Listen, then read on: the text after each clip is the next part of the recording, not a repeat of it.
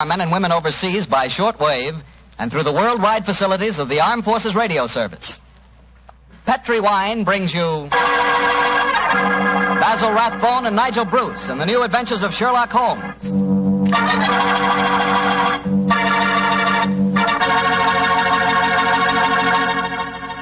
The Petri family, the family that took time to bring you good wine, invites you to listen to Dr. Watson tell us another exciting adventure he shared with his old friend, that master detective, Sherlock Holmes. Tonight, instead of joining the doctor at his home, we're all meeting here at Camp Roberts in California, where the doctor's going to tell his story before a large audience of GIs, and as usual, I'm going to tell my story right now. It's about Petri California Sherry. And I want you to know that Petri Sherry is the best beginning a good meal ever had. Before you sit down to dinner some evening soon, just pour yourself a glass of Petri Sherry. Look at that rich, dark amber color. Just smell the fragrance of those wonderful grapes. And then taste that Petri Sherry. Is that ever good? And say, if you like your sherry on the dry side, you know, not sweet, then just wait till you taste Petri Pale Dry Sherry. If some of your family like regular sherry and some like pale dry, don't buy one, buy two. You can't go wrong so long as you buy Petri. Petri. Petri Sherry.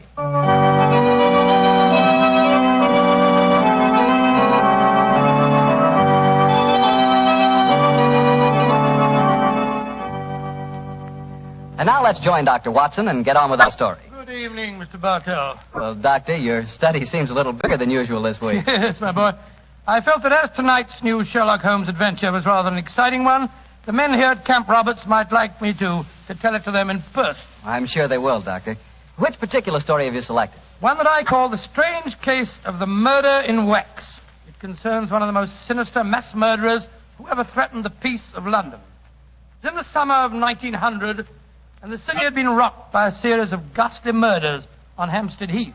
Hampstead Heath? Yes, Hampstead Heath. That's a large rambling park in the suburbs of London, Mr. Bartell, and noted as a rendezvous for young lovers. It was here that the elusive murderer, knife in hand, was wont to roam at night time, searching for his prey. All of his victims were young girls, and despite the frantic efforts of the police, each murder seemed to be as baffling as the one that preceded. Finally, of course, as usual, Scotland Yard came to Sherlock Holmes for help. It seems almost like yesterday, Mr. Bartell, that Inspector Lestrade stood in our Baker Street rooms, imploring Holmes to handle the case. Mr. Holmes, you've got to help us. I don't mind telling you the yard's at the end of its rope. I sympathize with you, Lestrade, but I don't see that there's much that I can do. Only the police can handle the widespread, detailed work necessary to this case. The private detective is helpless. Yes, perhaps if you'd come to Mr. Holmes in the first place, Lestrade, he might have helped you. But the murderer hasn't finished yet. There'll be more killings if we don't catch him, you mark my words. Mr. Holmes, please help us, won't you? Before I commit myself, Lestrade, give me the exact chronology of events, will you? All my information on the murders has been derived from the London newspapers, notoriously inaccurate in matters of fact. I can give you all the particulars, sir. I've been on the case right from the beginning. All the murders have taken place on Hampstead Heath at night time, and all the victims have been young women. Who was the first one? A girl by the name of Oakley, Bessie Oakley. She was a shop girl who worked at Derry and Tom's in Kensington High Street. 3 weeks ago, she was out on the heath with a young fella by the name of Alfred Smith. From what he told me, it was a moonlight night that night as they sat there out on the heath. Come on, Bessie, give us a kiss. Oh, go on, Fred. Don't be so soppy. I ain't soppy. Come on, Bess. Hello. Who's this coming towards us? Bloomin' prowler. Here, you, what you want? Can't you say something? Look how Bessie's got a knife. No, you don't. You devil, you hit my Fred. Keep away from me. Keep away from me, you.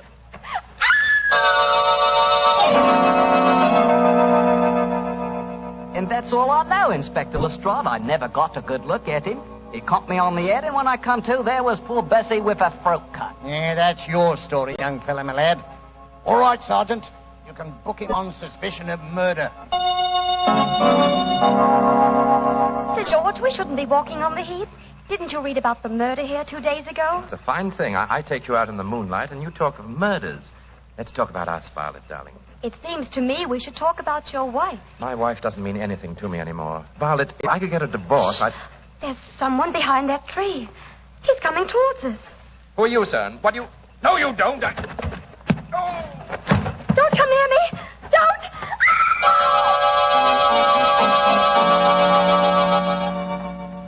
Inspector Lestrade, she's dead, poor girl, I know, but a scandal can't bring her back. If there's any way to keep my name out of the papers, Yeah, I'm afraid you'll have to take your chances, Sir George. Oh, and Sergeant. Yes, Inspector? You can turn that boy loose, Weevil, for questioning. The man who did this is obviously the same killer. I'm afraid we're going to hear a lot more from him. Light edition evening paper. Hampstead Heath murderess strikes for fifth time. 9 girls murdered on Hampstead Heath. Light edition evening paper here. Now, look here, miss. You can't go walking by yourself on the heath. It ain't safe. Thank you, Constable, but I'm not frightened. I want to be by myself, and I want to think. Well, I can't stop you by law, I suppose, but you shouldn't do it. Yeah. I don't know how to handle these modern young things, and that's a fact. Inspector Lestrade, he must have killed her the moment she got out of my sight. I searched the old ruddy heath, but I couldn't find the murderer. But it did startle him. He left his knife in the body. Good, Jackson. The body's not been identified yet, eh? No, Inspector. We'll print her photograph in all the papers. We've got to find out who she is.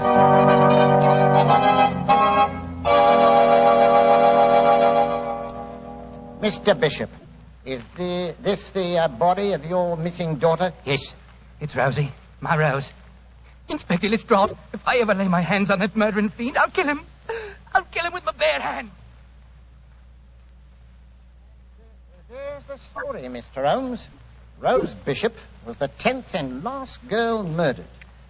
But she was the first girl murdered when she was alone. Eh, Lestrade? Yes, sir. You found no clues? Well, none that proved anything when we checked on them. Let me ask you a question or two, Lestrade. Well, anything you like, sir. You've taken the obvious precautions, of course.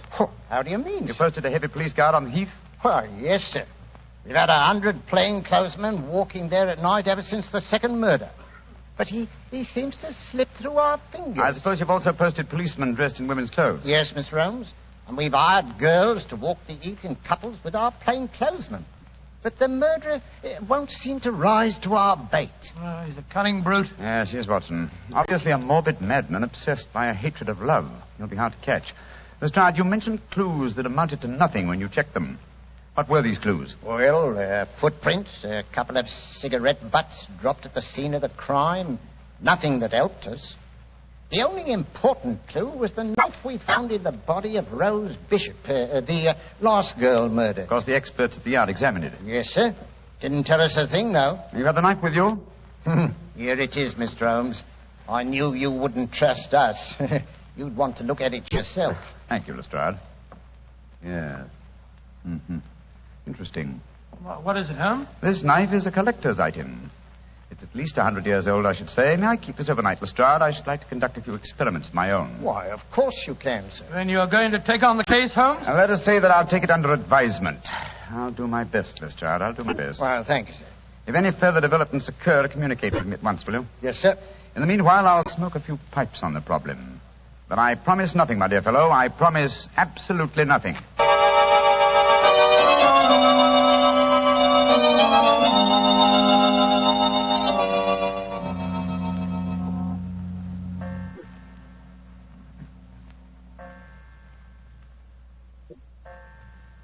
3 o'clock in the morning, Holmes.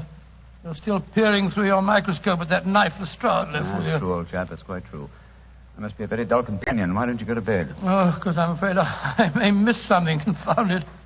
Have you discovered anything? Yes, I think so. Oh, what? The handle of this knife is corrugated. On the underside, I observed a slight diffusion in the markings. Under the penetrating eye of the microscope, I found a minute deposit which had caused the diffusion. I have just analyzed that deposit. It's wax, colored wax. Colored wax? Well, what does that signify? Oh, by itself, very little. But when you combine it with a knife that definitely belongs to another century, it does suggest a certain origin. I got an idea. Perhaps it came from the theater. An 18th century dagger could belong in a period play. And the colored wax might easily be part of an actor's makeup. An excellent deduction, Watson. Oh, thanks, Stuart. However, my own theory would be that this dagger came from a waxworks exhibition. Oh, wrong again. Putty is used in theatrical disguises, but I don't recall the use of colored wax. Whereas it is used in making waxen effigies, and of course the dagger would belong as part of the costume. Precisely, my dear fellow. It's a long chance, but I think in the morning we'll make a tour of the various London waxworks exhibitions. If my deduction is a false one, at least we'll have the pleasure of a busman's holiday. We can visit all our old friends who died on the gallows.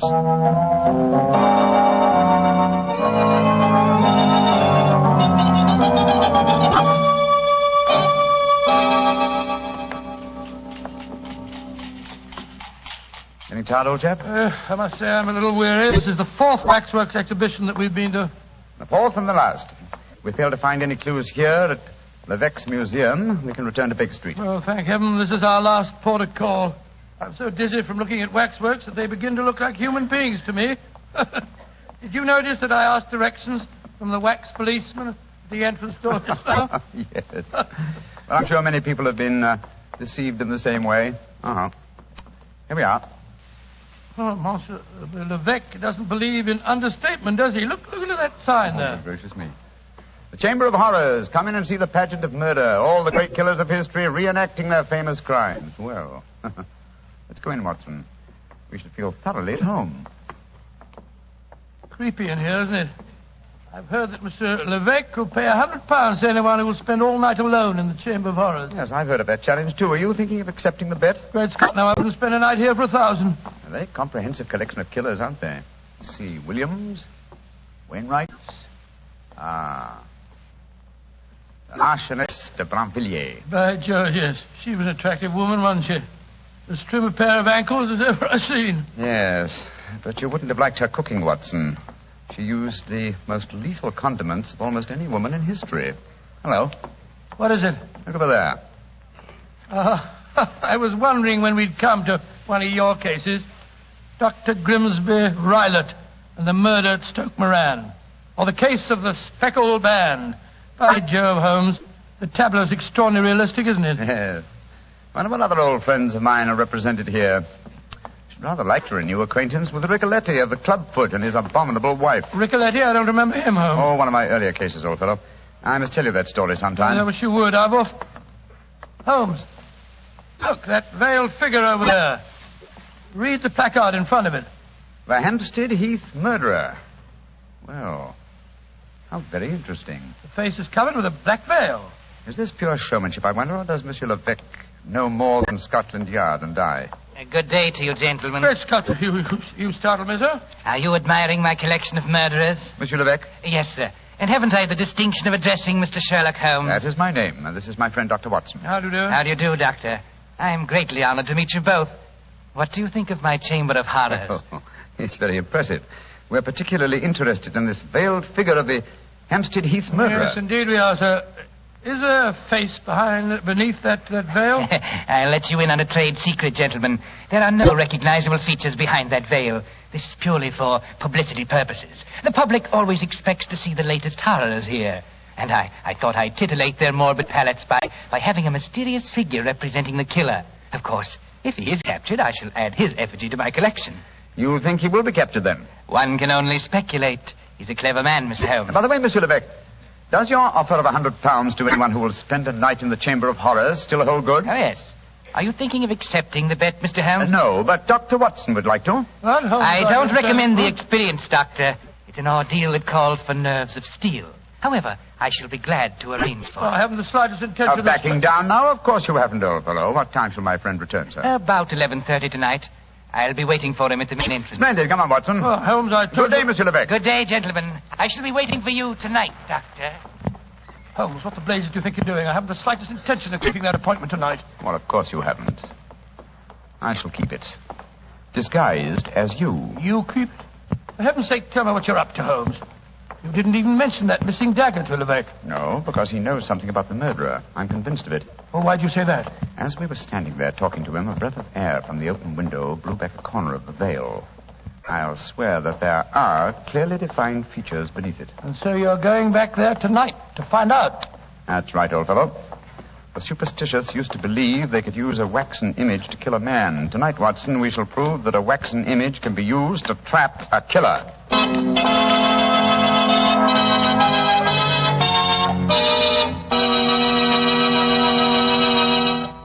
Dr. Watson will continue his story in just a second, so I'm just going to remind you that there are lots of ways to make good food taste better.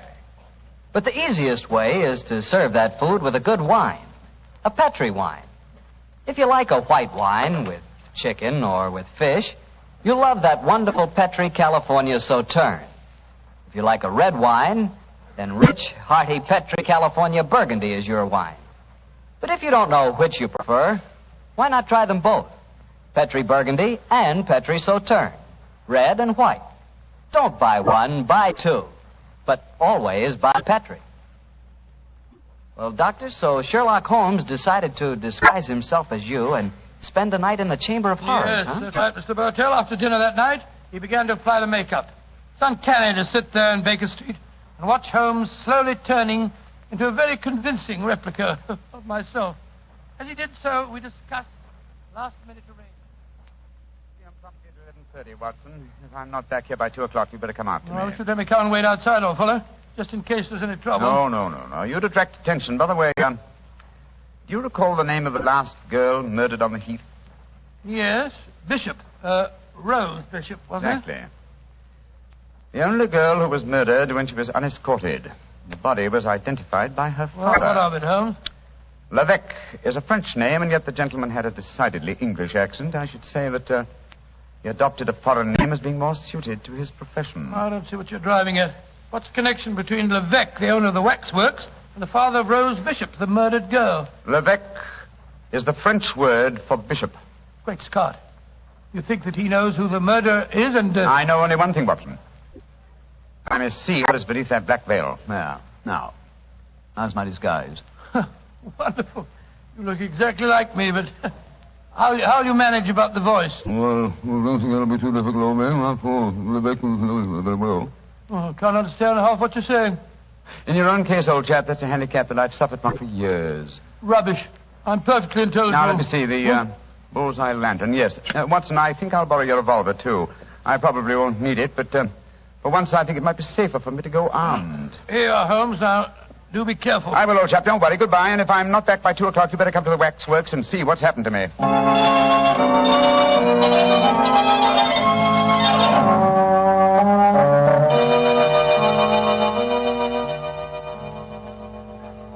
Dr. Watson, you don't mind if I search you? Oh, gracious, no. Of course not. No lantern, please. The moonlight will give you all the illumination that you need. Oh, dear me. A revolver in your pocket. I'm afraid I can't allow that. Oh, no. Once before, a young man who unwisely accepted my bet left bullet holes in some of my finest waxworks before he finally went raving mad. Gracious me, raving mad, did he? Miss Holmes, we're here. Don't be frightened, Dr. Watson. Many of the waxwork murderers here are all friends of yours. They'll be good company. I shall come and release you at 8 in the morning. Yes, but no. How about if I'm Well, huh? I've sealed all the windows with string and wax. I shall seal the door behind me as I leave. Well, it's very unkind of you. Midnight. The bet is on, Doctor. You still wish to go through with it? Well, I suppose so. Very well, then. I shall leave you now. Good night, Dr. Watson. Good night. Pleasant dreams. Pleasant dreams.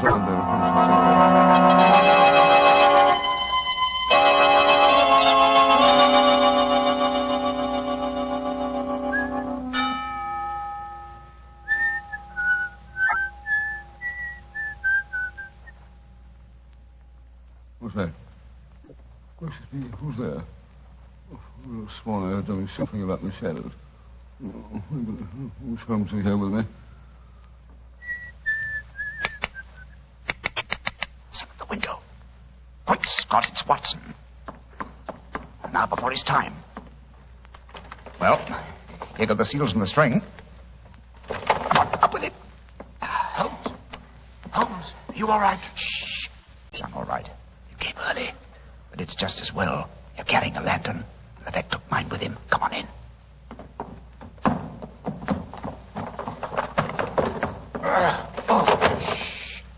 There we are. Go on, open or quiet. I'm glad to see you, Watson. But what made you decide to come here so early? After you left, the Start came to Baker Street. He told me there was another murder on the Heath at 7 o'clock tonight. Another murder, eh? I started worrying about you, Holmes. I had a premonition of impending danger, and I decided to come over here. You're not angry with me? Oh, of course not, my dear fellow. I'm glad of your company, and I appreciate your concern. Have you looked under the veil of the waxwork figure of the Hampstead Heath murderer yet? No, I was just about to. Your lantern will be most useful. Come on, Watson. Oh, what have you been doing? Just doing nothing? Yes, I wanted to give Levesque an impression that I was here for the night, and I also wanted to do some serious thinking. I smoked 2 pipes on the problem, Watson, and I think I know the answer now. I'm willing to swear you'll know the face you see when I lift the veil from the waxen dummy. Here's the figure. Now, hold your lantern a little higher, will you? That's it. I lift the veil, and who do we see? Good Lord, it's the waxwork figure of Levesque himself. Precisely, Watson. An unparalleled example of the self-betrayal inherent in criminal egotism. Levesque couldn't resist the... Holmes, the waxwork is moving. It's alive. Yes, gentlemen. Which is more than either of you will be in a few minutes. You re-entered this room by a secret door, I suppose? Yes, Mr. Holmes. And since you've displayed such a flattering interest in the Hampstead Heath murderer, I decided to remove the wax figure and appear in person. Look out, Holmes. He's got a revolver. Oh, no, Doctor. This isn't a revolver in my pocket. What would the Hampstead Heath murderer want with a revolver? This is a knife. I feel so much more at home with a knife. There are 2 of us, Rick. Remember that. And both unarmed. Which one of you meddlers wants to die first? Look out, Holmes. Watson, both together. The lantern smashed. Yes, and the moon's fading. What a pity. Holmes, where are you? Over here by the effigy of Macbeth. How very thoughtful of you to provide him with a dagger, Levesque. A wooden one, my dear Holmes. You can't escape me. I can feel my way in the dark here. I know every inch of this room. You're doomed, both of you. Don't strike a match, Holmes. You'll make a target of yourself. Devil with that.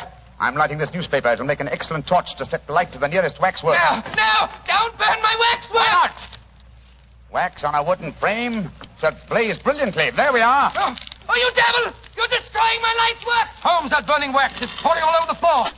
The curtains are catching light. The whole place will burn down. Oh, my beautiful museum! I thought this would smoke you out. Quick, Watson, at him again. What's that knife, Holmes?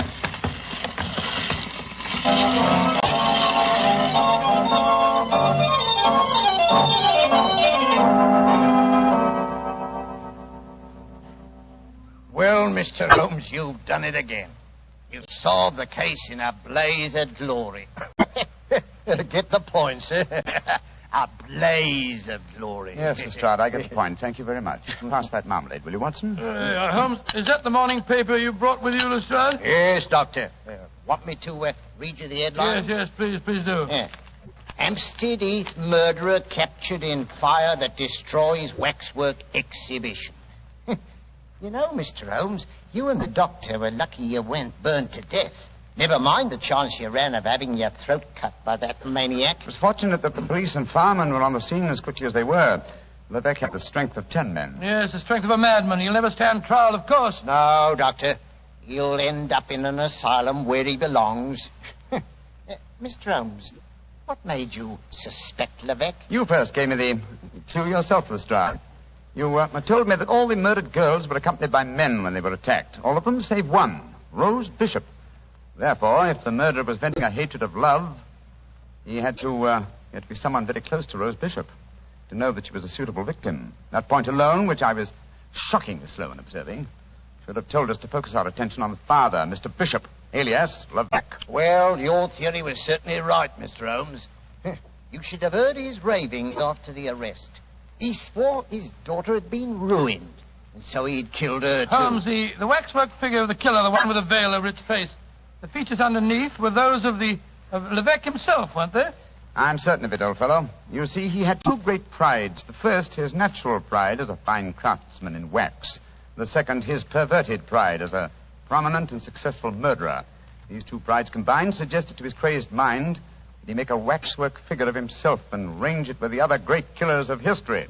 Yes, but he was cunning enough to protect himself by placing a veil over the face. Precisely, my dear fellow. And when he saw us yesterday and we accepted the wager, he undoubtedly became suspicious and removed the wax figure last night and made his personal appearance as the murderer with every intention of killing us both. Yes, we were very lucky, old chap. Yeah, if you ask me, Mr. Holmes, you've been very smart. I quite agree, Lestrade. I think you solved the case brilliantly, Holmes. No. I've been very sluggish. I solved by circumstance and melodrama what should have been a purely intellectual problem. I'm not pleased with myself. Lestrade, I hope that my name has not been used in that newspaper report. No, it hasn't, sir. Excellent. I want no credit in this case. Well, do you mean to say that you're going to let Scotland Yard get the praise for catching him, Holmes? Why not? Well, that's very generous of you, Mr. Holmes. It'll make things a lot easier for me. Yes, it certainly will. Holmes, I can't see why you reproach yourself. Because, my dear Watson, like the Hampstead Heath murderer, I, too, have my pride as a craftsman. This case had a clearly defined pattern, and I was unable to recognize it. If you should have occasion to chronicle this story, Watson, and I should prefer that you didn't, I would like you to entitle it The Education of an Idiot. Oh, come now, Holmes. The education of an idiot? That's absurd. I know. But if you do tell this story, it'll probably end up as The Strange Case of the Murderer in Wax.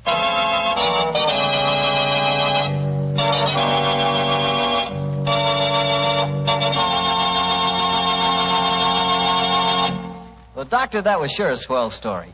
You know, that's the kind of story I like. Lots of action. Well, that's the kind of story I like to tell. You know, Mr. Bartell, although our broadcasts were heard overseas every week through Armed Forces Radio, this is one of the few occasions that I've had the privilege of really telling my story directly to the boys. And it's been a great pleasure for me to be here at Camp Roberts. Well, that not only goes for you, but for me, too, Doctor, and for the Petrie family. There are no words to describe how much our country owes our servicemen. And to all of you, the Petrie family wants to say, just as every American wants to say, thanks for a swell job. Well, Dr. Watson, what story are you planning to tell us next week? Next week, Mr. Bartell, I'm going to tell you one of the strangest adventures that ever happened to Sherlock Holmes. It takes place in a monastery high in the mountains of Tibet and concerns itself with an avalanche, an execution, and a murder.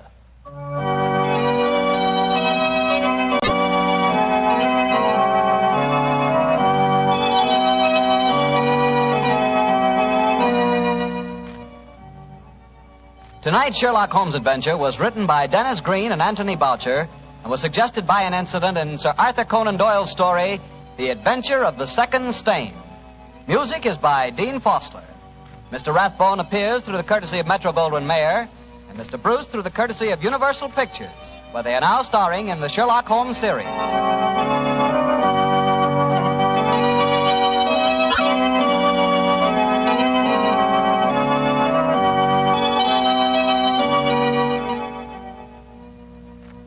The Petrie Wine Company of San Francisco, California, invites you to tune in again next week, same time, same station.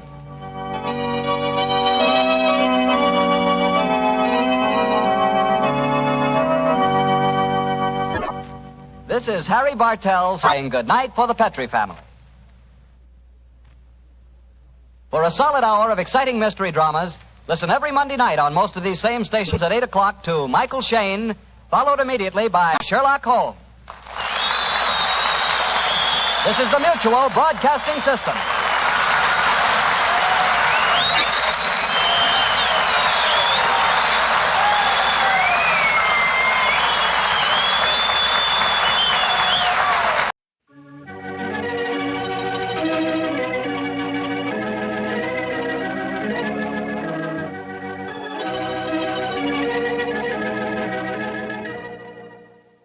Once again, it's time to walk down Baker Street with its swirling fog, its passing hansom cabs, and bustling London life. Hello, this is Ben Wright, welcoming you to 2 more new adventures of Sherlock Holmes, starring Basil Rathbone and Nigel Bruce. At the end of each broadcast, the announcer says, tonight's episode was written by Dennis Green and Anthony Boucher. Both men, although they are no longer with us, were married. Dennis Green's widow, Mary Green, lives in New York and is still active in theater and dance. And Phyllis White, Anthony Boucher's widow, lives in San Francisco and makes numerous guest appearances at mystery club gatherings and at the meetings of the Baker Street Irregulars. Well, tonight it is my pleasure to present Phyllis White, who will tell you a little about what her husband and Dennis Green did for the Sherlock Holmes radio series. Phyllis? I've been asked to give an account how it happened that my husband got involved with the Sherlock Holmes show. The way his career developed was not according to any underlying plan. Whenever he turned a corner and moved into a new field, it was brought about by chance. And this was a good example of that. He was at the time a mystery reviewer for the San Francisco Chronicle. Well, this time he went over to the book department office, got his books in his mail, and found among the mail an invitation to a cocktail party. It was in honor of Basil Rathbone and Nigel Bruce, who had come to San Francisco to do a war bond promotion. The party was going on right then, so he could quite easily have learned about it too late. But he trotted right over, and aside from meeting Rathbone and Bruce, there were other people who had come along from the radio program. There was Glenn Hall Taylor, who was the producer, and there was Dennis Green, who was one of the writers. He was writing in collaboration with Leslie Charteris. Well, as it turned out, the Greens were staying on a little longer in the Bay Area. My husband invited them to come over to Berkeley and have dinner with us and see his Sherlock Holmes collection. Well, they went back to Hollywood, and not long after, it turned out that the program was in need of a new writer. Dennis suggested Boucher. Well, it turned out that it meshed just beautifully as a collaboration. Here was a noble project working with gifted colleagues, something that they could all feel affection for and respect, and a lot of fun along the way, too. Thank you, Phyllis.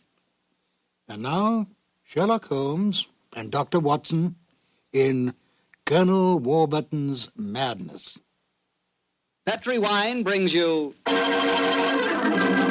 Basil Rathbone and Nigel Bruce in the new adventures of Sherlock Holmes.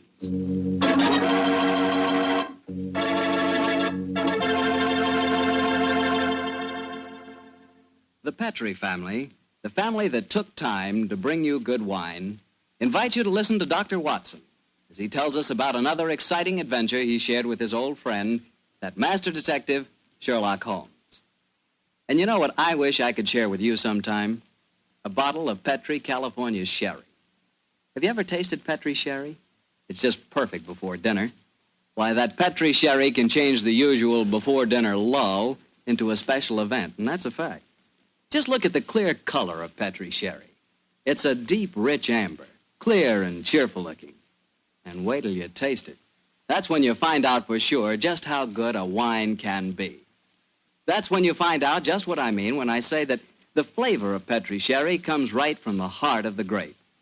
Try Petri sherry by itself, or with hors d'oeuvres or canopies or whatever you call those little cocktail sandwiches, and say, if you like your sherry dry, well then Petri California Pale Dry Sherry is the sherry for you. Just be sure the label says Petri, the proudest name in the history of American wines.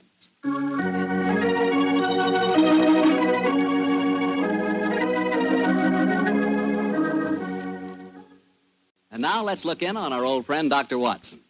Doctor? I'm out here on the patio, Mr. Bartell. Come out and join me. Quiet, Winnie. Quiet.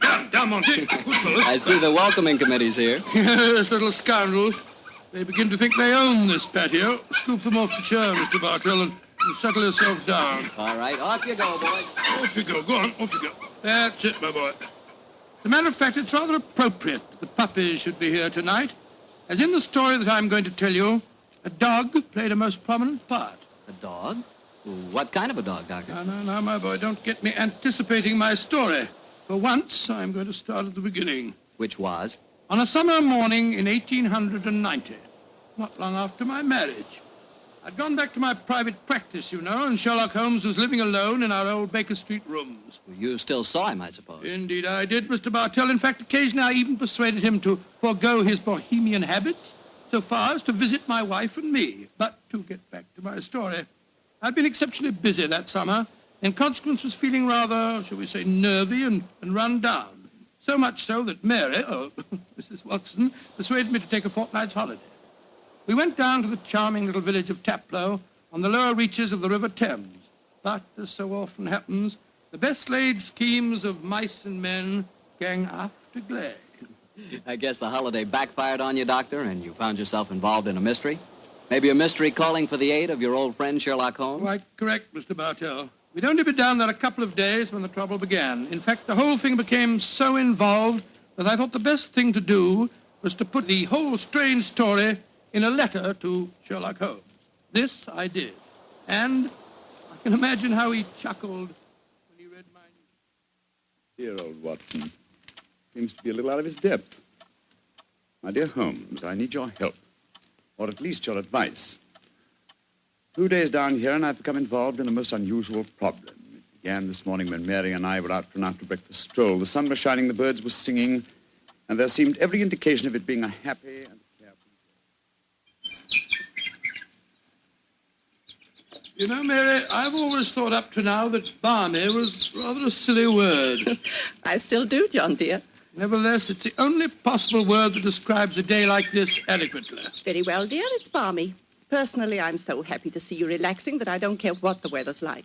You've been working much too hard. Yes, it's been a busy year. Yes, and last year Sherlock Holmes monopolized most of your time. At least I've got you to myself for once. You dear little thing, you've always been rather jealous of my association with Holmes, haven't you? Not jealous, dear, but I must confess his influence on you wasn't entirely for the good. He had a habit of keeping you out all night. Well, you should be used to that, dear. After all, it happens often enough in my practice. True, John, but on those occasions I know where you are and don't worry about you. And again, you've copied so many of Mr. Holmes' eccentricities. Keeping your tobacco in a Persian slipper, for instance. And, oh, John, look down. Look, do you see that woman walking across the field towards us? Yes, what's the matter? Do you know her? I'm not sure, but I think it's Ellen Warbertton.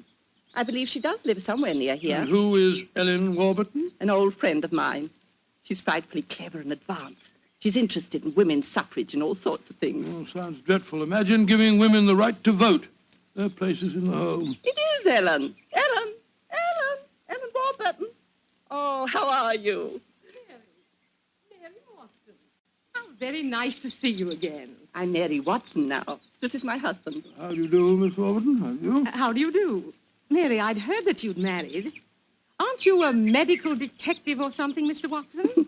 Not quite, dear. I hold the degree of Doctor of Medicine from the University of London, madam. But he's helped the great Sherlock Holmes on many of his cases. That's how I've heard of him, then. Do you mind if I walk with you a little way? Of course not, Ellen. Come along. Do you live near here, Miss Warburton? About 4 miles away, Doctor, at Chevy Grange. I'm a glorified housekeeper for my uncle, Colonel Warbertton. Oh, dear, that sounds rather dull for you. As a matter of fact, the state of my uncle's health at the present moment makes it anything but dull for me. That's why I asked if I might walk with you for a way. Well, what's the matter with him, Ellen? He's going mad. Before my eyes. And I can do nothing to help him. Mad? Oh, come now, Miss Warburton, surely you... Doctor, I'm not an hysterical girl. In fact, I regard myself as something of a scientist. I studied physics for a number of years at Bristol University. And I tell you that my uncle is going insane. What are the symptoms? Most of the time, he's perfectly normal. But when these attacks are on him, he gets in the most frightful rages and says the strangest things. He's even complained of hearing a shrill, piping whistle that comes out of nowhere. I can't hear it, nor can anyone else. But Uncle gets into the most dreadful state. I wonder, would you have a look at him for me, Dr. Watson? Well, I don't hardly feel... Of course, John will do everything he can. Thank you so much. Then supposing you both come over for... So, my dear Holmes, at 7 o'clock this evening, we found ourselves approaching Chevy Grange. It was rather a forbidding-looking place, covering a little more than an acre, I should say. As we stood waiting for admittance, I must confess that I was not entirely... Gloomy-looking place, isn't it, Mary? It is a little forbidding, John, dear. Oh, dear, what's that? Sounds like a tom-tom. Someone singing a weird chant. Seems to be coming from the direction of that barn over there. It doesn't seem quite appropriate, dear, does it? I mean, not in the heart of Buckinghamshire. Why not knock on the door again, John? Yes, it's all right, I will. Perhaps they didn't hear us. Oh, they did. Who is it? Oh, it's guests. It's Dr. and Mrs. Watson, my good man. Acker's the name, sir. Come in, please. The Colonel's expecting you, sir. He's in the study. This way, sir. By the way, Hacker, as we were waiting outside the front door, we heard a strange chant, and it sounded as if someone was beating a tom-tom. Oh, that was Miss Nada. You'll be hearing more of her. Promising beginning. Let's see what happened next. This very unpleasant fellow Hacker showed us into the study where we met Colonel Warbertton. First, it was hard to believe that he was a sick man. He looked well enough, and his conversation was sprightly. Spent most of his army life in Africa as military governor in a Zulu district. And the African spears and other trophies that lined his study walls bore mute evidence to his past life. He encouraged me to tell him some of my own army experiences. Oh, dear, poor fellow. It was really rather flattering. There I was, Colonel Warberton, on the howdah of this wretched elephant. The river was a raging torrent, and I couldn't get the confounded animal to budge. Well, I'm a pretty strong swimmer, you know. Won several cups of swimming, as a matter of fact. Of course, I was a much younger man then. John, dear. Yes, ma'am? You interrupted Colonel Warburton's story, Oh, dear. sorry. I thought this little incident would be interesting. Do go on, Colonel. Yes, Your please story go was on, so all right, interesting. all right. You were telling us that you were intercepted by an African drum code message. Oh, yes. Well, I don't want to sound conceited, but I doubt if there was another Englishman in the world who could have told you what those particular drum beats meant. Oh, I don't doubt that, Colonel Warburton. Well, I'd spent a good number of years studying the native customs. I spotted the code right away. It meant that an uprising was planned to start throughout the whole province at noon the next day. Of course, there it is again. The devilish whistle. Can you hear it, Dr. Watson? Mrs. Watson? I can hear nothing, sir. Nor can I. Of course not. No one can hear it but me. Now, Colonel Warburton, don't get so excited, It's sir. black magic, that's what it is. Oh, really, sir? Black you magic? must realize that the powers of jungle witchcraft are completely unknown in this country, Dr. Watson. But I know of them, and I can think of many people who might wish to employ them against me. Come in. Oh, it's you, Nada. Great Scott, she's very beautiful. Nada, I want you to meet some friends of Ellen's, Dr. and Mrs. Watson. I am very pleased to meet both of you. How do you do? How do you do, Miss Nada? Nada's father was a Chagajula, one of the greatest Zulu chieftains I ever had the privilege of knowing. He did me the rare honor to swear blood brotherhood. So when the missionary sent Nada to England to complete her education, I insisted that she spend her first few months here under my wing. Listen. What is it, Colonel? It's that whistle again. For heaven's sake, say that you heard it this time. Please say that you did. I didn't hear a thing, sir. Well, I did, and I know where that sound came from. Now, put down that spear at once, will you, Colonel Warburton? The devils are trying to kill me. I'll kill them first. No, don't throw it, sir. Don't throw it. Someone's opening the door. Uncle! It's Ellen. Great Scott. The spear missed her by an inch. Uncle, what is it? Whistle. I heard it again, Ellen.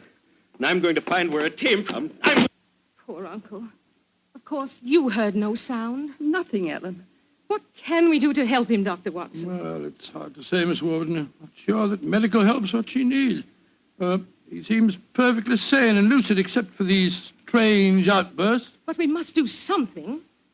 I propose to, madam. As soon as I get back to the inn, I think I'll write to my old friend Sherlock Holmes and ask his advice. There's a problem.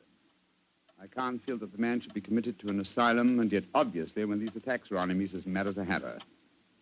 Well, fascinating problem, and one that calls for speedy action. I think a telegram to my friend Watson might help to clarify some aspects of the case. Yes. Let's see. Dr. John H. Watson, Red Lion Inn, Taplow, Bucks. I suggest that you ascertain one important fact. Does the Warberton household have a dog? Telegraph reply, Holmes.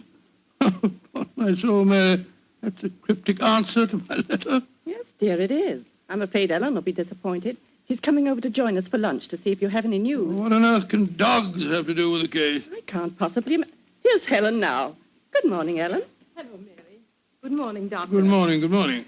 I suppose it's too early to have received any reply from Mr. Holmes. Well, as a matter of fact, I just got this telegram from him. You can read it if you like. I can't see it makes much sense, myself. But that's extraordinary. I did have a little dog. He was killed a week ago. But it didn't occur to me to tell you about it yesterday. Oh, that's amazing.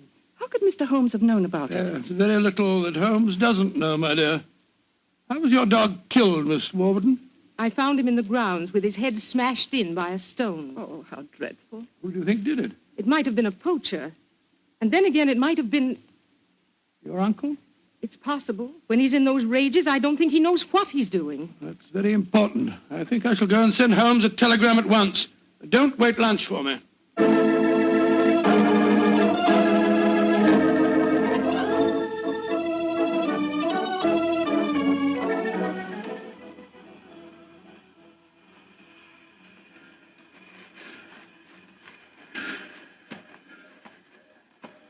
Why did we have to walk over to the station, John, dear? To see if there was an answer at the station telegraph office to the wire that I sent Holmes. Oh, but it's only 4:30, dear. It's hardly possible for him to have answered as quickly as that.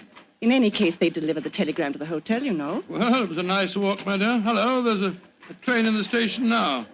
I wonder where it's from. Why don't you ask that porter, dear? It's not a bad idea. Porter, what train is this? Oh, it's the London train, sir. Right on time. Next stop, ready? Not many people getting off here, are there? Great Scott! Look who's here. Oh, dear, it's Mr. Holmes. And he's got a dog on a leash. Oh, Watson, my dear fellow, how are you? Mrs. Watson, how nice to see you again.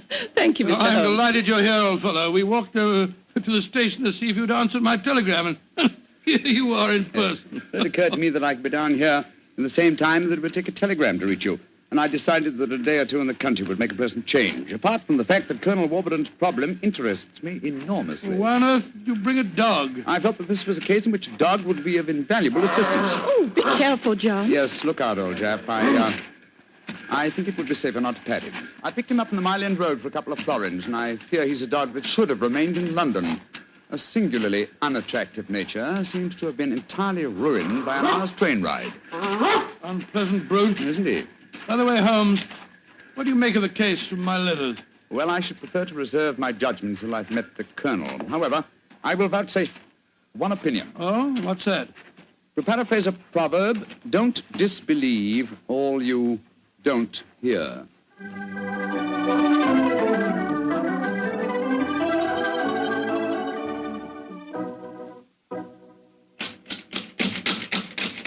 I can't think why someone doesn't answer. They can't all be out. Well, while we're waiting, I think I'll tie the dog up to this tree here. I don't want my arrival to cause too much commotion. Quiet! Quiet! Don't you think perhaps we could try the door, John? Yes, certainly. It's a good idea. Hello. It's unlocked. Then let's go in, old fellow. Let's go in. Colonel Warberton? Colonel Warberton? Ellen? Ellen? What was the name of that butler fella? Hacker. Yes, of course, that's it, Hacker. Hacker! Hacker! We appear to be in an empty house. The dog! Oh, fool that I am. I shouldn't have left him here. Come on.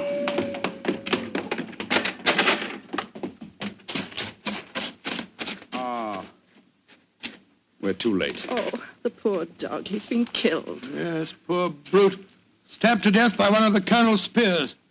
That proves it, Holmes. The man is mad. I think not, Watson. I think it proves that Colonel Warberton is a great deal more sane than some of the members of his household.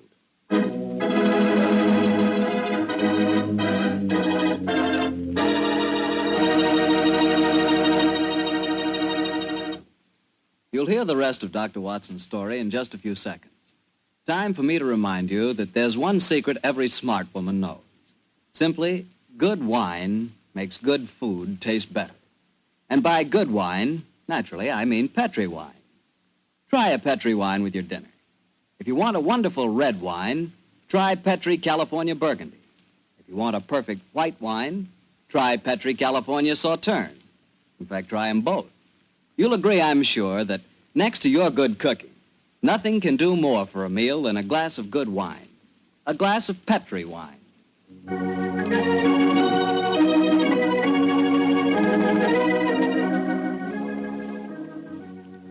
And now back to tonight's new Sherlock Holmes adventure, The story of Colonel Warburton's madness. Holmes, why are we heading for this barn? Seems to me we should be back in the house. Why, old chap? Found the house empty. Besides, I thought I heard. Shh. What is it? Listen. It's the same sound that Mary and I heard yesterday. Oh, once more, it's coming from the barn. Come on, Watson, but quietly.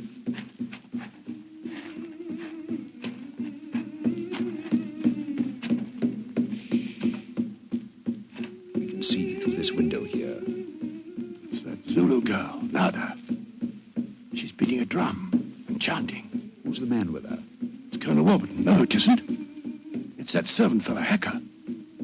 What in thunder's he doing here? Apparently assisting Miss Nada in some of her African mysticism. It's black magic they're dabbling with, just as the Colonel said. Let's go in and catch them red-handed. No. Stay quiet. We'll talk to them soon enough. At the moment, I feel it's much more urgent that we find Colonel Warberton. Come on.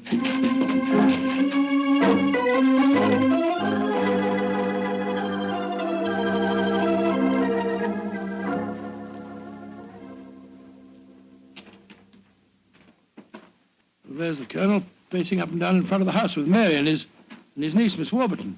We shouldn't have left the women alone with him, you know. The man's dangerous. I don't think the women have been in any danger, Watson. John, dear, where have you been? Oh, well, Holmes and I decided we'd take a little walk. It proved very interesting. Miss Warberton, this is Mr. Sherlock Holmes. How do you do, Mr. Holmes? I'm so glad you're here. How do you do, Miss Warberton? And this is Colonel Warberton, Mr. Sherlock Holmes, eh? I suppose you think I killed your wretched dog. Well, I might have done it. When I hear that whistle, something seems to snap in my brain. I might have killed it. Why doesn't your doctor friend certify me as insane? Send me where I belong before I do any worse, damn it. Poor man. Isn't there anything you can do for him, Mr. Holmes? I most certainly will try to, Miss Warburton. Watson, old fellow, I wonder if you'll follow the Colonel and give him a sedative. I'm afraid he has quite an ordeal before him. Of course I will, Holmes. Miss Warburton, where were you when my dog was killed? Down in the greenhouse. As soon as I heard the poor animal yelping, I ran up to the house. I see. Mr. Holmes, you are going to be able to help the Colonel, aren't you? I'm convinced of it, Mrs. Watson. That is why I brought a dog with me from London. But now that he's dead, I must obtain another one before I can proceed further with the case. Now, I wonder where on earth I can find a dog. Look. Huh? Down by the gate. There's a little girl walking with the dog. That's Sarah Entwistle, the daughter of our neighbors. Sarah, eh? Oh, excuse me, will you? Just a moment.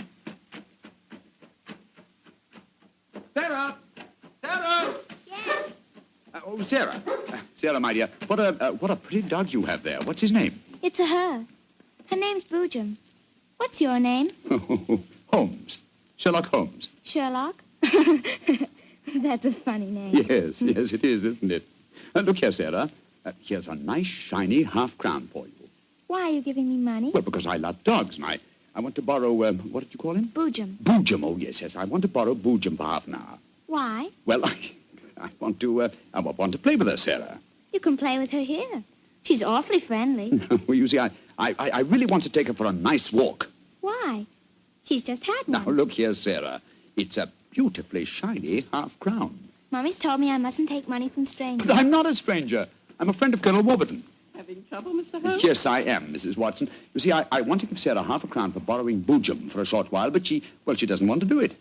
Sarah, does Boojum like bones? Oh, yes. Loves them. We've got a lot of bones up at the house we'd like to give her. Have they got plenty of meat on them? Plenty. She can have a wonderful feast, and then we'll bring her back in half an hour. All right. Go on, Boojum. Now, promise you'll bring her back in half an hour. We promise. Yes, Sarah. And Sarah, what about the half crown? Well, I'll take it home and ask Mummy if I may keep it. Good. Goodbye. Goodbye. And take care of Boojum. Oh, she's a sweet little girl. Mr. Holmes, you're not going to expose Boojum to any danger, are you? None, Mrs. Watson. Otherwise, I shouldn't have borrowed her. I'm convinced that Boojum will give us the clue to what appears to be Colonel Warburton's madness.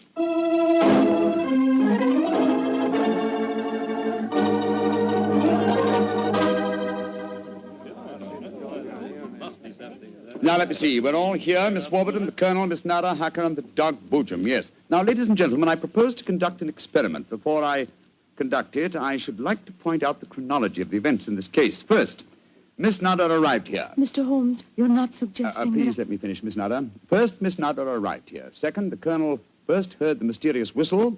Third, your dog was killed, Miss Warberton. Fourth, the whistling set in dead earnest. The Colonel Warberton and Miss Warberton. Doesn't that pattern suggest anything to you?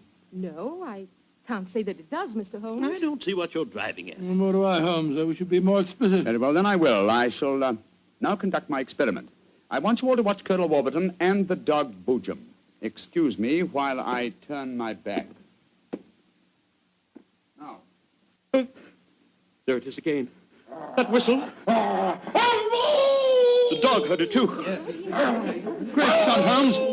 What does it mean? It means that this wooden whistle in my hand is the answer to the mystery. The sound made by this cunningly designed instrument is above the normal range of pitch. You see, the Colonel has hypersensitive ears. But the dog heard it. Perhaps I should have said the normal human range of pitch. Then do you suppose someone has deliberately been trying to drive the Colonel mad? Of course, Mary. That's why the dogs were murdered. Whoever it was knew that a dog would give the game away. And it's not hard to guess who that someone is.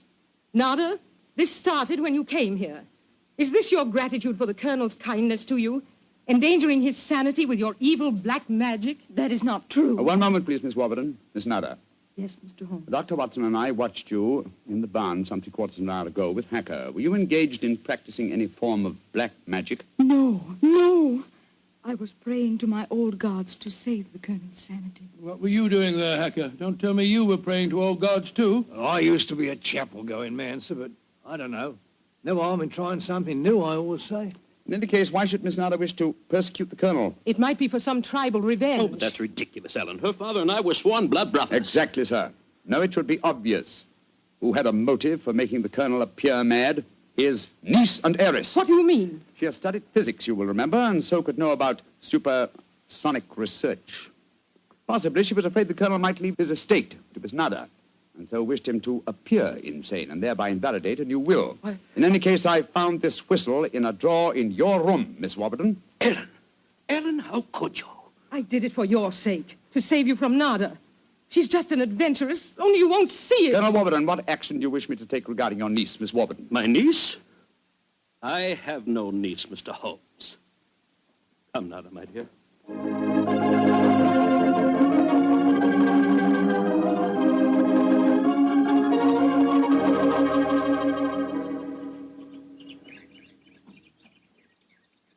Oh, what an amazing case, Holmes. Mary, wasn't it clever the way Holmes solved it? It was very interesting, dear. I was quite enthralled. Oh, now I think I shall return to London and let you two finish your holiday in peace. Before you do that, Mr. Holmes, there's one thing we should do. What, Mary? Boojum. We promised, you know. Oh, yes, of course. I think the three of us might walk her home. But before we do that, I suggest we rummage through the kitchen. The kitchen? What on earth for? Bones, dear. Exactly. And bones with plenty of meat on them.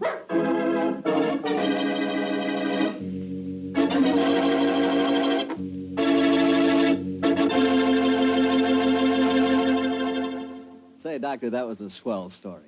And look, you mean there really is a whistle that only dogs can hear? I thought you'd ask me that question, so I've got one of those whistles to show you. There. Well, there's nothing unusual about it. Blow it, Doctor. Well, listen, Mr. Bartell, if I want you to come quickly, I don't just have to whistle. All I have to say is, would anybody like a glass of Petri wine? And hey, presto, there you are. Well, can you blame me? I know a good wine when I hear it. And Petri wine sure is good wine. It ought to be. The Petri family's been making wine for generations. As you know, ever since they started the Petri business way back in the 1800s, that business has always been family-owned and operated. So just think of all the experience the Petri family's gained. They've been able to hand on down from father to son, all they've ever learned about the art of turning luscious California grapes into fragrant, delicious wine. So whenever you're choosing a wine to serve before dinner, with dinner, or at any time, you can't go wrong with a Petri wine. Because Petri took time to bring you good wine.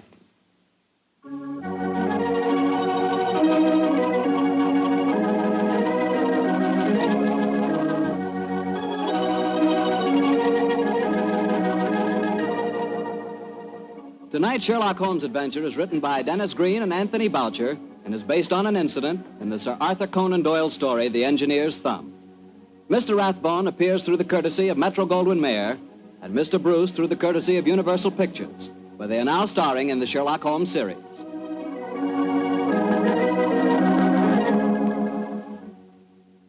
The Petri Wine Company of San Francisco, California, invites you to tune in again next week, same time, same station. Oh, the Petri family took the time to bring you such good wine. So when you eat and when you cook, remember Petri wine. To make good food taste better, remember... Petri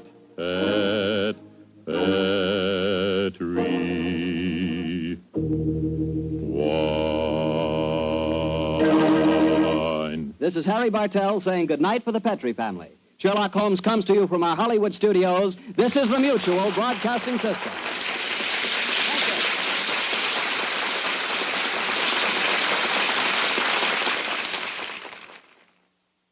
I remember one instance when the culprit was not Willie. It was really Dennis's fault. He'd been naughty about putting an in-joke in the script. Holmes and Watson had to meet someone at a hotel, and he gave the hotel a name which was recognized by all the former denizens of London as that of a house of ill repute. Well, there were various comments about that, and Edna said, oh, but it's a very high-class one. Order was restored, and the rehearsal continued.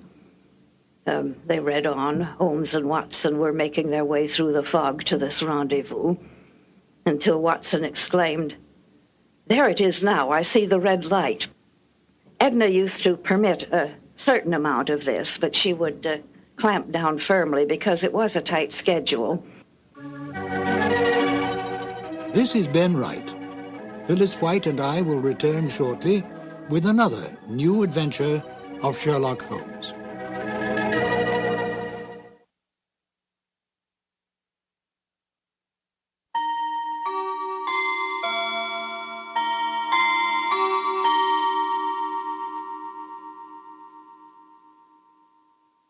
We return again to Phyllis White, who has some more delightful information about the Sherlock Holmes radio broadcasts. Phyllis? Rathbone and Bruce were making films, and they had just one day off per week for the radio work. They received the scripts a couple of days early to look over if they had time, and they would turn up at the studio early the afternoon of broadcast day. And the first reading would be rather slow and broken up as there was discussion and maybe a few changes.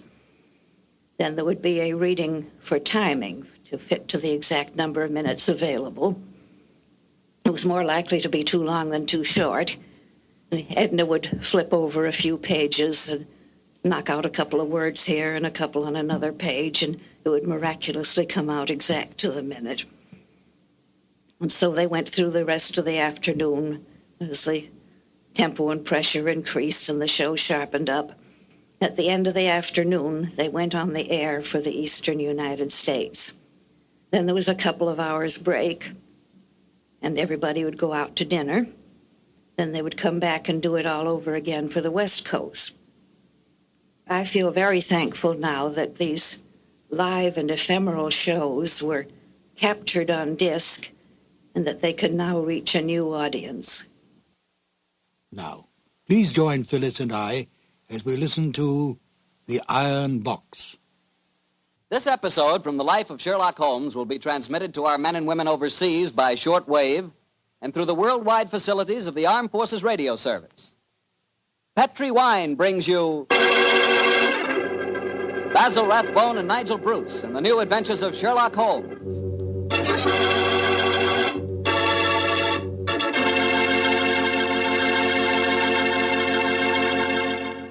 The Petri family, the family that took time to bring you good wine, invite you to listen to Dr. Watson tell us another exciting adventure he shared with his old friend, that master detective, Sherlock Holmes. Well, this is it, New Year's Eve. And I wish you could be here with us this evening so we could toast each other with a glass of Petri California port. As you know, port wine has long been a favorite wine for celebrating a happy occasion. That's because port is a wine rich in tradition And you couldn't ask for a more delicious port than Petri port.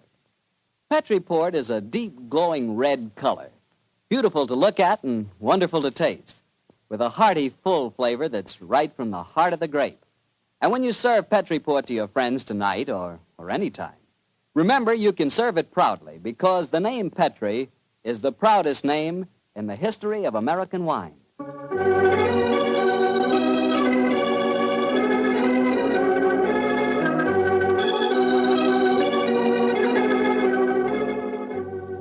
And now I'm sure Dr. Watson's waiting for us, so let's drop. It was tragic to me, the death of radio. Radio was sold down the river. It needn't have disappeared. It didn't disappear in England. It didn't disappear in France. And it needn't have disappeared in the United States.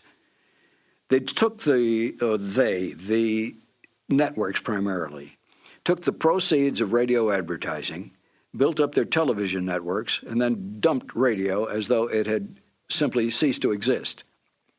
Radio could have and should have survived. And the fact that there's as much interest in it as there is now, I think is proof of that. I did a show once on Armed Forces Radio Service with John Anderson. We did a 13-week series on Lewis and Clark. It was an excellently produced and directed show, very well written, historically accurate. And I played those records for my children and other children at times, and they're fascinated. The idea that they create the scenery, they create the action. They think this is great, and we don't even have to sit down and watch television. Petri Wine brings you Basil Rathbone and Nigel Bruce in the new Adventures of Sherlock Holmes.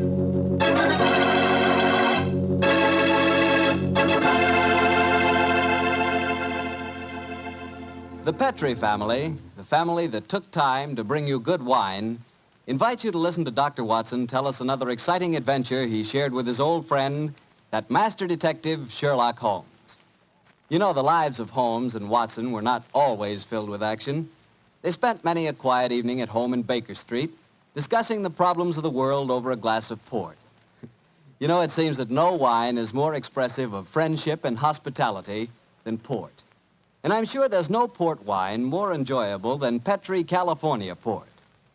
Try a good glass of Petri port after dinner some evening, or any time you get together with your friends. You'll love the rich, ruby red color of that Petri port.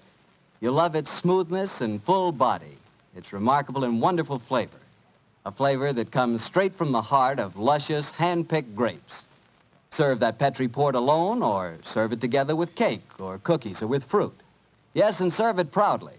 You can, because the name Petri is the proudest name in the history of American wines.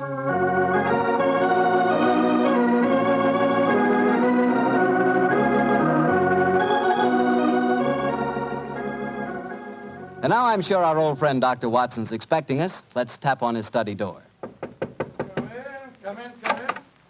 Good evening, Doctor. Good evening, Mr. Bartell. Come over here by the fire. I was just having a cup of coffee. Would you care to join me? Thanks, that'd be nice. It'll prevent you falling asleep during my story tonight. There's no chance of that, Doctor.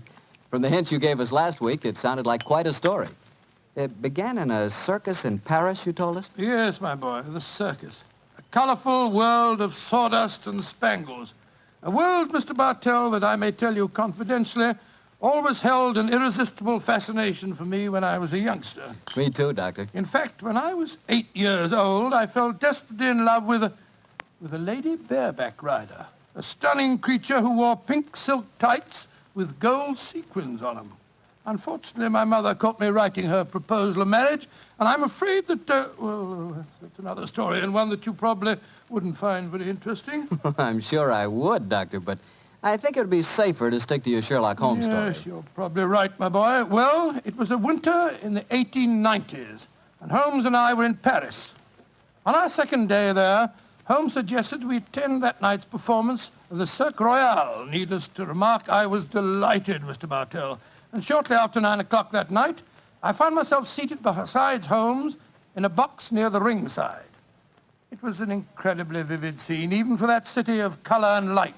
The gay costumes of the women, and the gaudy trappings of the ringmasters and clowns looked like a giant kaleidoscope under the blazing glare of the arc lamps. As we sat there, a brass band nearby blared forth some popular music of the day, and yet he didn't appear to be enjoying himself, and so I leaned across and touched his arm.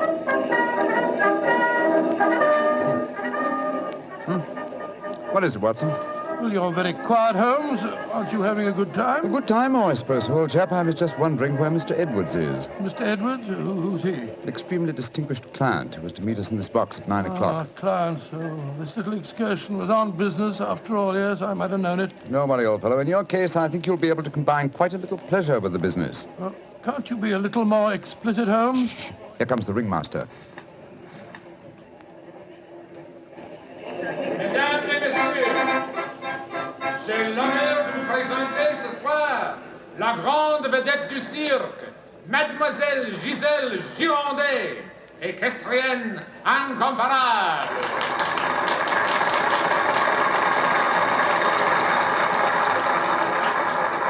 Gisèle Girondet, yes, I've heard of her. She's a bareback rider, isn't she, Honest in France, old fellow. She also has quite a reputation as a femme fatale. 3 duels have been fought over her. A young English officer in the Grenadier Guards committed suicide last year because of her. And a famous French banker is at present languishing in prison because her extravagances drove him to appropriate funds that did not belong to him. Yes, Watson, she's an extremely colourful personality. You know, Holmes, it's a funny thing. When I was 8 years old, I fell violently in love with a lady bareback rider. She wore pink silk tights with golden sequins on them, but unfortunately... Yes, she is, old fellow. Yes, she is.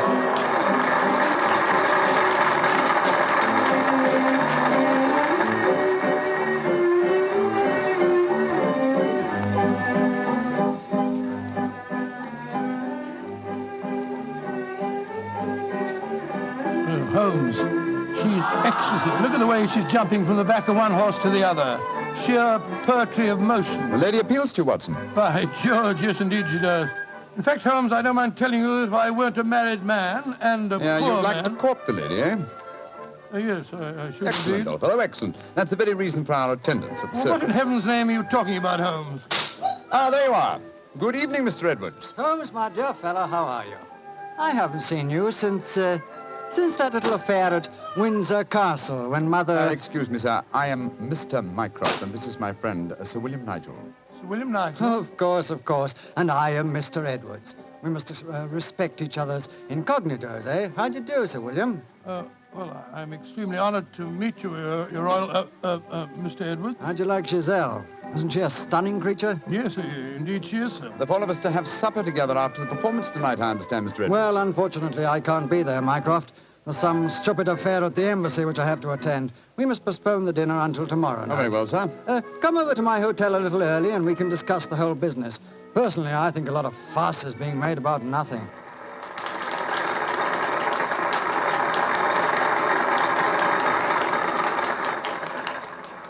Now, if you'll excuse me, gentlemen, I must go back and see Giselle for a moment and tell her that I can't keep our appointment for tonight. I'll see you tomorrow, Mycroft. Good night, Sir William. Good night. Good night, sir. Et maintenant, pour votre plaisir, les frères Salini, les jongleurs internationaux. Holmes, what's all this mystery? That wasn't Mr. Edwards, it was the Prince of... Watson, please. Discretion, old fellow. Mr. Edwards, as you know, is extremely democratic. Too much so, possibly, when one considers his position and responsibilities. He's become quite seriously involved with Mademoiselle Giselle, the lady bareback rider who has just left the ring. Oh, so that's it. The Foreign Office, quite naturally, I suppose, is deeply concerned over the matter. And I've been entrusted with the delicate mission of protecting Mr. Edwards. Oh, does Giselle Girondet know that his true identity, do you suppose? That's the first thing that we have to find out. It's possible that she is simply captivated by having a rich Englishman at her feet. If, on the other hand, she knows who Mr. Edwards is, then we may be in for a great deal of trouble. Yes, but how are you going to find that out? By tempting her with a richer Englishman. And one with a title. That, my dear fellow, is why you are Sir William Nigel. You mean that... your job, old fellow, is to do your utmost to steal Giselle Girondet from Mr. Edwards. But, I don't even know the girl. We shall remedy that defect in a few minutes. As soon as the performance is over, my dear chap, I shall take you to her dressing room and arrange an introduction.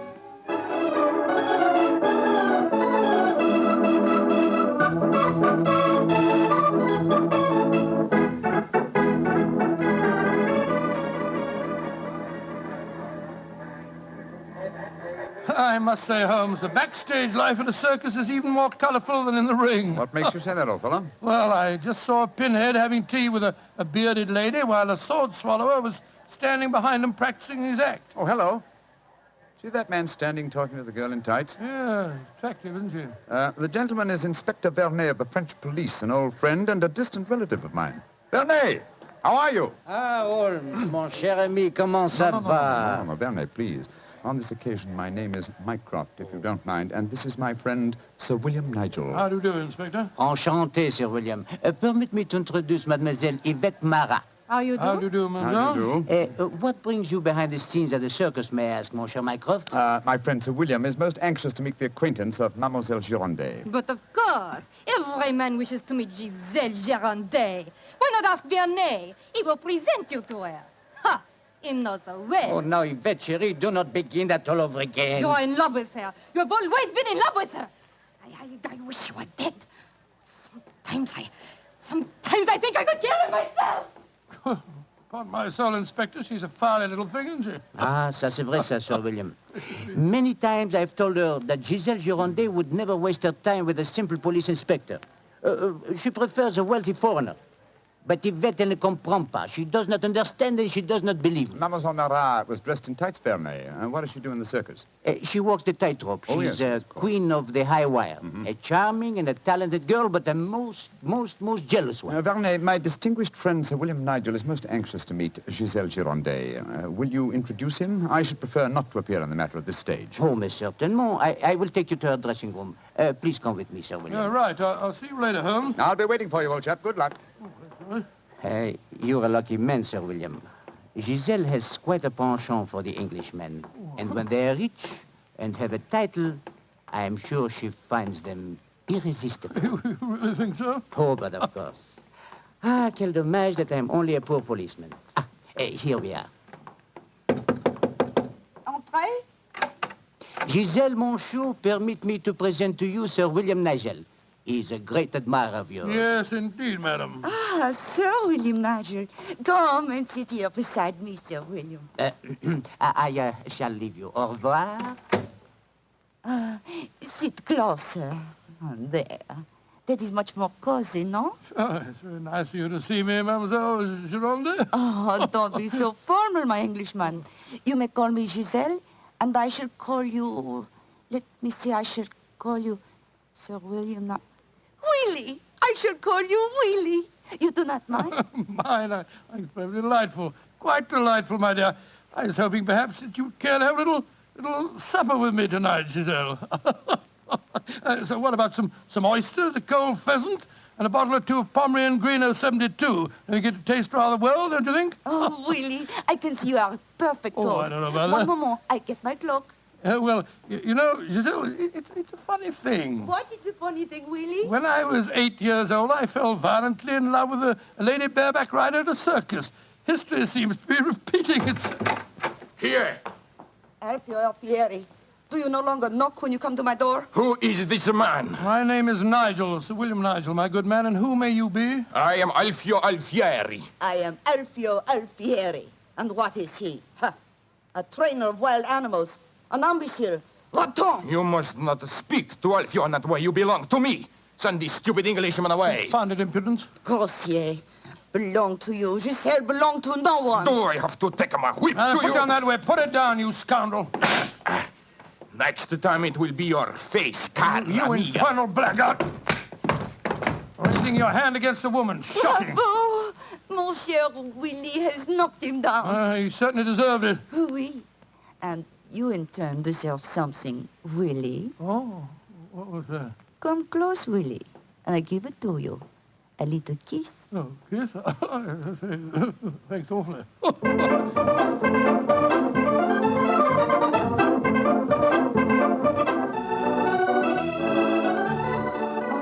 Willie, you are so strong, so resolute, so brave. Oh, it was nothing, my dear Giselle. Nothing at all. Here, more champagne, gosh. More champagne. Oh, Willie!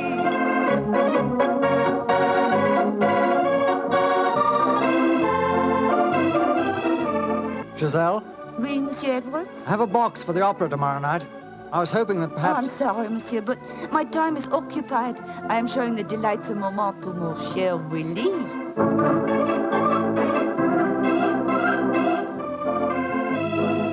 Mademoiselle aime mieux le collier de perles à 5 rangs ou celui à 3 rangs? He says, which do I prefer, the 5-string color pearls or the 3-string color pearls?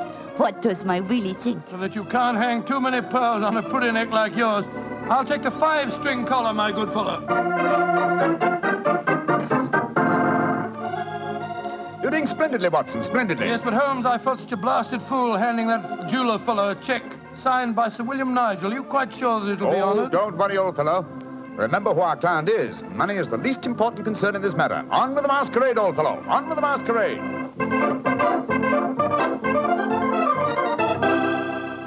More champagne, garçon.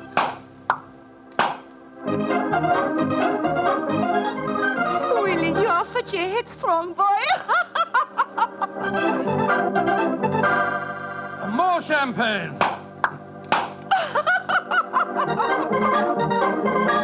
Citadel, you dear little thing. Oh, Willie!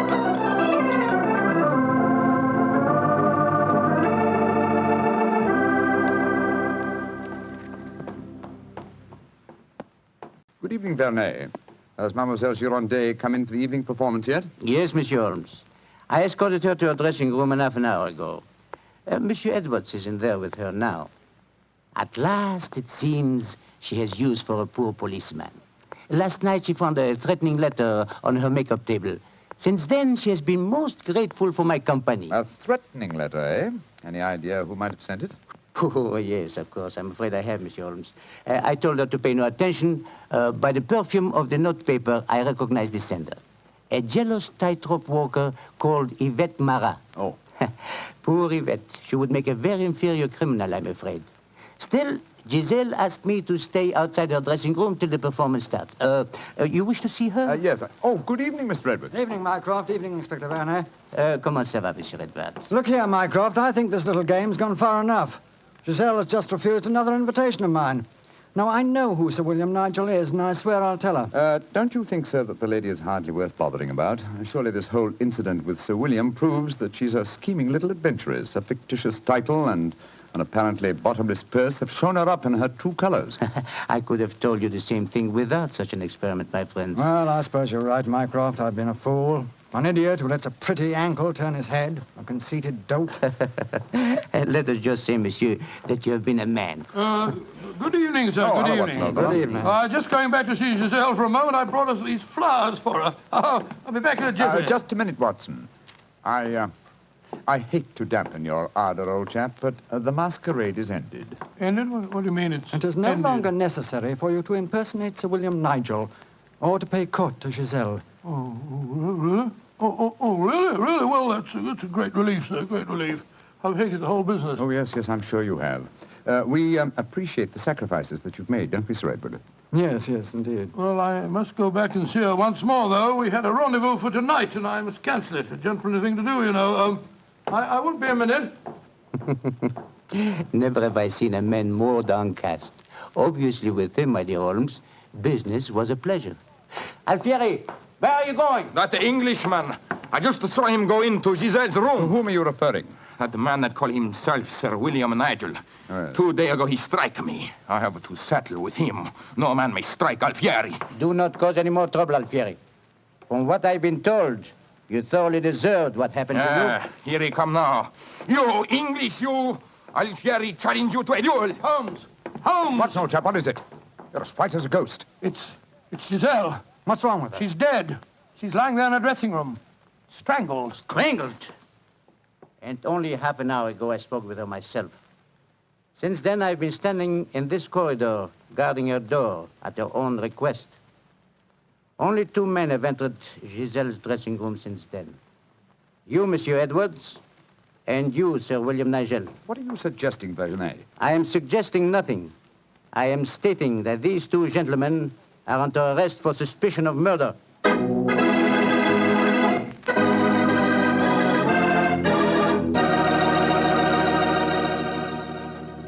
Dr. Watson's unusual story will continue in just a few seconds. time I'd like to take to remind you that one wine that seems to be the outstanding favorite among the ladies is Petri California Muscatel.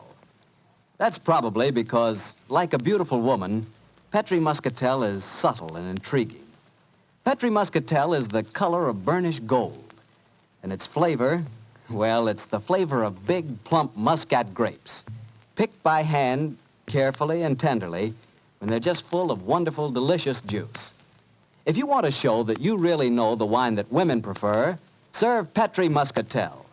Serve it after dinner or later in the evening. It's wonderful. And why shouldn't it be? It's a Petri wine. Well, Dr. Watson, so you and the mysterious Mr. Edwards got yourselves arrested on suspicion of murder, huh? Yes, Mr. Bartell. Holmes did everything in his power to persuade Inspector Vernet to release us, but it was useless. And so, while Mr. Edwards and myself were languishing in detention cells at the local Sûreté, Holmes and the French inspector were examining the dressing room of the dead woman. I'm sure, Inspector Vernet, that being as keen a detective as you are, you must suspect the true identity of Mr. Edwards. Of course, Monsieur Holmes. But that is the danger of incognitos.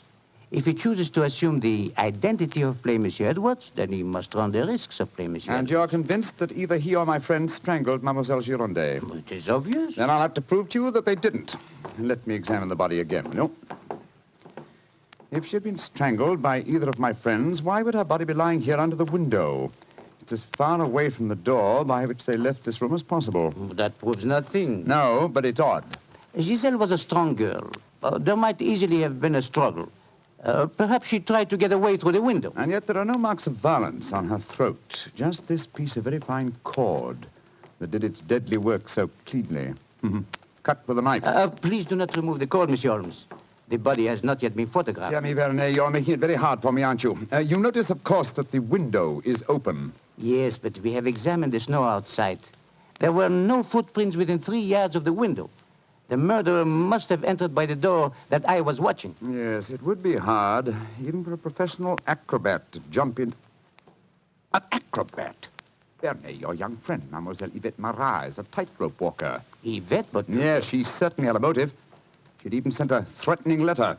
I heard her express hatred and jealousy for this dead woman. It's conceivable that she could enter a room by a window without leaving footprints in the snow.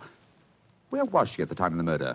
I do not know. I was waiting for her in the corridor. Then I suggest that we investigate her alibi at once. And after that, Inspector, I must pay a visit to the Sûreté. I don't want my friends to think that I've deserted them.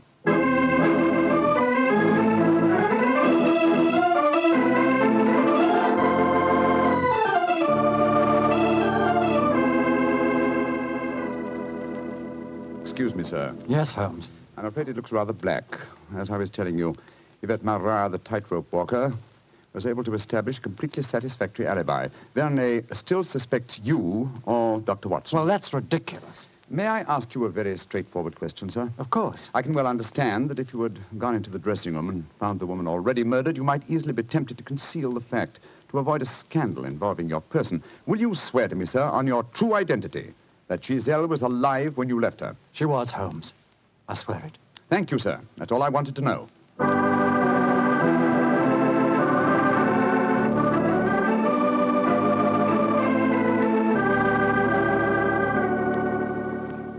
Holmes, I'm glad to see you. You know, I've been thinking. All this depends on Vernet's evidence. But supposing he was the murderer? He told us that Giselle had turned him down, you know. I'd thought of that, but Mr. Edwards swears that Giselle was alive when he left the room. And yet that means that Mr. Edwards... Oh, no, it's unthinkable. Holmes, you're not suggesting... Holmes, if I thought that that were possible, I'd confess to the murder myself. My life wouldn't matter if it had saved a scandal like that. Great Scott, it'd shatter the empire. Dear old Watson, you shall not sacrifice yourself. You're as valuable a British institution as the Lion himself. No, my dear fellow. We shall never sacrifice you, not while my mind is still capable of... My mind? That's it. Thank you, Watson. You've given me the answer. Holmes, what are you burbling Be about patient, now? old fellow. In half an hour, you'll be out of this cell, and the real murderer will be in it.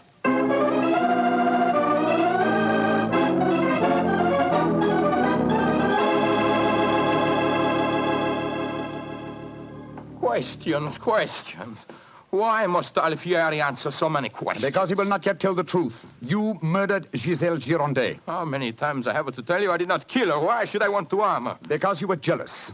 Because she humiliated and tormented you. But I was not in her dressing room. I've already proved that fact. Am I a magician that I can kill somebody without entering a room? Alfieri, I know how you killed Giselle Girondet without its necessitating your entering this room. And you're a smart man. Please to tell me. I don't need to tell you. With the aid of Vernet, I'll show you. Open the window, Alfieri. What game is this? Very well, then. I'll open the window myself.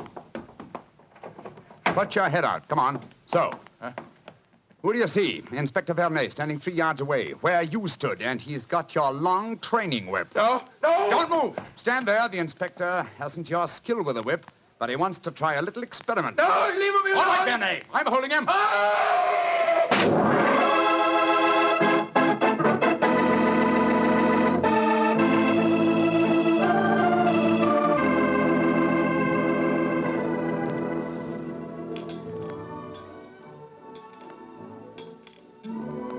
Well, Mr. Edwards, I mean, well, sir, this is a pleasant change from a prison cell, isn't it? It certainly is. Holmes, I can't tell you how grateful I am.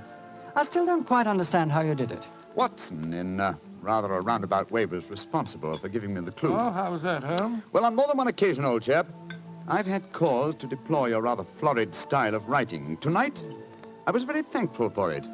When I began to speak of the capabilities of my mind, suddenly I remembered a phrase of yours in which you referred to its whip-like rapidity and accuracy.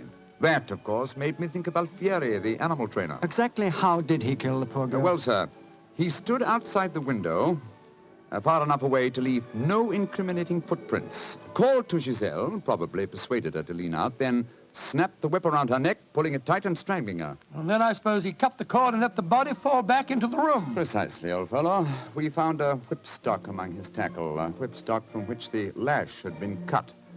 The stub of lash left matched the cord around the dead girl's throat. Amazing business.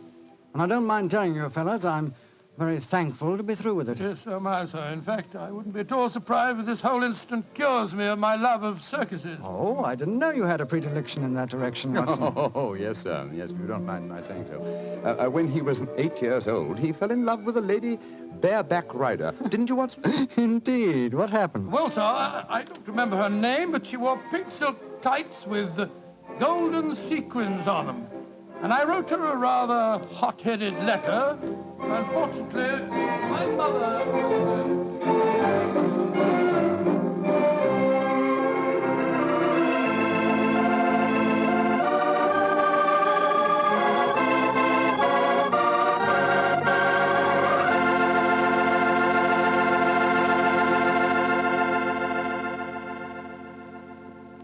Well, Doctor, that was one of the most unusual stories you've ever told.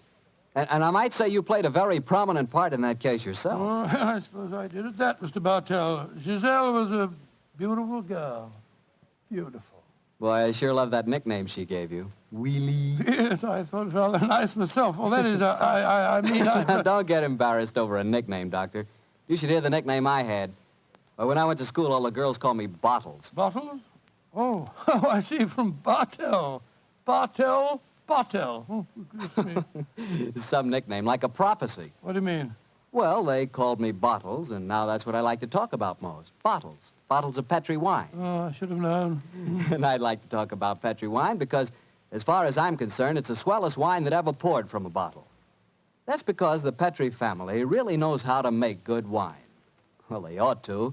They've been making good wine ever since they started the Petri business way back in the 1800s. And since the Petri family has always personally owned and operated their business, they've been able to keep that fine art of winemaking right in the family, handing it on down from father to son, from generation to generation. So it's no wonder, whenever you want a good wine, you want a Petri wine, because Petri took time to bring you good wine. Well, Dr. Watson, what new Sherlock Holmes story are you going to tell us about next Well, week? now, next week, Mr. Bartell, I'm going to tell you of a strange adventure that Holmes and I had in the swampy fenlands of Norfolk. Concerns a gypsy encampment, a child that vanished, and a horrible death in the murky depths of a fearsome quagmire.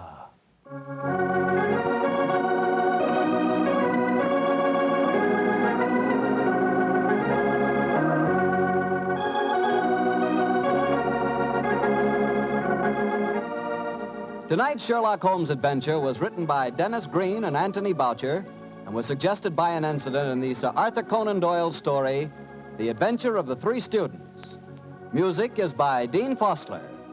Mr. Rathbone appears through the courtesy of Metro-Goldwyn-Mayer, and Mr. Bruce through the courtesy of Universal Pictures, where they are now starring in the Sherlock Holmes series.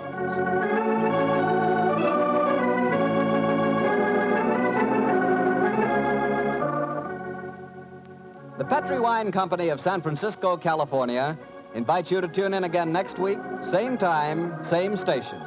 Sherlock Holmes comes to you from our Hollywood studios.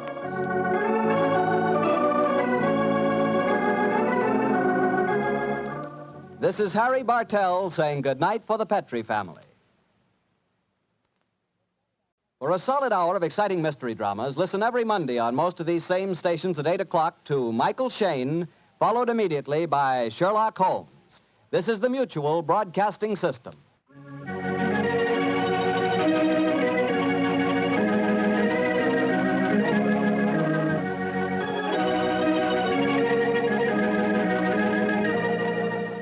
The two episodes you've just heard, The Telltale Pigeon Feathers and The Indiscretion of Mr. Edwards, are part of the new Adventures of Sherlock Holmes starring Basil Rathbone and Nigel Bruce, and are a 1989 copyrighted production of 221A Baker Street Associates.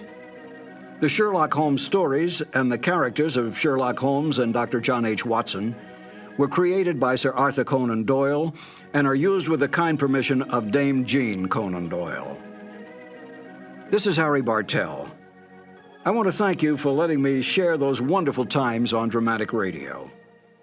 I'll be back soon on another cassette where I'll present Sherlock Holmes and Dr. Watson in The Adventure of Thor Bridge and The Double Zero. Thank you for listening.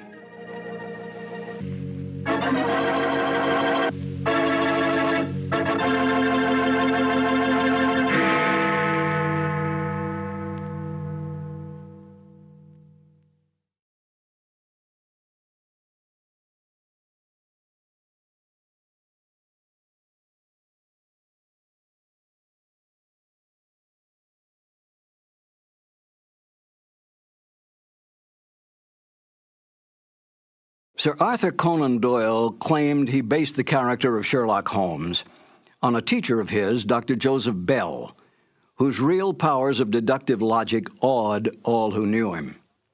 Yet Dr. Bell, in a letter to Conan Doyle, stated quite bluntly, "You are yourself Sherlock Holmes, and well you know it." Conan Doyle did not dispute this statement, for in fact Sherlock Holmes had the best characteristics of his creator. So did Dr. Watson. Highly educated, honest to the core, and one of the best writers of the Victorian age, the British public and then the world took him to their hearts. It was not long before the doctor-turned-writer found himself a well-established man of letters and friend to such countrymen as Oscar Wilde, Rudyard Kipling, and H.G. Wells. Not bad company to be with. In real life, Conan Doyle solved more than 2 actual murder mysteries, saving the lives of innocent men by his careful research, gathering of facts, and deductive reasoning. Few men in history can claim such feats. When he died in 1930, a time not so long ago, Sir Arthur Conan Doyle had this epitaph engraved on his tombstone: "Steel true, blade straight, Arthur Conan Doyle, knight, patriot, physician, and man of letters." Fitting words for such a giant of a man. And now, Basil Rathbone and Nigel Bruce in The Adventure of the Double Zero. This episode from the life of Sherlock Holmes will be transmitted to our men and women overseas by shortwave and through the worldwide facilities of the Armed Forces Radio Service. Petri Wine brings you Basil Rathbone and Nigel Bruce in the new Adventures of Sherlock Holmes.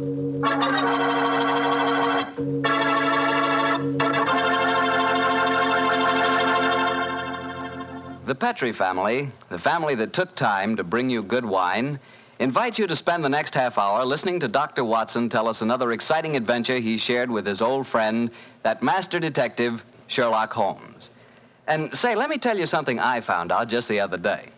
Steaks are really back again. Good, thick, juicy porterhouse steaks. That's for me.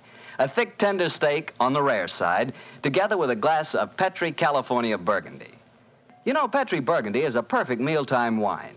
And with meat or any meat dish, it's the very last word in good eating. Honestly, when you taste the wonderful flavor of that rich red Petri Burgundy, you're tasting one swell example of the art of winemaking. It's full-flavored and just about the most delicious wine that ever poured from a bottle. Try it the next time you have steak or chops, or the next time you have hamburger or pot roast. Believe me, Petri Burgundy is the best friend a good meal ever had.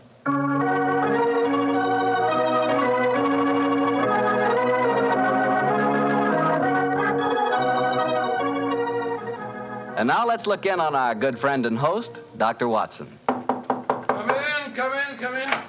Ah, there you are, Mr. Bartell. Evening, Doctor. Just in time to join me in a cup of coffee. Draw up your chair, young fellow, my lad. Thank you. Ah, that's it. Well, Doctor, you told us last week that tonight's new Sherlock Holmes adventure takes us to the south of France. That's right, Mr. Bartell. The south of France in the year 1900. A beautiful playground bordered by the bluest of blue seas and populated with an extraordinary cross-section of cosmopolitan Europe. Rich man, poor man, beggar man, thief. All of them attracted by that Riviera paradise. All of them drawn by the magical spell of a small white ball spinning round the rim of a roulette wheel. Now, don't tell me that you and the great Sherlock Holmes were there on a gambling spree. We were not, Mr. Bartell. At the time my story begins, we just concluded an extremely delicate mission. A mission, I may say, that concerned the safety and good name of a very prominent member of the royal family. Say, Doctor, you don't mean... One story at a time, Mr. Bartell. In any event, my boy, I'm afraid that's a case about which my lips are sealed for all time. But to return to tonight's adventure, one June evening, I persuaded Holmes to accompany me to the gambling casino at Fréjus, not far from Cannes, where we were staying. It wasn't quite as fashionable as a casino at Monte Carlo, but as I intended to do a little modest gambling myself, it seemed an establishment more suited to my means. As we stood there at the green baize-covered tables, the chatter of voices and the melodic chanting of the croupiers as they called the results of each spin of the wheel formed a background to a quiet conversation that Holmes and I were having.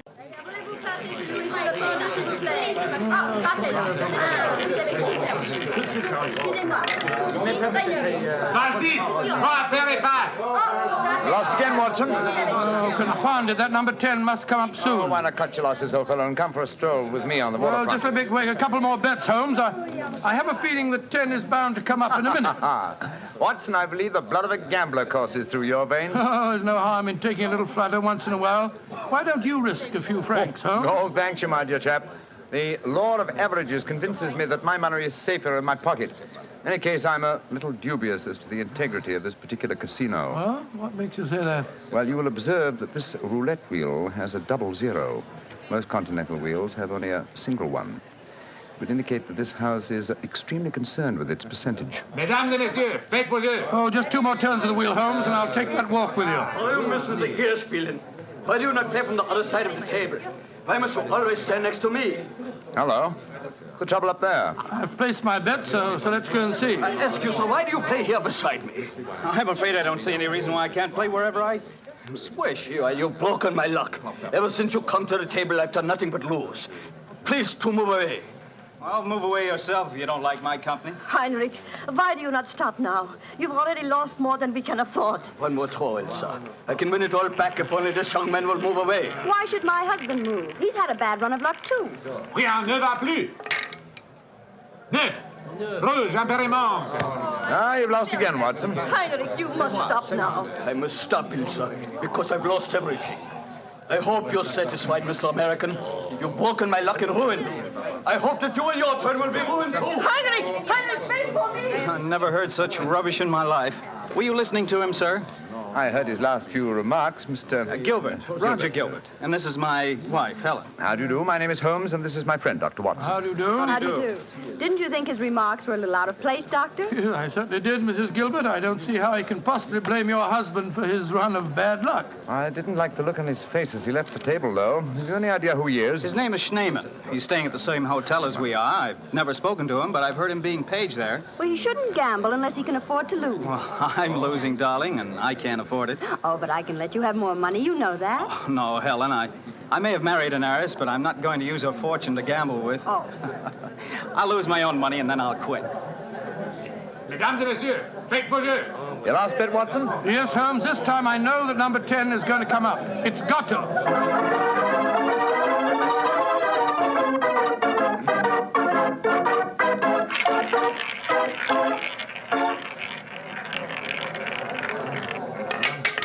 Numéro 10. 10 at last.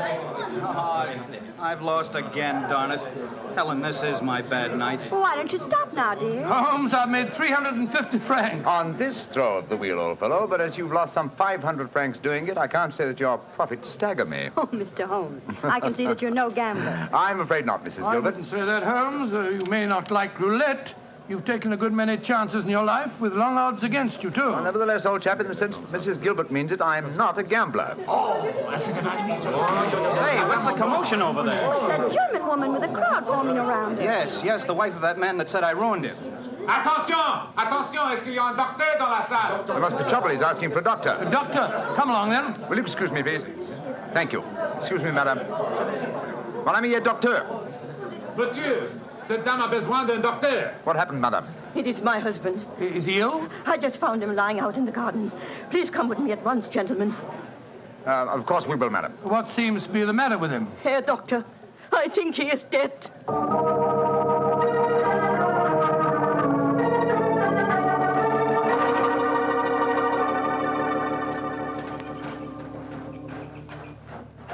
He's lying by that tree, Doctor. Please see if you can help him. Somebody else seems to be on the scene before us. Who are you, sir? I am Monsieur Chevret, director of the casino. Do any of you know this poor man? I am his wife. Is he dead? I am afraid so, madame. Let me look at him. I'm a doctor. Was your husband gambling in the casino tonight, madame? Yeah, he was. Poor Heinrich. He lost everything that we have. I'm afraid he's dead, madam. Shot through the heart. Oh, du lieber Gott. Suicide, Watson? Yeah, looks like it. Yes. Powder burns on the shirt front, revolver clutched in the right hand, fingers in a natural position. The angle of the wound settles it. Obviously self-inflicted. I missed you as you slipped out of the casino. What's wrong with him? I'm afraid he's dead, Mr. Gilbert. Yes, he committed suicide. I hope, young man, that you are satisfied. All night you brought him bad luck. He asked you to move away from him to change his luck, but no, you could not do it. Oh, Frau Schneeman, I'm terribly sorry, but I really don't see how you can blame me. I do blame you. And I also blame you, Monsieur Chevry. Me? But what have I done, madame? Why do you let a man lose all his money at your tables? Is life so cheap to you, and money so important, that you cannot close the tables to someone before he's ruined? Madame, I am all sympathy for you in your tragic loss. But the casino cannot be held responsible. If your husband could not afford to gamble, then he should not come here. How are we to know the financial limitations of our customers? You say that your husband lost everything you had tonight, madam. Yeah, everything. Then how do you account for this sheaf of banknotes in his breast pocket? Good Lord, must be several thousand francs, sir. Then he wasn't ruined. And his suicide, therefore, cannot be blamed on his losses at my casino, madame. How do you account for this money, Frau Schneemann? Well, I do not understand. Heinrich kept nothing from me. I know that he had not so much money on him when he started tonight. Well, why do you all look at me like that? Is it that you think? You think... Quick, Watson, she's fainted. I've got her. Let's get her to her room. You can take her to my suite in the casino. No, let's take her to the hotel. My wife will look after her. Poor woman, she's had a dreadful shock. She can probably do with another woman's company. That's very considerate of you, Mr. Gilbert. Where are you staying? At the Hotel Crillon. It's quite near here. I'll get a cab, and while I'm doing that, Watson, see if you can revive her, will you? Yes, Then we'll take her to the Hotel Crillon.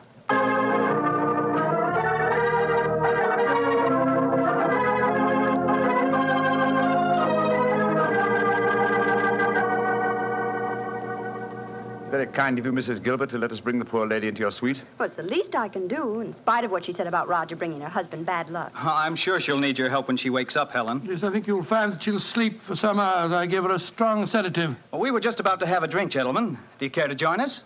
Oh, thank you, sir. Well, that'd be very nice, Mr. Gilbert. Roger was just telling me that quite a large sum of money was found on Herr Shademan's body, Mr. Holmes. Yes, Mrs. Gilbert.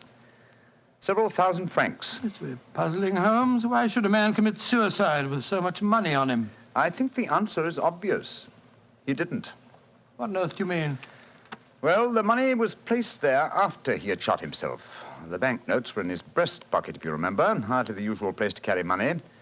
Though it is the easiest pocket for someone to insert it without disturbing the body. But why on earth should someone place money on him after his suicide? To prevent the casino from getting a bad name. I've heard of it being done on several similar occasions. Gives the impression that the unfortunate victim had other motives than gambling losses to account for his suicide. Great Scott, you mean that one of the casino employees found the body lying there and slipped the money in his breast pocket before we arrived on the scene? As you know, my dear Watson, I'm not a gambling man, but I'll lay you 100 to 1. That is what happened. Well, that's a new one. Well, here are your drinks, gentlemen. Thank you. Thank you, sir. Thank you.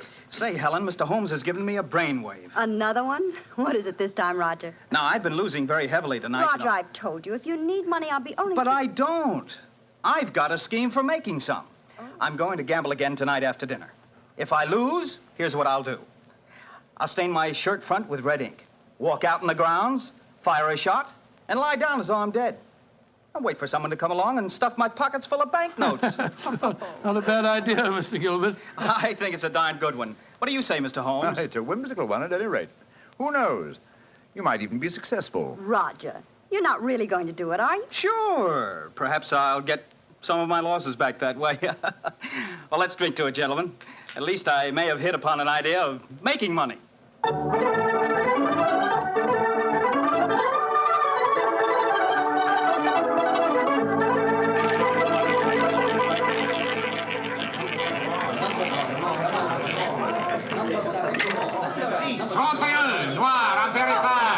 My dear Watson, you'll have to work hard at your practice when you get back to England. Your infallible system appears to be extremely fallible. And yet the fellow who told me about it said it couldn't miss. It's just a matter of doubling the stakes each time you lose, and then... my dear fellow, I've been studying your system, but I can tell you a really infallible way of making money at roulette. You can? What is it? Well, own the gambling house and operate the tables yourself. The odds would be all in your favor. Oh, what a brilliant suggestion. The gambling house will not work with Not gambling for tonight, Watson? It's nearly 11 o'clock. Yeah, I think so. Let's take a stroll round the other table, shall we? By the way, old fellow, the young American, Mr. Gilbert, was losing heavily again tonight. He was? I wonder if he'll try that trick that he threatened, the one with the red ink and the shot in the night. I shouldn't be at all surprised. As a matter of interest, I saw him leave the tables about half an hour ago. Here comes his wife, on the arm of Monsieur Chevry, the director of the casino. Good evening, Mrs. Gilbert. Monsieur? Bonsoir, monsieur. Hello, Mr. Holmes, Dr. Watson. Monsieur Chevry is giving me a personally conducted tour of the casino. It's quite fascinating. And it is quite fascinating for me to have so beautiful a woman on my arm, mademoiselle. I know that I am the envy of all the men in the room. Oh, stop flattering me so much. I'm not used to it. Mrs. Gilbert, how is Frau Schneemann? She seems much better. She wakened an hour ago and insisted on going back to her own room. I wanted her to spend the night with us in our suite, but she wouldn't hear of it. I think I should drop in and see her before I go to bed. Oh, you have finished the gambling for tonight, perhaps, Doctor? No, perhaps about it, Monsieur Chevry. I've had a bad run at the tables. Oh, I am so sorry. Has anyone seen Roger? He left the tables about half an hour ago, Mrs. Gilbert. After doing as I did and losing quite heavily. So he lost again, did he? I wonder if he'll try that new system he was talking about. We were just discussing that possibility ourselves, Mrs. Gilbert. Mrs. Gilbert! Mrs. Gilbert! Frau Schneemann, you shouldn't have left your hotel, you know. It is too late to worry for me, Herr Doctor. It is for Mrs. Gilbert now that you should worry. What do you mean, madame? Well, I went back just now to where poor Heinrich died. And there, lying in the grass, I saw another body. I was too shocked to go too close. But I am quite sure that I recognize your husband, Mrs. Gilbert. Oh, Dr. Watson, she's ruined Roger's trick. And he'll have taken fright and bolted by the time we get there. Possibly. Let's go at once and find out, shall we?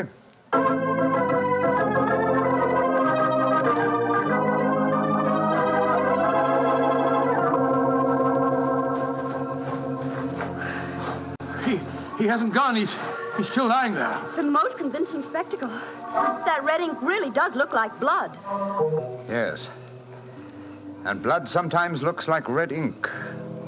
Mr. Gilbert. Roger, get up. The joke's spoiled. Roger, get up! I'm afraid that's impossible, Mrs. Gilbert. He's dead.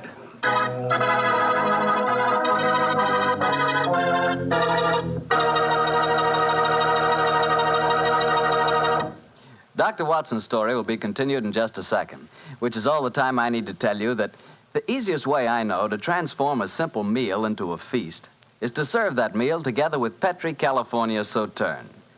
Petri Sauterne is a delicate white wine that's the perfect companion for chicken or turkey. Turkey, ah yes, turkey and Petri Sauterne. That's the heart of any Thanksgiving dinner. Look, why not make this Thanksgiving dinner the best one you ever had? Give it the air of a banquet. Serve it with Petri Sauterne. And when you buy that Sauterne or any wine for your Thanksgiving dinner, whatever you do, look for the letters P-E-T-R-I, because a Petri wine is always a good wine. Well, Doctor, so the young American's joke turned out to be another tragedy. Yes, Mr. Bartell. The poor fellow was lying there dead with a bullet wound in the heart and a great splash of blood staining the whiteness of his shirt front. What happened next? Monsieur Chevre, director of the casino, took the distraught widow away from the scene while Holmes and I examined the body closely. Within a few minutes, we were joined by Inspector Ganivet of the French police. As we stood there in the moonlight, the sounds of music could be heard from the casino. It was hard to believe that two men had died in that lovely garden since the moon had risen.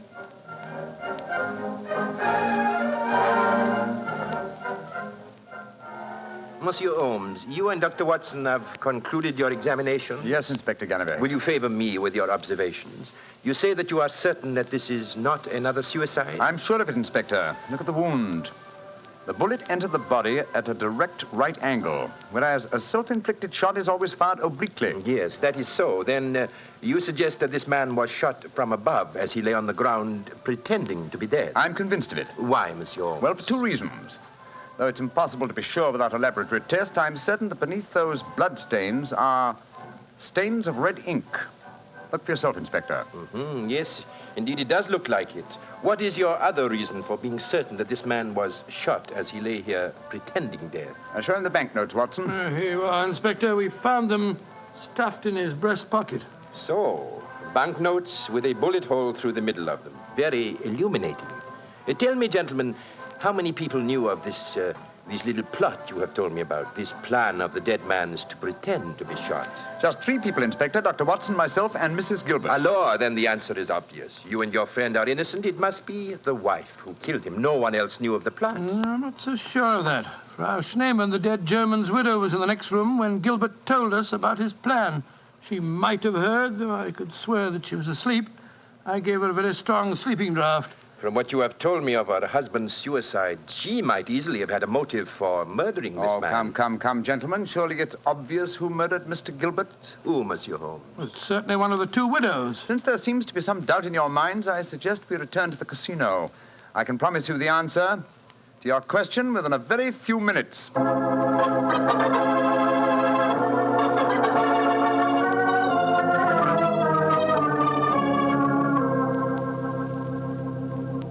Well, Monsieur Chevre, now that we're all assembled in your office, I shall sit down quietly and let Inspector Ganivet conduct his examination. No, Monsieur Holmes. No, you have handled the case so far. Please to continue it to the end. Yes, Monsieur Holmes.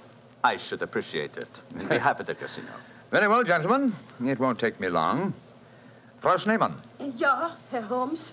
What time did you leave your hotel tonight? Well, I do not know what time it was. Well, what made you leave it? I could not sleep. I knew that they had taken poor Heinrich's body away, but I felt that I must walk back there.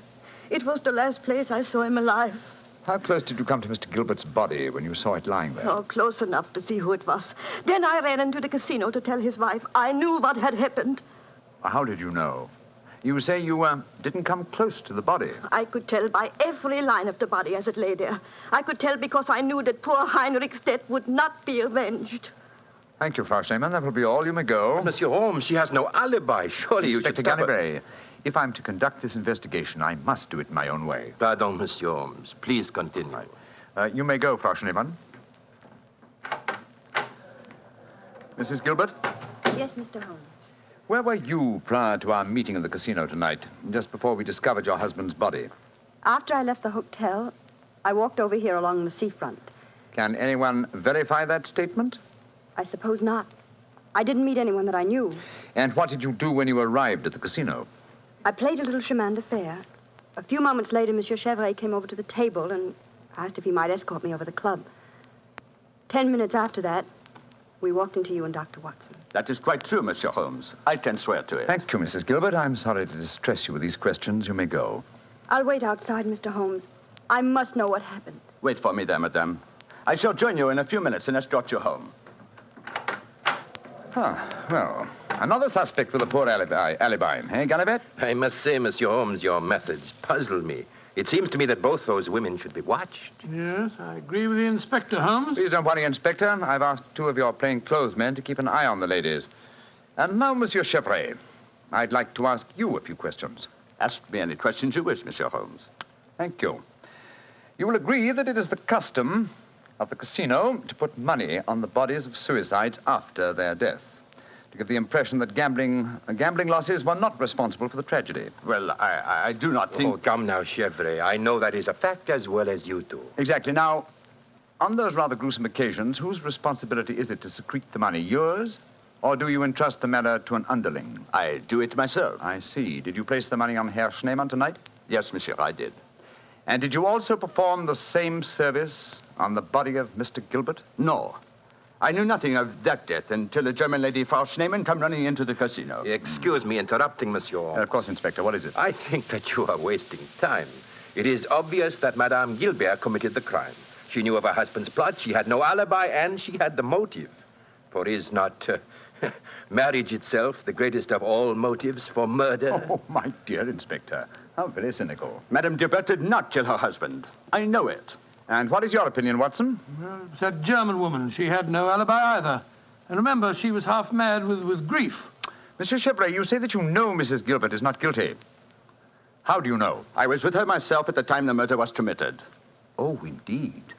How very interesting. And what time was the murder committed? Well, it was... Our investigations have never established what time the murder was committed, Monsieur Chevrolet. I'm afraid you've walked into my trap. You've given yourself away. Great Scott, Chevrolet, it was you. Chevrolet, I've known you a good many years, and this is going to be a hard thing to do. I am going to arrest you. Oh, no, you're not, Delivery. Put down that revolver, sir. Do not be frightened, Doctor. I am not going to shoot you.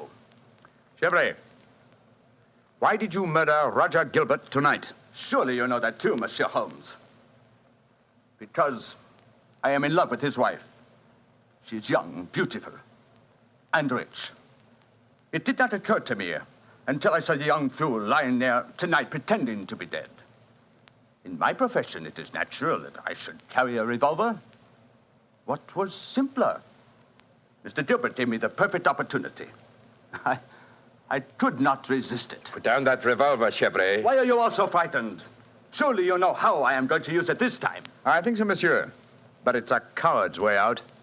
What an unperceptive remark for such a perceptive man. No. No, all my life I have been a gambler. I gambled tonight for the highest stakes of all, and I lost. No. No, I am not afraid to pay for my losses. Au revoir, monsieur.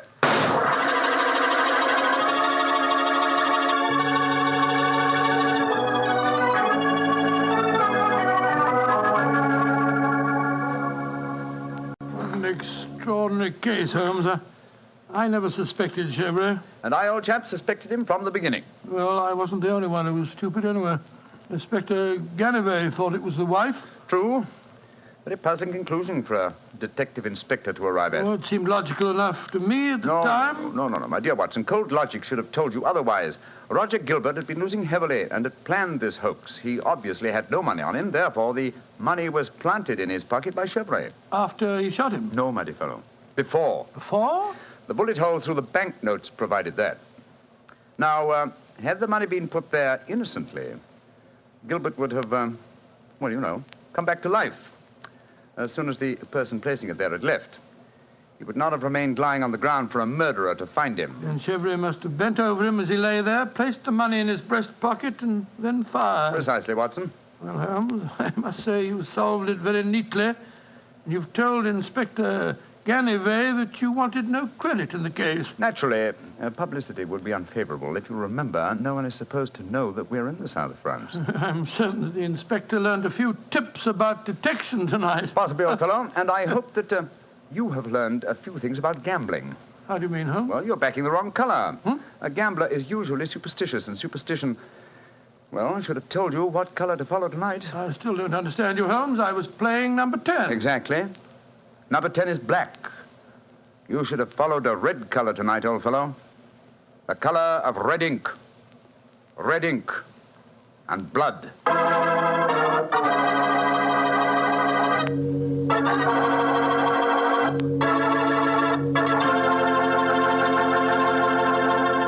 Say, Doctor, that was a swell story. I didn't know you liked to play roulette. Well, you know, I figured out a system for roulette. It's like yours. Every time you lose, you double your money and keep doubling until you win. Oh, it's a great system, Mr. Bartell. There's only one thing wrong with it. What's that? You lose, you go broke before you win. Look, take my advice. Don't gamble. You can't beat the laws of chance. But suppose I bet on a sure thing. Like what, for instance? Oh, like the fact that Petri wine is always good wine. It is, you know.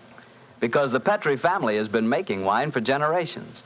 They've been handing down from father to son, the art of turning luscious, sun-ripened grapes into delicious, fragrant wine. Ever since the Petri family started their business way back in the 1800s, they've been perfecting the art of winemaking. That's why Petri wine is always good wine. The Petri family took time to bring you good wine. So no matter what type wine you prefer, why not take a few seconds of your time to look for the letters P-E-T-R-I. They spell delicious wine, Petri wine. Well, Dr. Watson, what new Sherlock Holmes story are you going to tell us next week? Next week, Mr. Bartell, I'm going to tell you of a strange adventure that Sherlock Holmes and I had when we were in Stratford-on-Avon many years ago. It concerns an actor, a mysterious boating accident, and several dead butterflies. Sounds good, Doctor. I'll see you then. Oh, fine, but now, don't forget, next week we're going to broadcast our program from the Paramount Theatre in Hollywood for the Victory Loan Drive. So if any of our friends are going to be in Hollywood, we'd love to see them there. Just buy a Victory bond at any store or bank on Hollywood Boulevard, and in return, you will be given your ticket of admission. Better hurry up, though, before all the seats are gone. Let's really buy lots of those Victory bonds. Let's finish the job.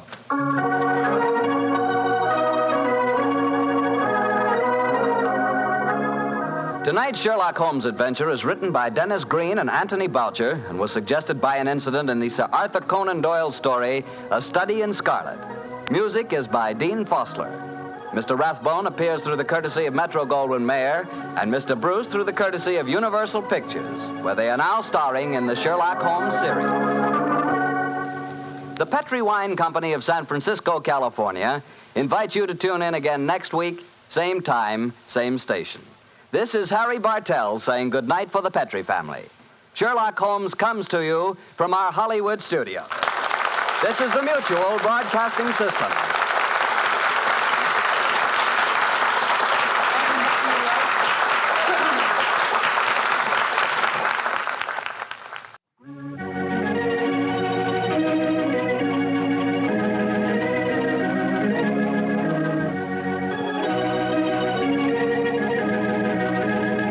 The two episodes you've just heard, the original The Adventure of Thor Bridge and The Double Zero, are part of the new Adventures of Sherlock Holmes starring Basil Rathbone and Nigel Bruce, and are a 1989 copyrighted production of 221A Baker Street Associates. The Sherlock Holmes stories and the characters of Sherlock Holmes and Dr. John H. Watson were created by Sir Arthur Conan Doyle and are used with the kind permission of Dame Jean Conan Doyle. This is Harry Bartell. Won't you join me again on another cassette when I present Murder in Wax and The Man with the Twisted Lip? Thank you for listening.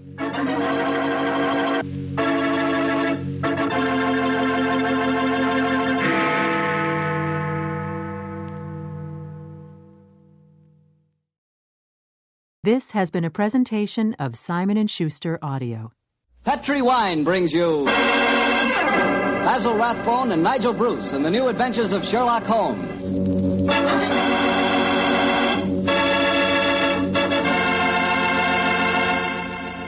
The Petri family, the family that took time to bring you good wine, invite you to listen to Dr. Watson tell us another exciting adventure he shared with his old friend, that master detective, Sherlock Holmes.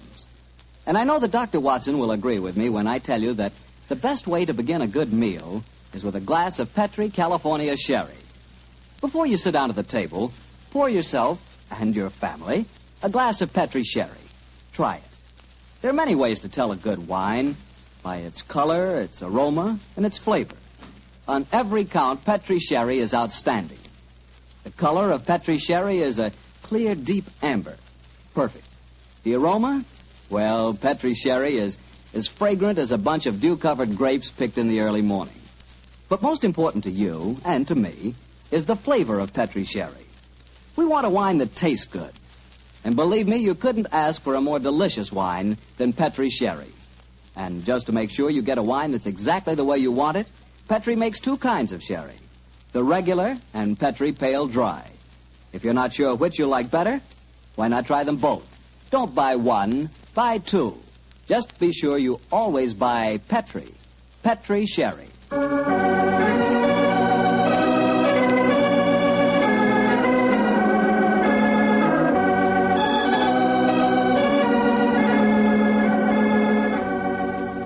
And now I'm sure our good friend Dr. Watson's ready for us. Let's go in and join him. Good evening, Dr. Watson. Good evening, Mr. Bartell. Quiet minute. I don't want it. Dogs seem very chipper tonight, Doctor. Have they been getting into any more trouble lately? No, my boy. It's been a relatively quiet week for them. One meeting with a dead seal, 2 visits to my neighbor's chickens, and a losing battle today with a cross-eyed Siamese cat. You call that a quiet week, huh? Oh, it is for them, but never mind about the dogs. Draw up your usual chair and make yourself comfortable. You're just in time to join me in a glass of sherry. That'd be very nice, Doctor. Oh, I see you have the old dispatch box out again. Yes, my boy. As the story I'm going to tell you tonight took place in 1887, I thought I'd better refresh my memory on some of the details of the case.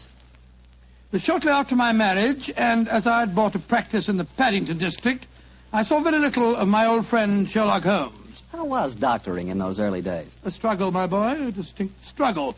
Dr. Farquhar, from whom I had bought the practice, had at one time an excellent clientele, but his age, combined with an unfortunate affliction, the that resembles St. Vitus's dance, had very much thinned it.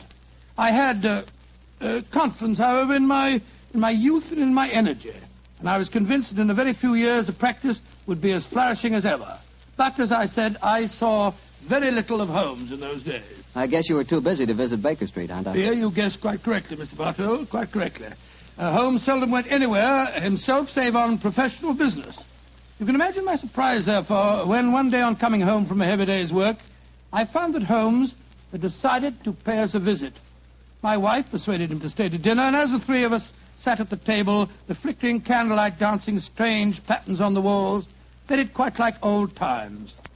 Holmes was in an unusually gay mood, and I can remember the twinkle in his eye as he turned to my wife and said, "You're a brave woman, Mrs. Watson, to feed an unexpected guest on the maiden night out. I'm extremely grateful. Mrs. Hudson's cooking, though excellent of its kind, lacks variety. Your dinner has been quite a treat." That's a very gracious little speech, Mr. Holmes. Yes, I've never known you to be so observant about food, Holmes. Perhaps the lack of your company, my dear chap, and the consequent lonely meals have made me conscious of Mrs. Hudson's culinary shortcomings.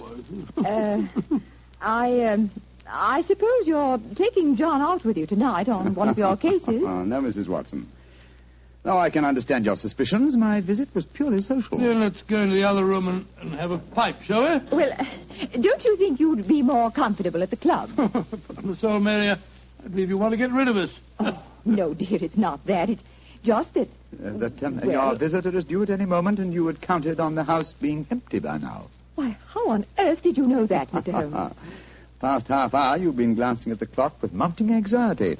I feel sure that If it had not been for my unexpected visit, your good husband would already have been walking towards his club. Yeah, it is my custom to go to the club on Thursdays, but how do you know? I know your habits, my dear chap. As well, if not better than you do. It's a good thing I'm a bachelor, isn't it, Mrs. Watson? Yes, indeed. A wife could keep no secrets from you, Mr. Holmes, I'm sure. Well, Mary dear, who is your visitor, and what is the secret that you've been hiding? It's innocent enough, John. As Thursdays is the maid's night out, and you've been going to the club, I've been letting Alicia Wentworth meet her young man here. With me as chaperone, of course. Oh, so that's the mystery. Well, Watson, young love is on the wing, and I'm sure we're dreadfully in the way. Let's stroll to Baker Street, shall we? Yes, of course, I'll get my coat. Why didn't you tell me, Mary? Well, I was afraid you might be angry, John. Angry, of course not. Alicia's such a sweet girl. And Harry Prendergast is a very charming young man. He comes from an excellent family, has a commission in the infantry, and the children are tremendously in love.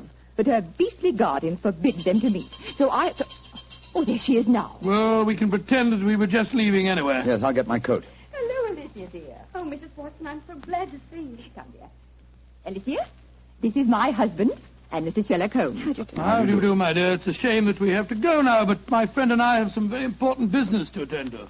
You're Mr. Sherlock Holmes, the detective, aren't you? Yes, Miss Whitworth. Please don't go, Mr. Holmes. Please don't. I need help so badly. Why, Alicia, what's wrong? You're as white as a ghost. Let's go into the drawing room, shall we? What's troubling you, Miss Wentworth? It's Harry, Captain Prendergast. I don't know exactly what's the matter, but something dreadful has happened to him. Oh, now sit down here beside me, dear. That's it. Miss Wentworth, what reason do you have to suppose that Captain Prendergast is in trouble? I've seen friends of his today. They spoke of him almost as if he were dead, and yet they wouldn't tell me why. And just now I went to his club, and they told me that Captain Prendergast was not a member. But he is a member. He's been a member for years. Oh, what's happened to it? What has happened to it? There, dear. Mr. Holmes will help you. Now, don't you cry. Have you been to the police, Miss Wentworth?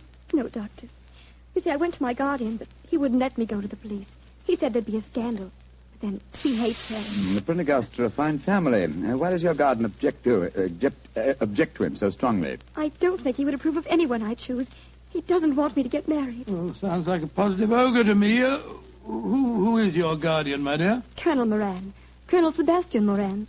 Indeed.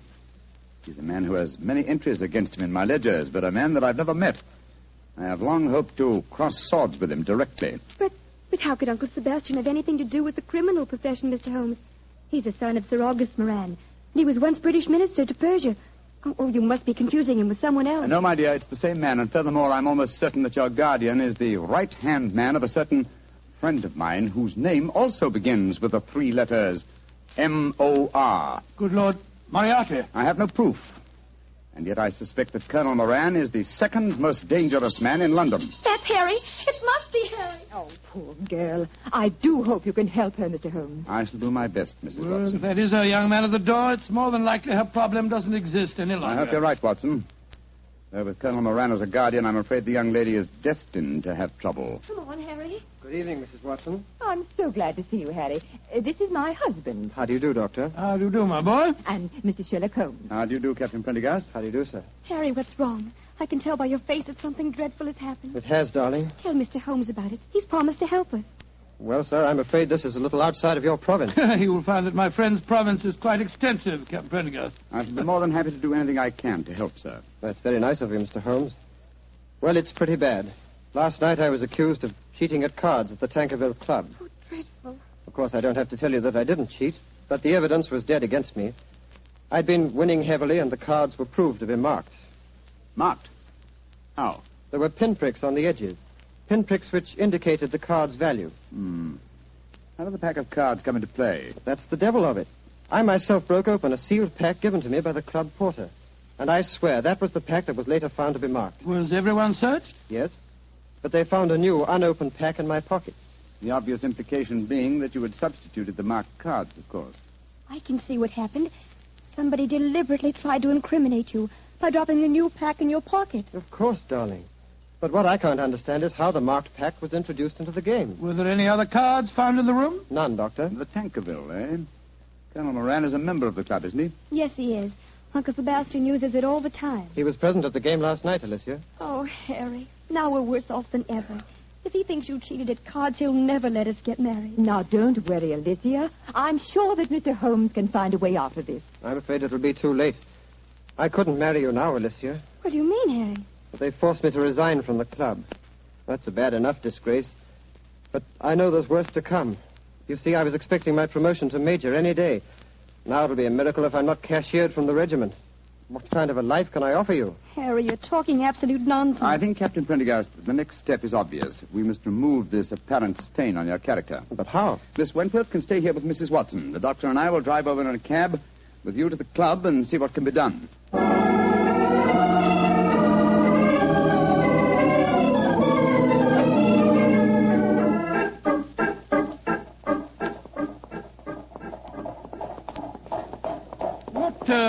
What kind of a card game were you playing last night, Prendergast? Stud poker. Ever since the American ambassador introduced it at the club, it's been quite a favorite. The perfect game for marked cards. It requires no elaborate dexterity in the dealing, simply the knowledge of your opponent's whole card. How many of you were playing? Half a dozen of us. You were winning heavily, you say? Yes, Doctor. Though one of the others, a fellow named David Harkness, was doing well. Now I come to think of it, Harkness almost seemed to know when I was bluffing, as though he could see the marked card. Well, perhaps he was the one who marked them. It's possible.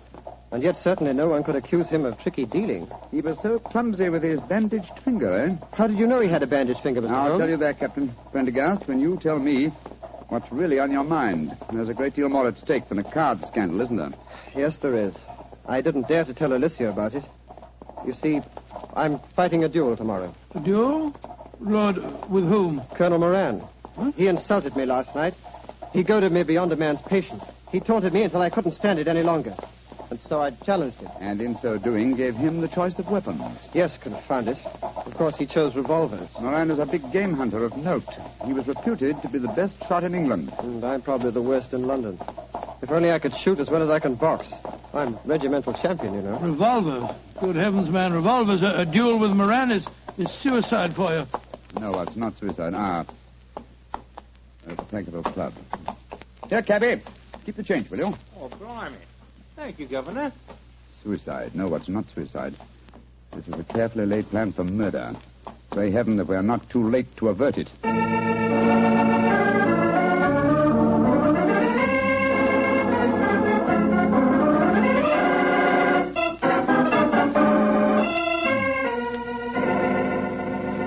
It's Mr. Harkness that you're wanting, sir? Yes, he went to his room half an hour ago.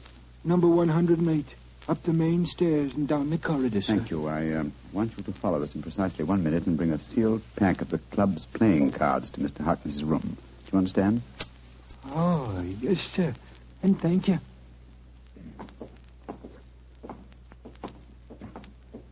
Did you make the arrangement? Yes, come on. Let's go up to Harkness's room. Well, 3 members have cut me dead since I came in here. It's the most humiliating experience. A little patience, Captain Prendergast, and I'm sure your honor will be entirely vindicated. I wish I knew what you were up to, Holmes. I'm going to try and restage the drama that was presented in this club last night. The only difference being that my production will have a cast that's a little different. Now, here we are. Now, let me do the talking. Yes? Did you want something? Prendergast, I don't want you in my rooms. I don't know why they allowed you inside the club. Let us in, Mr. Harkness, please. No, I won't. Take your foot out of the door, confound it. Mr. Harkness, there are 3 of us. I think you'd better let us in. You're going to let us in, Harkness. Oh, all right. Come in. Thank you for your hospitality, sir. Now perhaps you fellows will tell me what the devil you think you're up to. With pleasure. As you very well know, Mr. Harkness, this is probably Captain Prendergast's last day on Earth. He has one request to make of you, that you join him in a farewell game of poker with us, to show you bear no grudges. Oh, it's fantastic. You're all insane. Oh, by the way, Mr. Harkness, I'm delighted to notice that your sore finger seems to have healed with great rapidity. By an odd coincidence, you'll observe that I seem to have injured mine. Mr. Holmes, when did you do that? Oh, in the carriage just now, a mere scratch. Fortunately, I had some first aid materials in my greatcoat. Come in. Yes, Taylor, what is it?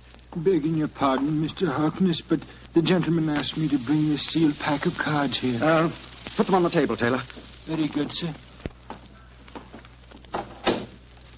Well, what's the game? Stud poker, Mr. Harkness. A game with which you're quite familiar, I understand. And the stakes? A man's honor. Possibly another man's freedom. Open the pack, Mr. Harkness, and deal us all a hand. I should think this might be a very unusual game.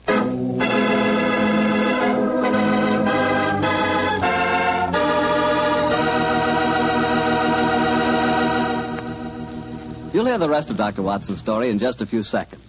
Time for me to explain that Petri California Sherry is not only an ideal wine to serve before dinner, but it's also the perfect wine for almost any occasion.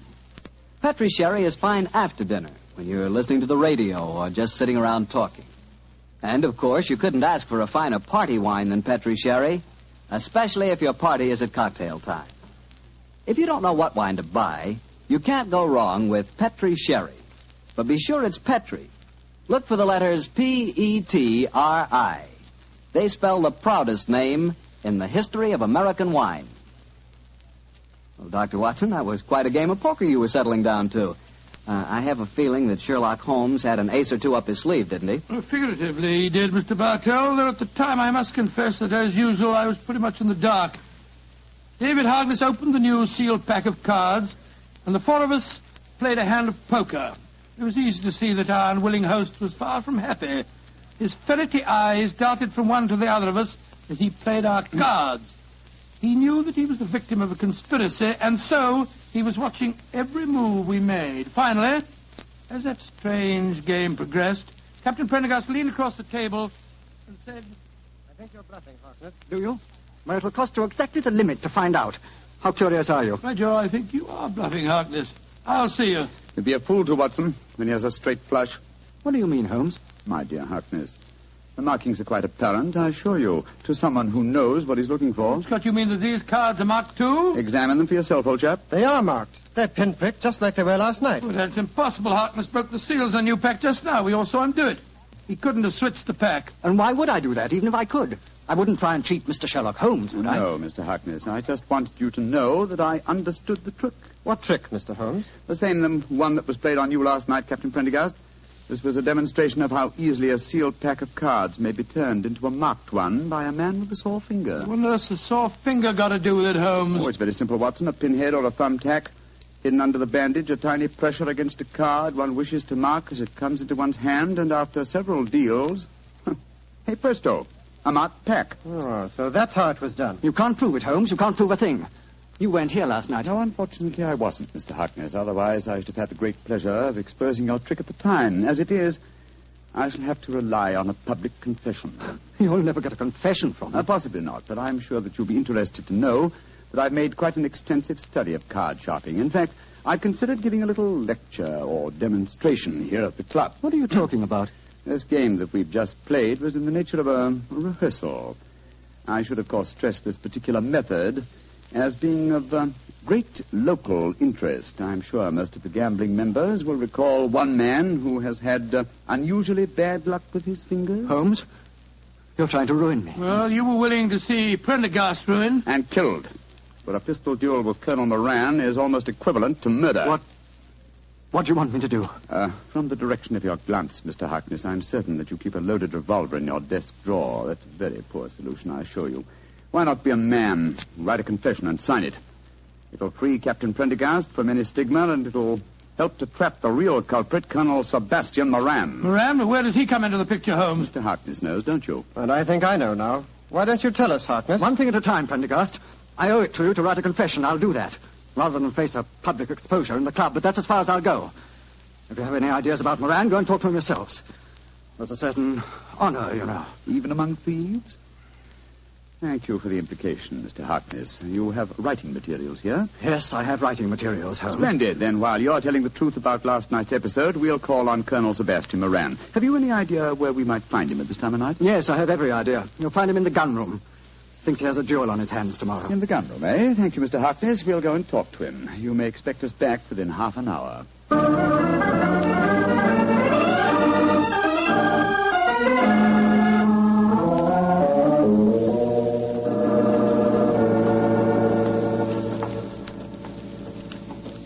Who are you fellows? Turn the gas up, can't you? Colonel Moran, this is Mr. Sherlock Holmes and Dr. Watson. How do you do?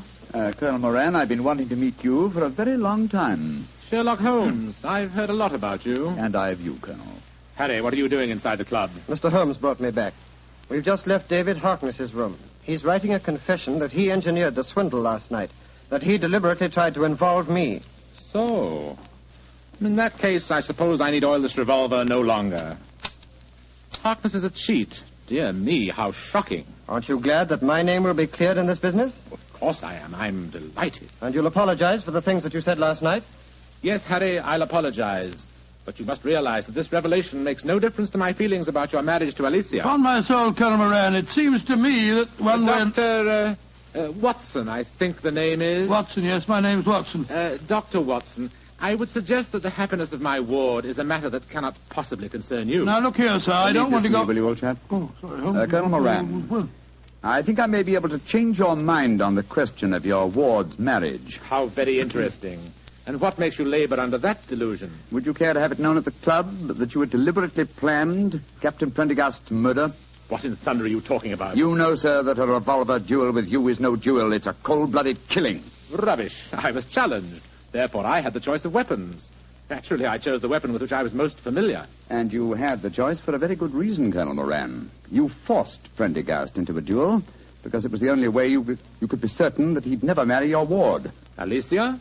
What do you know about her? More than you think, sir. She's at my wife's house this very minute. She suspects you of jealousy. I think it's far more likely that the financial aspect of guardianship is involved here. A financial accounting is due upon her marriage, isn't it? That's none of your business. An accounting is due, Mr. Holmes. Alicia told me that herself. Exactly, and the accounts were in no state to undergo scrutiny. The answer is obvious. David Harkness, a card sharp, was in need of money. You induced him to practice his cheating last night in order that you could trap Captain Prendergast into a duel. Harkness, what the devil do you want? Put that revolver down, you fool. I don't care about my own disgrace, but you're going to pay for your share in it, Moran. Drop that revolver, Harkness. Don't you see that you're... Oh. Moran, you shot him. You saw that it was in self-defense, gentlemen. He was waving a loaded revolver at me. It's most unfortunate, but it was in self-defense. Yes, self-defense that removed the one dangerous witness who could have testified against you. He's dead, Watson, isn't he? Yeah. Shot right through the heart. Moran, you're a cold-blooded, murdering devil. I demand satisfaction for that insult. These gentlemen are my witnesses. I apologize for the misunderstanding last night, but this is a different matter. You've insulted me, Harry. The duel will take place, Colonel Moran, and Dr. Watson and myself will act as seconds for Captain Prendergast. Let's make the necessary arrangements, shall we?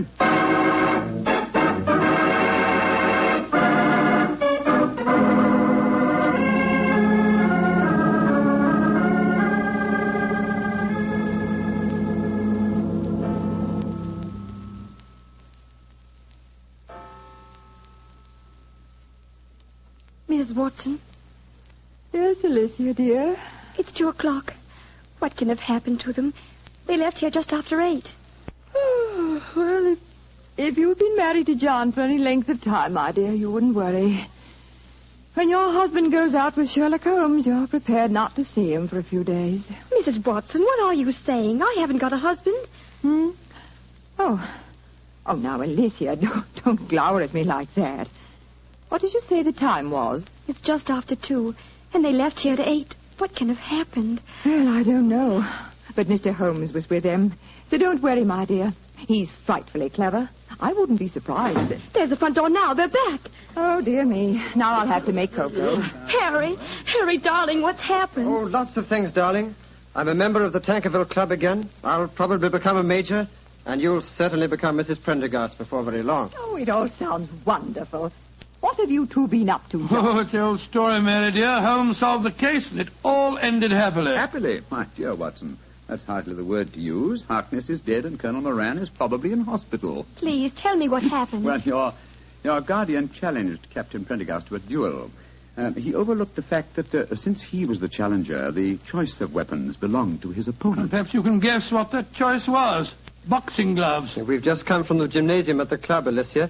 I'm afraid I really gave him a thrashing. And a well-deserved one, too. I'm only sorry that I couldn't put him where he belongs, behind prison bars. Oh, Harry. He'll be the laughing stock of London. I'm glad of it. But but that means that he'll never consent to our being married. I disagree, Miss Wentworth. If we keep his secret, and we've hinted that we might, I'm quite certain that he'll withdraw his objections to the marriage, and somehow he'll make up his deficiencies in his guardianship account. Probably by borrowing money from Professor Moriarty. Oh, I think it's all wonderful. But it's well after 2 o'clock in the morning.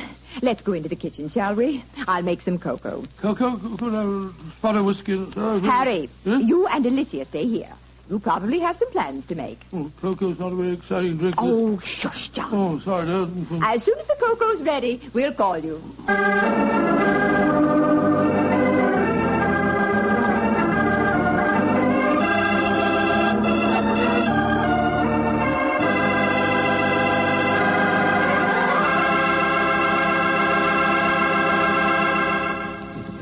Well, Doctor, that was some story. You know, I'm glad the age of dueling is over. I'd hate to have someone challenge me to a duel. What's the matter, Mr. Bartell? Are you afraid of being hurt? Afraid of being hurt? Of course not. If someone challenges me to a duel, I have the right to choose the weapons, don't I? Yes, and what weapons would you choose? Cream puffs at 30 paces. Nobody's going to hurt me. see that. Although, come to think of it, instead of cream puffs, I'd rather have a piece of cake. Oh, why a piece of cake? Because it tastes so good with a glass of Petri sherry. Any questions? No questions. For a while there, I'll bet you thought I'd forgotten all about Petri wine. Forgotten about it. Not you, Mr. Bartell. No, not anybody who's ever tasted it. Petri wine is the kind of wine you'll always remember. That's because the Petri family really knows how to make good wine. They've been making wine for generations. Winemaking is their heritage. It's an art that's been handed on down in the Petri family from father to son, from father to son. Every drop of Petri wine is clear, fragrant, and delicious. As delicious as the luscious, sun-ripened California grapes from which it's made. Remember, the name Petri on a bottle of wine is more than a trademark. It's the personal assurance of the Petri family that their wine is the kind of wine you like, for any occasion. You can't miss with Petri wine because Petri took time to bring you good wine. Well, Dr. Watson, what new Sherlock Holmes story are you planning to tell us next week? Well, now, let me see. Next week, Mr. Bartell, I'm going to tell you an adventure that took place in the gay Vienna of the 90s. Concerns a strange tragedy that occurred on a ballroom floor and a weird series of murders that were punctuated by the sound of music. I call the story The Waltz of Death.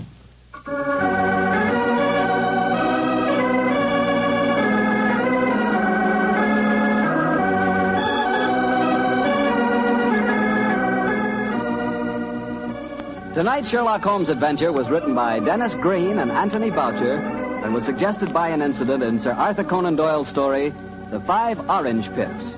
Music is by Dean Fossler. Mr. Rathbone appears through the courtesy of Metro-Goldwyn-Mayer, and Mr. Bruce through the courtesy of Universal Pictures, where they are now starring in the Sherlock Holmes series.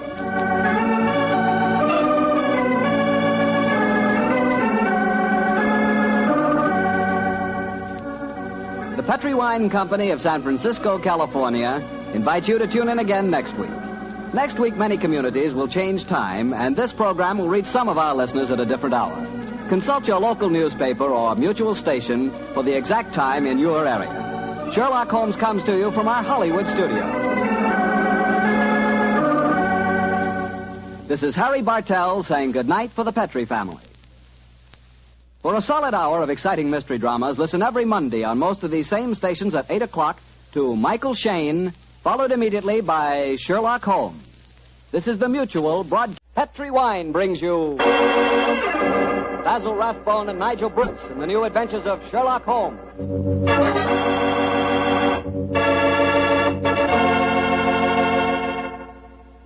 The Petri family, the family that took time to bring you good wine, invite you to listen to Dr. Watson tell us another exciting adventure he shared with his old friend, that master detective, Sherlock Holmes. And right now, I'd like to just briefly mention an idea you ought to try tomorrow night, just before you sit down to dinner. Just pour yourself a glass of that good Petri California sherry. Petri sherry is the perfect before-dinner wine. Its cheerful, glowing amber color looks festive and, well, it sort of lends an air of importance to the occasion. And as for the wine itself, just taste it. At Petri, sherry is not just ordinary wine. No, sir. One sip and you know that wonderful sun-ripened grapes went into its making. Yes, and you know that Petri sherry was carefully watched over every step of the way. Incidentally, Petri makes two kinds of sherry. Regular sherry and Petri Pale Dry. If you're not sure just which kind you and your friends will like best, try them both. Don't buy one, buy two. But when it comes to sherry, or any other wine for that matter, be sure you always buy Petri.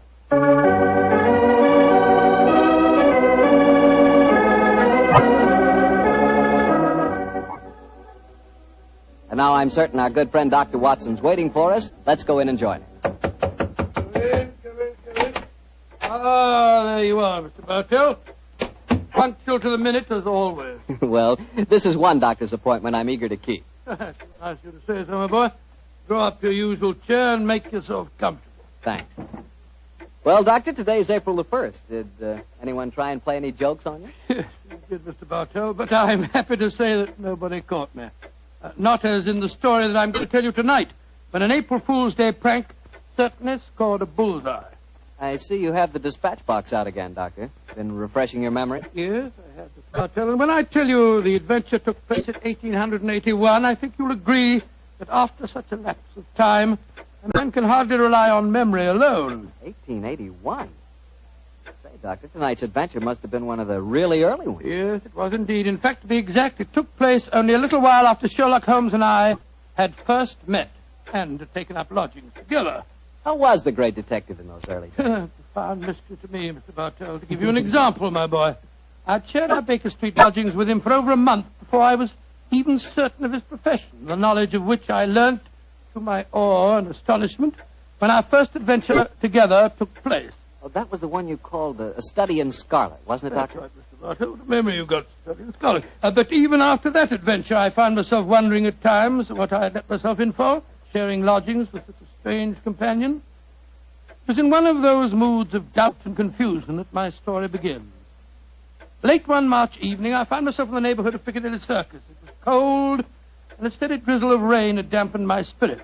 I thought that a glass of wine and the sound of music would put me in a better mood. And so, Mr. Bartell, I entered the Criterion restaurant. As I sat with a glass of rare vintage port at my elbow, the orchestra playing a dreamy Strauss waltz in the background, I couldn't help thinking of the last time that I'd been there. It was the night I met a young medical student by the name of Stamford. He was the man who first introduced me to Sherlock Holmes. Suddenly, I felt a tap on my shoulder. I turned, and to my amazement, once again young Stamford was standing before me. Watson, or should I say Dr. Watson, how are you, my dear chap? Hello, Stamford. Come and sit down. Thanks. I'm glad to see that you're not holding any grudge against me. Why on earth should I do that? For introducing you to Sherlock Holmes. I've reproached myself ever since. I think he's as mad as a hatter. Not at all. He may be eccentric. In fact, I'll admit that he is eccentric, but he's an extraordinarily interesting fellow. He'll make a great name for himself as a private detective one of these days. You'll see if I'm not right, Stamford. I saw something about him in the paper the other day. Yes, I expect that was the Lauriston Gardens affair, wasn't it? Yes, it was. He's a brilliant man, Stamford. Quite brilliant. So I must admit he's difficult at times. He works like a fiend as a rule, but occasionally a reaction sets in for days at a time. He'll lie on our sofa, hardly uttering a word or moving a muscle from morning to night. It's depressing, I must say. I think he takes himself too seriously. Yes, perhaps you're right. How would you like to join in a little plot? Plot, against Holmes? Yes, just a rag, you know. We thought it'd be rather fun. We? Murphy and I, we were just talking about it. I'll call him over. Murphy? Oh, is that Murphy? I've seen him before somewhere, haven't I? I'm sure you must have done. He's been round at the hospital, and any time you go into the British Museum, you'll find him there. Nice fella, but dull. Definitely dull. Yes, Stamford. Oh, this is a friend of mine, John Watson. This is James Murphy. How do I think I've seen you at the hospital? And I know I've seen you, Dr. Watson. Oh, sit down and come and join us, won't you? Oh, thank you very much. I was just telling Watson about our little plot. Oh, you mean about Sherlock Holmes? Now, look here. I'd like you fellas to realize that Holmes is a very good friend of mine. Oh, don't worry, Watson. This is all in good fun. Don't you realize what the date is tomorrow? 1st of April, isn't it? Yes, April Fool's Day. Oh, now I see. You're going to play an April Fool's Day joke on Holmes. Yes, that's our plan. Well, it's hardly our plan, Stamford. It's really Lady Anne Partington's idea. You see, Holmes was very rude to her when she visited the hospital recently, and she wants to, take him down a peg or two. Sounds innocent enough. I must say he's inclined to be rather arrogant at times. Well, what's the plan? Well, we'll need your help, Watson. You must be careful not to give the joke away. I'll bet you a fiver that Holmes falls for the whole story, hook, line, and sinker. Now, here's exactly what we're planning to do. Lady Anne is going to call on Holmes at Baker Street in the morning. Lady Anne, I'm very flattered that you called to see me in my professional capacity. Surely, my dear man, you didn't think this was a social call. You were much too rude to me at the hospital the other day for that. That was the point I was trying to make. Please sit down, won't you? Take this chair, won't you, Lady Anne? It's by far the most comfortable chair in the room. Oh, thank you, Dr. Watson. And now, what can I do to help you? You've heard of the Elphinstone Emerald? Oh, yes, indeed. A magnificent stone of very considerable value. An heirloom in your family, I believe. Yes, Mr. Holmes. I keep it in a wall safe in my bedroom. This morning, when I had occasion to go to the safe, I discovered that the emerald had been stolen. Stolen? Good Scott.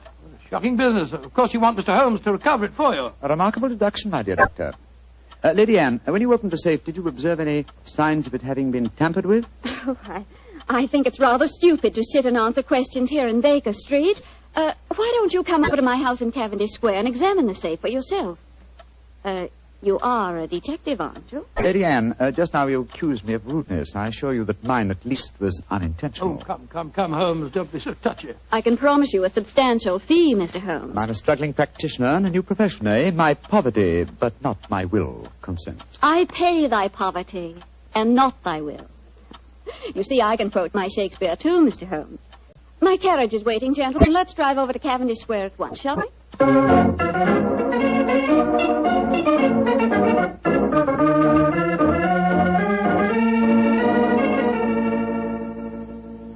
This is the wall safe, Mr. Holmes. Not too difficult a safe to crack for an expert. You placed the emerald in it last night, you say? Yes, when I went to bed. And this morning, it had gone. Well, surely, Holmes, this is a good occasion to use that magnifying glass that you're always fiddling about with. Excellent occasion, my dear doctor. That's why I brought it with me. Uh-huh. That's very interesting. What is it? This safe was opened by an expert. There isn't a sign of its having been forced. Hello. What have you discovered? There's a peculiar tarnish on the steel knob. It was obviously handled by someone whose fingers are habitually stained with chemicals. Amazing, Holmes. Elementary, my dear doctor. Where does that door lead to? My boudoir. I should like to examine it, if I may. Oh, but of course. Thank you, Lady Anne. Dr. Watson, this is the most beautiful April Fool's Day fraud I've ever played. I must say, Murphy was right. He has fallen for it. Hook, line, and sinker. Just the same, I'm beginning to feel guilty. I can't help feeling a bit disloyal. Oh, nonsense. It's all in fun. Are Stamford and Mr. Murphy listening? Yes, they're next door in my drawing room. I'm sure their ears are positively glued to the keyhole. Well, I do hope Holmes won't be angry with me. Here he comes. Nothing of any interest in there. The windows haven't been tampered with. We may presume, therefore, that the thief did not enter by an upstairs window. Lady Anne. Yes, Mr. Holmes. This room has not been touched since you discovered your loss? Oh, no. I told the servants to leave it exactly as it was while I came to fetch you. Splendid. Deep pile carpet, eh? Couldn't be better. The thief was a tall man with a long stride. Oh, come, Holmes. I know your methods, but there aren't any footprints on this carpet that you can identify, even with your magnifying glass. My dear doctor, I've studied many crimes, and I've never seen one yet that was committed by a flying creature. As long as a criminal remains on his two legs, there must be some trifling displacement can be detected by a keen observer. I assure you that the marks on this carpet indicate that the thief was a tall man with a long stride. Traces of tobacco ash, pipe tobacco, shag tobacco that sells at 4p an ounce. Oh, now, really, Mr. Holmes, how can you possibly identify an individual tobacco? Oh, it's a hobby of mine. In fact, I've even written a monograph on the subject. Now, one more look at the safe itself. Hello. What's this powdered dust here? What? It's rosin. Distinct trace of rosin. Lady Anne, I suggest that you get in touch with Scotland Yard at once. You mean that you've solved it, Holmes? I mean, my dear doctor, that I can give you a reasonably complete picture of the thief, and that picture is so individual that I'd be surprised if it would fit more than one man in London. Why, this is pure magic, Mr. Holmes. Please describe him to me. Well, he's a tall man. The width of his stride indicates that, and he's thin. But what enables you to tell that, Holmes? His footprints have made a remarkably light indentation on the nap of the carpet. Our thief dabbles extensively in chemicals, as indicated by the tarnishing of the knob on the safe, and the traces of rosin would suggest that he plays the violin also. He smokes shag tobacco, has a great practical knowledge of the ways of combination locks, and he's obviously in close contact with the criminal classes. How do you know that, Mr. Holmes? Well, he wouldn't steal a famous stone unless he knew how to dispose of it through some trustworthy fence. Yes, it's a very comprehensive picture, Holmes. I almost feel as if I knew the chap. Thank you, Doctor. I'm sure there's only one man in London, and it shouldn't be hard to trace him. I agree entirely, Mr. Holmes. Dr. Watson, I think the joke has gone far enough. Joke? What do you mean? You're quite right, Holmes, in saying there's only one such man in London. You've just given a perfect description of yourself. April Fool. Dr. Stamford, Mr. Murphy, you can come in now. April Fool, Holmes. April Fool. April Fool.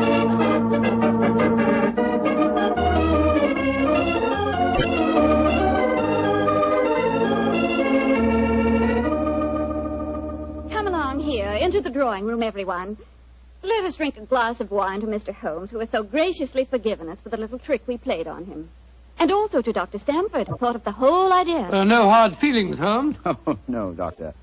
No, it was a rather embarrassing experience. Yes, when Murphy told me about the plan, I just couldn't resist joining him. Ah, here you are, Holmes. Here's a drink. Thank you, Stamford. You know Murphy, don't you? No, I don't think we've met. How do you do, sir? How do you do, Holmes? How did you like the little game we played on you? It was rather a salutary experience. I suppose you gave them all the details to build up the picture of me, eh, Doctor? As a matter of fact, I did, Holmes, and knowing some of your methods, we tried to plant every clue that you'd pick up.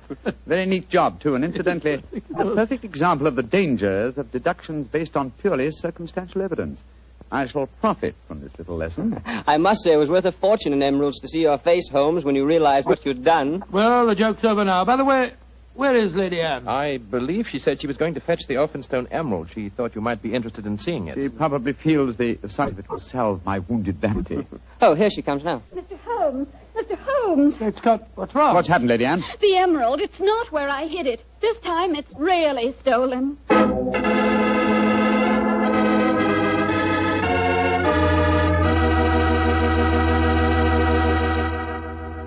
Dr. Watson's story will continue in just a few seconds, so I've just time to remind you that there are many, many different types of wine.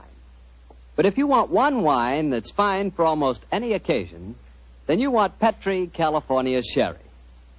Petri Sherry is fine before dinner, of course. But Petri Sherry is good after dinner, too. And it's the perfect wine for cocktail time or any time friends drop in. Everybody will love the real heart-of-the-grape flavor you get in every sip of Petri Sherry. And you can serve Petri Sherry proudly, because those letters P-E-T-R-I spell the proudest name in the history of American wine. Petri wine. Well, Dr. Watson, your April Fool Day plot kind of backfired on you, didn't it? Yes, Mr. Bartell, it was a perfect example of the bite of a bit. Well, what happened next? I suppose Sherlock Holmes went into action once again. That's fair, Mr. Bartell, and it gladdened my heart to see the change in the fella. I confess I'd felt rather ashamed of my part in the prank, for I could see that Holmes's pride had been hurt. But now, with a definite crime before him, the difference was amazing. He suddenly became a dynamo, galvanized into action as he stood there, firing questions at the other members. Lady Anne, who besides yourself knew of this fresh hiding place? Both Murphy and I did. Yes. After we'd left our deliberate clues on the safe, we went with Lady Anne and saw her secrete the emerald in the top drawer of her dressing table. We thought it would be all right there. After all, as soon as the joke was over, I was going to put it back in the safe. Now, I think our wisest plan before we question the servants would be for each one of you who were in this April Fool's Day prank to submit to being searched. Holmes, surely you don't suggest that any one of us took the emerald? No, Stamford, I don't. But if any one of you four are not guilty, this will be a splendid way of proving your innocence. I say, steady, Holmes. You're not suggesting that Lady Anne stole her own emeralds, are you? Are you, Mr. Holmes? I'm suggesting nothing, but I may point out that the recent vogue for the insurance companies has provided another interesting motive for these so-called thefts. I resent your insinuation. It's outrageous. Lady Anne, if I'm to recover your emerald, I must at least consider every possibility. A search is the most immediate practical action. And perhaps you'll retire into the next room while I persuade these gentlemen to submit to being searched. Very well, but I think you're in danger of making a fool of yourself once again. Wait, don't go, Lady Anne. A search won't be necessary. What do you mean, Murphy? I must throw myself on your mercy, Lady Anne. I confess that I stole the emerald. Murphy! After you put it in the drawer, Lady Anne, I slipped back into the room and took it out. Murphy, that's a criminal action. I know it, but I'm poor. I need money desperately for my mathematical research. I knew the emerald was priceless, and I couldn't resist the temptation to take advantage of a joke. Here, Lady Anne, here's the stone, and please don't prosecute me. Please don't. It'd be my ruin. May I examine the emerald, Lady Anne? Thank you. Well, Mr. Murphy, I won't pretend that I'm not deeply shocked. I must ask you to leave my house. But you won't prosecute me, will you? It was a moment's temptation. No, I won't prosecute you. Holmes, what are you doing with the emerald? Well, knowing something of the deceptive ways of thieves, I came on this case fully prepared to test the emerald when I found it. Now, a drop of this acid from this vial, so... Mr. Holmes, what are you doing? You'll injure the stone. No, not if it's a true emerald. Uh-huh, look at that. Good Lord, the acid's eating into the stone as if it was sugar. Then that means... It means, Lady Anne, that Mr. Murphy has just imperiled his honor and his freedom to steal a singularly beautiful fake.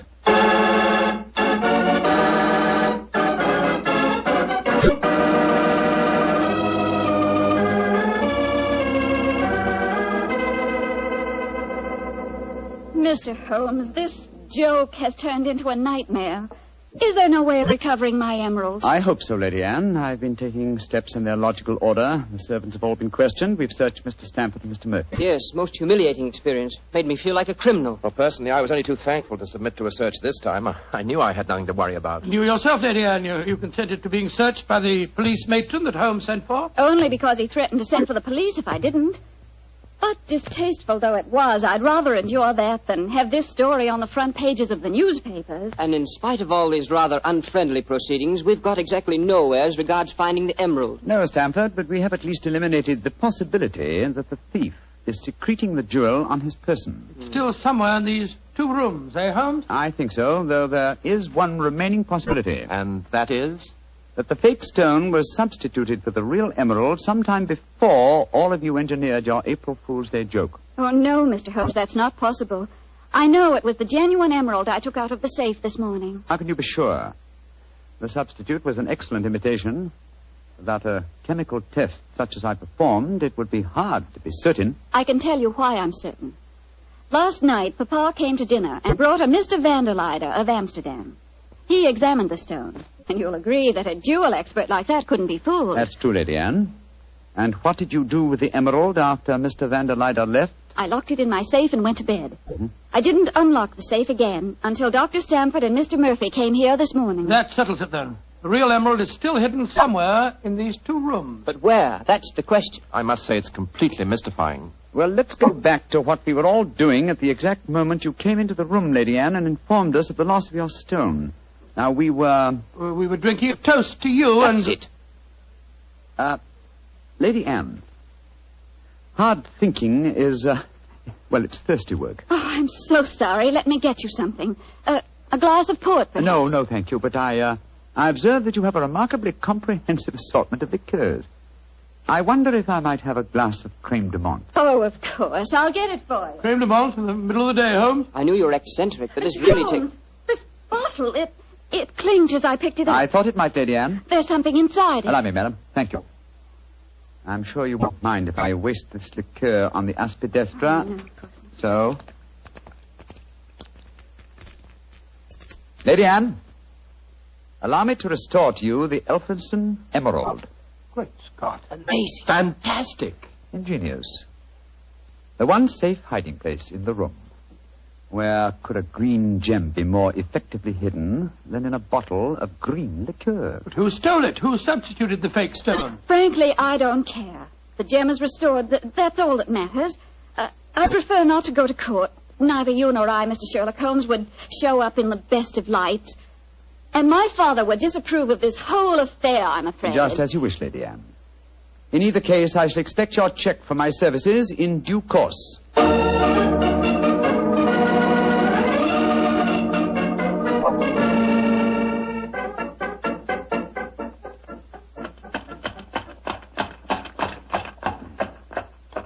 Here we are at the Criterion again, Stamford. Won't you come in and join us for lunch? Thanks, Watson, but I'll keep the cab and go on. I actually have a patient this afternoon. A rare and delightful experience for a young doctor, as you probably know.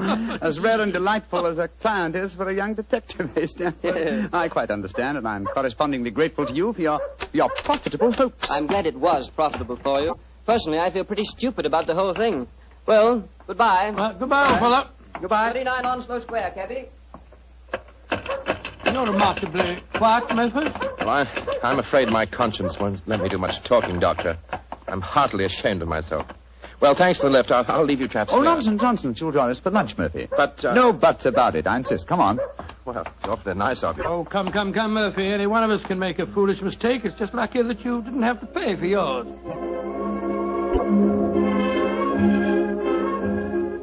Monsieur wishes a table. Yes, for 3, please.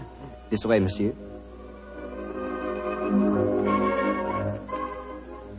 Does this table please you? Excellent, thank you. George, I'm as hungry as a hunter. How about you, Murphy? No, I'm afraid I have very little appetite. This whole case has upset me dreadfully. You mustn't take it so much to heart, Murphy. By the way, Doctor, I'd like to have your opinion on the case. Who do you think staged the theft of the emerald today? Perfectly obvious to me. Lady Anne Partington did it herself to collect insurance money. If she hadn't, she'd have insisted on your finding the thief. But you needn't worry, old chap. You'll get your fee all right, I'm sure of that. Oh, I'm not worrying about the fee. But I assure you, Lady Anne did not engineer that fraud today. You mean that it was Stanford? Tell him who was responsible, my dear Murphy. But how should I know? Oh, come now, Murphy. Let's not fence any longer. You did an excellent job, a superlative job. I was almost sorry to spoil it for you. I don't think I understand you, Holmes. Oh, yes, you do, Murphy. You're a splendid actor, too. I was so deeply touched when you had apparently stolen a fake jewel, and all the time you knew that the real one was safely hidden in the bottle of creme de menthe, to be abstracted at your leisure. You scoundrel. Holmes, do you mind telling me what's going on here? I'm completely and absolutely in the dark. Surely it's obvious, my dear Doctor. The imitation emerald was a brilliant copy. What makes you so sure of that, my dear Holmes? Because this April Fool's Day hoax was only conceived yesterday, or that is what you wish the others to believe. Such a superb paste gem could not have been made at such short notice. Therefore, it must have been prepared by someone who knew about the hoax before it was arranged. Now, my dear Doctor, when Stanford told you about the plan last night, whose idea did he say it was? He told me that it was Lady Anne Partington's plan. Precisely. And yet Lady Anne referred to it today as Stanford's idea. Obviously, you, my dear Murphy, presented the plan to each as the notion of the other, and so only you could have arranged the real theft behind the hoax. I repeat, a splendid job. Thank you, Mr. Holmes. May I also compliment you on your cleverness in frustrating my plot? Look here, what is all this? One of you is a criminal, the other's a detective. Yet you're throwing each other compliments as if you were in the same profession. The dividing line between the criminal and the criminal investigator is thinner than you might imagine, my dear Doctor. How very true, my dear Holmes. Would you consider coming over to my side of the line? Together we'd make an unbeatable team. Oh, you flatter me. Nevertheless, I must decline your offer, Mr. Murphy. Oh, pity. On your side of the line, you'll never be a rich man. By the way, for your edification, my name is not Murphy, though Stanford insists on thinking it is. Then what is your name, you scoundrel? Your friend says the word scoundrel so much better than you, Doctor. My name is Murtry. Oh, indeed. Spelled M-U-R-T-R-Y? No. Dear me, I have so much trouble with my name. People will either misspell it or mispronounce it. I'm afraid I'll have to begin calling it the way it looks. M-O-R-I-A-R-T-Y. Moriarty. Moriarty. I shall remember that name. I have a feeling we shall meet again. I trust that we shall. You've won the first round, Sherlock Holmes, I admit that. But I believe that a return match is indicated. I shall look forward to it, Moriarty. And now, Doctor, I can't stand your baleful glare any longer. Let's order lunch, shall we?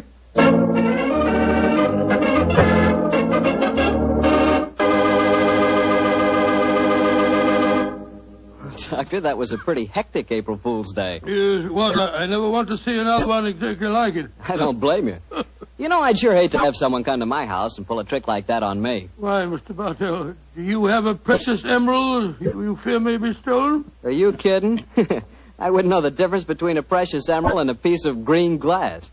But when it comes to rubies, now that's something else. Oh, you would know a ruby when you saw it? Sure, Because a ruby has exactly the same color as a glass of Petri California port held up to the light. Mr. Bartell, you can find more excuses for talking about Petri wine than any man in the entire world. Believe me. Excuses, Doctor? I don't need an excuse to talk about Petri wine. Why, there's a wine that actually speaks for itself. If I may borrow a phrase from Shakespeare or somebody. There's no other wine quite like Petri wine because only Petri wine is made by the Petri family. And the Petri family has been making wine for generations. They've been handing down from father to son, years and years of knowledge and experience of the fine art of turning luscious grapes into clear, fragrant, delicious wine. Yes, and because the making of Petri wine is a family affair, those letters P-E-T-R-I on a bottle of wine are the personal assurance of the Petri family that every drop of wine in that bottle is good wine. You never miss with a Petri wine because Petri took time to bring you good wine. Well, Dr. Watson, what's the prescription for next week's story? Well, next week, Mr. Bartell, I'm going to tell you a rather unusual story. It concerns a series of strange disappearances and a murder without apparent reason, and yet it was a case that Sherlock Holmes solved without ever meeting any of the suspects. I call it the singular affair of the disappearing scientist. Well, I'm sure we'll all want to hear that one, Doctor. Oh, I'm sure. Well, before you go, Mr. Bartell, I want to urge our friends to do all they can to save on the use of all wheat and rice products, and also fats and oils. There are millions of families literally starving to death in Europe and Asia. They're not being asked to give them our food. They're just being asked to take it easy on certain foods so that there will be some left for them to buy. I know there isn't one person listening to me tonight who would knowingly let anyone starve. And remember, unless you do help, thousands of little children will starve. So please, let's share a meal and save life. Tonight's Sherlock Holmes adventure was written by Dennis Green and Anthony Boucher and was suggested by an incident in Sir Arthur Conan Doyle's story, A Study in Scarlet. Music is by Dean Fossler. Mr. Rathbone appears through the courtesy of Metro-Goldwyn-Mayer, and Mr. Bruce through the courtesy of Universal Pictures, where they are now starring in the Sherlock Holmes series. The Petri Wine Company of San Francisco, California, invites you to tune in again next week, same time, same station. Sherlock Holmes comes to you from our Hollywood studios.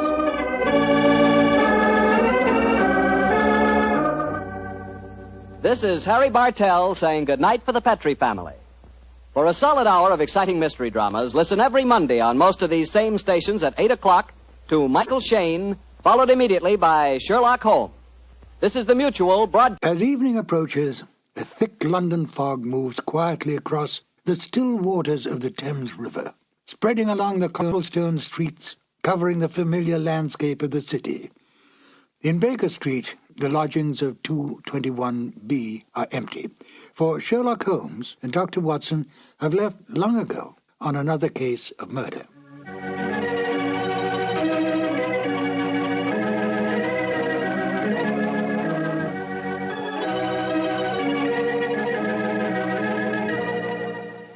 Hello, my name is Ben Wright.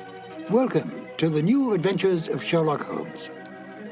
The radio play you're about to hear was originally broadcast on the 7th of June, 1945. At that time, the war in Europe was almost over.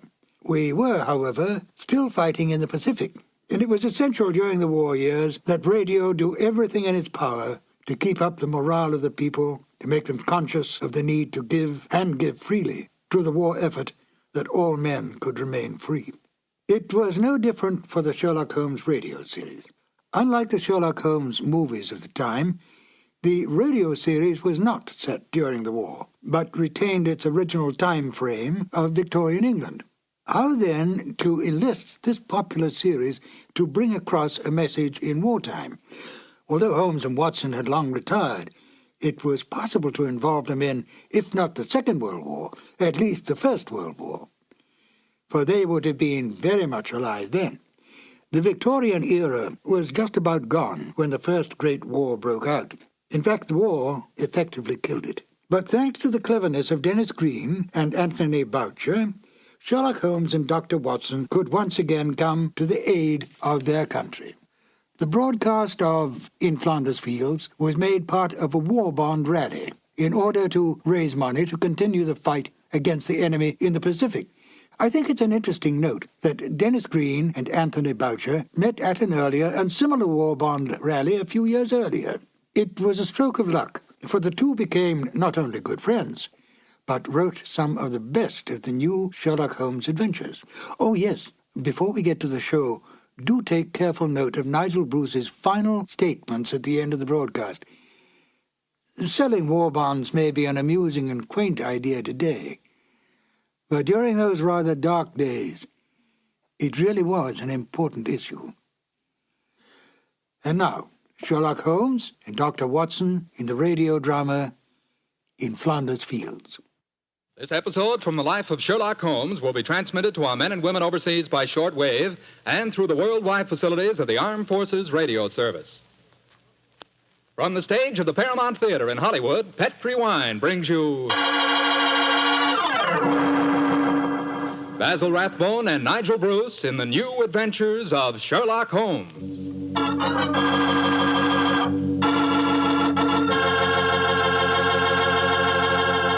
The Petri family, the family that took time to bring you good wine, invite you to listen to Dr. Watson tell us about another exciting adventure he shared with his old friend, that master detective, Sherlock Holmes.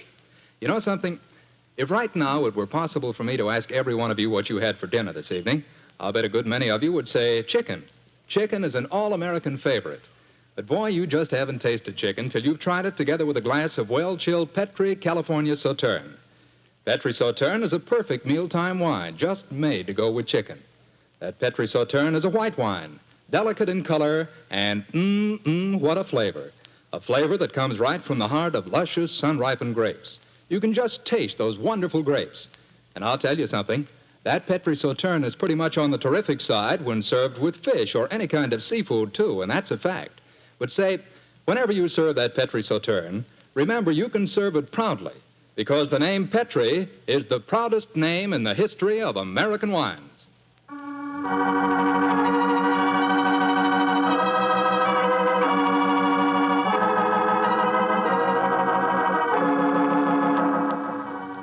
And now for our weekly doctor's appointment. Let's knock on his library door and see if... There's no point in doing that, Mr. Slattery. I'm right behind you. Oh, hello, Dr. Watson. Don't tell me you've been stalking me. No, my boy, I was on the patio and I heard your footsteps, so I thought that I'd come in and fetch you. Let's go back and sit out there, shall we? It's a beautiful evening. That's fine with me, Doctor. Here we are. Now, settle yourself down in a chair and light a cigarette, if you have one. And I'll get on with my story.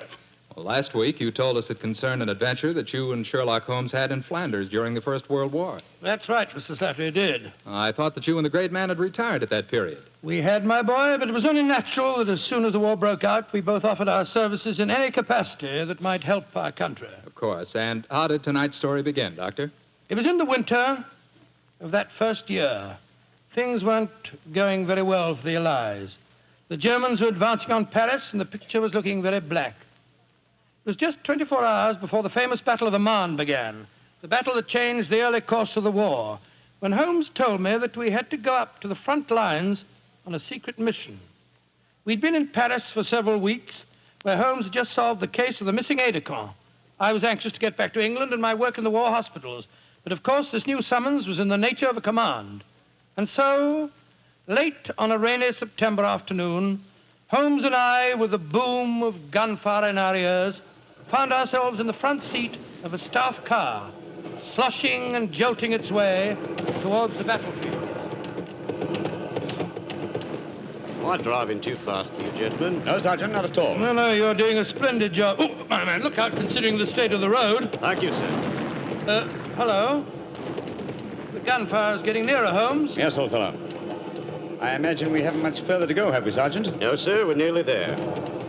Did you notice the two civilians in the back seat, Holmes? Yes. Handsome woman and a distinguished-looking man, several years her senior. I wonder who they are. I'll tell you. He's a Shakespearean actor of some note, though he never achieved the fame to which he thinks he's entitled. I shouldn't be at all surprised if he feels that he's been slighted in not receiving a knighthood. But, Holmes, that's amazing. How can you possibly deduce all that from just looking at the man as we got into the car? Elementary, my dear fellow, I didn't deduce it.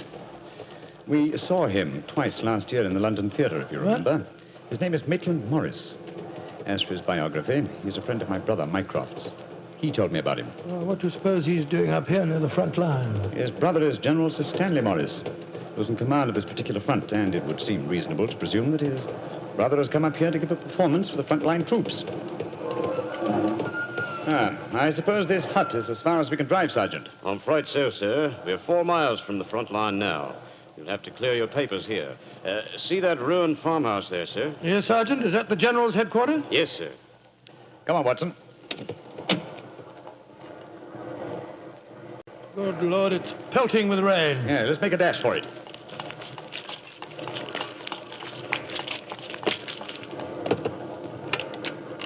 Oh, who goes there? Friend. Give the password. St. Crispin. Pass, friends, and show your papers. How did you know the password, Holmes? I was given it before we left Paris, old chap. Oh, it's Sherlock Holmes and Dr. Watson, isn't it? Yes, Captain. I'm Captain Maxwell, General Morris's aide-de-camp. He asked me to escort you up to his headquarters. By the way, weren't Maitland Morris and his wife in the car with you? Yes, they're just behind us. Oh, splendid. I'm afraid I'll have to ask to see your papers. Yes, of course. Here's my permit, Captain Maxwell. Thank you. I know you both, of course, but we can't afford to take any chances when they're this close to the enemy lines. Let's see. Oh, yes, that's fine, Doctor. Everything's in order. All right, yours, please, Mr. Holmes. Here you are. Thanks. Oh, who goes there? Friend. There's the rest of your party now. Oh, good. This is quite in order, Mr. Holmes. Show your papers. Oh, there you are, Captain Maxwell. Oh, hello, sir. Hello, Mrs. Morris. How are you, Captain Maxwell? Well, you've both met Mr. Sherlock Holmes and Dr. Watson, I suppose? Well, no, we haven't, even though we drove up in the same car. Natural reserve of us Britishers, I suppose. How are you, Mr. Holmes? How do you do, sir? I know your brother Mycroft very well. How are you, Doctor? I'm glad to meet you, Mr. Morris. I saw you a couple of times in the theatre last year and enjoyed your performances very much. Well, thank you, sir. Well, then you must know my wife, my leading lady. How do you do, gentlemen? How do you do, Mr. Morris? Can I see your papers, Mr. Morris? Just a matter of form. You understand. Yes, of course. Mrs. Morris, I presume you and your husband are going to give a performance tonight for the men going up the front line. Yes, Doctor. We're very flattered. They've asked us to do some Shakespearean scenes. Oh, yes. Although I should have thought something a little lighter would have been more appropriate. The General, he's Maitland's brother, you know, seemed to think differently. Well, my dear, show Captain Maxwell your papers. Then we can all go along and see my brother Stanley. Very well, Maitland. Mr. Morris, I shall look forward to hearing your reading of Shakespeare's St. Crispin's speech from Henry V tonight. Well, bless my soul, Holmes. How did you know I was planning to do it? Well, the setting is so perfect and the time so appropriate, I can't conceive an English actor who could resist the temptation. Oh, right. I noticed that your brother appreciated the fact in naming today's password. Yes, it's amazingly appropriate. You know, it's almost 500 years ago to the day that the Battle of Agincourt took place. Well, let's hope that the results of the forthcoming battle will be equally successful for England. Yes, indeed. Oh, by the way, Holmes, this will probably seem rather silly to you, but I'm an inveterate autograph collector, and I have my book here with me. I wonder if you'd mind signing. I shall be very glad to, Mr. Morris. Give me a pen, will you, Watson?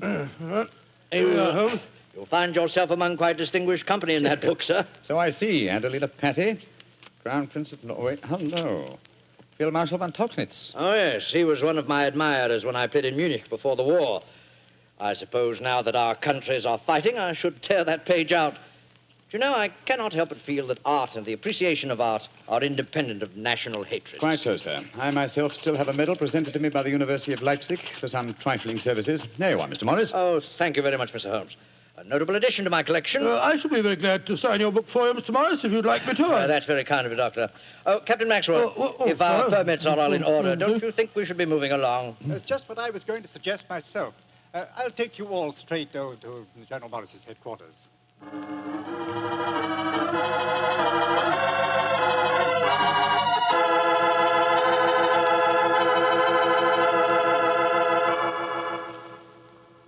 General Morris, may I introduce Mr. Sherlock Holmes and Dr. Watson? How do you do, sir? How are you, General? How do you do? Know a lot about you. Long way from Baker Street, isn't it? Yes, indeed, sir. Where's that brother of mine? Ah, there you are, Maitland. Cynthia, how nice to see you both. Oh, it's good to see you again, Stanley. Hello there, Stanley. The men will be glad you arrived. They're looking forward to your show tonight. We're very flattered that they want to hear us do some Shakespeare. Oh, rubbish, old boy. With you and Cynthia up there on the platform, you could read the telephone book and they'd love you. Oh, very kind. By the way, you'll find the stage very primitive, just a few trestles and a large tent and a curtain made of army blankets. And your dressing room will be even worse. Oh, don't worry about our comfort, Stanley. As long as we cheer the boys up, that's the important thing. Yes, of course.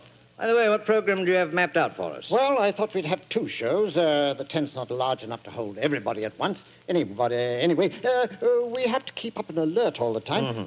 Think you can manage 2 separate shows? Oh, of course I can, Stanley. I may look old, but I don't feel it. You don't even look it, you scoundrel. Thank you. Perhaps we could take a look at the stage and equipment, eh? Oh, certainly. Captain Maxwell, take them over to the tent and show them what the facilities are, will you? Right, sir. Will you follow me? Oh, yes, of course. See you later, Stanley. Come along, my dear. All right.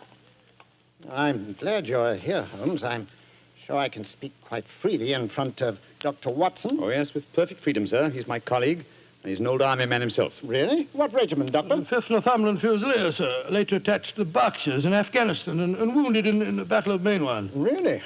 Then I'm sure I can speak freely in front of you. Holmes, you know why you're up here so near the front line, don't you? I have a very shrewd suspicion, sir. Yeah, I thought you had. That's why I asked for you to be sent here.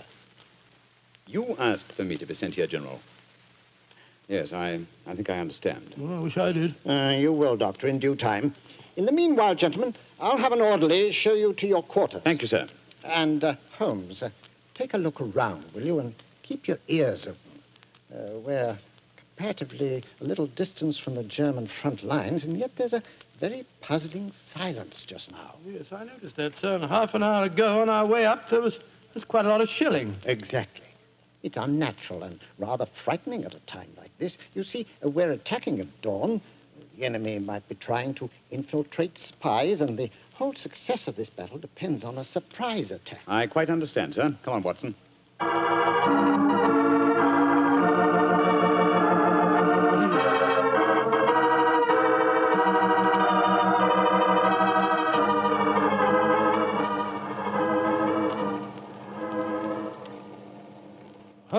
Holmes, the first performance starts in a few minutes, you know.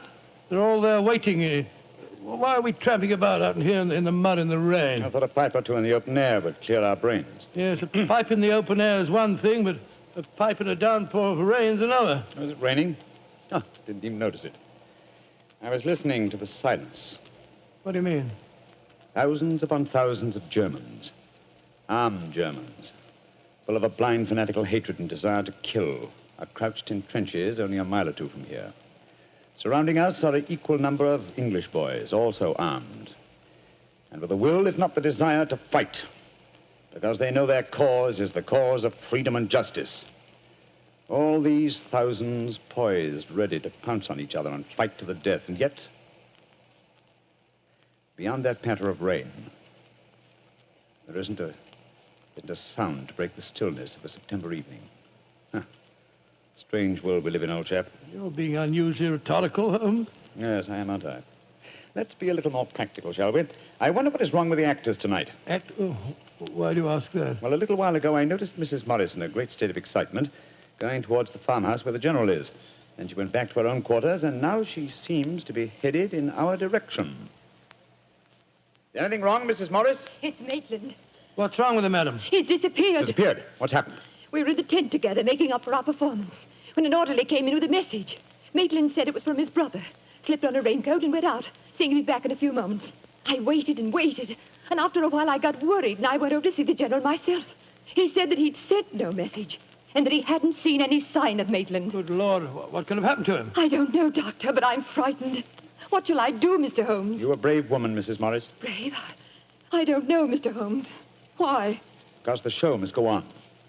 I shall take your husband's place. But Holmes, something's happened to Maitland Morris. He's in danger. He might true, be... Watson, true. Huh? But 1,000 men inside that tent are in mortal danger, too. Tomorrow morning, many of them may be corpses on the fields of Flanders. But tonight, They've been promised a show. Do you think that you can do it, Holmes? Oh, I think I can with the help of Mrs. Morris. I can't do it, Mr. Holmes. You can, Mrs. Morris, and you will. If only to uphold that great tradition of the theater that the show must go on.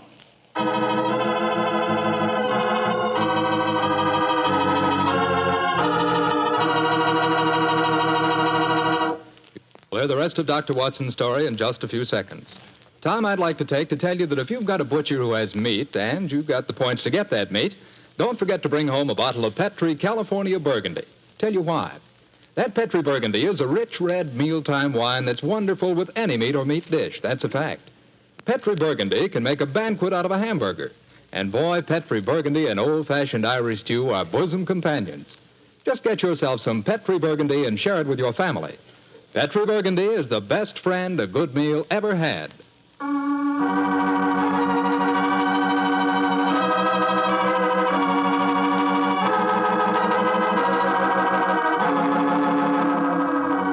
And now, back to tonight's new Sherlock Holmes adventure.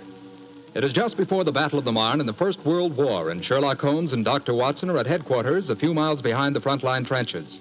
A famous Shakespearean actor who was to give a performance for the troops has mysteriously disappeared, and the great detective has taken his place at the last minute. As we rejoin our story, Sherlock Holmes, alone on the improvised stage, is delivering a Shakespearean speech before a spellbound audience. Happy breed of men, this little world, this precious stone set in a silver sea, which serves it in the office of a wall or as a moat defensive to a house against the envy of less happier lands. This blessed plot, this earth, this realm, this England.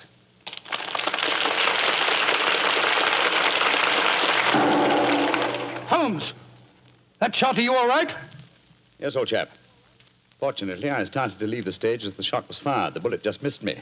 I heard it splinter some wood nearby. But who on earth would want to shoot you? That's what we've got to find out, though I think it more likely that the shot was intended for me. It was not intended for me, but for Maitland Morris, the man for whom I'm substituting. Well, even so, who'd want to shoot him? Oh, don't ask me so many questions, old fellow. Let's see what clues we can find. Now, the shot was fired from outside the tent from behind me. Yes, look there. See the hole in the tent there? By Jove, yes. The footlights would outline your shadow on the back of the tent. Whoever it must have fired at your silhouette. The question is, where did the bullet embed itself? Aha. Look here, Watson. You got a penknife? Yeah, wait a minute. Here, Holmes. This shouldn't be hard to extract. Look at this splintered tent pole. Wait a minute. There we are. Excellent. Huh. Very interesting. Well, what's so interesting about it? Just a revolver bullet, isn't no, it? it isn't, Watson. Huh? It's far from just a revolver bullet. This bullet was fired from a German Luger pistol. A German pistol? There must have been a spy here behind our lines. That's a reasonable enough assumption. Yes, we may be sure that no English soldier would carry such a weapon and face inspection. Come on, I want to talk to Mrs. Morris.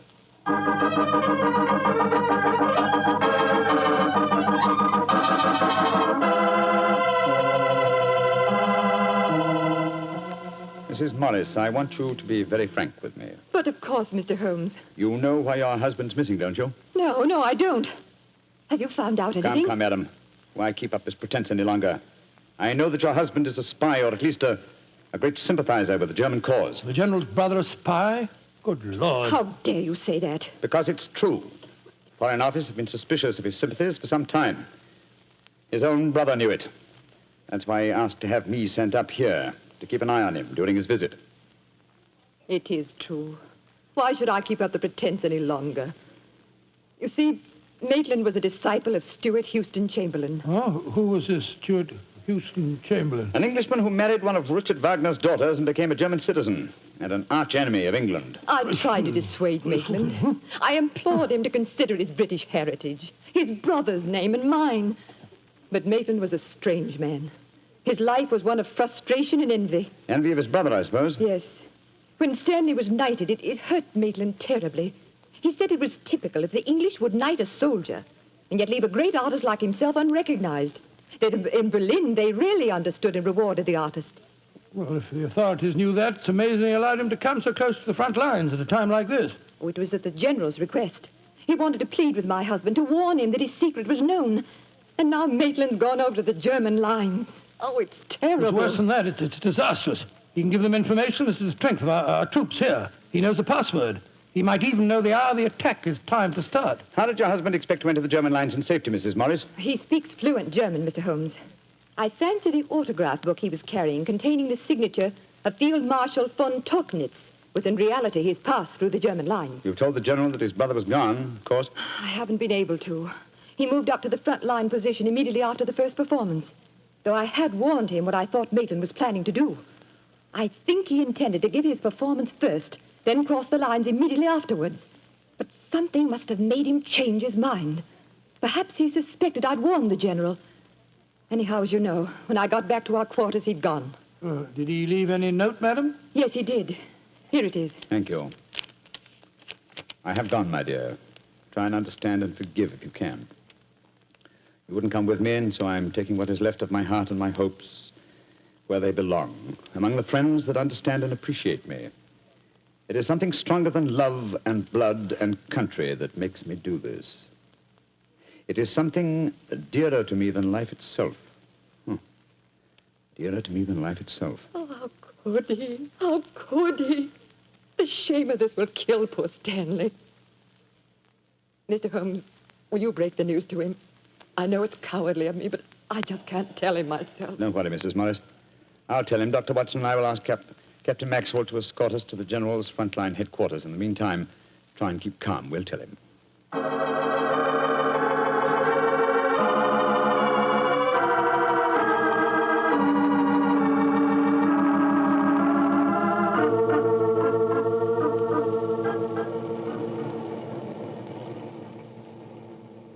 If you will wait in the dugout, Mr. Holmes, I'll tell the General that you're here. Thank you, and be sure to let him know the urgency of the matter. Yes, sir. Holmes, this is a dreadful business. Yes, it is, Watson. Though if my plans work out correctly, I think the success of tomorrow's battle may not be imperiled. What plan? Listen. You know, Holmes, a strange silence from the German line since we came here might be accounted for by the fact that they knew Maitland was making his getaway. They wouldn't want to risk wounding such a valuable spy. Quite possibly. What I still don't understand is who shot at you with a German pistol and why. You're being very dense, old fellow. Surely it's obvious that... Here comes General Morris now. Poor devil. This is going to be a dreadful shock to him. Hello, Holmes. Dr. Watson? General Morris, I'm afraid that I've bad news for you. Your brother has gone over to the German lines. Maitland did go there. I should have put him under an armed guard as soon as he came here, but I thought I could reason with him, appeal to his sense of honor. Instead of which you tried to shoot him, sir, but fortunately for me, you missed. You see, I took his place at the first performance. But that shot was fired from a German pistol. True. That was when I first knew the general had fired the shot. But I still don't see how you could know. Only a high-ranking officer, not subject to inspection, could carry a non-regulation firearm. You're an old army man, you should know that. In any case, you'll observe that the general carries a Luger at his waist. Great heavens, Holmes. I thought I was firing at Maitland. I had no idea that it was you. You intended to kill your own brother, sir? Yes, and I'm sorry I failed. I'd rather see my brother dead than alive and a traitor to his country. But now he's safely in the German lines. Heaven knows what secrets he may be imparting. One thing we can be certain. Our chance of a surprise attack in the morning is gone. Possibly not, sir. Oh, what do you mean? You see, I took the liberty of altering your brother's credentials quite extensively. How, Holmes? I knew of his German sympathies. Mycroft had given me a great deal of information about him, and so I took it on myself to decide that it was unsafe to allow him so near the enemy lines with his own identification on him. Well, what did you do, Holmes? I took the liberty, sir, of stealing his autograph book, the one containing the magical signature of Field Marshal von Tauchnitz. I have it in my pocket now.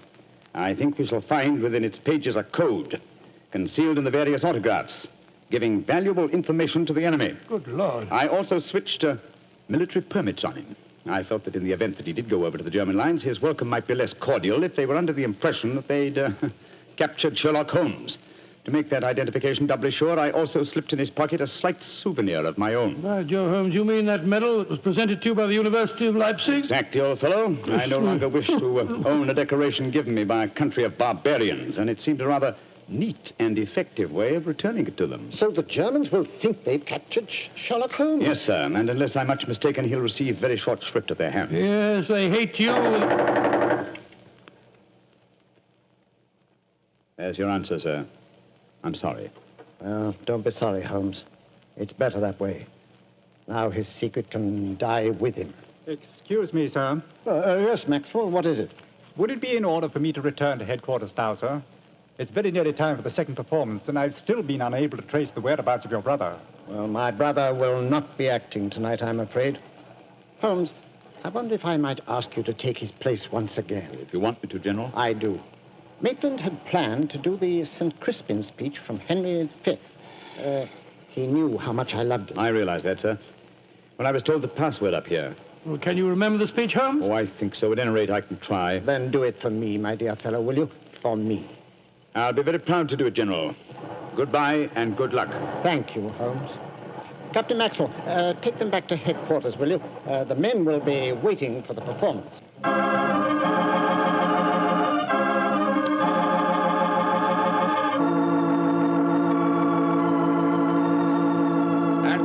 Crispian shall ne'er go by from this day to the ending of the world, but we in it shall be remembered. We few, we happy few, we band of brothers. For he today that sheds his blood with me shall be my brother. Be he ne'er so vile, this day shall gentle his condition. And gentlemen in England now abed shall think themselves accursed they were not here, and hold their manhoods cheap, while any speaks that fought with us upon St. Crispian's Day.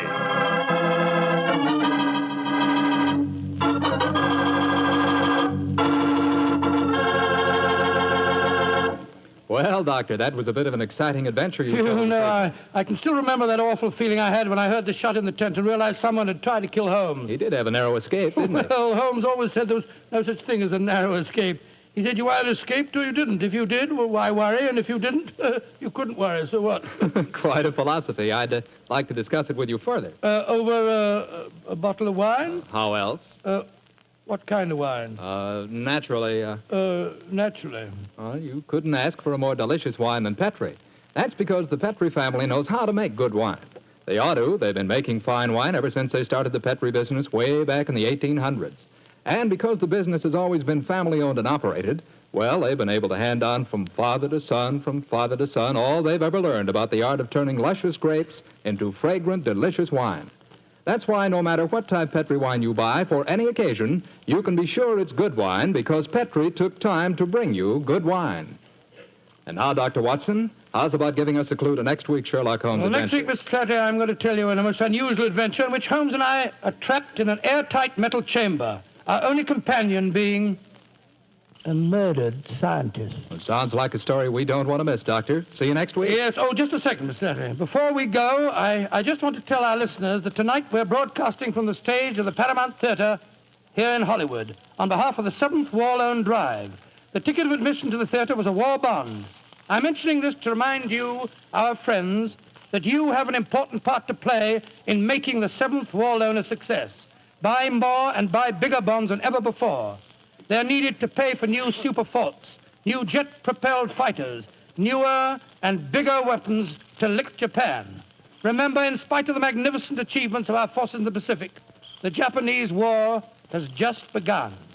So let's go all out for the mighty 7th War Loan.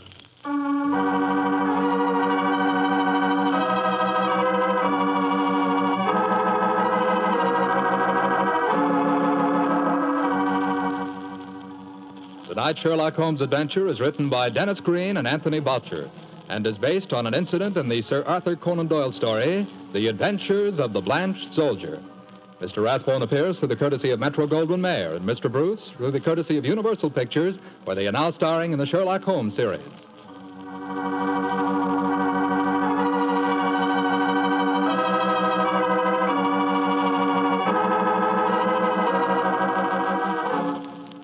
The Petri Wine Company of San Francisco, California, invites you to tune in again next week, same time, same station.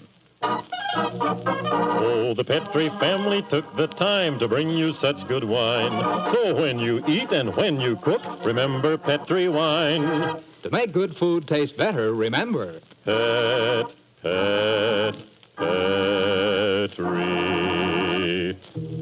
wine. This is Jack Slattery saying good night for the Petri family. This is the Mutual Broadcasting System.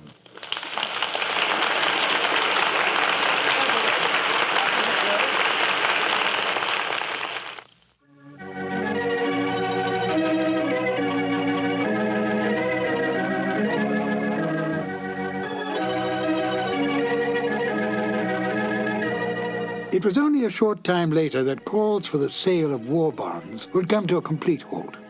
The reason? The dropping of the A-bomb on Japan.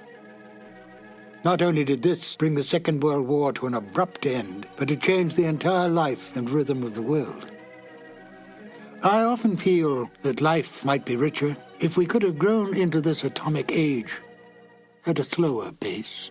Still, we can go back in our imagination to an easier, slower time, a less violent time, a time of Sherlock Holmes and the good doctor.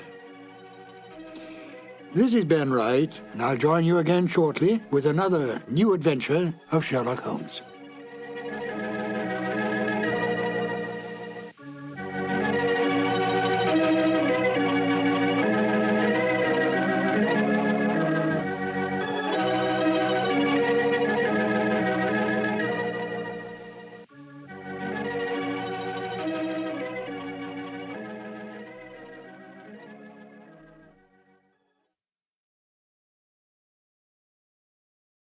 I only caught a glimpse of her at the moment, but she was a lovely woman with a face that a man might die for. So says Sherlock Holmes in one of the most popular of the Conan Doyle adventures, A Scandal in Bohemia.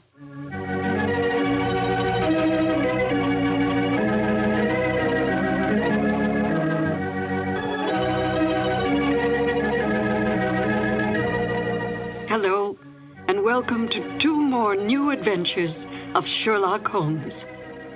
My name is Peggy Webber, and I had, as a young actress, the good fortune to perform with Basil Rathbone and Nigel Bruce on some of their Sherlock Holmes radio broadcasts. To Sherlock Holmes, Irene Adler was the woman. A great deal has been made of this over the years in many a pastiche, and even in some recent feature films, implying that Holmes was in love with Miss Adler. But we must not lose sight of the true nature of Sherlock Holmes. As Dr. Watson writes, Holmes was a man to whom all emotions, particularly that of love, were abhorrent to his cold, precise, but admirably balanced mind. It would not be in Holmes' nature to be in love with such a woman. We must also bear in mind that outward signs of love in the Victorian era were suppressed.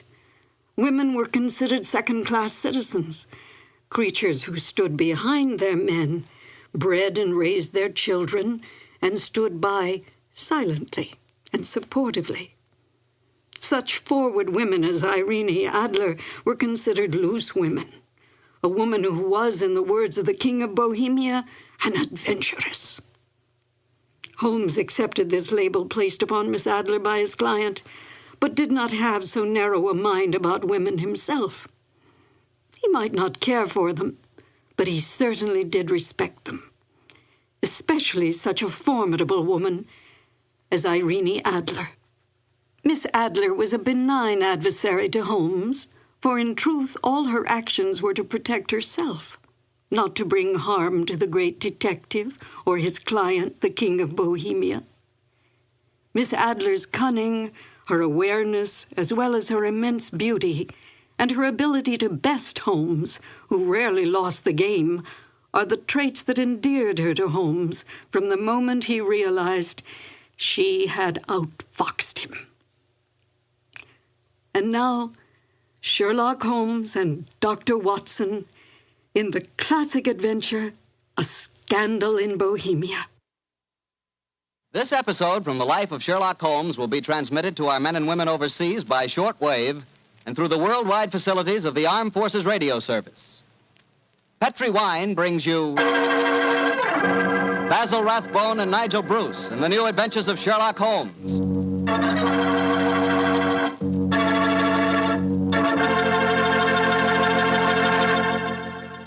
The Petri family, the family that took time to bring you good wine, invites you to listen to Dr. Watson tell us another exciting adventure he shared with his old friend, that master detective, Sherlock Holmes.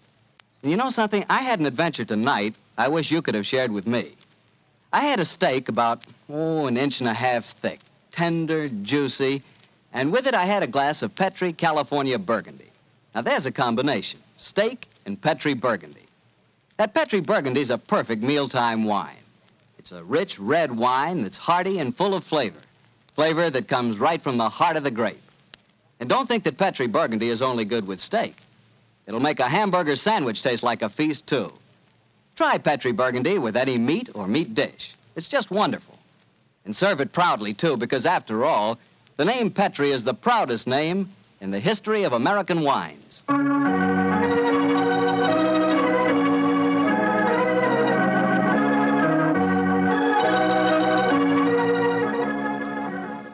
And now I know Dr. Watson's waiting for us, so let's go in and join him. Come in, come in, come in, come in.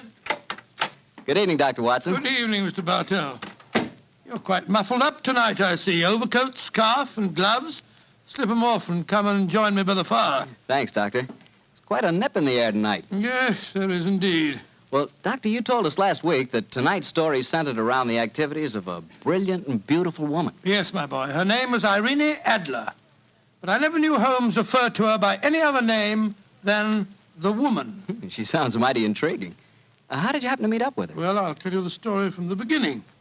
One night, it was on the 20th of May in 1888, to be exact, I was returning home from a visit to a patient when my steps led me through Baker Street.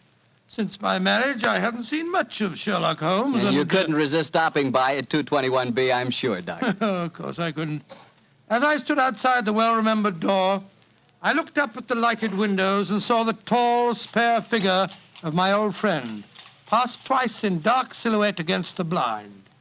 He was pacing the room swiftly, eagerly, with his head sunk on his chest and his hands clasped behind him. To me, who knew every mood of his and habit of his attitude and manner told their own story. He was hot on the scent of some new problem. I rang the bell, and a few moments later, found myself standing before him. You look in splendid shape. Yes, Holmes, I'm feeling very well, thanks. And in practice again, I see. You didn't tell me that you'd gone back into harness. Oh, and how did you know? Elementary, my dear chap.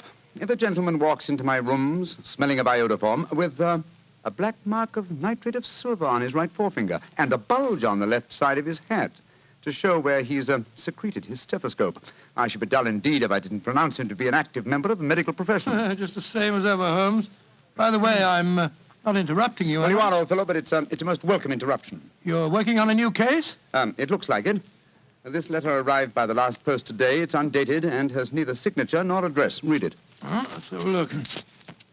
There will call upon you tonight at 7:45 the gentleman who desires to consult you upon a matter of the very deepest moment. Your recent services to one of the royal houses of Europe have shown that you are one who may safely be trusted. This account of you we have from all quarters received. Be in your chamber, then, at that hour, and do not take it amiss if your visitor wears a mask. Great Scott, it's all very mysterious. What do you imagine it means? Look carefully at the note, old fellow. What do you deduce from it? Well, now, let me think. Well, the man who wrote it was presumably well-to-do. Such paper couldn't be bought under half a crown a packet.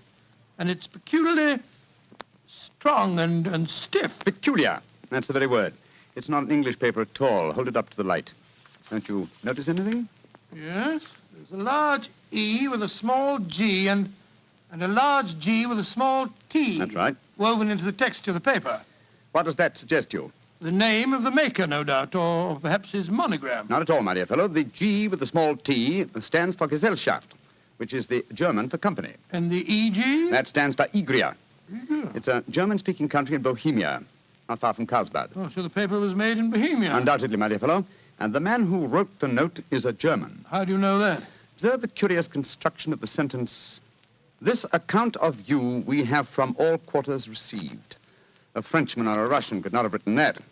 It's the German who is so discourteous to his verbs. Oh, there's your client now. I better go home. No, unless you have to. Well, I could stay. I thought that Then perhaps stay, old chap. I'm lost without my Boswell, and this promises to be interesting. I told Mrs. Hudson to let the masked visitor come upstairs unannounced. Come in. Good evening, sir. You received my note? Yes, indeed, sir. Come in, won't you, and sit down. This is my friend and colleague, Dr. Watson. You may say anything before him that you can say to me. Whom have I the honor to address? You may address me as Count von Kram. How do you do, sir? You must excuse this mask that I wear. The august person who employs me wishes his agent to be unknown to you, and I may confess at once that the title by which I have just called myself is not exactly my own. I'm well aware of that fact, sir. You see, Mr. Holmes, the matter I am about to discuss implicates the great house of Ormstein, hereditary kings of Bohemia. That has not escaped me either, sir. In fact, if you will state your case, I shall be the better able to advise you. Your Majesty. How did you... Yes. Yes, I am the king. Why should I attempt to conceal it? Why, indeed? I shall remove the mask. There. Mr. Holmes, I have traveled incognito from Prague for the express purpose of consulting you. Then pray consult. Briefly, the facts are these. Some 5 years ago, during a visit to Warsaw, I made the acquaintance of the well-known adventuress Irene Adler. Irene Adler? We know of her, Your Majesty. Look her up in the index for me, will you, Watson? Yes, it's right beside you on the desk there. I imagined that the name would not be unfamiliar to you. Here we are. Abrahams, Acton Green, Hatchet Murders, Adler. Splendid, old fellow. Hand me the file, will you? Yeah. Thank you. Irene Adler, born in New Jersey in the United States in 1858, contralto. Prima donna Imperial Opera of Warsaw. Retired from the operatic stage, living in London. Quite so. And here's a recent notation. Your Majesty, as I understand, became entangled with this young person, wrote her some compromising letters, and is now desirous of getting those letters back. Precisely so, but how did... Was there a secret marriage? None. No legal papers or certificates? No. Then I fail to follow, Your Majesty. If this young lady should produce her letters for blackmailing purposes, how is she to prove their authenticity? There is the handwriting. Well, that could be a forgery, Your Majesty. But it was private notepaper. Stolen. My own seal. Imitated. My photograph. Bought. What? We were bought in the photograph. Oh, dear, that's very bad. Your Majesty has indeed committed an indiscretion. Did you inscribe the photograph, Your Majesty? Yes, Dr. Watson, I'm afraid I did. Gracious me. Mr. Holmes, it must be recovered. Perhaps if you were to pay enough, the photograph might be bought. She refuses to sell. Stolen, then? 5 attempts have been made. Twice burglars in my pay ransacked her house. Once we diverted her luggage when she traveled. Twice she has been waylaid. There has been no result. Oh, dear. It's quite a pretty little problem. It is a deadly serious one to me. Your Majesty, what does Miss Adler intend to do with the photograph? To ruin me. Oh, how? Well, I'm about to be married to the second daughter of the King of Scandinavia. She is the soul of delicacy. A shadow of a doubt as to my conduct would bring the matter to an end. And Irene Adler threatens to send the photograph to your fiancée, I suppose. Yes, and she will do it. Rather than let me marry another woman, there are no lengths to which she would not go. None. Are you sure that she's not already sent it, Your Majesty? I am sure. Now, why, Your Majesty? She said that she would send it on the day my betrothal is publicly announced. That day will be next Monday. Splendid. Then we have still 3 days yet. Your Majesty will, of course, stay in London for the present. Certainly. You will find me at the Langham Hotel, registered as Count von Kram. Just 2 questions before you leave, sir. What are they? Is the photograph large or small? Quite large. And it was in a heavy frame. I see. And what is Miss Irene Adler's London address? Briony Lodge, Serpentine Avenue, St. John's Wood. Thank you, Your Majesty. Good night, and I trust we shall soon have some good news for you. I am placing all my hopes in you, Mr. Holmes. Good night. Good night, Dr. Watson. Good night, Your Majesty. Fascinating problem, Holmes. I wish I could help you with it. You can, my dear chap. Huh? I shall be glad of your company. Oh, splendid. What's our first move, Holmes? Well, a good night's rest, I think. We'll meet here at 10 o'clock tomorrow morning. And then? Then, my dear fellow, we will see what we can find out about Miss Irene Adler, late of the Warsaw Imperial Opera Company and at present residing at Briony Lodge, Serpentine Avenue, St. John's Wood.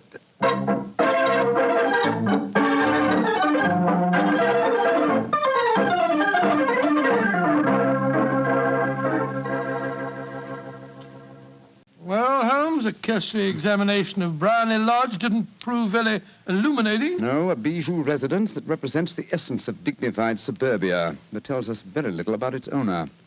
I think a visit to the local public house might prove more instructive. Come on, old chap. I see the door to the Coach and Horses inviting us from across the road. Well, our disguises shouldn't cause any suspicion, Holmes. That's why I suggested them. In the character of a couple of stable hands, I felt that we might inspire confidence. This is a horsey neighborhood. There's a wonderful sympathy and Freemasonry among the fraternity. There we are. Better let me do most of the talking. Yes, I will indeed. I'm sure that your accent will be more convincing than mine. Let's go in, shall we?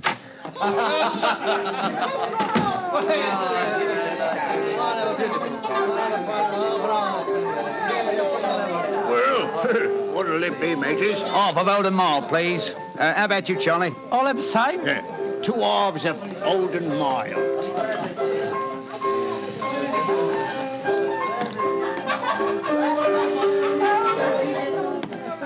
Well, here you are, mateys. That'll be a tenner. Have a drink with us, Governor. Oh, don't mind if I do. I'll have a Guinness. You blokes new round here? Yes, that's right. Come over from Clapham. Clapham, eh? Well, here's looking at you. Hunting for jobs? That's right. We was told that Miss Idler across at Bryony Lodge needed a new coachman and a groom. Well, it's the first I've heard of it. It might be true. Have you been over there to ask? No, not yet. We thought we'd find out something about the old girl first. She ain't no old girl, matey. She's the prettiest young thing you ever saw under a bonnet, and that's a fact. You know her, Governor? Why, of course I know her. Used to drive her carriage, I did. Afore I came to work here. Oh, what's she like? Oh, nice little lady, as you'll find, chum. Work you hard? No. She lives quiet like. Goes out singing at concerts once in a while. The rest of the time, it's money for jam. She goes out for a drive in the park every day at 5 and comes back to dinner at 6:30. The rest of the time's your own. She ain't married, you say? No. But she's got a bloke what comes to see her all the time. He's a barrister. Nice gentleman. Mr. Geoffrey Norton is his name. Good-looking fella. Wouldn't be surprised to see him get spliced. Sounds like a cushy job to me. Come on, Charlie. Let's get over to the house and see what's what. Much obliged to you, chum. Well, good luck, mateys, and thanks for the Guinness.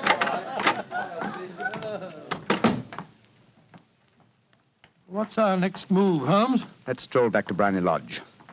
I'm undecided whether to continue my investigation there or to try and find out something about Mr. Geoffrey Norton, the barrister. If he's just her lawyer and nothing else, it's more than likely that she's entrusted the photograph to his safekeeping. Hello. There's a cab waiting outside Miss Adler's house. Hurry, Watson. Maybe Mr. Norton's. Here we are at the gate. Yes. Here comes a man hurrying down the pathway. Quick. Flatten yourself behind this post. Listen. Where to now, Mr. Norton? Drive like the devil. First to Gross and Hankey's in Regent Street, and then to the Church of St. Monica in the Edgware Road. Half a sovereign if you do it in 20 minutes. Right, y'all, Mr. Norton. Up in. Try and signal the cab, Watson. We must follow him. Well, here comes one. Oh, no, it isn't. It's a private carriage. Miss Adler's, no doubt. Here she comes down the pathway. Back behind the post again, Watson. Where to, Miss Adler? The Church of St. Monica's, John, and half a sovereign if you reach it in 20 minutes. The game's afoot, Watson. Quick. We must get a cab and follow them. Here comes a hansom. Hi, cabby! Here! You blokes got enough money to take a cab? Here's a half sovereign for you, my man. Right, you are. Where to, Governor? The Church of St. Monica in the Edgware Road, and another half sovereign for you if you get us there in 20 minutes.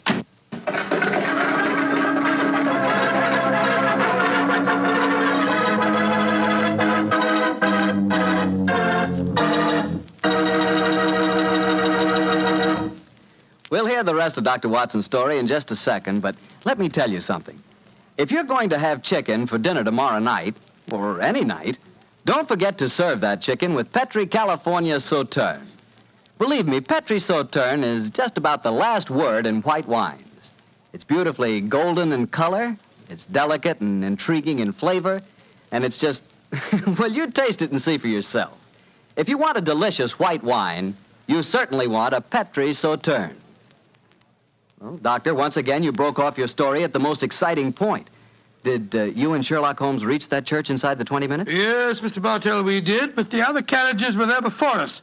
Holmes went into the church after telling me to guard the outside. I must have waited for 10 minutes or more before Mr. Geoffrey Norton and Miss Adler came out, spoke a few words to each other, and then left in their separate conveyances. A moment later, Holmes, still dressed as a stable hand, came striding out of the church and down the steps towards me. He was obviously very excited. What? Have they left? Yes, in separate cabs. I overheard him say that he was going back to his office. And she said, I shall drive out in the park at 5 this evening. Splendid, old fellow. Then come on. We can return to Baker Street.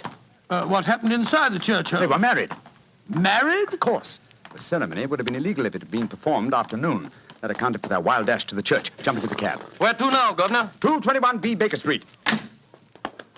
Oh, so they got married, eh? Yes, and it may amuse you to know that I acted as witness at the ceremony. Oh, you did? But how did that happen? Their own witness had failed to appear, and I was dragged into the breach. The bride gave me this sovereign as a memento. I think I'll wear it on my watch chain in memory of the occasion. What an amazing situation. Things begin to look better for the king, don't they? Yes. Now that she's Mrs. Norton, the chances are that she won't want to expose His Majesty after all. I hope so, Watson, I hope so. But we can't afford to take any chances. I think the time is right for us to come to closer grips with the lady.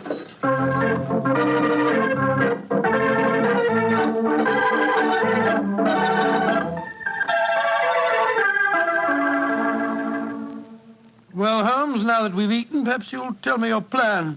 With pleasure, my dear fellow. And while I'm so doing, I'll proceed with applying the makeup for my new disguise. Another disguise? What's it to be this time? I think the character and appearance of an amiable and simple-minded nonconformist clergyman would be most suited to my plan for entering Miss Adler's house. Are you going to try and enter, then? I must, dear fellow. Yes, I'm sure the photograph is there. Miss Adler, or rather Mrs. Norton, will return from her drive in the park at 6:30. We must be at Bryony Lodge to meet her. And what then? You must leave that to me. I've already made my arrangements. There is only one point on which I must insist. You must not interfere, come what may. You understand? I'm to remain neutral. Yes, there will be some small unpleasantness. Don't join in it. It will end in my being conveyed into the house. As soon as I'm able to, I shall open one of the windows. You're to watch from the outside. When I raise my hand, you will throw an object which I shall give you through the window and at the same time cry, fire. Follow me? Entirely, but what am I to throw? Oh, it's nothing very formidable. Here it is. Looks like a great big cigar. What is it? Just an ordinary plumber's smoke rocket, fitted with a cap at each end to make it self-lighting. Your task is confined to throwing it through the window. When you raise the cry, fire, it will be taken up by quite a number of people. You will then walk to the end of the street, and I'll rejoin you in 10 minutes. I hope I've made myself clear. Perfectly. Good. And now, old fellow, as soon as I've donned my clerical attire, let's be on our way. There's no time to be lost.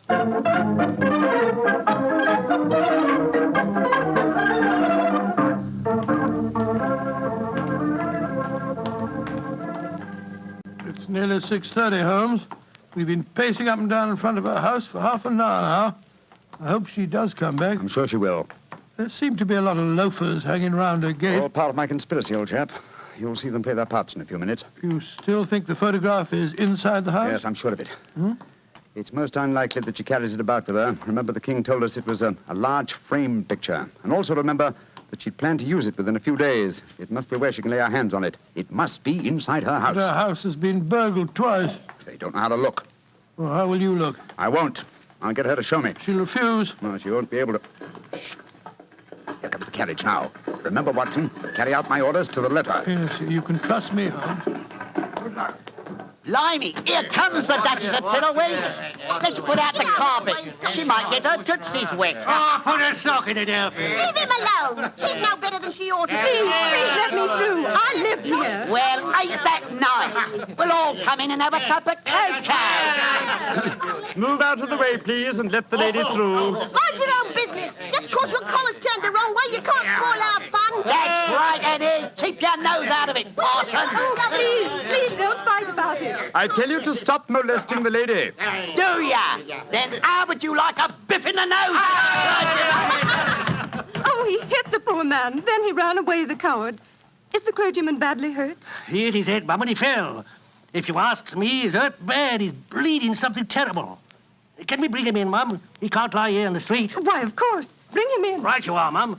Here, Bert. Right out. Give us a hand. Here we go. Coo, poor fella.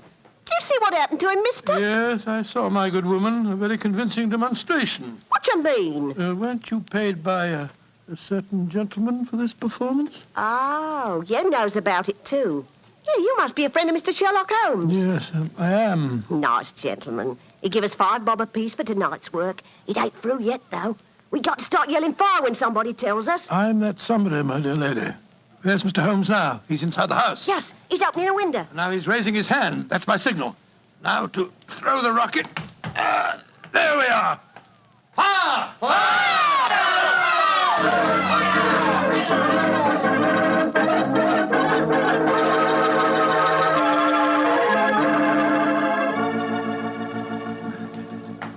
Holmes, there you are.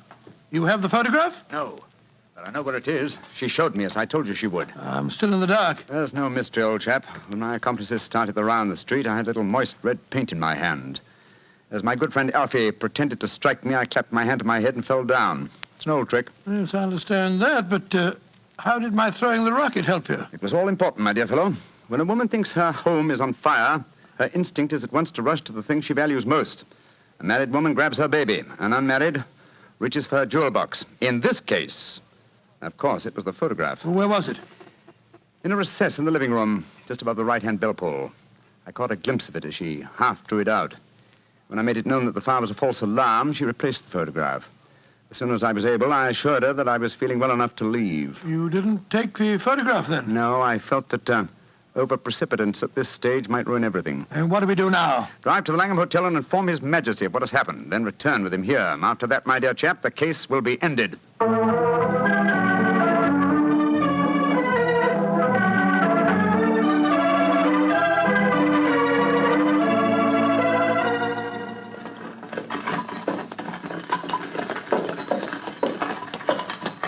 This is Brownlee Lodge now, Your Majesty.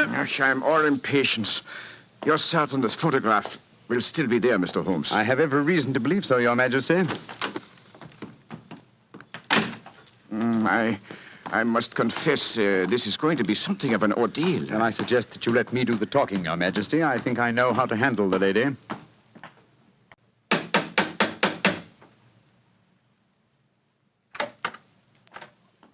Mr. Sherlock Holmes, I believe. Yes. I am Mr. Holmes. How did you know? My mistress told me that you would be likely to call. She has left for the continent with her husband. You mean she's left England? Never to return. Then the papers, the photograph. All is lost, Mr. Holmes. We'll soon see. Follow me. She said you've been looking for something. I hope you find it. This was the bell pull. There's a sliding panel behind it somewhere. Ah, here it is.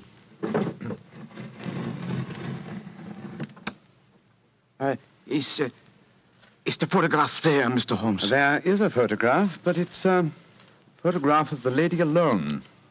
Here's a letter, and it's addressed to me. Well, what's it say, Holmes? My dear Mr. Sherlock Holmes, you really did it very well.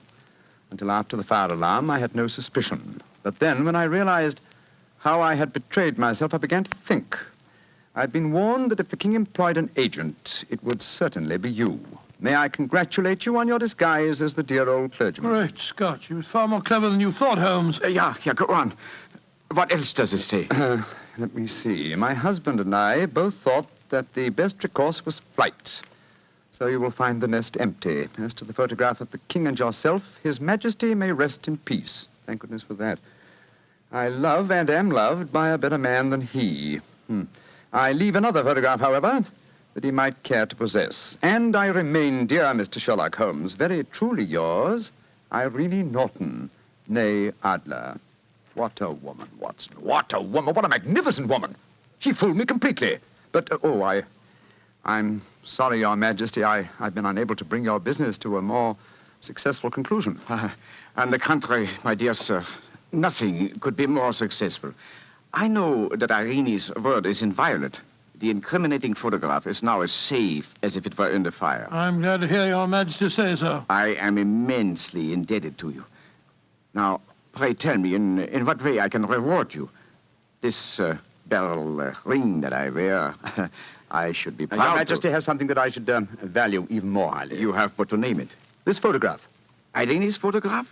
But certainly. However, you must let me give you something more substantial. Oh, no, Your Majesty. This is something I shall treasure all my life. This and a golden sovereign I received from the lady's hand.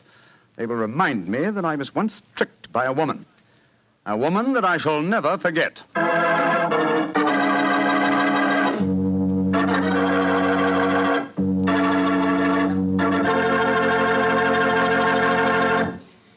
woman, that Mrs. Adler. Or should I say, Mrs. Norton. That's the kind of woman I could really go for, Doctor. Yes, if you could. Just between ourselves, I sort of, I sort of could go for her myself. She was intelligent. Yeah, she was rich. Beautiful. That's the kind of woman you want sitting next to you in front of a cozy fire on a nippy fall night. Just the three of you. The three of you? Mm-hmm. You, she, and a glass of Petri port. Mr. Bartelli. Why not? That Petri California port is some wine. Boy, that Petri family really knows how to make good wine, all right. And no wonder. Look at all the experience they've had. Ever since they started the Petri business way back in the 1800s, the Petri family has handed down from father to son, the art of selecting perfect sun-ripened California grapes and making them into clear, fragrant, delicious wine. Those letters, P-E-T-R-I, on the label of every bottle of Petri wine are the personal assurance of the Petri family that every drop of wine in that bottle is good wine. It's got to be, because Petri took time to bring you good wine.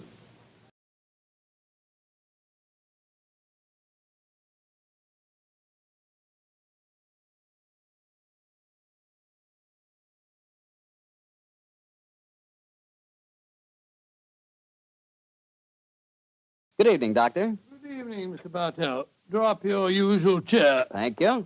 That's it. Well, did you enjoy the Christmas holidays? Well, I've had a whale of a time, thank you, but I don't think I can face a turkey or a mince pie for at least another year. How about you, Doctor? Oh, I had a very pleasant week, too, my boy. Parties, visitors, and a flattering number of Christmas messages to be answered. Oh, say, you got a new pipe. Is that a Christmas present? Yes, new pipe, new tobacco pouch, and a pound of my favorite tobacco. All of them sent to me from London by an old client and a friend of mine, Sir Ian Dunbar. An old client, huh? Well, do you mean he was one of your patients, or was he someone that you and the great Sherlock Holmes helped? The latter, Mr. Bartell. As a matter of fact, it was receiving this gift that reminded me of the story I've decided to tell you tonight.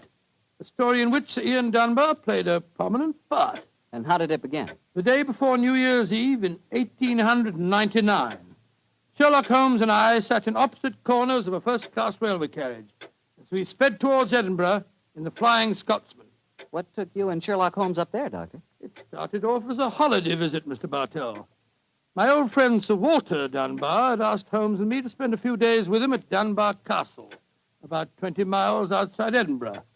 After we left King's Cross Station, Holmes, his sharp, eager face framed in his deerstalking cap, dipped into the bundle of fresh papers which he'd brought with him. We'd left Bedford far behind us before he thrust the last one of them under the seat, leaned across, and offered me his cigar case.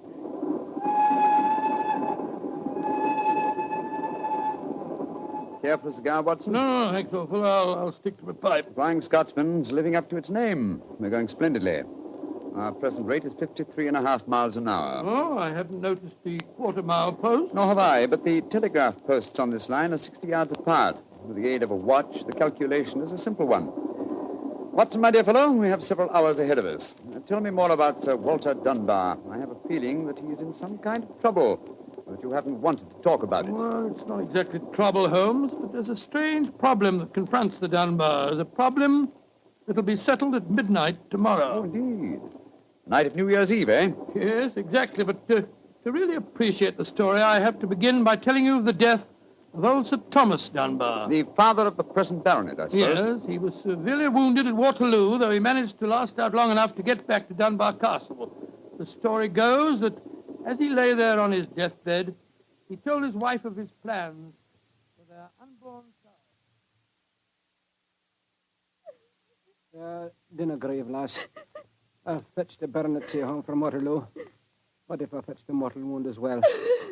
Oh, hush, lass. I'm no afraid to die. All that niggles me is that I shall ne'er see the child you bear. The Sir Wattle Scott no coming yet.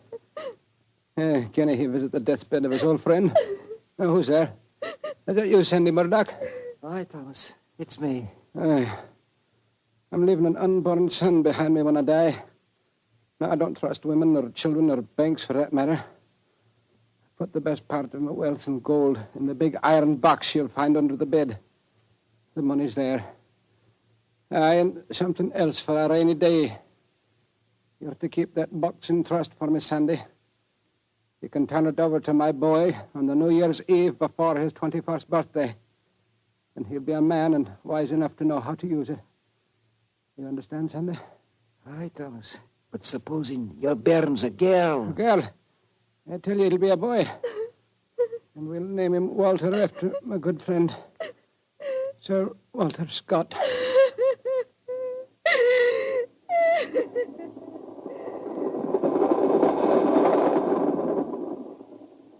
Very interesting story, Watson. And that child, of course, is the gentleman we are going to see now, Sir Walter Dunbar. Exactly.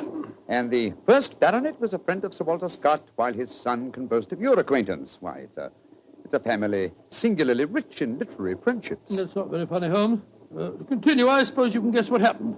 Sir Thomas carefully drew up a document to specify the New Year's Eve before the baronet's 21st birthday. And the poor child was born on February the 29th.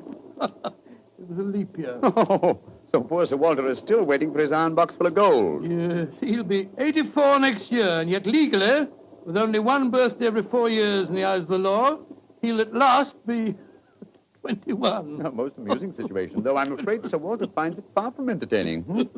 The lawyers must have been extremely scrupulous in abiding by the letter of the document. Yes, old Sandy Murdoch is dead now, of course, but he too is a great-grandson, William Murdoch, who still handles the Dunbar estate. He'll be at the castle tonight to formally hand over the iron box. I'm delighted you accepted the holiday invitation of Sir Walter. My dear fellow, I've needed a rest, but I've always loathed too strict a one. This situation may pose a nice little problem for me. Problem? Yes, I'm reasonably certain that the aged Sir Walter Dunbar will not get his iron box full of gold on this New Year's Eve either. But we shall see, old fellow. We shall see.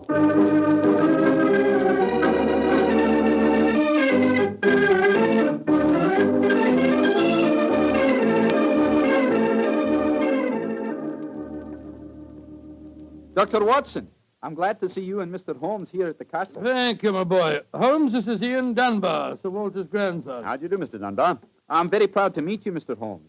I've heard a lot about you. Grandfather will be down in a few moments. Let's go into the library, shall we? Well, I imagine Sir Walter's quite excited about tonight's ceremony, isn't he?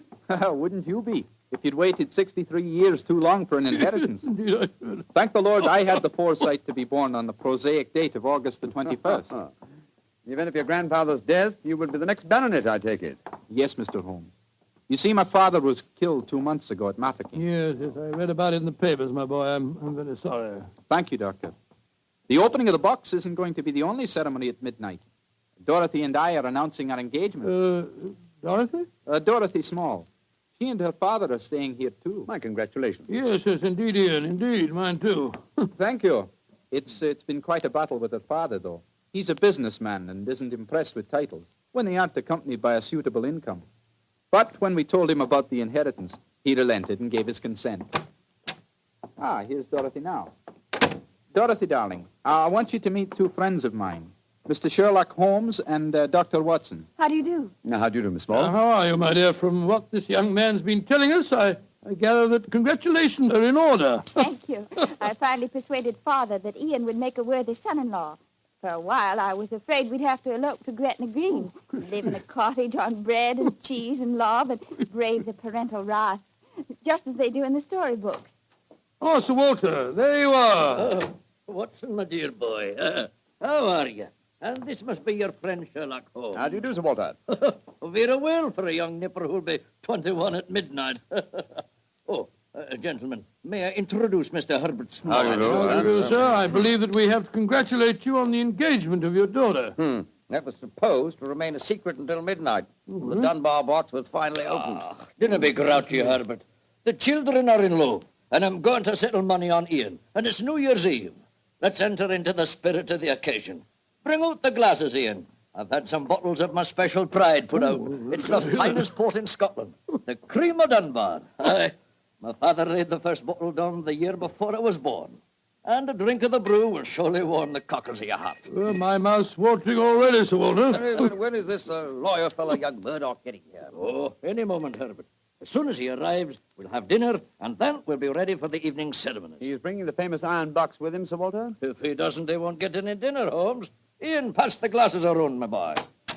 Ah, there you are, Murdoch. Good evening, Sir Walter. Oh, you've got the box with you, I see.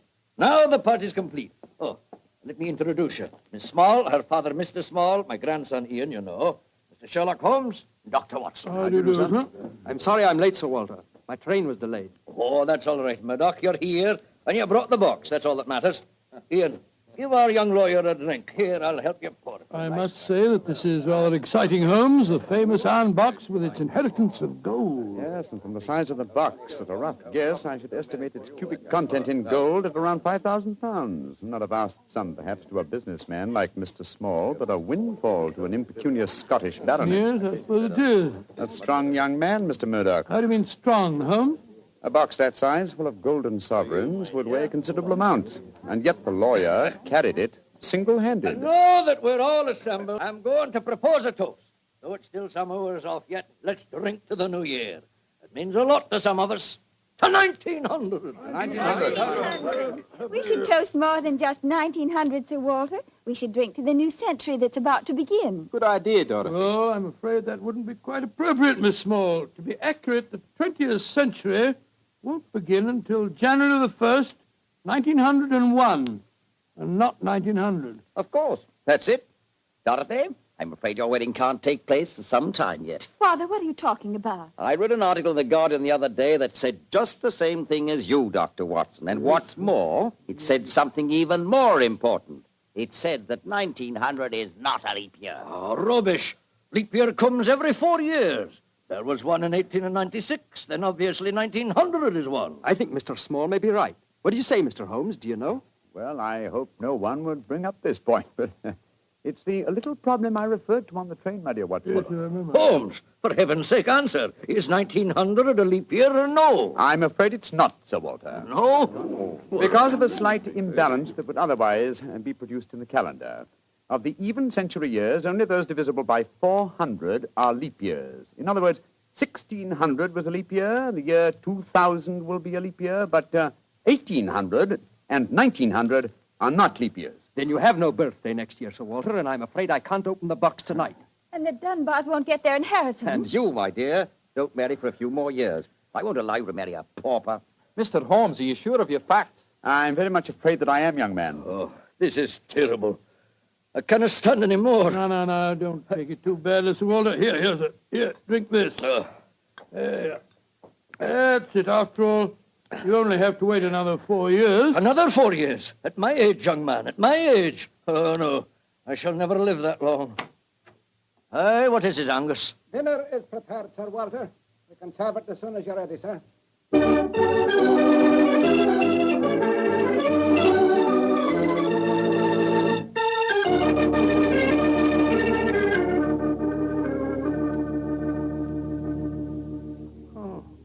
What a miserable meal, Holmes. Sir Walter's gone to his room, the young lovers are nearly in tears, and Small and the lawyer Murdoch seem to be positively gloating. Yes, a most depressing atmosphere in which to welcome the new year. But let us, at least, make the best of it.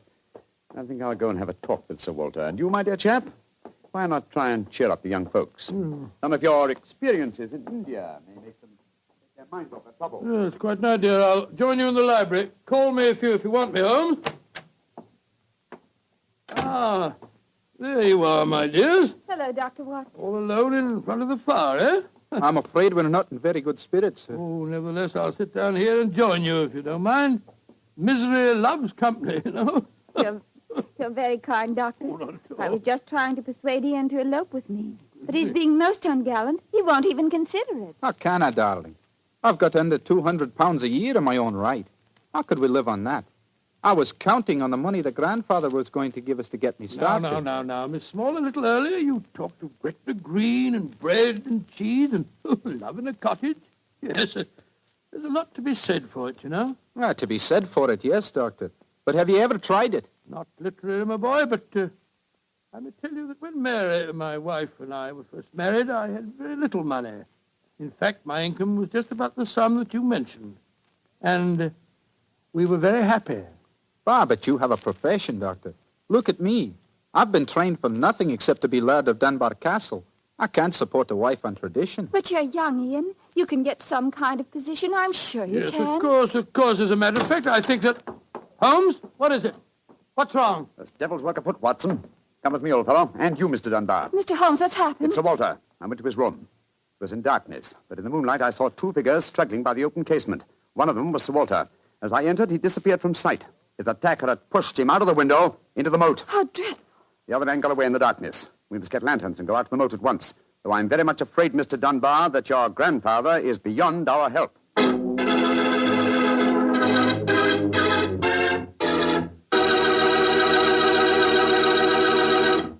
Dr. Watson will be back in just a second, so I'd just like to remind you that if you want to serve a wine over the holidays that you're sure the ladies will enjoy, serve Petri California Muscatel.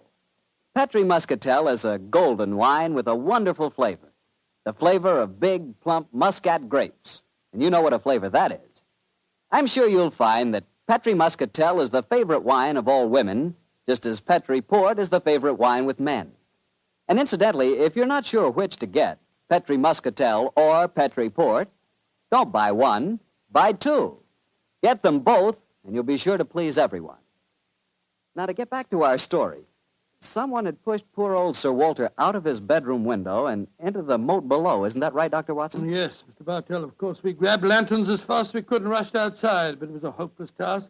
The water was 8 or 10 feet deep, and it seemed obvious that the elderly Sir Walter wouldn't have a chance of saving himself. But we searched on, the flicker of bobbing lanterns and the scurrying figures in the frosty moonlight, forming a weird, fantastic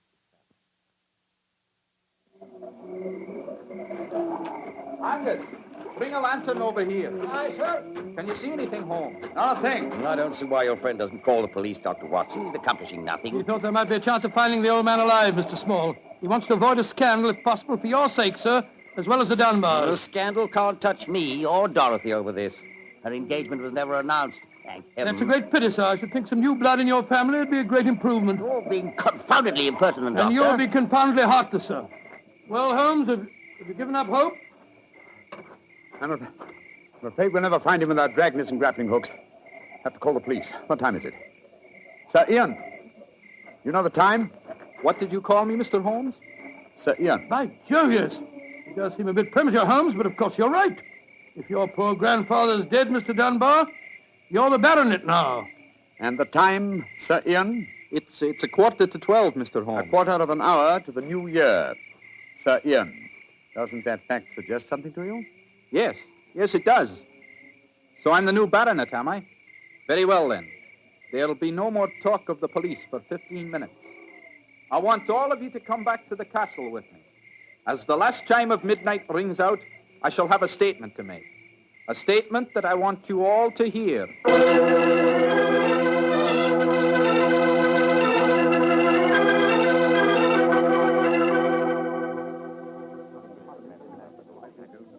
What you brought us all back here for, Holmes? There's something very funny going on. I tell you, I don't like the look of it. And I, Watson, like the look of it very much. I wish you wouldn't be so dashed mysterious. What are you up to? You haven't taken a step yet towards finding the murderer? Haven't I? And I wonder what causes the beads of perspiration on Mr. Small's brow. Small? You mean that Small... Yes, and I wonder what causes the singular look of apprehension on the face of Murdoch, the young lawyer. You remember, of course, on my remarking how easily he carried the large iron box. Good Scott, yes. And it took a strong man to throw Sir Walter out of the window. Watson, huh? The new year is approaching. Ladies and gentlemen, in view of our recent tragedy, this is one New Year's Eve when none of us feels like song and jollity. But there still remains a ritual duty for me to perform. Mr. Murdoch, open the iron box, please. But I can't do that. It was only to be opened for your grandfather. No, Mr. Murdoch. The phrase was that it was to be opened on the New Year's Eve before the baronet's 21st birthday. I am now the baronet, and I shall be 21 next year on August 21st. Open the box, please, Mr. Murdoch. Ian, darling, how frightfully clever of you. Good lad. I hoped you'd think of it. Sir Ian. Murdoch, open that box. Very well, Sir Ian. But I'm afraid you're in for something of a shock. Great Scott, the box is empty. Except for a sheet of notepaper in the bottom. What's the meaning of this, Murdoch? Read that paper, Sir Ian, and you'll understand. I owe you 4,000 sovereigns. And it's signed Alexander Murdoch, on behalf of Murdoch and Murdoch, lawyers. You'd better explain this. It's the family skeleton, Sir Ian. That note is signed by my great-grandfather, the one that witnessed the original deed concerning the box. As soon as Sir Walter was born on that February the 29th, my great-grandfather realized the money wouldn't have to be produced for 84 years. And so he stole it. He borrowed it. He always intended to pay it back, but he was never able to. When he died, he told my father of his secret, and my father in turn told me. We've always planned to put back the money, Sir Ian, but we've never been able to. This is daylight robbery. You should prosecute them, Ian. The firm's still in business. You can ruin them. You can sue them for every penny they have. Mr. Small, you've already shown a marked aversion to my family. I suggest you allow me to handle their affairs. Bravo, Ian. How dare you, Dorothy? Go to your room. No one's going to their room. No one's leaving here until the police arrive. I'm convinced that one of you murdered my grandfather tonight. And if you ask me, it's obvious who that someone is. Who, Dr. Watson? You, Mr. Murdoch. You came here planning to kill poor old Sir Walter because you never intended to open that box. You thought that your secret would die with him. That's a lie. I was going to tell him everything and then ask for time to pay the money. I didn't kill him. Of course he didn't. There's your murderer. You yourself, Ian. Father, what are you saying? I'm saying that Ian's the murderer. He saw that the box wasn't going to be open for another 4 years. He realized out the money he couldn't marry Dorothy, so he killed his grandfather and then ordered the box opened. You're trying to cover yourself. You pushed grandfather out of that window tonight. You thought that if he died, the box would never be opened. So Dorothy couldn't marry me. You young whippersnapper. Gentlemen, please. Upon my soul, Holmes, you seem remarkably calm. Do I, my dear Watson? I must say I'm absolutely fascinated by listening to three people accusing each other of murder, and each of them producing perfectly sound motives. It's a remarkable example of the dangers of reasoning from motive alone. We should profit by experience, Watson. Mr. Holmes, how can you be so calm? There's a murderer in this I room. suppose this game of charades is getting a little out of hand, Miss Small. Let's conclude it. You'd better come out now. That tapestry, it's moving. A happy new year to you all. Grandfather. Sir Walter, oh, am I seeing a ghost? Oh, Sir Walter, you're all right. But what kind of a game have you been playing? It's a bonny game that Holmes and I invented. You might call it forcing the issue. I was determined to have the box open before the next 4 years were out, whilst I was still alive to look inside it. But the trickery of your family, Murdoch, has made me a very unhappy man. Sir Walter, I shall pay back the money in a few years. I swear I will. It'll be too late to do me any good, but I'll take care that Ian gets it. I've half a mind to prosecute you. Grandfather, the money isn't important now that you're all right. You were counting on it just the same, my boy, so that you could marry Dorothy. I know that. She'll never marry a pauper. I won't allow it. When I'm 21, you can't stop me, Father, and I am going to marry Ian. Be quiet. Sir Walter, this is a very unsavory business. I think that you owe us an explanation of your behavior tonight. You tell him, Holmes. I fancy a wee drop of cream of Dunbar. Watching you all search for my body in the moat has made me thirsty. The explanation is a very simple one, ladies and gentlemen. When you arrived here tonight, Mr. Murdoch, I knew from the way you handled the box that it could not contain the sum of gold it was supposed to. And so you suspected fraud and devised a plan to force the opening of the box. Yes, and Sir Walter was an eager conspirator. Of course I was. Ian is 21 next August. Supposing I had died after he came of age and before my next birthday, 4 years hence, the box would never have been opened. And so we invented the fake murder story. By the way, Ian, I must congratulate you for grasping the possibilities of the situation so speedily. If you hadn't demanded the opening of the box, the Murdoch secret might still be a secret. It was a clever plan, Holmes. It's too bad that it had to have such a miserable ending. I'm not sure that we have finished with the matter. Mr. Murdoch. Yes, Mr. Holmes? You say that your family took £4,000 from that box? Yes, Mr. Holmes. Curious. I would have sworn from its size that it would hold closer to 5,000. And in your account of the legend, Watson, you told me that Sir Thomas Dunbar stated of his deathbed that he had put something else in the box. Right. Something for a rainy day, is that Yeah. it? Mm-hmm. Did the Murdochs find that extra something? No, Mr. Holmes. They found nothing but the gold. Oh, that's very odd. I think I'll take a closer look at that box, if you don't mind. Since this seems to be a night of telling secrets, I think you might as well know, Father, that if you don't give your consent, I shall elope with him. Oh, bravo, my dear, bravo. No such thing. I admire your resolution, young lady, but I hardly think it will be necessary. What do you mean, Holmes? Permit me to show you all the treasure of the Dunbars. What have you found, Holmes? Something for a rainy day that old Sir Thomas spoke of. You see, since the cubic contents of the box obviously differed from my calculations, I deduced the existence of a false bottom. I was correct. And in that space, I found this. Oh, it's a manuscript. Quite so, the manuscript of a book. Look at the title page and see the author's name. History of the Dunbar family by Sir Walter Scott. Oh, I think, Sir Walter, that an original and unpublished manuscript by your distinguished namesake will prove worth several times the gold that is missing from that box. You've saved the day for us, Holmes, my boy. God bless you. Oh, this has been as strange a new year as ever I knew. But it's turned out to be a bonny one, thanks to you, Holmes. Well, fill up your glasses. We're going to drink a toast to the new year. Joe, yes, Sir Walter. This is really a happy occasion. Then let's complete it by singing the traditional song of the season, Auld Lang Syne. And in this case, when we sing, Should Old Acquaintance Be Forgot, I feel that in our hearts we should be thinking of Sir Walter Scott. Though he died over 60 years ago, he's made us all very happy here tonight. Should old acquaintance be forgot and never brought to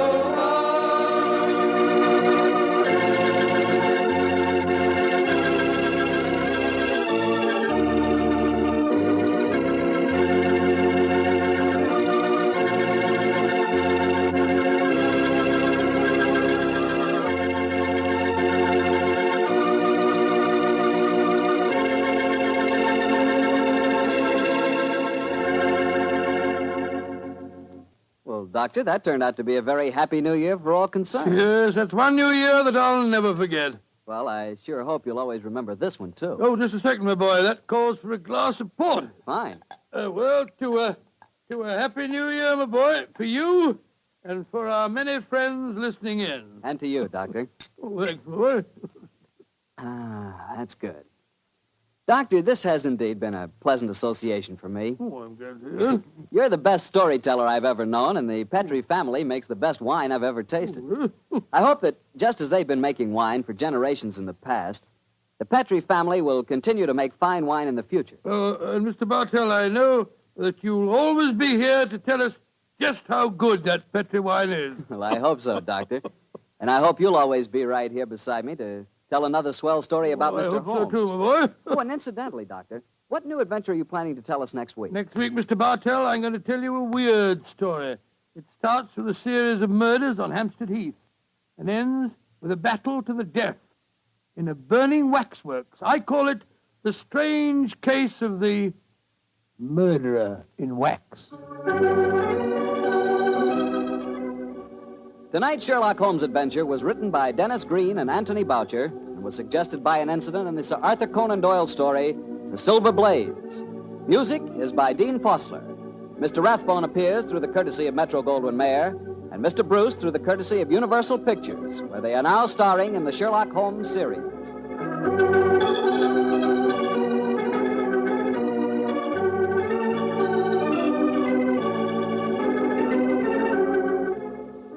The Petrie Wine Company of San Francisco, California, invites you to tune in again next week, same time, same station. Sherlock Holmes comes to you from our Hollywood studio.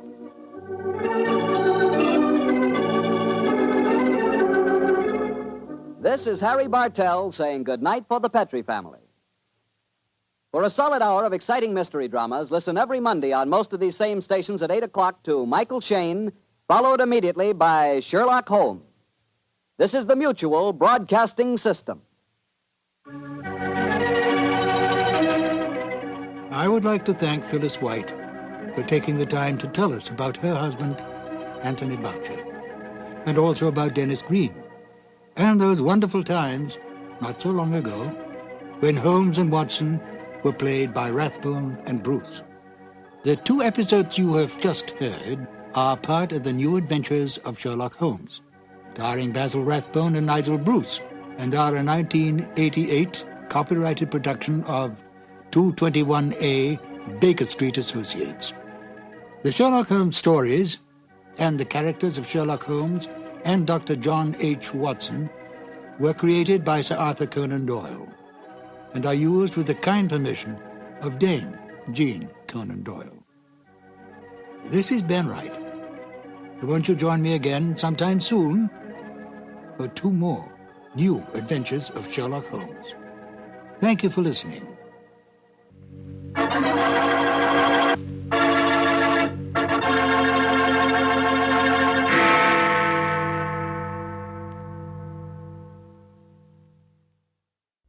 Petri Wine brings you Basil Rathbone and Nigel Bruce in the new adventures of Sherlock Holmes.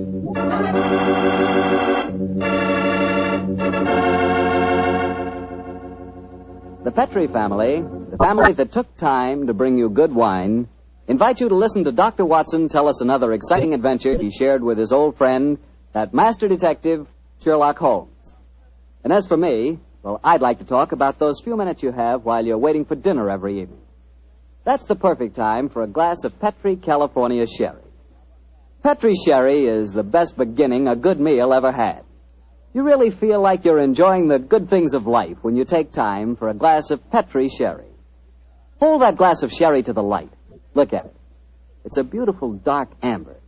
Yes, and Petri Sherry is clear and fragrant, the way a good wine should be. Now taste it. You've got something. That Petri Sherry has a real heart-of-the-grape flavor.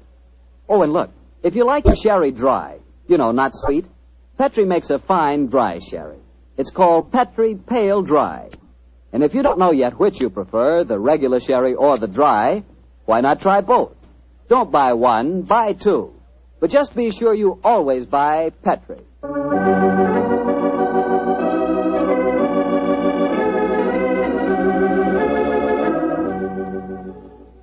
And now let's look in on our old friend, Dr. Watson. I'm sure he's expecting us. Good evening, Doctor. Good evening, Mr. Bartell. Draw up your usual chair. I'll get on with tonight's new Sherlock Holmes adventure. Well, how did the story begin, Doctor? It was one day in the autumn of 1887, I remember. Holmes and I were seated on either side of the fire in our Baker Street lodgings. The great man, his eyes half closed, his long, thin fingers pressed together, lay back in his chair, filling the room with large blue clouds of tobacco smoke, and discoursing on one of his favorite subjects, Professor Moriarty. I can almost hear him now, Mr. Bartell, as he said...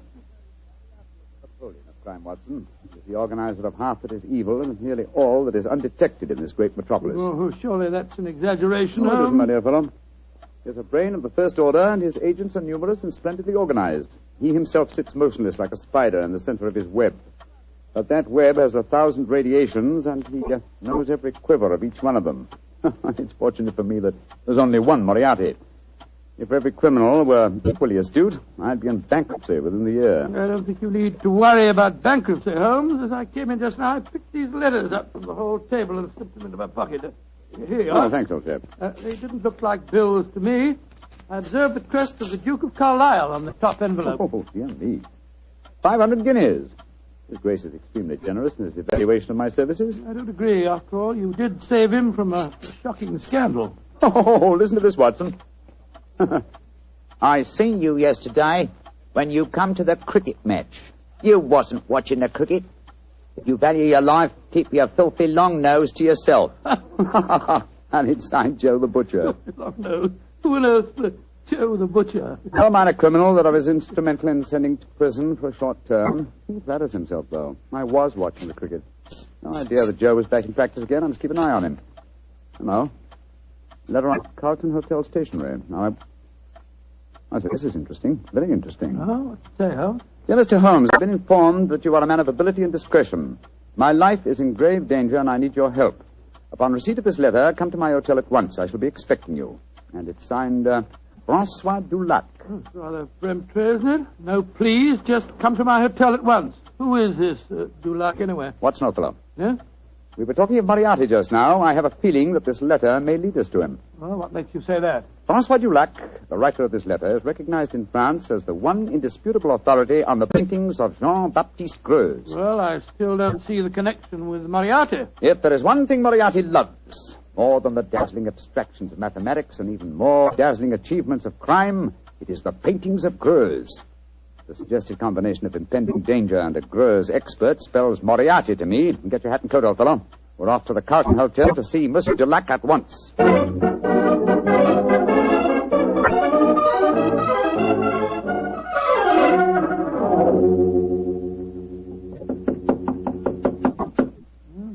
is room 212, all right, but there's no answer. I'll knock again. Shall I go and get someone to unlock the door? No, chap. Huh? We don't want to attract attention to our prospective client. I'll tell lock shouldn't be very hard to pick. Here. I think the skeleton key should do the trick quite easily. Well, the man at the desk downstairs said that Monsieur Dulac was in his room. No, Watson. He said he thought he was in his room. Uh-huh. Easier than I anticipated. Come on, let's go in. Doesn't look as if anyone's occupying this room. No signs of any personal belongings. No clothes hanging in the wardrobe, no luggage. Yet he is still registered here. Hello. What's this stain on the carpet by the bed here? Great Scott, is it... It's a blood stain, Watson. Blood stain? And the stain is still damp. I'm afraid we're too late. Come on. We can do no more good here. You're not giving up, Holmes? No, of course not, my dear fellow. Let's see what we can find out from the hotel manager. I refuse to believe that in the 19th century a distinguished foreigner can vanish into thin air.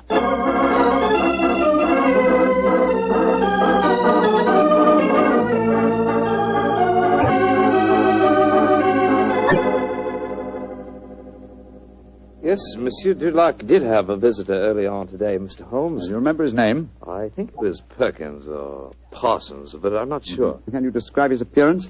I think so, Mr. Holmes. He was a very tall gentleman, tall and thin, with deep-sunk eyes. Clean-shaven? Oh, yes, sir. He had a high forehead and a funny way of moving his head from side to side. Oh, yes. Right, Joe Holmes, that's almost an exact description of Moriarty. Exactly, Watson. Have you seen Monsieur Dulac since this Mr. Perkins or Parsons called on him? No, I haven't, sir. But his visitor came back only an hour ago. He had some men with him. They carried some large packages out of the hotel. Packages? But not luggage, eh? No, packages, Mr. Holmes. Has Monsieur Dulac received any other visitors since he arrived here? None that have been here to see him, sir. But I understand that Sir Henry Davenant has been most anxious to get in touch with him. Sir Henry Davenant? Thank you. I'm extremely obliged to you. Come on, Watson. Always proud to be of service to Mr. Sherlock Holmes. The plot begins to clear, Watson. And what makes you say that, Holmes? Sir Henry Davenant is a millionaire whose art collection is world famous. A year ago, the papers were full of his latest acquisition, the gem of his collection, Jean-Baptiste Greu's painting, Young Girl with a Gazelle. And now it would appear that for some reason Moriarty wishes to prevent a meeting between Sir Henry Davenant and Monsieur Dulac, a Greu's expert. Now, do you see why the plot begins to clear? Vaguely, but what are you going to do? Davenant is said to something of a hermit. He won't have anything to do with officials, interviewers, and people like that. But we know that he wishes to consult an expert on the paintings of Jean-Baptiste Greuze. The next move should be obvious, old chap. Gracious me, you mean that you'll impersonate one? Certainly. If a Greuze expert is what he wants, then a Greuze expert is what he's going to get.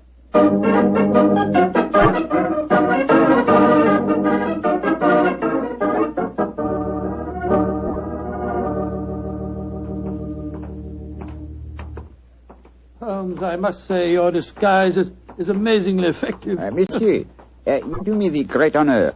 If I appear convincing to the astute Dr. Watson, how can I fail to convince Sir Henry Davenant? Oh, my dear fellow, it's marvelous. Appallingly good. Yeah. Here we are, sir. Sir Henry's house. Let's hope for the best, old fellow. I don't know exactly what a French art expert looks like, but I could certainly believe that you were one. I only hope that I can be equally convincing in the role of a patron of the arts. You certainly look your part, old chap. Good afternoon. Can I help you? My name is Vernet. André Vernet. I am most anxious to make the acquaintance of Sir Henry Davenant. I'm afraid that Sir Henry is extremely difficult to see, sir. I can tell him you're here, but he very rarely gives interviews. That is a great disappointment to me. Perhaps you would just go and tell him I am a pupil and a disciple of the great Francois Dulac. I will do what I can, sir. Come in, won't you, gentlemen? If you'll wait here for a moment, I'll take your message. What was the name again, Vernet, sir? André Vernet, and this gentleman is Mr. Watson. Very good, sir. Well, we got into the house. Now let's hope that you can impress the master of it. Not as easy a task, I fear, old fellow. I've had to match opinions on the paintings of Greuze with an expert. My knowledge of the subject is somewhat sketchy, I'm afraid. Yes, and mine is absolutely nil. Greuze was a naturalistic painter who flourished at the close of the 18th century, and though his paintings command a fabulous fee in this day and age, he himself died in great poverty. Shh. Someone's coming. Monsieur Vernet, will you and Mr. Watson come with me, please? Sir Henry is most anxious to meet you. Merci, mademoiselle. My name is Violet Jackson. I look after Sir Henry's art collection. Indeed, a very pleasurable job, I'm sure, my dear. From what I hear, he has a magnificent gallery. He has one of the finest in the world. Yes. His latest acquisition is the famous young girl with the gazelle by Greuze. Oh, but I'm sure you know all about that, Monsieur Vernet. I think you said in your message you were a student of the great Dulac. I have that inestimable privilege, mademoiselle. Oh, this is Sir Henry's study.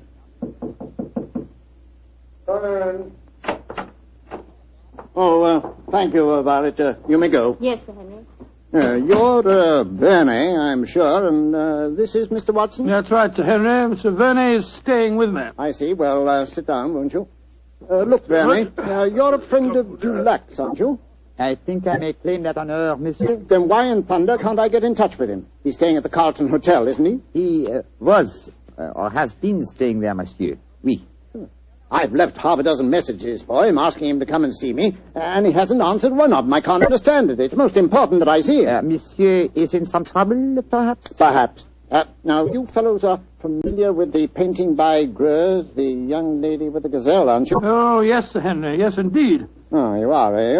What do you think of it? Well, one of the greatest works, in my humble opinion, monsieur. Of course, I have only seen a reproduction, but it seemed to me to have a freshness of vigor of the flesh tints, a great firmness and brilliance of line. You are indeed fortunate to own it, monsieur. Don't know about fortunate. It cost me £40,000. I still say you are most fortunate, monsieur. Would you grant me the honor of to examine the original? Well, I don't know whether I ought to. I've had to guard it very carefully ever since this... Well, but perhaps in your case I can make an exception. You received threats regarding the painting, Sir Henry? Yes, I have, Mr. Watson. And they've worried me so much that I've even thought of engaging the services of a private detective. Oh, indeed, monsieur. How very interesting. The Duke of Carlisle strongly recommended a fellow by the name of Sherlock Holmes. I was seriously thinking of going to him. Instead of which...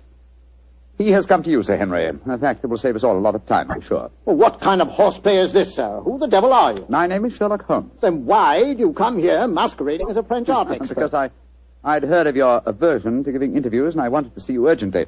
I felt that in the character of a supposed Greuze expert, I was most likely to gain immediate admission. Well, then, your friend here? Dr. Watson, my colleague. Well, it's all turned out for the best, Sir Henry. You wanted to consult Mr. Holmes, and he was most anxious to see you. Yes. Well, I'm glad you fellows are here. You see, I'm devilish worried about that Greuze of mine. Oh, why, Sir Henry? Well, I bought it at an auction. There was another man bidding against me all the time, and when it was finally knocked down in my name, he became most insulting. He seemed unable to bear not owning the picture himself. He told me bluntly that I wouldn't enjoy it long. Well, I didn't think much about it at the time, but lately I've been receiving postcards repeating the threat. I don't like it, that's a fact. Well, you've kept those postcards, I hope, Sir Henry? No, threw them in the fire where they belong. Oh, that's a pity, sir. Can you recall the name of this bidder at the auction who threatened you? No, didn't know his name. Can you describe his appearance? Well, let me see. He was tall, clean-shaven, and a curious habit of moving his head from side to side. Moriarty again. Yes, old chap, my supposition was correct. Now, tell me, Sir Henry, is the painting safely guarded? Well, I'd say that it was impregnable, Holmes. It's not in my regular galleries. I had a special strong room built for it when I started to receive these threats. It has a lock to which only I know the combination, and a special clockwork device that so controls the room that even I can only enter it during certain daytime hours. And yet, Sir Henry, with such thorough precautions, you appear to be frightened. Why? Well, I hardly dare trust my own shadow, Holmes. But as you possibly know, one of Greuze's pupils, a certain Madame Ledoux, imitated his paintings most successfully. Several of the experts were fooled. I confess that I've been frightened lately, since I received the threats, that a clever man might try and substitute a fake painting for the original, if indeed he hasn't already done so. That's why I was so anxious to get in touch with Dulac. He'd know a fraud at once. A substitution would be impossible if you're the only one that knows the combination to the lock of the strong room. Well, that's what my logic tells me too, Doctor. And yet I'm very uneasy, I must confess. It's still daylight, Sir Henry. Would it be possible for us to examine the painting now? Well, certainly.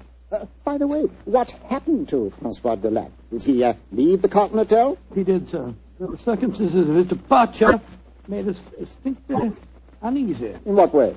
His room was empty. There were no signs of luggage, and yet... Come in. Yes, Violet, what is it? This note was just left for you, Sir Henry. I was asked to deliver it at once. Who left it, Violet? Well, he didn't give his name, Sir Henry.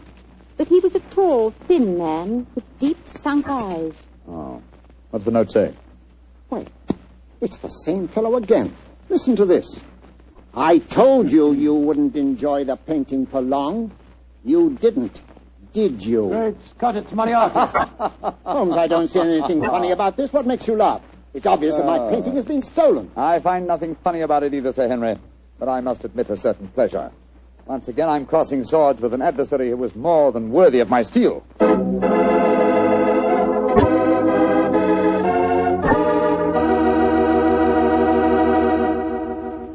You'll hear the rest of Dr. Watson's story in just a second, so I'm just going to remind you that Petri Sherry could really be called the all-round, all-American wine.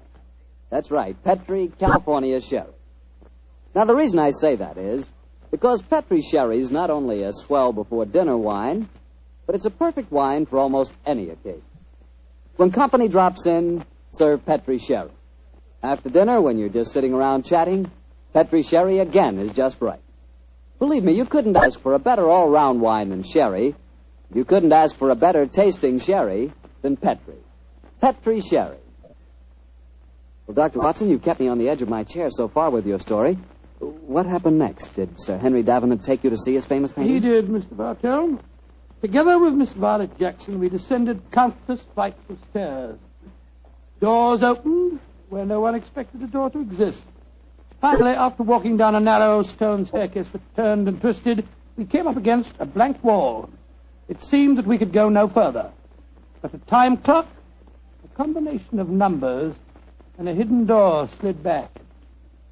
We stood in the interior of a small room. A room with no windows and hardly any light. An oil painting stood on an easel before us. It was the incomparable Greuze painting of a young girl with a gazelle. We stood looking at it for a brief moment, and then Sir Henry Davenant said, Heaven, the painting is still safe. Yes, Sir Henry. If it still is the same painting. It looks the same, Mr. Holmes. Yes, it does to me. The fact remains that only Francois Dulac could tell us if it is the same or a brilliant copy. Yes, and Monsieur Dulac has been silenced. So it would seem. Of course, we could ask the experts at the British Museum to pass judgment. Yeah, but how could it have been stolen? It'd be impossible to smuggle it out of here and replace it with a copy. There's only one way of being absolutely certain. With your permission, Sir Henry, I should like to make a test. You're going to take a sample of the paint, Mr. Holmes? Yes, that should give us certain proof. Well, very well. Yeah, you'd better do it, Violet. But be careful. Remember, the painting cost me £40,000. A minute fragment of paint will be sufficient for the test, won't it, Mr. Holmes? Indeed. With my fingernails, Sir Henry, I'll scratch off a tiny sample. Firstly, I think it's a dash fine bit of work, whoever painted it. There you are, Mr. Holmes. Is that enough paint Splendid, for Miss you? Jackson, splendid. Thank you. Please put it on this envelope for me, will you? That's it. And now, Sir Henry, I shall return to Baker Street and analyze this paint. Within an hour, I shall be able to tell you whether the painting is worth £40,000 or a plugged farthing.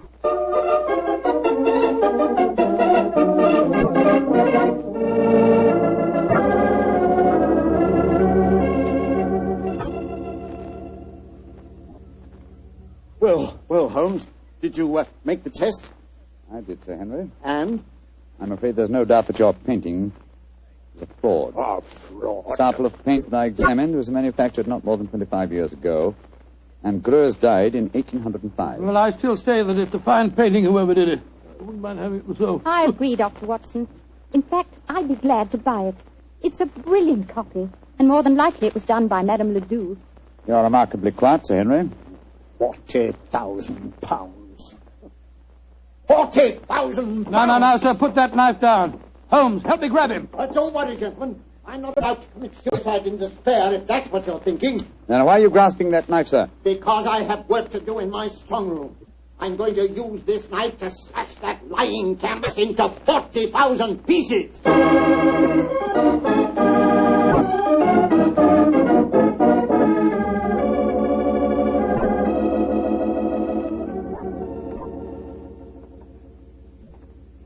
Yes, well, I suppose you're right, Violet.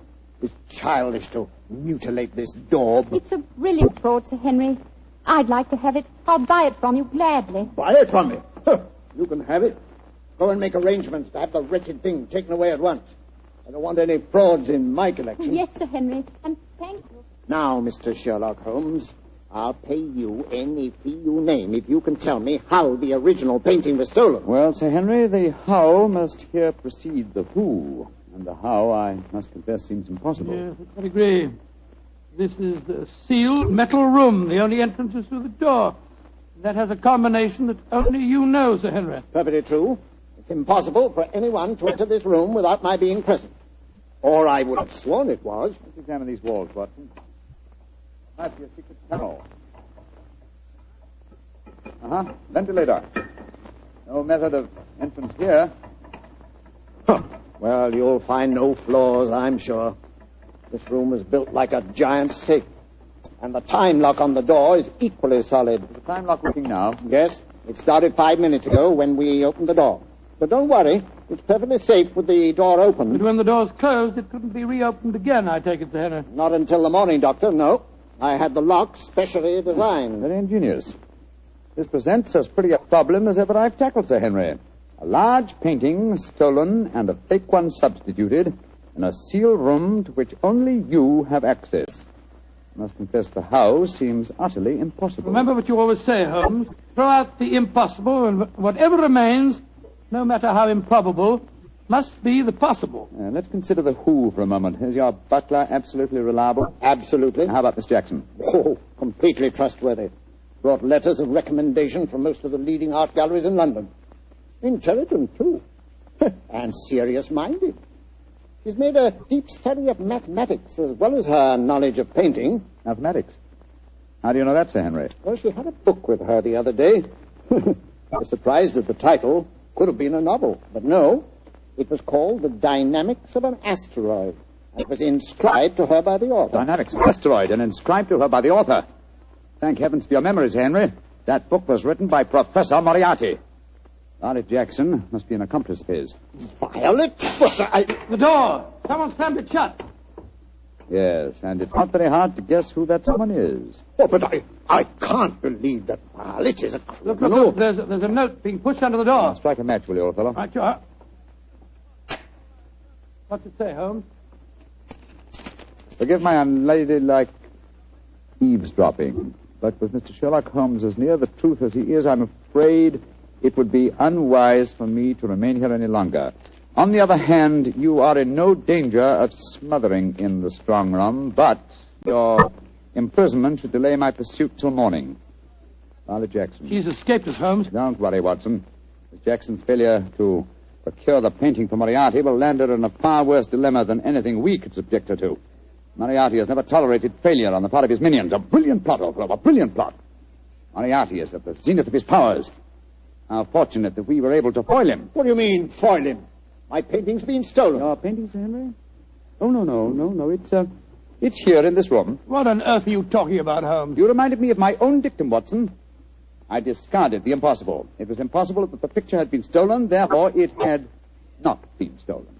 You mean that this painting is the original, Grves? Yes, of course, sir. Surely the whole plot is crystal clear now. Just about as clear as porridge to me.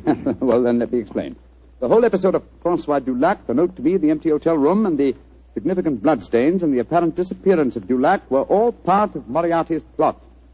The real Dulac never left France. Moriarty created him in England to lure me into the case. Why in thunder should he want to do that, Holmes? Yes. I should think you're the last person he'd want on the scene. Oh, on the contrary, sir.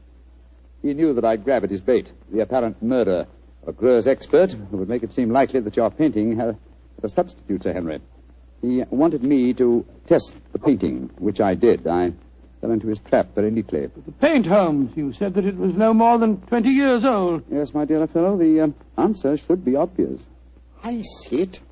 Violet was his accomplice, had prepared the painting beforehand, and carefully scraped off a piece of modern paint. Exactly, Sir Henry. And Moriarty had assumed, quite correctly as it turned out, that as soon as you thought your painting was a fraud, you'd want to get rid of it. And that girl was going to take it out of this house with your full approval. And, of course, turn it over to Moriarty. What a fantastic scheme. A devilishly clever one, old chap. If it hadn't been for your chance remark about the book on mathematics, Sir Henry, I'm very much afraid the young lady with the gazelle might even now be on her way out of your house. Holmes, I can't tell you how grateful I am. And I'm going to express that gratitude in a very material manner, I assure you. Thank you, Sir Henry, but I wouldn't dream of accepting a fee for this case. I've been shockingly obtuse. I might easily have let them walk away with your treasure right under our noses. We locked in here for the night, sir? I'm very much afraid so, Dr. Watson. Oh, I shouldn't be surprised if the butler notices our disappearance and comes looking for us. But he won't be able to open the door. It'll need a professional locksmith to get us out of here. Oh, really? It looks as if we'll spend a very cheerful evening. Don't be gloomy, my dear fellow. Oh, gloomy is not a word. You're locked in with one of the loveliest girls in history, and she's genuine at that. Strike another match, old chap, shall we? What? Let's look at her once again.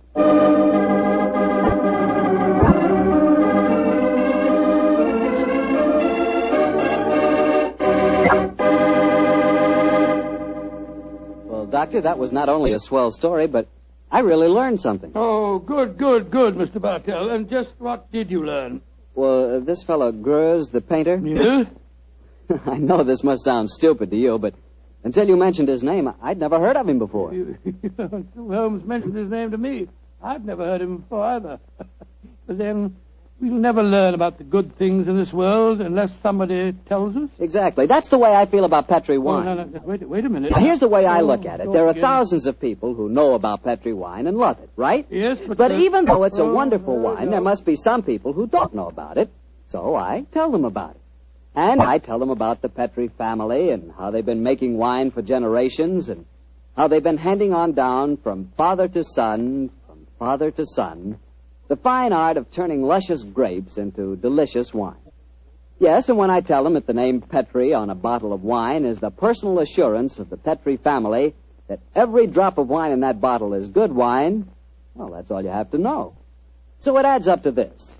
If you want a fine wine for any occasion, you want a Petri wine, because Petri took time to bring you good wine.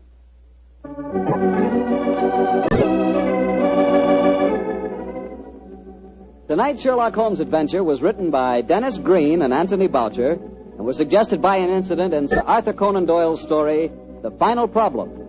Music is by Dean Fossler. Mr. Rathbone appears through the courtesy of Metro-Goldwyn-Mayer and Mr. Bruce through the courtesy of Universal Pictures, where they are now starring in the Sherlock Holmes series. The Petri Wine Company of San Francisco, California, invite you to tune in again next week, same time, same station. Sherlock Holmes comes to you from our Hollywood studios.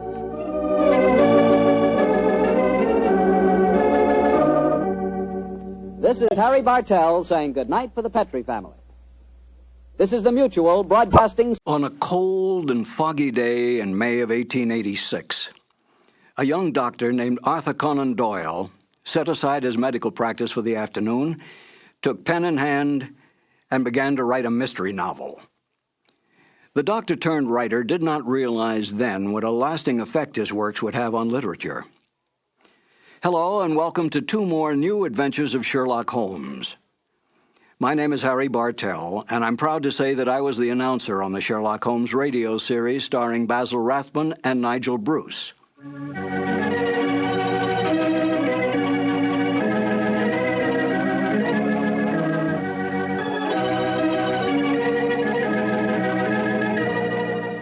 There are more true facts available about the real life of Sir Arthur Conan Doyle than all the fictitious conjectures on the written life of Sherlock Holmes. Yet it was Conan Doyle's great detective that brought the author worldwide fame. This saddened Conan Doyle, for he was really a romantic writer who wanted desperately to be recognized through his well-written historical romance novels. But it was not to be. The first short story to appear, A Scandal in Bohemia, was what made the name of Sherlock Holmes a household word. After writing but 6 short stories, Conan Doyle tired of the great detective. He wanted out.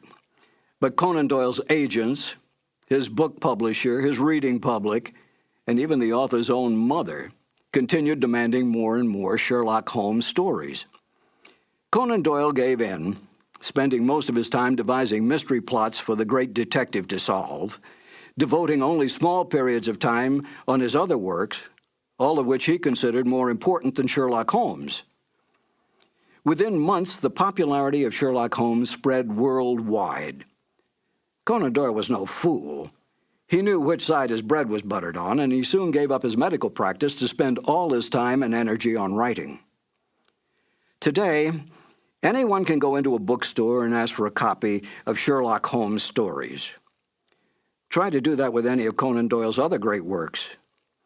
Such is the power and attraction of the greatest detective of them all, Sherlock Holmes. Now, let's listen to Basil Rathbone and Nigel Bruce in one of the original Conan Doyle mysteries, The Adventure of Thor Bridge. This episode from the life of Sherlock Holmes will be transmitted to our men and women overseas by shortwave and through the worldwide facilities of the Armed Forces Radio Service. Petri Wine brings you Basil Rathbone and Nigel Bruce in the new adventures of Sherlock Holmes.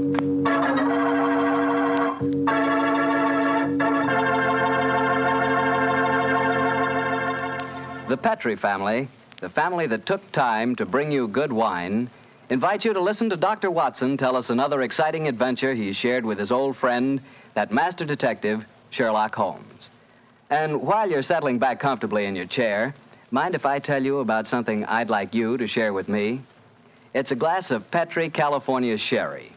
Of course, most people think of Petri California Sherry as the one wine that's really swell any time, but personally, I like a glass of that Petri Sherry just before dinner. You know, that's the time you're a little on edge, you've just finished your day's work, and you're waiting for your dinner, and, well, that's when you want to lean back and take it easy. And boy, that's the time a glass of Petri Sherry tastes like something just too good to be true.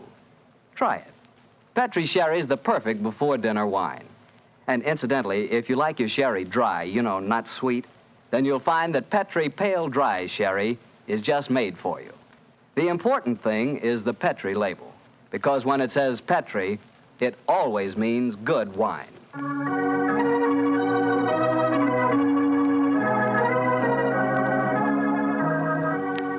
And now for our weekly visit with our good friend and host, Dr. Watson. Good evening, Doctor. Good evening, Mr. Bartell. You're a bit late. I've been keeping some dinner hot for you. Here, pull up your chair and join me. That's very nice of you. Thanks, Doctor. Are you all set with tonight's story? Yes, my boy, I'm all set, as you call it. As a matter of fact, I was going over my notes on the case just before you arrived.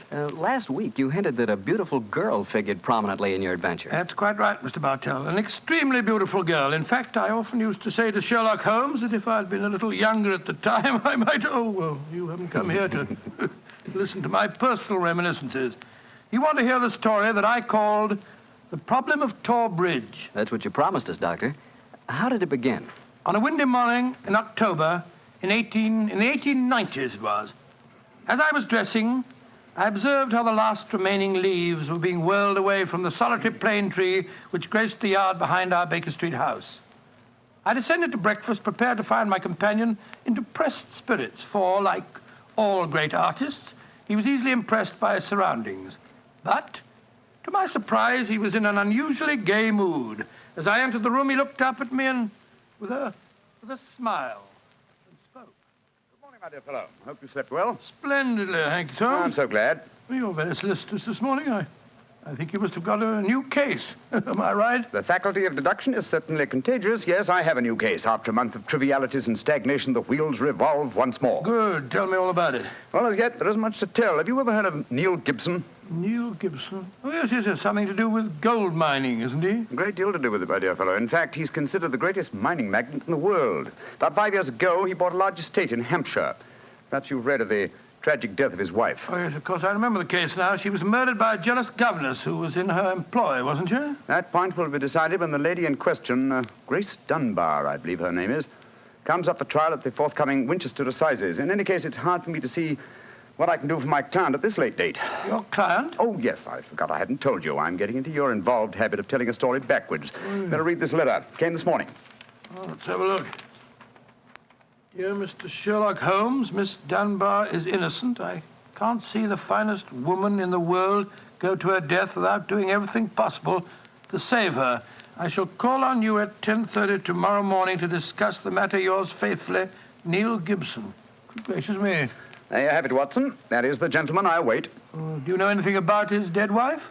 Only what I've been reading in the papers, apparently she was past her prime, which was the more unfortunate as this Miss Dunbar, who superintended the education of the two young children, is reputed to be a very attractive young lady. The eternal triangle, eh? Well, where did the murder take place? On Gibson's estate in Hampshire. His wife was found in the grounds nearly half a mile from the manor house, late at night, clad in her dinner dress, with a shawl over her shoulders, and a revolver bullet through her brain. Any weapon found near her? No, there were no clues found at the scene of the crime. What made them suspect the governess? Well, in the first place, there was some very incriminating evidence. A revolver with one discharged chamber, the caliber corresponding with a bullet in the dead woman's head, was found on the floor in Miss Dunbar's wardrobe. Oh, was it? Pretty damaging evidence, Holmes. So the coroner thought. And to make the case even blacker against Miss Dunbar, the dead woman had a note on her making an appointment at that very spot. And the note was signed by the governess. It seems obvious that the girl's guilty, and the motive's clear. Mr. Gibson would be a great catch for a young girl. Love, fortune, power, all dependent on one life. Possibly, Watson, but circumstantial evidence can be very misleading at times. As the gentleman in question, unless I'm very much mistaken, considerably before his time. I can see him from the window here. Formidable-looking fellow. Must be well over 6 foot tall. Judging by the way he's wrenching at that doorbell, he's a man with a violent temper. Mrs. Hudson's opening the door to him now. Meet him on the stairs, will you, old chap? It'll save Mrs. Hudson a journey. Sure. Up here, sir. Thank you, Mrs. Hudson. All right. Are you Mr. Sherlock Holmes? No, indeed. I'm his colleague, Dr. Watson. Come along in, won't you? Mr. Neil Gibson, I presume? That's right. So you're the great Sherlock Holmes, huh? The adjective is your own, Mr. Gibson. Sit down, won't you? By the way, you may speak quite freely in front of Dr. Watson. Well, I may as well begin by telling you that money means nothing to me in this case. You can burn it if it's any use to you in lighting the truth. Miss Dunbar is innocent, and it's up to you to prove it.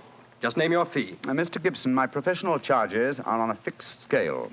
I don't vary them except when I omit them altogether. Very well. I imagine that you've read the newspaper reports of the coroner's inquest? Yes, very thoroughly. I don't see that I can add anything that'll help you. But if there are any questions you'd like to ask, I'll answer them. Thank you. First, what were the exact relations between you and Miss Dunbar? I suppose you're within your rights in asking such a question, Mr. Holmes? We will agree to suppose so, shall we? Then I can assure you that my relations with Miss Dunbar were always those of an employer towards a young lady with whom he never conversed or even saw, except in the company of his children. Oh. Rather a busy man, Mr. Gibson, and I've no time or taste for aimless conversation. I wish you good morning. What the devil do you mean by this, Mr. Holmes? My dear sir, the case is difficult enough without your giving me false information. Meaning that I lie, sir? I was trying to express it as delicately as possible, but if you insist on the word, I won't contradict you. Why, you confounded... Don't be noisy, Mr. Gibson. Please don't be noisy. I find that after breakfast, even the smallest argument is unsettling. I suggest that a stroll in the morning air and a little quiet thought will be greatly to your advantage. I suppose I can't make you take the case, but you've done yourself no good this morning, Mr. Holmes. I've broken stronger men than you. No man ever crossed me and was the better for it. Good morning, Mr. Gibson. You've a great deal yet to learn. On my soul, Holmes, you run usually severe with him. I dislike liars, Watson, and I cannot tolerate arrogance, particularly when it's coupled with great wealth. Well, how did you know about his relations with the governor? I didn't. It was pure bluff. Bluff? It certainly worked. Think he'll come back? Oh, of course he will. He needs my help too badly. He'll probably change his mind before he's halfway down the stairs. Come in. Mr. Gibson. Just saying to Dr. Watson that I was certain you'd be back. I've been thinking it over, Mr. Holmes, and I feel that perhaps I was hasty in taking your remarks amiss. Just the same, I can assure you that the relations between Miss Dunbar and me really don't affect this case. Surely that is for me to decide, Mr. Gibson. You see, Mr. Gibson, my friend is like a doctor. He wants every symptom before he can give his diagnosis. Fire away, Mr. Holmes. What is it you want to know? The truth. I can give it to you in very few words. To begin with, I met my wife when I was gold mining in Brazil. Your wife was Brazilian by birth, wasn't she, sir? Yes, doctor, and very beautiful. Well, to make a long story short, I fell in love and married her and brought her to England. After a few years, I realized that we had nothing, absolutely nothing in common. And then I suppose this young governess, Miss Dunbar, arrived on the scene. That's right, Mr. Holmes. Well, the story should be obvious to you from there. You fell in love with this girl, I suppose, sir? Who could help it? Did you suggest marriage to her? Yes.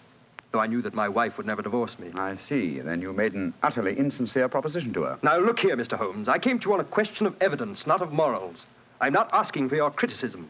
It's only the young lady's sake that forces me to touch your case at all.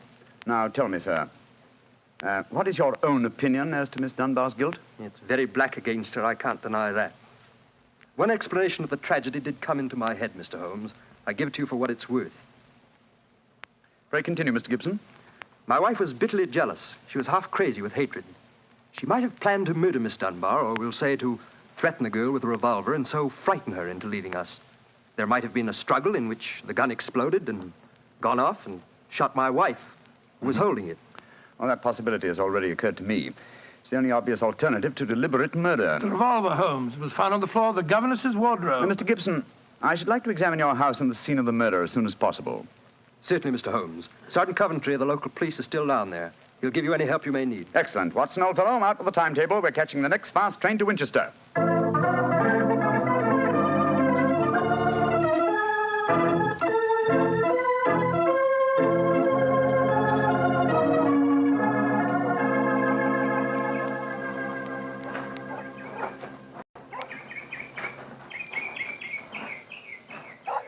So if I have to have someone else on the case, I'd rather have you, Mr. Holmes.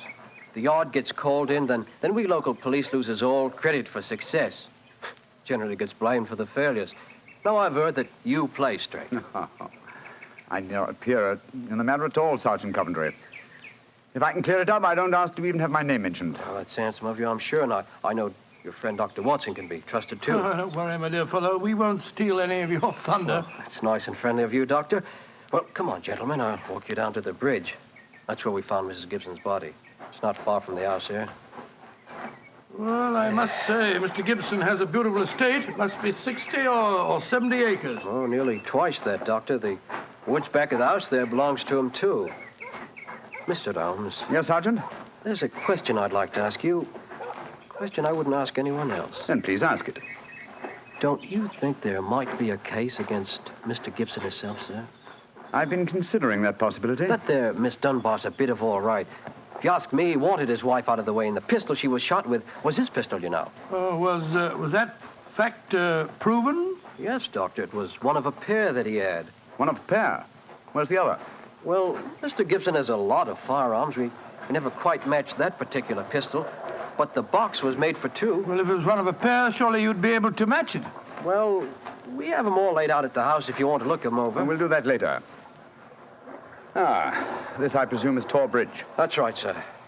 Found Mrs. Gibson's body lying right here at the approach to the bridge. I see. I gathered from the newspaper reports that the shot was fired at very close quarters. Yes, sir, very close. Near the right temple, wasn't it? Just behind it, sir. How did the body lie, Sergeant? Oh, on its back, Doctor. No trace of a struggle, no marks, no weapon. The note from Miss Dunbar was clutched in her left hand. Clutched, you say? Yes, sir. We could hardly open the fingers to get at it. That's of greatest importance. It excludes the idea that anyone could have placed the note there after death in order to furnish a false clue. What did the note say, Sergeant? Little enough, Doctor. It just said, I will be at Tor Bridge at 9 o'clock, and it was signed Grace Dunbar. Miss Dunbar admit writing it? Oh, yes, sir. What was her explanation? She wouldn't say nothing. Said she was saving her defense for the trial. Yes, it seems odd that Mrs. Gibson was still clutching that note. Seems perfectly natural to me. Oh, come now, old fellow. Argue the thing out logically.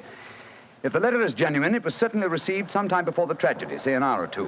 Why then was the dead woman still clasping it in her left hand? Why should she carry it so carefully? She certainly didn't need to refer to the note at all at the interview. Doesn't it strike you as rather strange? Well, now you put it that way, it does seem a little peculiar. Hello. Did you notice this, Sergeant? Oh, you mean that chip out of that stone on the underside of the parapet of the bridge, sir?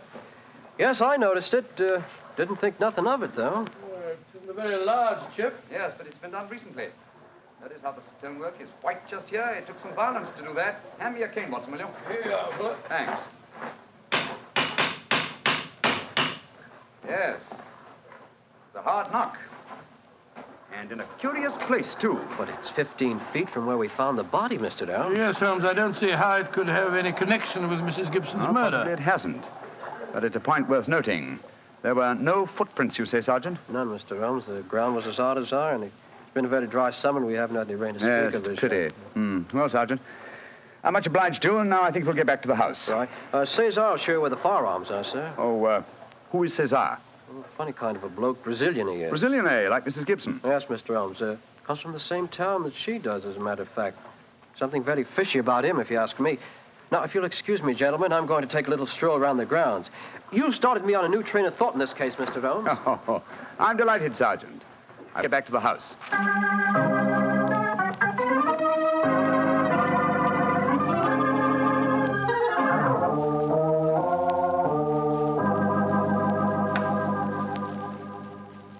I see. And these are all the firearms in Mr. Gibson's possession, eh, Cesar? Except for the revolver that is missing from the case. Yes, so I say I've seen him. I've never seen such a collection of guns and revolvers in my life. Mr. Gibson had many enemies, senor. He always sleep with a loaded pistol beside his bed. He's a man of great violence. There have been times when all of us were afraid of him. Did you ever witness physical violence towards Mrs. Gibson? No, senor. I cannot say that I have. But I have heard him say many terrible things to her. He would taunt her in front of we servants. I have heard him do it many times. Thank you, Cesar. That will be all. Muito bem, senor. You know, Holmes, I still think the case against Miss Dunbar looks very black. I should agree with you if it were not for one fact. The finding of the revolver in her wardrobe. On the soul, Holmes, that seems to me the strongest evidence of all. I think not, old chap. Huh? We must look for consistency. Where there is a want of it, we must suspect deception. I don't quite follow you. Suppose for a moment that we visualize you in the character of a woman who in cold, premeditated fashion is about to murder a rival. You've planned it. A note has been written. The victim has come. You have a weapon. The crime is well done. It has been workmanlike and complete. Do you mean to tell me that after carrying out so crafty a crime, you'd be so stupid as to forget to fling the incriminating revolver to the bottom of the stream? Or perhaps in the dense reeds that border it?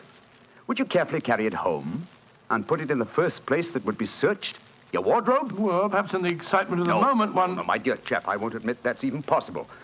When a crime is coolly premeditated, then the means of covering it are coolly premeditated also. Well, then if Miss Dunbar didn't shoot Mrs. Gibson, who the devil did? I hope I can give you the answer to that question, Watson, when we've made one further visit. Oh, Lord. Where are we going now? To prison, old chap. Prison? Yes, we're going to Winchester Prison to call on Miss Dunbar. I'm certain that the key to this strange mystery lies in her hands.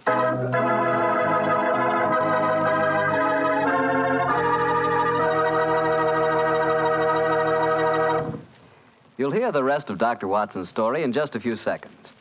Just time enough for me to remind you that the easiest way to make good food taste better is to serve that good food with a good Petri wine.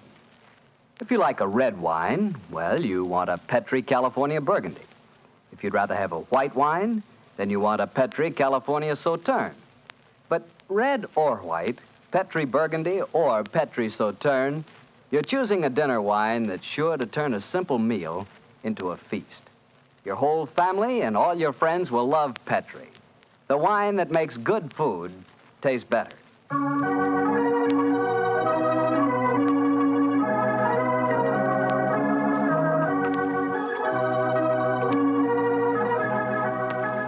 And now back to Dr. Watson and tonight's Sherlock Holmes adventure, The Problem of Tor Bridge. Well, Doctor, did you go to Winchester Prison and see Miss Dunbar? We did, Mr. Bartell. An hour later, found the two of us sitting in a dank and gloomy cell, talking to one of the most beautiful girls that I've ever seen.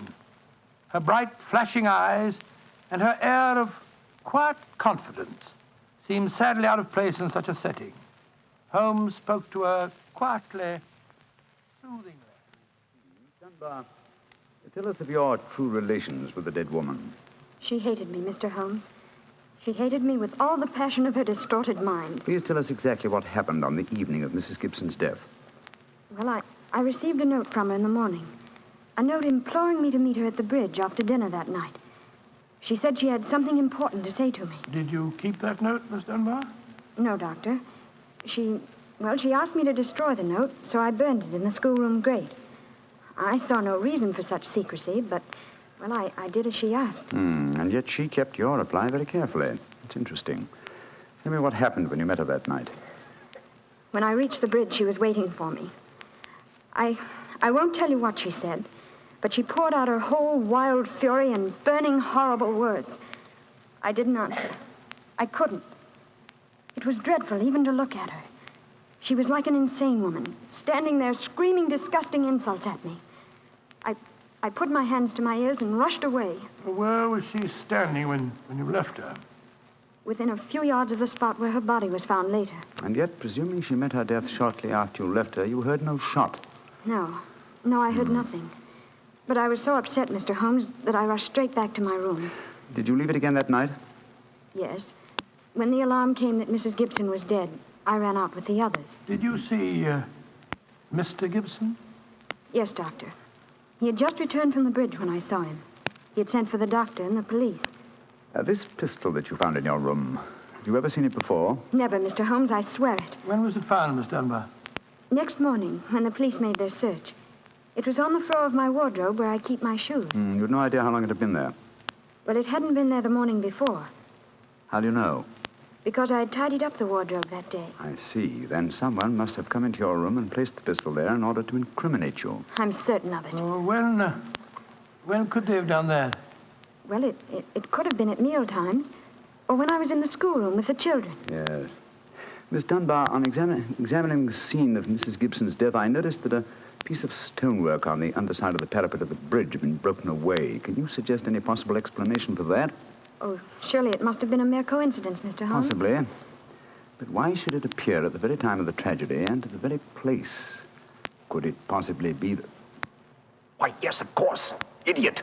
Why didn't I think of it before? Come along, Watson. Where are we going, Holmes? Back to Thorpe Bridge, old fellow. As fast as we can get there. What have you found out, Mr. Holmes? The answer to this mystery, I hope, my dear young lady. You will get news before the day is out. And meanwhile, take my assurance that the clouds are lifting and that the light of truth is breaking through.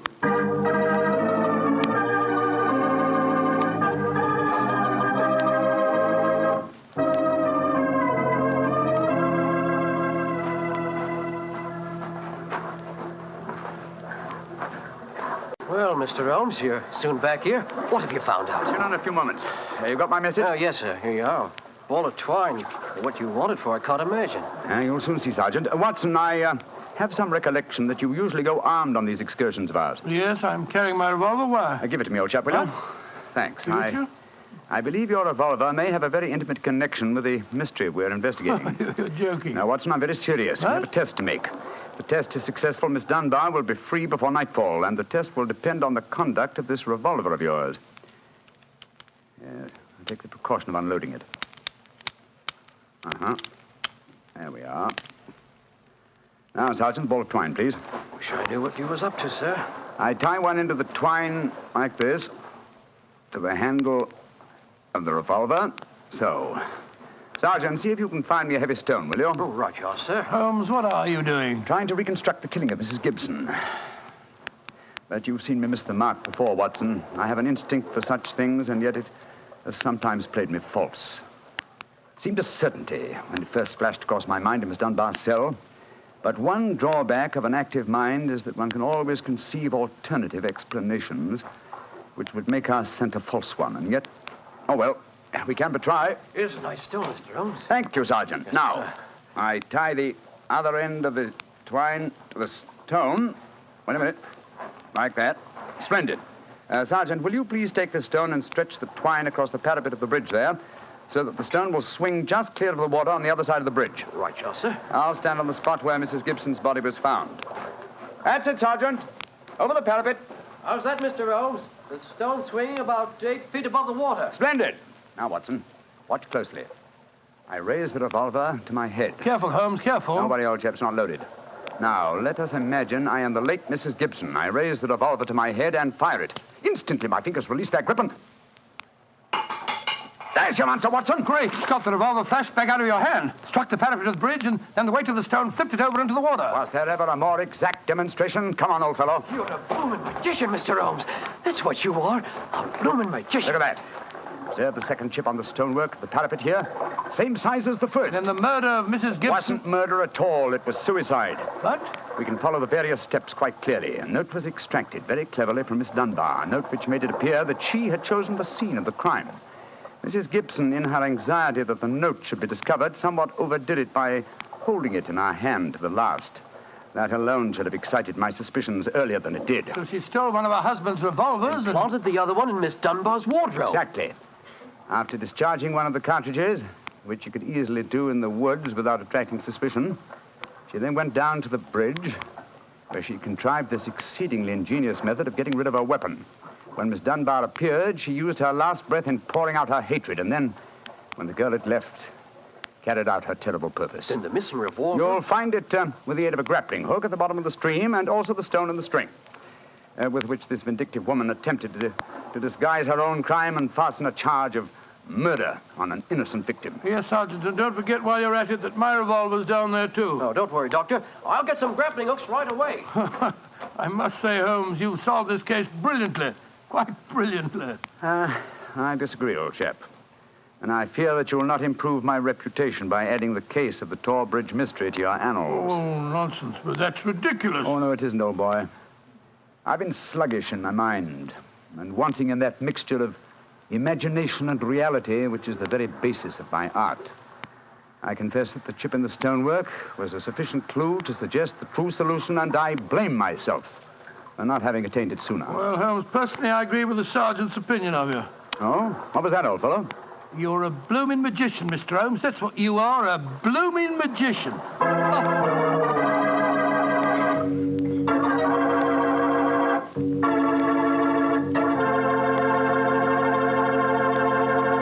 Well, Doctor, Holmes really was a magician. That is, if you did find Mrs. Gibson's revolver and your own in the stream. Oh, we found them all right. You don't think I'd tell you the story otherwise, do you? What do you take me for, anyway? Well, now that you ask, I'll tell you. I take you for a very charming gentleman, a wonderful storyteller, and a fine host. Oh, that's what I do. Really. Well, you are a gentleman of the old school. And you do tell a fine story. You flatter me, you... And you are a perfect host. That meal we had tonight was wonderful. Oh, it was, eh? And, that wine, what kind was it? It was Petri wine, and you know it. And I should have known that you were leading up to something. Mr. Bartell, you should be ashamed of yourself. You will do anything to get a chance to talk about Petri wine. Oh, I can't say that I blame you. Well, honestly, Doctor, I meant everything I said. But you don't really want me to stop talking about Petri wine, do you? After all, it's worth talking about, isn't it? What other wine is made with the loving care that goes into Petri wine? Don't forget, Petri wine is made by the Petri family. Winemaking is their business. Why, they've been making wine for generations, handing down from father to son, all their skill and knowledge and experience. You can be sure the Petri family really knows plenty about the fine art of turning luscious grapes into delicious wine. That's why, whether you want a wine for before dinner, with dinner, or for any time, you can't go wrong with a Petri wine, because Petri took time to bring you good wine. And now, Dr. Watson, what new story are you planning to tell us next week? Well, next week, Mr. Bartell, I'm going to tell an adventure that Holmes and I had amid the oriental magnificence of a Maharaja's palace in India. India? Sounds intriguing. What were you and Sherlock Holmes doing out there, Doctor? Well, you'll have to wait till next week for the answer to that question, my boy. But I can tell you that it was one of the weirdest problems that we ever had to solve. I call the story The Vanishing Elephant.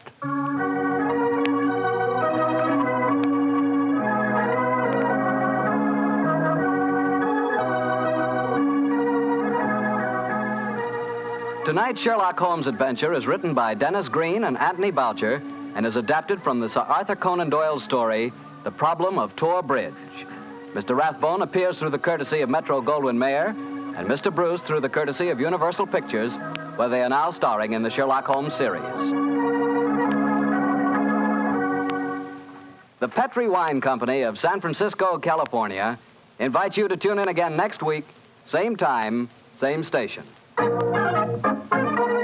Petri family took the time to bring you such good wine. So when you eat and when you cook, remember Petri wine. To make good food taste better, remember... Petri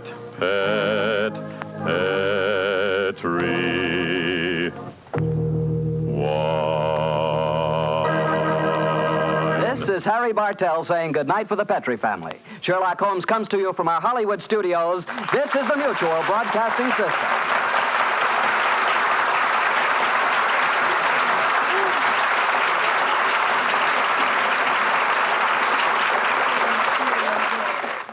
Of course, many of you are already familiar with this intriguing mystery story, but this is the first time in over 40 years that Basil Rathbone and Nigel Bruce have had the pleasure of once again entertaining you with Sir Arthur Conan Doyle's original story, The Adventure of Thor Bridge. This is Harry Bartell. I'll be right back with more notes on Sir Arthur Conan Doyle and another new adventure of Sherlock Holmes. Sherlock Holmes considered himself as the only unofficial consulting detective, and rightly so. In point of fact, Holmes worked outside the law. If he'd been a policeman working for Scotland Yard, he would certainly not have had the freedom that allowed him to use his unorthodox methods. This both pleased the police and frustrated them. Pleased them because he almost invariably let such men as Inspector Lestrade and Inspector Gregson take the public recognition for a case that he had solved. Frustrated them because he could literally work on a case using his own specialized abilities while they had to stay within prescribed limits. Yet Holmes did respect the law, for he was in fact an amateur and felt it best to have a healthy relationship with the professional police. This encouraged such men as Lestrade and Gregson to bring various unsolved crimes to him for his solution. His freedom outside the restraints of the law allowed him to assume many roles in disguise and to work with Watson as his accomplice. Excellent examples of this kind of work can be found in such original stories as A Scandal in Bohemia, The Man with the Twisted Lip, and The Illustrious Client, to name but a few. He often broke open safes to get information, set fires to force some action out of an individual, such as Irene Adler, or broke into homes in order to gain access to information that would lead to the solving of the crime. Any admonitions by the police were soon dropped when Holmes produced the criminal or solved the crime. Most of this work was done by Holmes and Watson in London or various other parts of England. In The Waltz of Death, Holmes and Watson find themselves in Vienna on a case. Now here, on foreign territory, and completely outside the orthodox methods of the English police, Holmes had even more free rein. He still used his brilliant sense of deductive logic, but now he did not have to worry about reprimands from Scotland Yard. And besides, there was new excitement for Holmes when he could deal with murder from other than the English criminal. Join me now as we present Sherlock Holmes and Dr. Watson in The Waltz of Death. Petri Wine brings you Basil Rathbone and Nigel Bruce in the new adventures of Sherlock Holmes.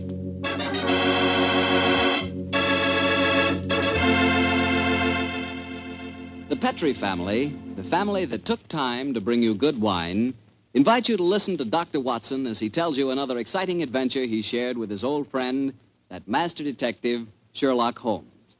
And as for me, well, I'm going to tell you about a swell idea. The idea of serving Petri California sherry before dinner. Tomorrow night, just before dinner, instead of that last-minute rush, take it easy. Pour yourself a glass of Petri sherry.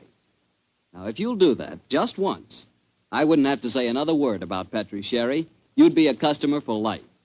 Because Petri sherry is good wine with a capital good.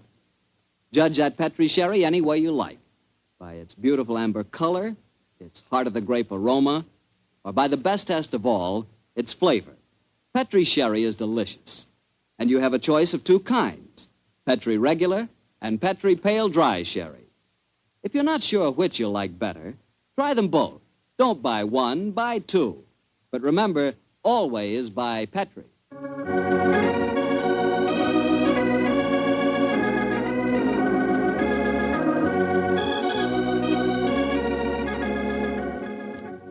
And now I'm sure our good friend Dr. Watson's expecting us. Let's go in and join. Good evening, Dr. Watson. Good evening, Mr. Bartell. All set for tonight's story? Yes, my boy, I'm all set, as you put it. It began in Vienna in 1889. The old Vienna of bright lights, lovely ladies, and lilting music. What were you and the great Sherlock Holmes doing there, Doctor? Mr. Bartell, what were we doing there? Yes, sir. Were you just taking a trip? Oh, in those early days of our association, we didn't have either the time or the money for trips. No, we were in Vienna at the express command of the Emperor Franz Joseph. It was in October, I remember, that we arrived in the city, and for several days we were forced to cool our heels awaiting the imperial pleasure. On one of those idle evenings, at the good services of our friend the Chief of Police, Count Frano, secured us an invitation to a resplendent ball that was being held at the palace of Princess Stephanie von Kram. It was an incredibly colorful spectacle, Mr. Bartell. A string orchestra high in the gallery of the palace ballroom played a haunting Strauss waltz, while on the floor below, the cream of Viennese aristocracy swayed and glided gaily to the lilting music. I can remember the picture so well, Mr. Bartell, as Holmes and I stood there talking to the Chief of Police, Count Frano.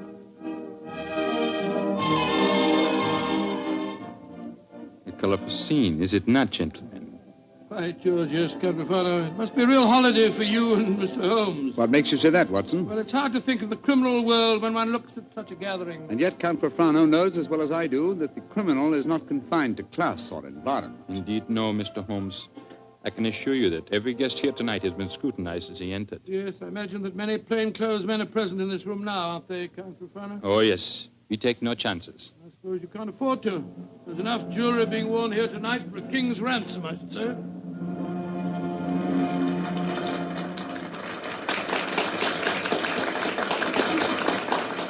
The waltz is finished. Now I can present you to our hostess, Princess von Kram. Stephanie, my pigeon. My pigeon must know the princess pretty well. Yes, I'm glad to see that in Vienna, the profession of criminal detection carries no social stigma. Allow me to present you Mr. Sherlock Holmes, Dr. Watson, the Princess Stephanie von Kram. I'm very honored to meet you, Your Highness. I'm most happy to meet you, gentlemen. Permit me to introduce my protege, Janos Horvat, the Hungarian composer. This ball tonight, Mr. Holmes, will mark a rare occasion.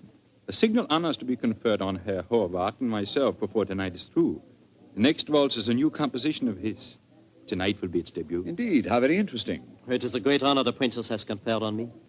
A new composition could not possibly be presented under more auspicious circumstances. Count Frano, you spoke of an honor in connection with yourself. May I tell them our secret, Stephanie? No, I will tell them myself, Anatole.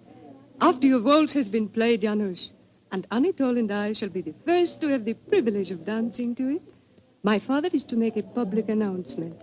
He is to announce my engagement to Count Anatole Refon. Oh, indeed, my congratulations to you both. Very lucky fellow. Am I not the luckiest of men? Is she not exquisite? I, the gay man of Vienna, the cavalier who swore that no one woman would ever capture him. I confess it, gentlemen, I'm in love. Oh, but I pity you. Even the great waltzes of old Vienna could hardly be worthy of this moment. Oh, Anatole, you are a born flatterer. Oh, come, the waltz is about to begin.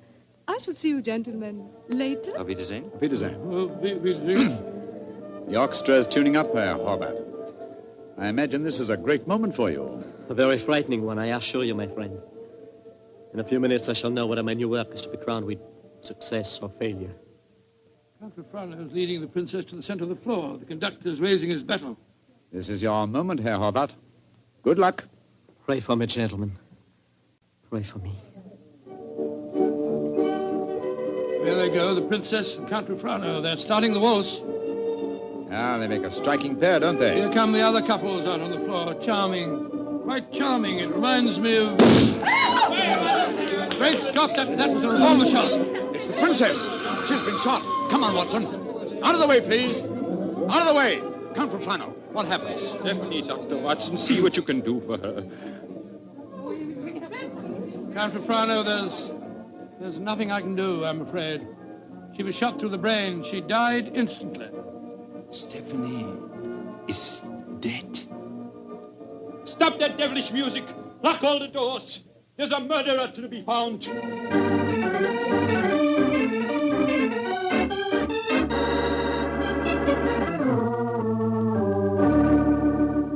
Count Frano, have you found any clues? One of my men found a revolver. It had been tossed into the earth of a potted palm. May I see it, please? Of course, here.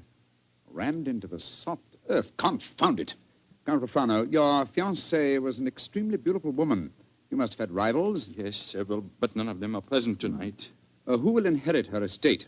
A 6-month-old nephew. Who's his guardian? The Emperor Franz Joseph himself. No, Mr. Holmes, I know of no obvious motive for someone wishing poor Stephanie dead. Well, perhaps it was a political crime. She was a wealthy aristocrat and a very prominent one. Yes, it's very possible. Many nihilist assassins have been active in my country recently. Meanwhile, we have a ballroom full of suspects waiting for us. So I was just going to suggest we went back there. We can't find out very much by staying here in the library. It's a delicate matter. Almost everyone present tonight is known to me personally. May I suggest that you go back to the ballroom and have the male guests file past you?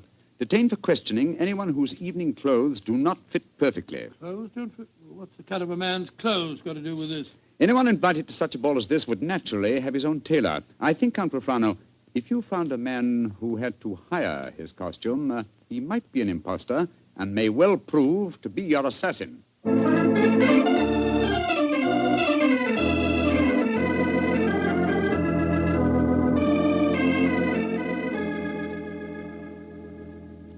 Mr. Holmes, your plan has not been effective so far. You find one Englishman who is unusually badly dressed, and what do we discover? He's an English milord whose luggage was lost on the train. Yes, and the second suspect proved to be a perfectly respectable Viennese doctor whose nasty little child had taken a last-minute snip at his tailcoat with a pair of scissors. And the third was poor Horvath, the composer, who cannot yet afford a good dress suit, eh? Well, Count Profano, why not have the next suspect shown in? Yes, of course. Schober, bring in the next man. Ja, Herr Count. Kommen Sie herein, bitte. Einbitter, what a frightful-looking fellow. Your name, please. My name is Gruning. What do you wish with me? Gruning? Your name was not on the list of invitations. One moment, please. Let me see your right hand, Herr Gruning. You have no right to touch me. Where did you get these fresh earth stains? Your right thumb is pitted and the nail is full of dirt. What does that poor policeman... Not a short while ago, you tried to hide your revolver by ramming it into an earth-filled flower pot. You know that revolver, please, Count Profano. It will be easy to compare the samples of earth. It will not be necessary. Well, you admit that you murdered the princess tonight, then? Certainly, I admit it. Why did you kill her? She was an aristocrat. She was an oppressor of the poor. I'm glad I killed her. One day, I and my party will kill all of you filthy aristocrats. Count Profano, put down that revolver. Shoot him like the dark he is. No, Count Profano. Even you can't take the law into your own hands. Why do you not shoot me? I'm not afraid to die. Have him taken away, Schober. Nehmt den Hund ins Gefängnis. Thank you for stopping my hand just now, Doctor. But when he spoke of Stephanie that way, I could have killed him just as he killed her. Very understandable impulse, sir, but one that would have ruined your life. My life? Now that she is dead, my life is empty. What right do love and beauty have to exist in a world that no longer holds Stephanie? She was all light and life, loveliness. And now... But I am hardly displaying my Viennese blood, am I? The murder is caught, thanks to you, Mr. Holmes, and my life, such as it is, must go on. Somehow. That's how the story began, Mr. Bartell. Began? It sounds like the end of a story to me, Doctor. Far from it, my boy. The next day, Holmes and I had our interview with His Imperial Majesty and learned the nature of the services expected of us. Services that required our leaving the city. And that's why, my boy, we were gone from Vienna for some weeks. We didn't know that during our absence, Herr Hovart's waltz, which had had such a tragic debut, was beginning to make a sort of morbid history. Yes, Herr Baron, the Horvath waltz. We have had many requests for it. Gladly, we will play it, Herr Baron.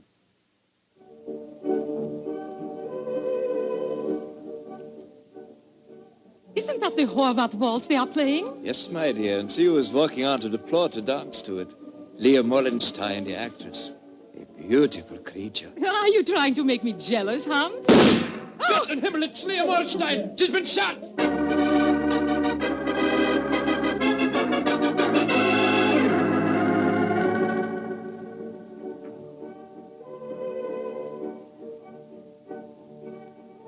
A new ballet, and to the music of the Horvath waltz. Magnificent. Never has Krasnova danced better.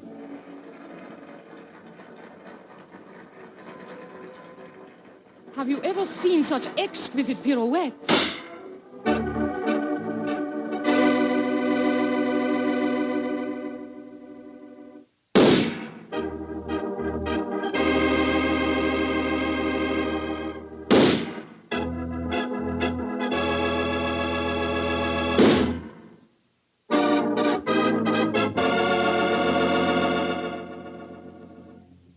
6 deaths in 4 weeks, Schober. All beautiful women and all killed to the music of the Horvath waltz.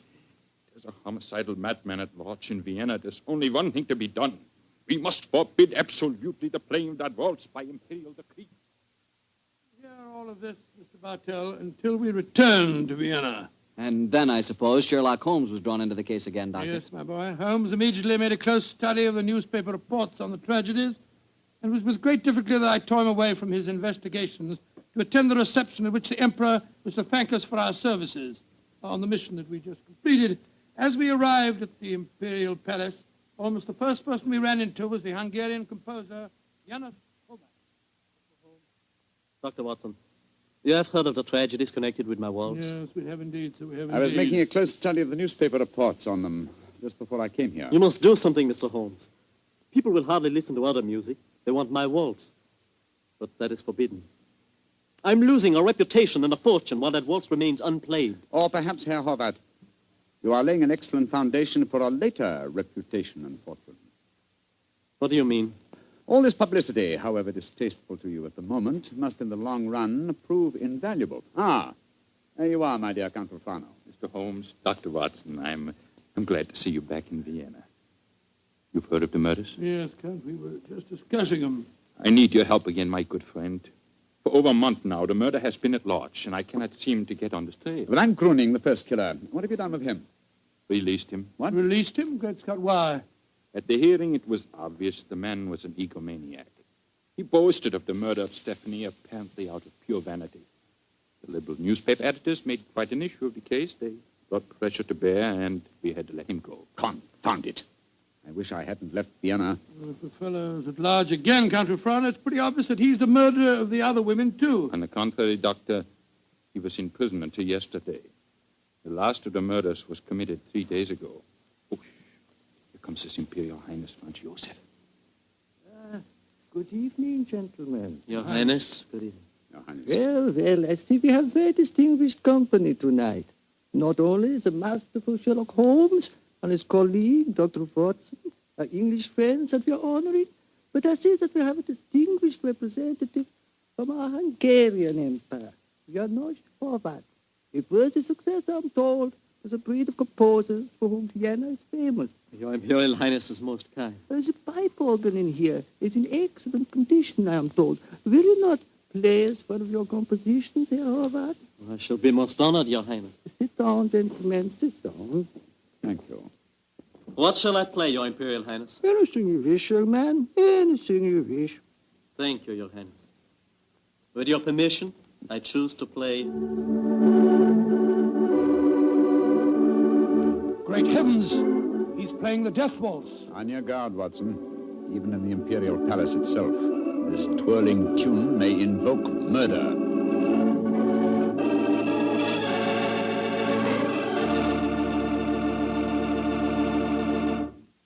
You'll hear the rest of Dr. Watson's story in just a second, which just gives me time to remind you that if any one wine could be called the perfect wine for almost any occasion, that one wine would be Petri California Sherry. Petri Sherry is not only a fine before-dinner wine, but it's wonderful after dinner, too.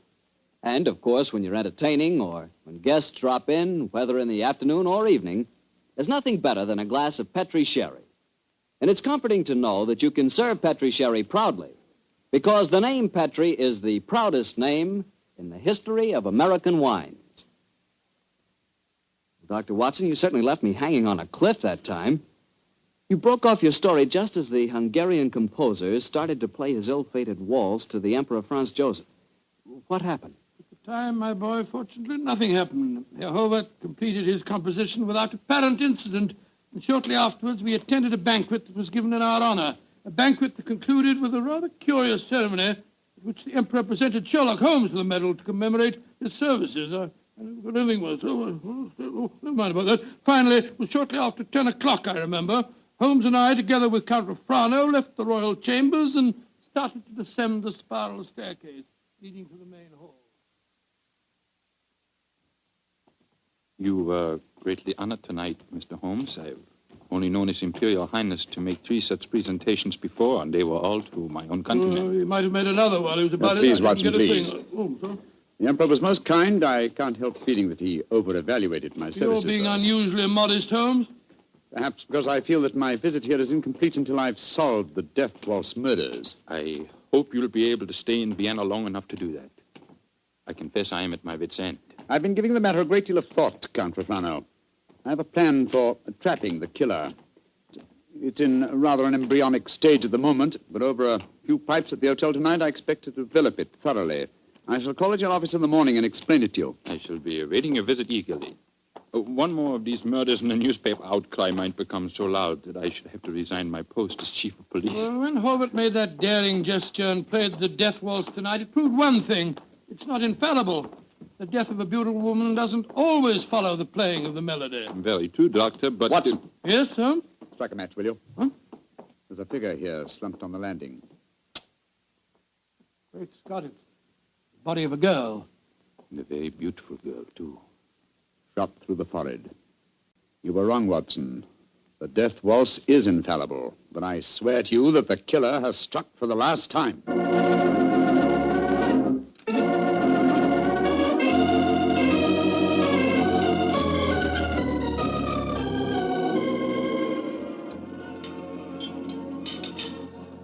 Ah, there you are, my dear Count Rathbone. Yes, I followed the instructions you gave me this morning, Mr. Holmes.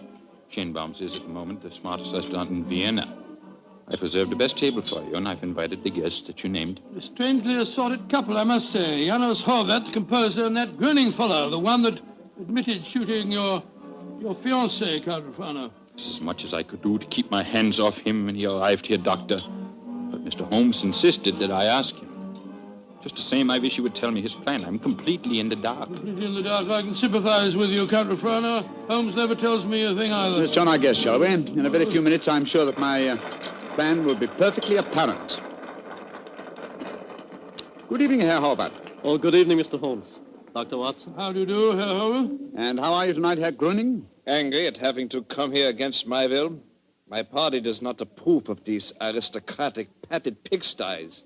But Count Rathbone informed me that if I did not come here tonight, I could expect to find myself back in prison.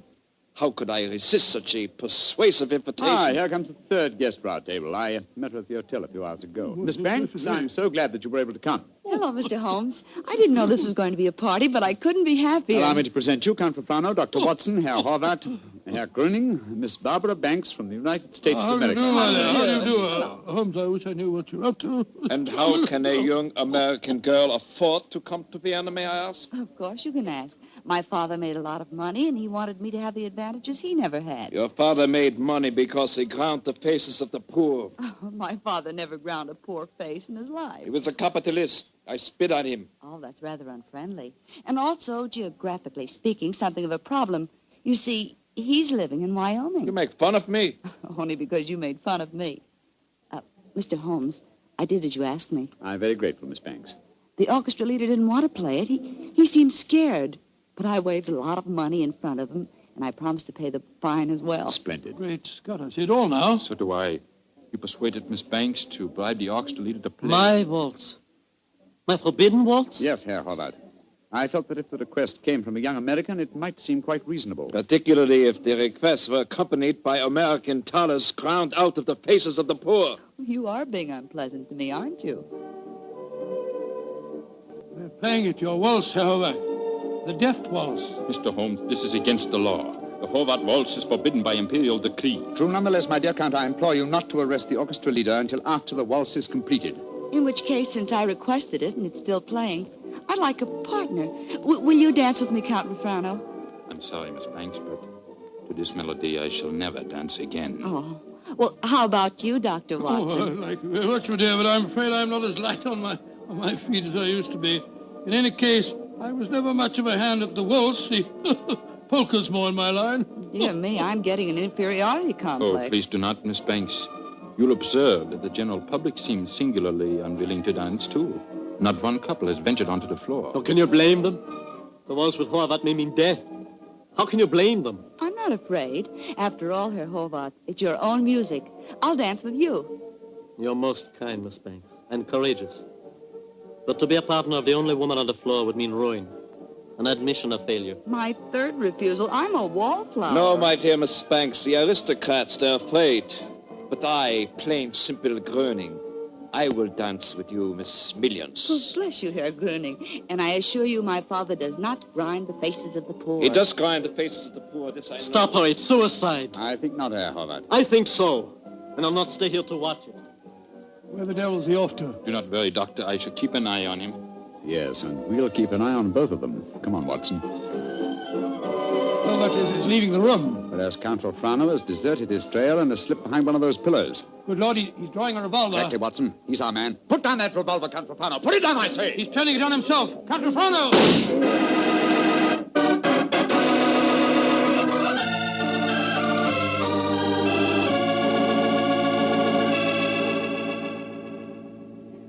I still can't believe it, Holmes. Not the fact that Count Rolfrano blew his brains out, but the fact that he was a murderer. Yes, I was slow to believe it too, old chap, and I blame myself in consequence. Two things should have been instantly apparent about the madman who killed beautiful women when he heard the Horvath waltz. Firstly, he must have had some motivation which drove him to such an act. Secondly, he must have carried a revolver with him at all times, since he was invariably armed when the occasion presented itself. Exactly, and that factor made me think of the police official. Then, of course, I saw Rolfrano's motivation. He loved the Princess Stephanie dearly. Her death in his arms was a psychological shock that was more than his mentality could stand. And when he heard that music, it reminded him of the dead princess and forced him to kill. That's right, old fellow. You will recall that what he said to us after his fiancée's death. What right do love and beauty have to exist in a world that no longer holds Stephanie? When he heard the music, he couldn't bear to think that other loveliness existed, and so, well, he destroyed it. But who killed the Princess Stephanie? The man who was first arrested for it, Herr Gröning. He admitted it. After a little persuasion, when the police arrived, taken back to prison in the carriage that just took Count Rolfrano's body. It's shocking to think that 7 innocent women have been murdered before this case is solved. Yes, a fact that will be a constant reproach to me, I assure you. Oh, I didn't mean that, my dear fellow. We weren't even in Vienna when 5 of the killings took place. Hello. Here comes Miss Banks. Mr. Holmes, what happened to that funny little man who danced with me? Herr Gröning? Mm-hmm. He went to prison, Miss Banks. He was a murderer. Well, I must say this is a strange kind of a party you asked me to, Mr. Holmes. One of the guests blows his brains out, and the other, the only man who danced with me, turns out to be a murderer. Oh, I see now why Father sent me to Europe. An evening like this could never happen in Wyoming. Look. Helvet's walking out in front of the orchestra. Ladies and gentlemen. Shh. Listen. Ladies and gentlemen, I, Amos Horvath, wish to assure you, upon the word of the great English detective Sherlock Holmes, that never again shall my new waltz be an accompaniment for murder. Henceforth, its melody will be for life and love and laughter. I have ordered a bottle of the finest Tokay sent to each of your tables. Raise your glasses and pledge me as I now conduct my waltz. Free at last from the kiss of death.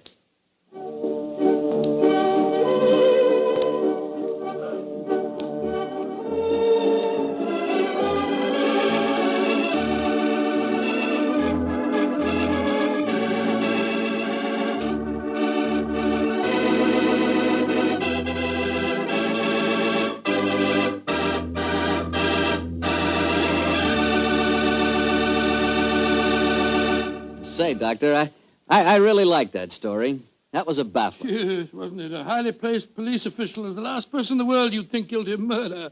I must confess I wasn't of so much help to Holmes in solving that case. Oh, don't let that worry you, Doctor. After all, Holmes almost missed solving it himself. Oh, thank you, my boy. Nice of you, thank you. But it certainly was one of the most interesting cases that I was ever connected with. I know what you mean. You know, I came across quite an interesting case myself the other day. Oh, you don't say where? Right in my own house. Oh, it's interesting. What kind of case? Sherry. Oh, good gracious me, sherry. That's right, a case of Petri California sherry. You see, I buy it by the case, Doctor, because that Petri wine is really extraordinary. But all Petri wine is unusual wine, unusually good, because the Petri family has been making wine for generations. Because this is so, and because the Petri business has been owned and operated by the Petri family ever since its beginning, and is today the largest independent family-owned wine company in America, naturally the name Petri on a bottle of wine is more than a trademark. It's the personal assurance of the Petri family that every drop of wine in that bottle is good wine. Naturally good wine because Petri took time to bring you good wine.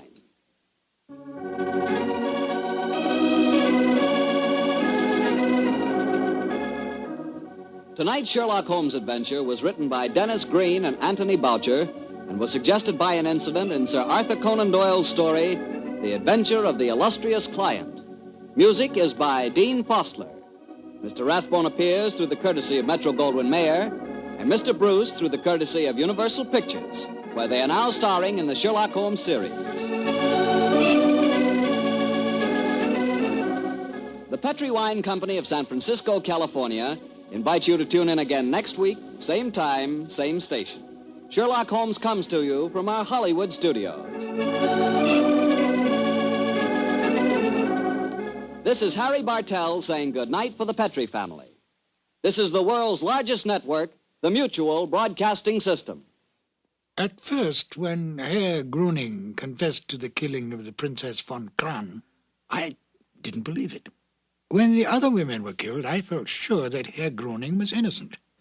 I at least suspected Count Refrano of having committed the other murders. But then, that's exactly what Dennis Green and Anthony Boucher wanted, don't you think?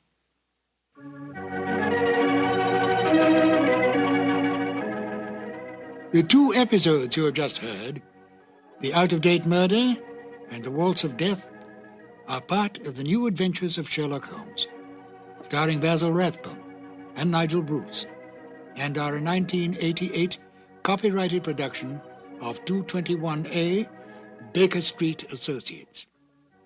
The Sherlock Holmes stories and the characters of Sherlock Holmes and Dr. John H. Watson were created by Sir Arthur Conan Doyle and are used with the kind permission of Dame Jean Conan Doyle. This is Ben Wright. Won't you join me again soon for more new adventures of Sherlock Holmes? Thank you for listening.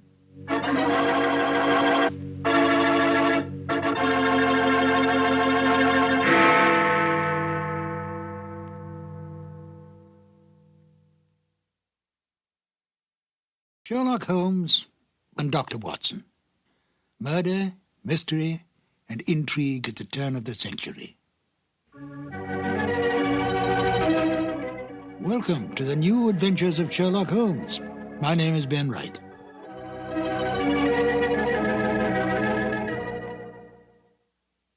Sherlock Holmes, the most brilliant mind in crime detection, is without peer. He has more than stood the test of time. He has become an institution, a myth, the best of the best. But he was deeply human. He seemed a man possessed, focusing all his energies on crime detection. Yet he could be humbled by his own mistakes and was deeply attached to his friendship with Dr. Watson.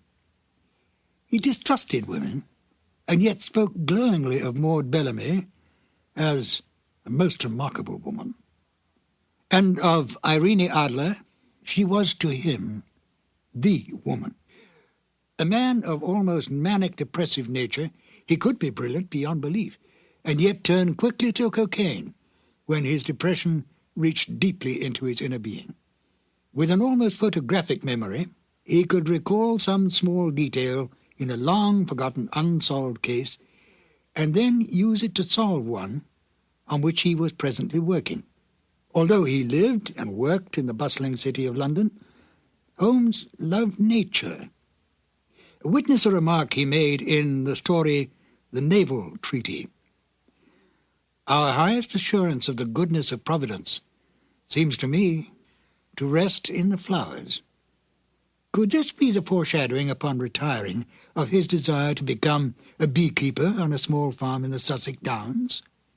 Although Holmes did not cultivate friendships, with the major exception of Watson, he did have some friends. At least Dennis Green and Anthony Boucher, the writers of The Out-of-Date Murder, would like us to think so.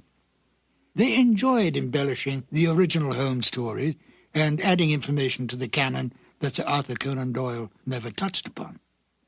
Listen carefully to the end of this exciting adventure, where the story reveals the exact kind of payment Holmes accepts for solving this case. It's a delightful addition to the canon, totally imagined by Dennis Green and Anthony Boucher. And here they are now, Basil Rathbone as Sherlock Holmes and Nigel Bruce as Dr. Watson in The Out-of-Date Murder. This episode from the life of Sherlock Holmes will be transmitted to our men and women overseas by shortwave and through the worldwide facilities of the Armed Forces Radio Service. Petri Wine brings you Basil Rathbone and Nigel Bruce in the new adventures of Sherlock Holmes.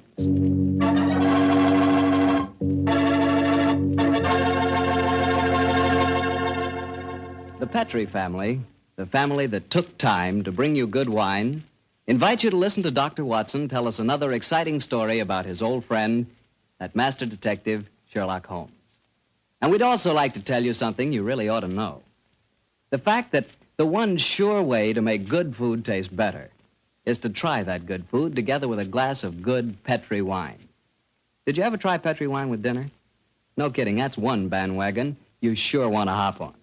Take, for instance, a deep red, hearty Petri California Burgundy. Wait till you taste that Petri Burgundy with, let's say, a delicious old-fashioned beef stew. Or maybe try a glass with spaghetti. I'm telling you, when you add the luscious flavor of that Petri Burgundy to the flavor of your favorite foods, you're really living. You're finding out for the first time what good eating really means, on the level. So better keep a bottle of that Petri Burgundy right on the dining room table. And never forget, the best friend a good meal ever had is a glass of Petri wine.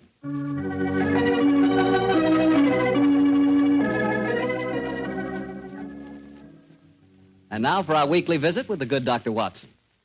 May I come in, Doctor? No, Mr. Bartell. You know me better than that. Of course you can come in. I'm expecting you. I always look forward to these Monday evenings together, you know. Me too, Doctor.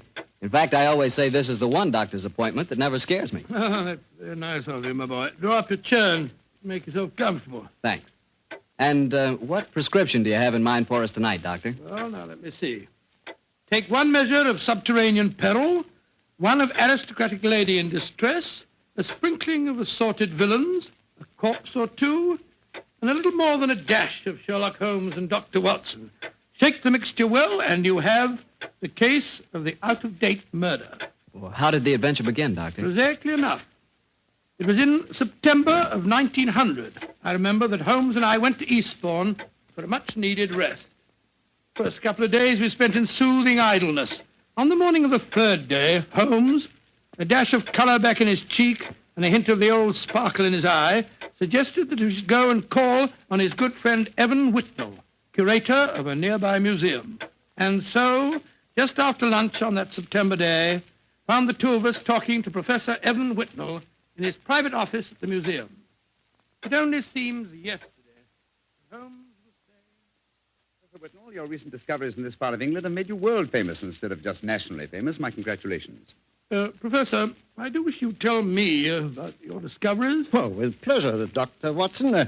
Less than 2 months ago, I was excavating on the downlands in this neighborhood when I was fortunate enough to discover a number of underground caves, caves saturated with a heavy deposit of lime that gave clear evidence of having the property of rapidly mummifying any flesh, human or animal, deposited in them. Good gracious me, it's interesting. And what treasures have you unearthed, Professor? Well, a number of mummified specimens of animals clearly belonging to bygone eras.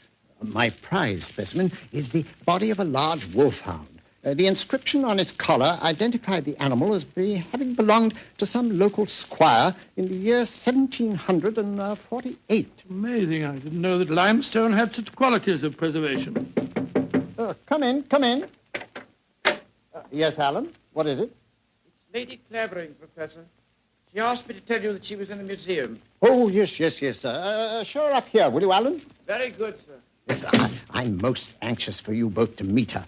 And she, in turn, is even more anxious to meet you. Now, I dined with her last night, and when I told her that you were coming here today, she insisted on meeting you. Oh, Whitnell, you scoundrel, there's a twinkle in your eye. I suspect that Lady Clavering is here to consult me in my professional capacity, and that you engineered the meeting. Well, perhaps I might have dropped a hint. No, I warn you, Professor, Holmes can't become involved with another case. He's completely run down. Well, don't worry, Doctor. All that Lady Clavering requires is a little advice. Advice? Oh, that's a different matter altogether. Yes, I knew you wouldn't mind, Holmes. Helena, my dear, there you are. Come along in. Thank you, Alan. Allow me to introduce Lady Clavering, Mr. Sherlock Holmes and Dr. Watson. How do you do, Lady How are you, Clavering? gentlemen? Now, here you are, my dear. Sit down here. And I may as well tell you, Helena, that our little plot has already been discovered. Oh, dear.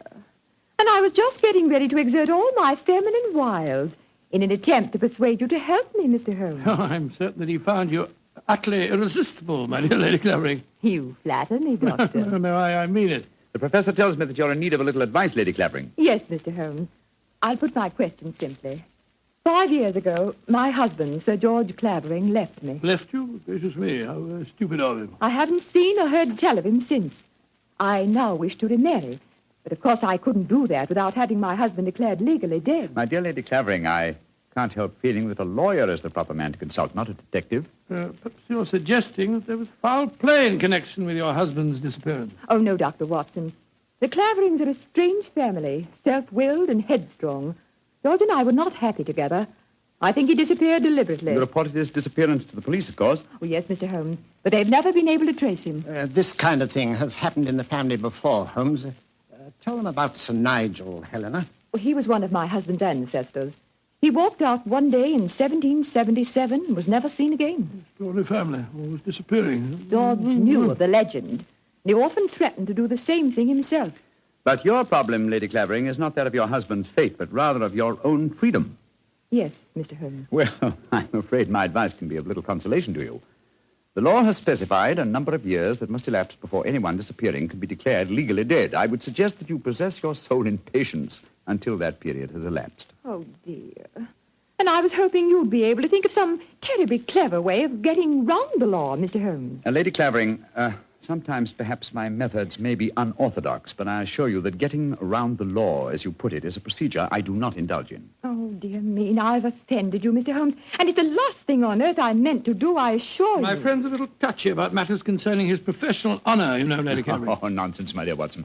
I'm not touchy and I'm not offended. And now, may I suggest we all examine the professor's latest treasures, and after that, perhaps he'll take us for a stroll on the downs. I'm most anxious to examine those lime pits of his.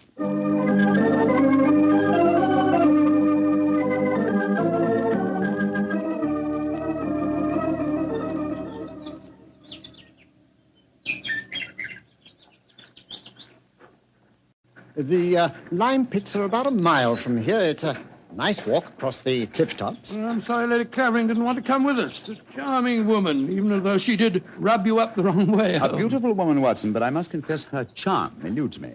Her lack of concern about her husband's fate seemed completely unnatural. Yeah, not if you'd known her husband, Sir George Clavering. He was a tyrant and a bully, both in his home life and in the village. Hello? Who's this coming towards us? It's Timmy. Daft Timmy, they call him in these parts. He isn't quite right in the head, poor fellow, but he's perfectly harmless. Has two passions in life, birds and bonfires. Hello, Timmy. I've got something beautiful to show you.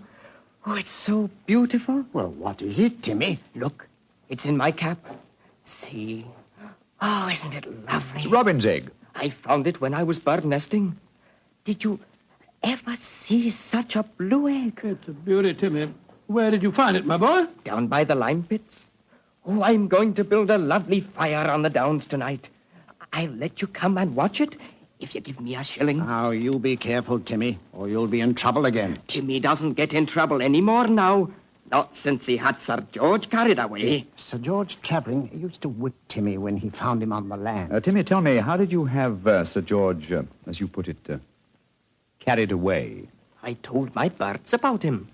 I told them how he used to beat poor Timmy, and they said they'd carry him off and drop him over the cliffs. and that's what they did, because he never came back again. Oh, Lord, here comes Harry, Sir George's brother. Now there'll be trouble. Timmy, you'd better run. Oh, no, Timmy can't run. He'll break his pretty blue egg. Timmy, get off my land. I catch you here again, I'll take my riding crop to you. Timmy hasn't done anything. Go on, be off with you, do you hear? I'll tell my birds about you. That's what I'll do. Oh, don't forget my bonfire. Infernal scoundrel. Hello, Whitnell. Hello, Harry. Have you met Sherlock Holmes and Dr. Watson? Oh, Sherlock Holmes, the professional nosy Parker, eh? Yes, Helena was just telling me about you. I'm very angry with her for talking to you about my brother. It's a private affair, and I intend it should remain one. You understand, Holmes? Well, upon my soul. The devil with your brother, sir. And with you. I'd advise you to remember that you're not addressing a half-witted villager who can't defend himself. If you know what's good for you, you'll do what I say. Here, Chris. Impertinent brute. He spoke to you as if you were a stable boy, Holmes. Oh, really? He was quite refreshing. I'm reminded of an apposite quotation of my young friend James Elroy Flecker. Thine impudence have a monstrous beauty, like unto the hindquarters of an elephant. Yeah, he's almost as much disliked as his brother before him. Tell me, does he succeed to the title when his brother is declared legally dead? Oh, yes, and what's more, he's Helena's unofficial fiancé, worse luck. I see. Personally, I'm beginning to get a trifle bored with the affairs of the Clavering family. Let's go on to the lime cave, shall we?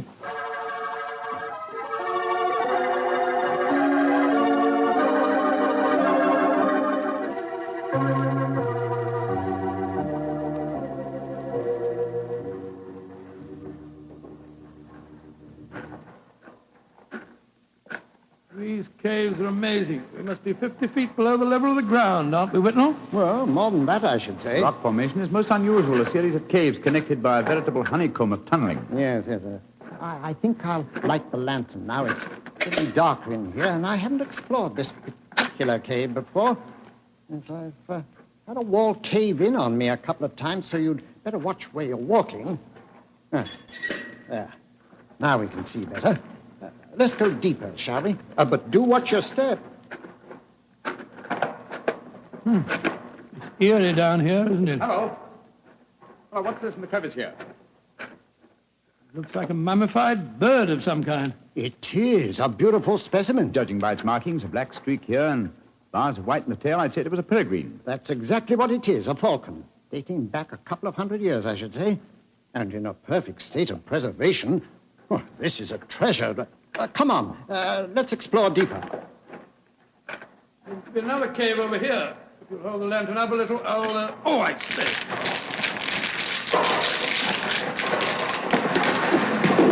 Good Lordy. The whole wall's collapsed. Watson, you're not hurt, are you? No, Holmes. I'm all right. Why, you've unearthed another cave, Dr. Watson. Let's go in. I think we can just manage to crawl through.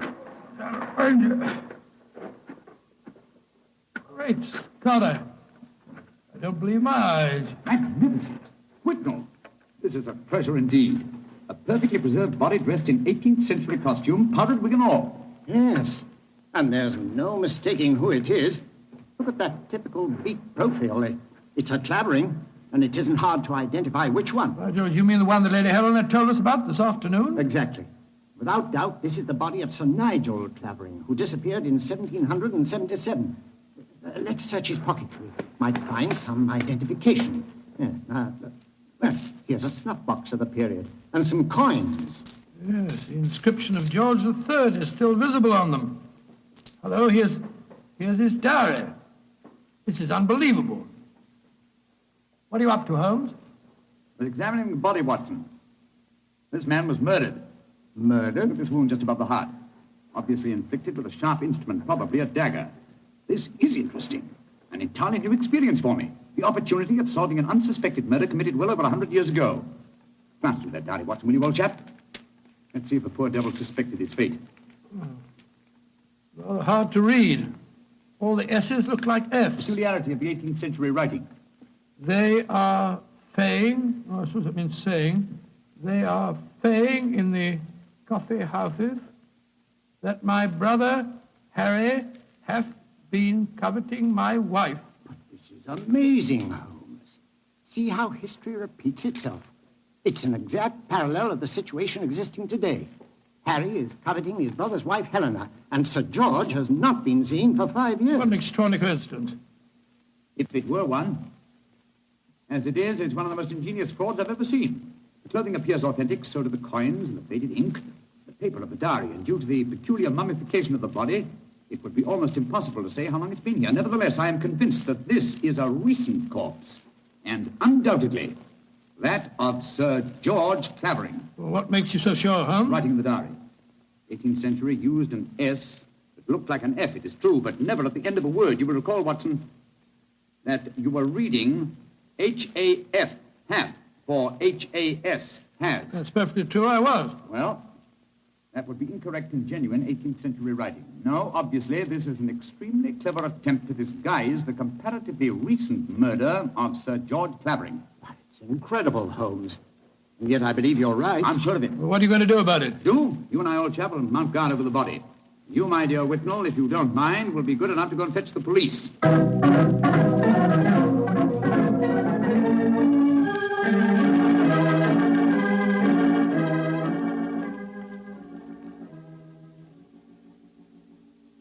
Holmes. Yes, old chap? What do you suppose is keeping the police? Whitnall must have gone over an hour, and the lantern with him. Here we are, crouching in the dark in a smelly cave, 50 feet under the cliffs, with a mummified corpse. Very true, Watson, but I don't. Uh-huh. Here comes the lantern. It must be Whitnall and the police. Whitnall! That you, Whitnall?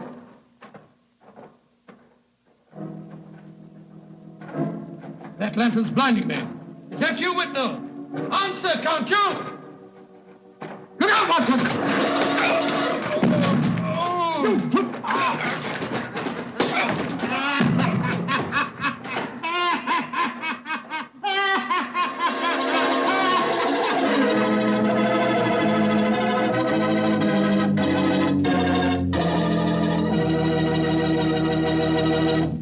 Dr. Watson's story will continue in just a second. And I'm going to take that second to ask you what you think of when I say good food. When you say good food to me, I can see myself really going down on a piece of fried chicken, but really fried, you know, crisp and sort of a light brown. And when I see that chicken, I sure want to see some Petri California Sauterne. Because, believe me, Petri Sauterne is a white wine that's the wine for chicken. That Petri Sauterne has a delicate kind of flavor. Delicate like its pale gold color. But what a flavor, and what a wine. If you want a swell white wine, you certainly want Petri Sauterne. Try it and see.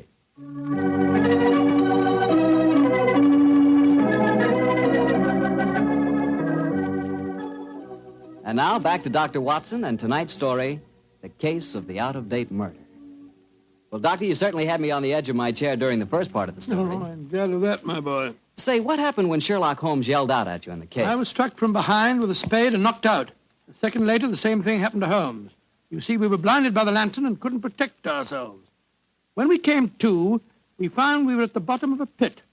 The walls were narrow and vertical, and I saw no earthly way of our getting out of the trap. But as usual, Holmes had something up his sleeve.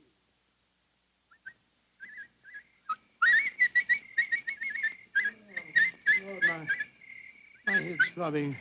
Never mind that for the moment, old chap. Get the coat off and your shirt. Come on, right? off with it, old boy. Come on, off with it. I've already removed mine and tied them together. Oh, what for? Oh, dear me, that blow on your head must have been unusually severe. I'm trying to make a kind of rope, Watson, a rope to get us out of here. Oh, what's the good of a rope unless there's someone on the ledge above us to haul us out? If you think you're performing the Indian rope trick. My dear Watson, this is no time for your rather heavy-handed humor.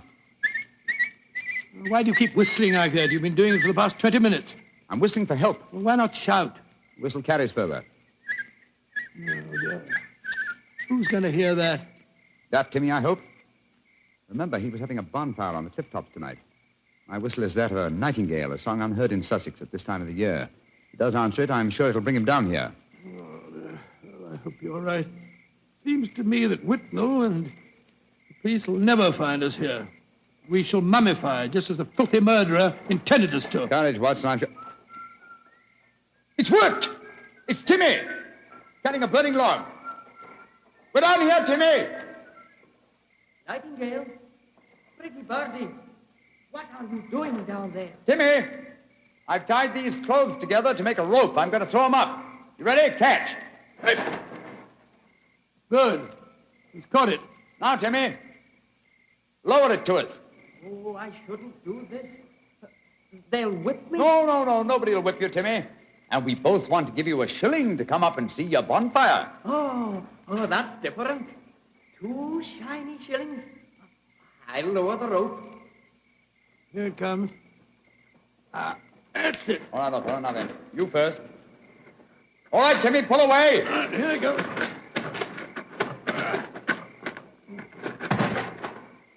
Splendid. I'm up, Holmes. Now I'll lower it for you. All right.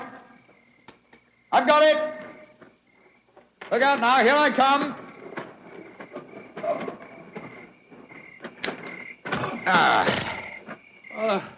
Thank goodness we got out of that place all right. I don't see the nightingale. Oh, you must have him inside your coat. Well, never mind. We'll all go up to my bonfire and get warm. It's such a pretty bonfire.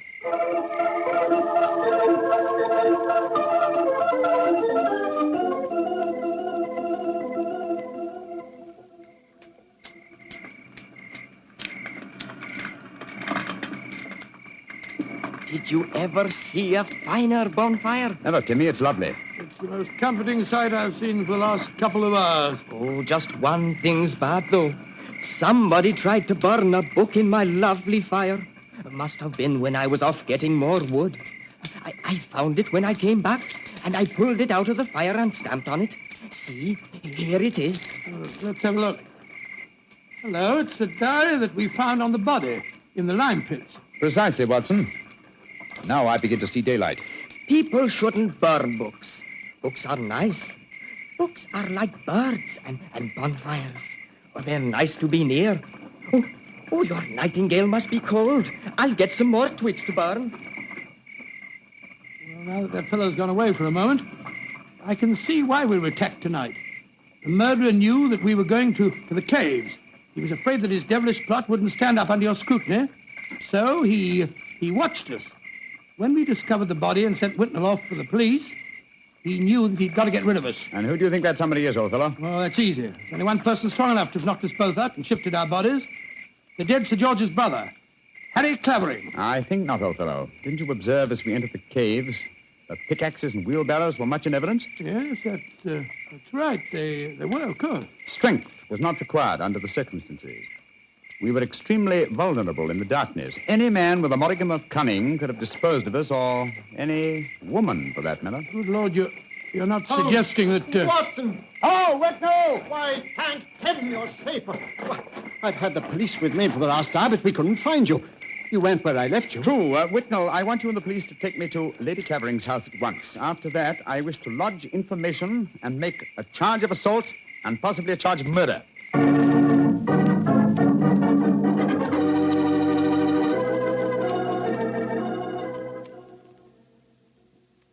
And that, Lady Clavering, is the story of how we found your husband's body. Horrible, Mr. Holmes. Horrible. But who in thunder could have planned such a devilish plot? Yeah, why did the murderer attack you and Watson? There, my dear Whitnell, you have the key to the murderer's identity. The man who so cunningly conceived and executed the murder of Sir George could never have bungled the job of disposing of Watson and myself unless he had meant to bungle it. You mean he didn't mean to kill us? Exactly. He merely wished us out of the way while the incriminating evidence was removed. You mean the diary? Of course I do. You will recall we found it partially burnt in Timmy's bonfire. Then it was Timmy who... No, my dear fellow. Surely it's obvious one person and only one knew that the diary was the key to the murderer's identity. The man who was present when we discovered it and detected the fraud. Great Scott, Professor Whitnell. Whitnell, you murdered my brother. Evan. Evan, you? Oh, no. I did it because I love you, Helena. All these years has been nothing in my life that meant anything but you. How could you? I thought that if George were out of the way, I could make you care for me. And when I realized that you loved Harry, I was mad with jealousy. And so I planned to conceal George's body forever. It was a clever plan. You said so yourself, Holmes. If it hadn't been for you, it would have worked. Yes, it was diabolically clever, Whitnell, but I'm afraid that no amount of cleverness now can prevent you from paying for your crime. Sir George, I suggest that you instruct the police to come in. Our work is done.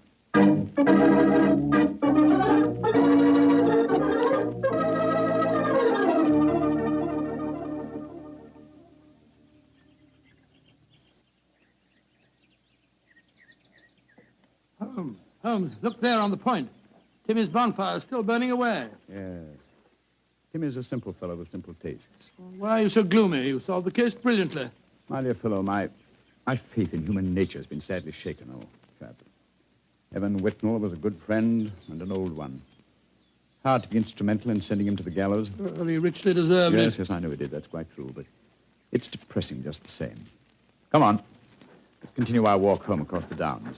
I heard Sir Harry offering you a fee. Did you take it? No, I didn't, but I did accept his offer of an acre of land on the downs over there near the Abbey ruins.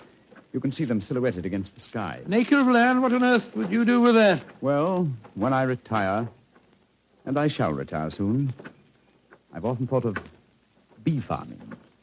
This would be a heavenly spot for such a venture. Well, I can't imagine you as a beekeeper. Oh, why not? After a life spent unraveling the tangled affairs of human beings, it would be soothing in the twilight of one's days to study the exact and predictable behavior of bees. Singing masons, building roofs of gold. Ah, well. One day, perhaps. One day.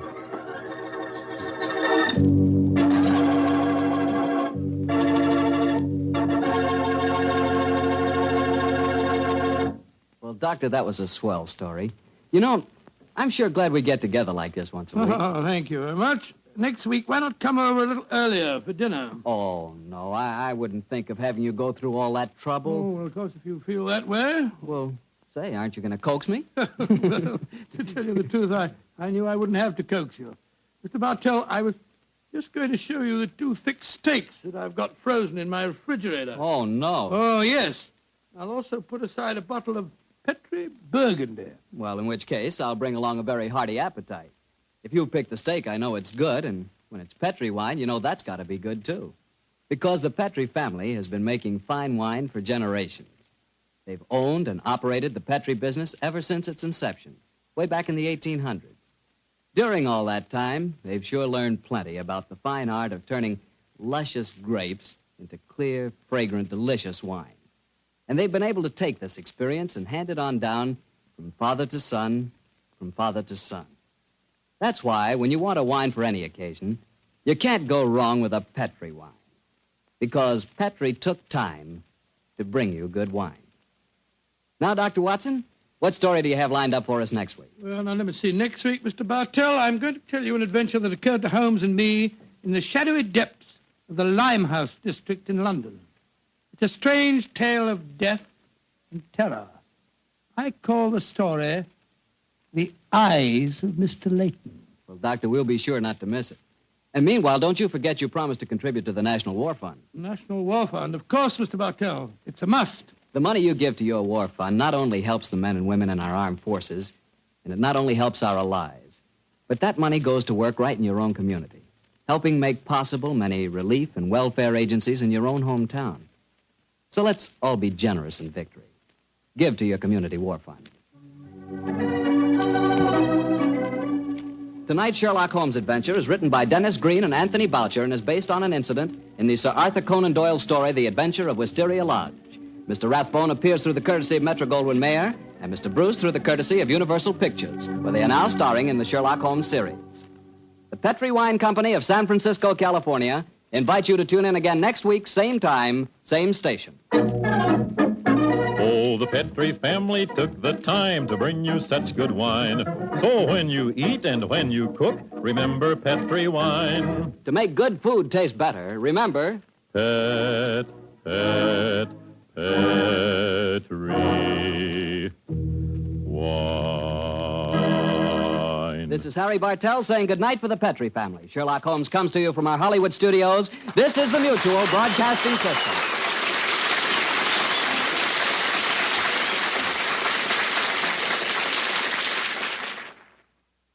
Sir Arthur Conan Doyle never revealed how Holmes came to own his bee farm on the Sussex Downs. This wonderful touch at the end of the case adds a little extra to the original stories and seemed to please the Sherlock Holmes aficionados when it was broadcast. Well, I'm Ben Wright. In a moment, I will present you with another new adventure of Sherlock Holmes.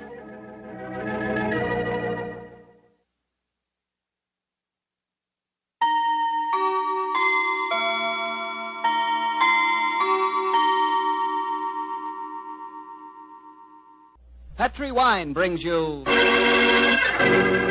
Rathbone and Nigel Bruce in the new Adventures of Sherlock Holmes.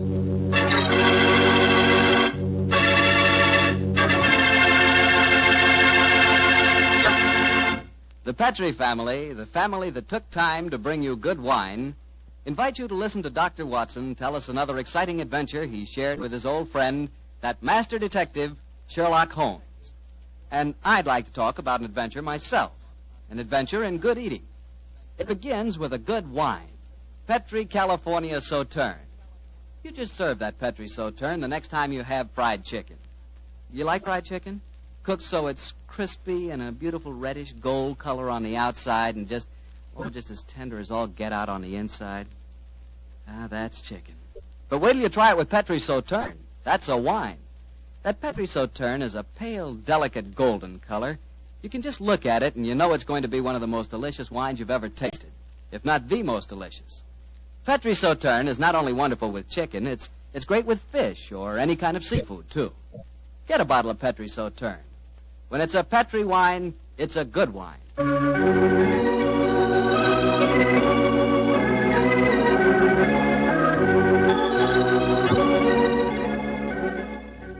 And now I'm sure Dr. Watson's expecting us, so let's go in and join him. Come in. Ah, there you are, Mr. Bartell. Good evening, Doctor. Good evening. Draw up your chair by the fire. That's it. The tobacco's in the jar beside you over there. Thanks. Well, Doctor, all ready for tonight's new Sherlock Holmes adventure? Yes, Mr. Bartell. Though on this occasion I'm going to tell the story a little differently. You see, I didn't take part in it myself, so I shall act as a narrator and recount the adventure as it was told me some years after it actually took place. Told you by Sherlock Holmes, I suppose. Yes. At the time the story happened, the whole world, including myself, believed that my old friend had been dead for 3 years.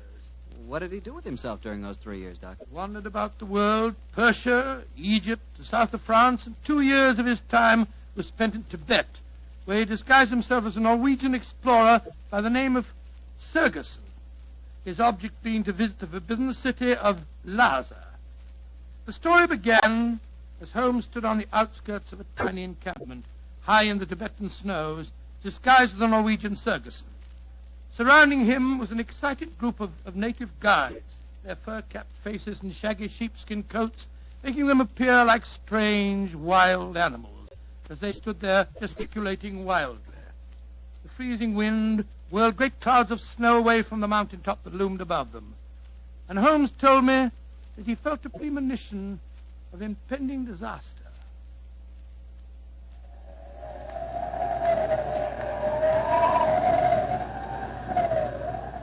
Sir, my men will go no further. They say the goddess of the mountain is angry. If we climb further, she will swallow us up. She will bury us. But we cannot go back now. We have come so far, 1,000 feet, 800 feet higher. We shall reach the pass. We shall be safe. I will not go. We can stay back there in the tents until the goddess of the mountain tells us we may go further. He is right. We can't go. We don't want to go anymore. It's too... Fools! If you stay here in the wilderness, in the village, and the avalanche comes, you will all be buried. You will be swept away. The only road lies upward. We will not go! Back to the tent!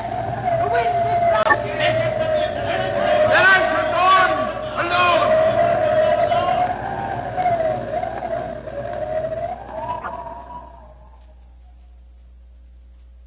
Holmes was the only one who survived. He struggled up the pass that led to safety, the icy gale whipping round him in a frenzy. A few moments after he reached the top, the avalanche occurred. The tents, the guides, and all their equipment were buried beneath hundreds of feet of hurtling, thundering snow. The way behind him was closed. He could only forge ahead. Alone, unaided, he descended the path that led to the plateau beyond. But the goddess of the mountain was still angry. Through the knifing wind and snow he battled on, without food and without, as he told me later, much hope. Even Holmes was helpless in that battle of man against the elements. What happened in that 36 hours he never really knew, except that the wind howled and the driving snow slashed at him without mercy. Finally, his mind began to wander, and he became delirious.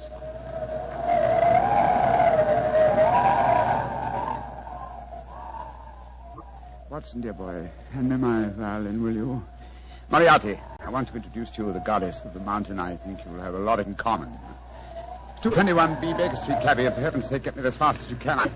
I think I've caught a chill.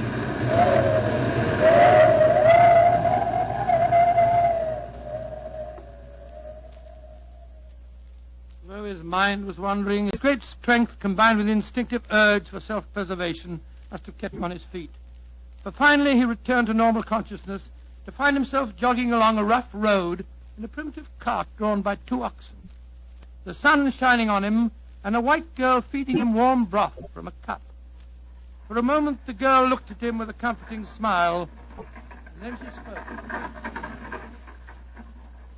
No wonder you look puzzled, poor man. You can't make up your mind whether you're in this world or the next. Who are you? And how did I get here, please? My name is Eileen Farley. I'm a medical missionary. I found you wandering out of your mind 2 days ago, and I've taken you under my wing. We're going to the monastery of Panchapushpa. I'm most grateful to you, Miss Farley. You have saved my life. Permit me to introduce myself. My name is Sigerson, Olaf Sigerson. I'm a Norwegian explorer. Oh, no. No, your name is Sherlock Holmes, and you're a famous English detective. Please, I don't understand you. Mr. Holmes, you've been delirious for the last 2 days. In your ravings, I was delighted to learn that the great Sherlock Holmes did not die 2 years ago at the Reichenbach Falls. I can see that further simulation is useless, my dear young lady. However, I must implore you to keep my secret. It's essential that for a while longer the world continues to think me dead. You don't need to worry, Mr. Holmes. I'm a great admirer of yours, and I promise that no one will ever learn your secret from my lips. Try drinking a little more broth. You're dreadfully weak. Thank you, sir. Help me, please. Please, to give me help. Another white man travels the road to Panchapushpa. Stop the cart! You need help? Stop! My own cart has broken the wheel. You're going perhaps to the monastery of Panchapushpa? We are. Good. Fyodor Dmitrievich Borodin, Imperial Russian envoy, will travel with you. Please to make room. Spasibo. Well, really? Remember my secret. The cart may proceed. Poniemoешь? Your name, please, young lady. Eileen Farley. I'm an American medical missionary. I do not approve of missionaries, but you are very beautiful. So Borodin will forgive you. Who's this mujik lying on the floor? He looks half dead. I am half dead, Господин Borodin. My name is Sigerson. I am Norwegian. What is a Norwegian doing in Tibet? I have been exploring the mountains. And what, may I ask, is a Russian doing in Tibet, Господин Borodin? What is a Russian doing? You shall see, my friend. To Holy Mother Russia shall belong Tibet. But now let us be gay. We have some hours ahead of us. You like vodka, Miss Farley? I'm afraid I don't drink. Borodin will teach you to drink. Then he will sing you songs of his native Russia. We shall be happy. Ay, chiki, chiki, chiki, gor, vashni, more, Singing. Holmes told me that every note jarred his aching, weary head. After a few hours, the strangely assorted trio arrived at the gates of the monastery. An edifice, as Holmes told me, of great antiquity and of breathtaking beauty, and built in the shadow of a giant mountain. He was fed and bathed, and shortly afterwards he found himself together with his 2 companions in the presence of the head abbot himself, a man of great age and infinite wisdom. The faint chanting of religious music could be heard coming from another part of the monastery. As the old man spoke,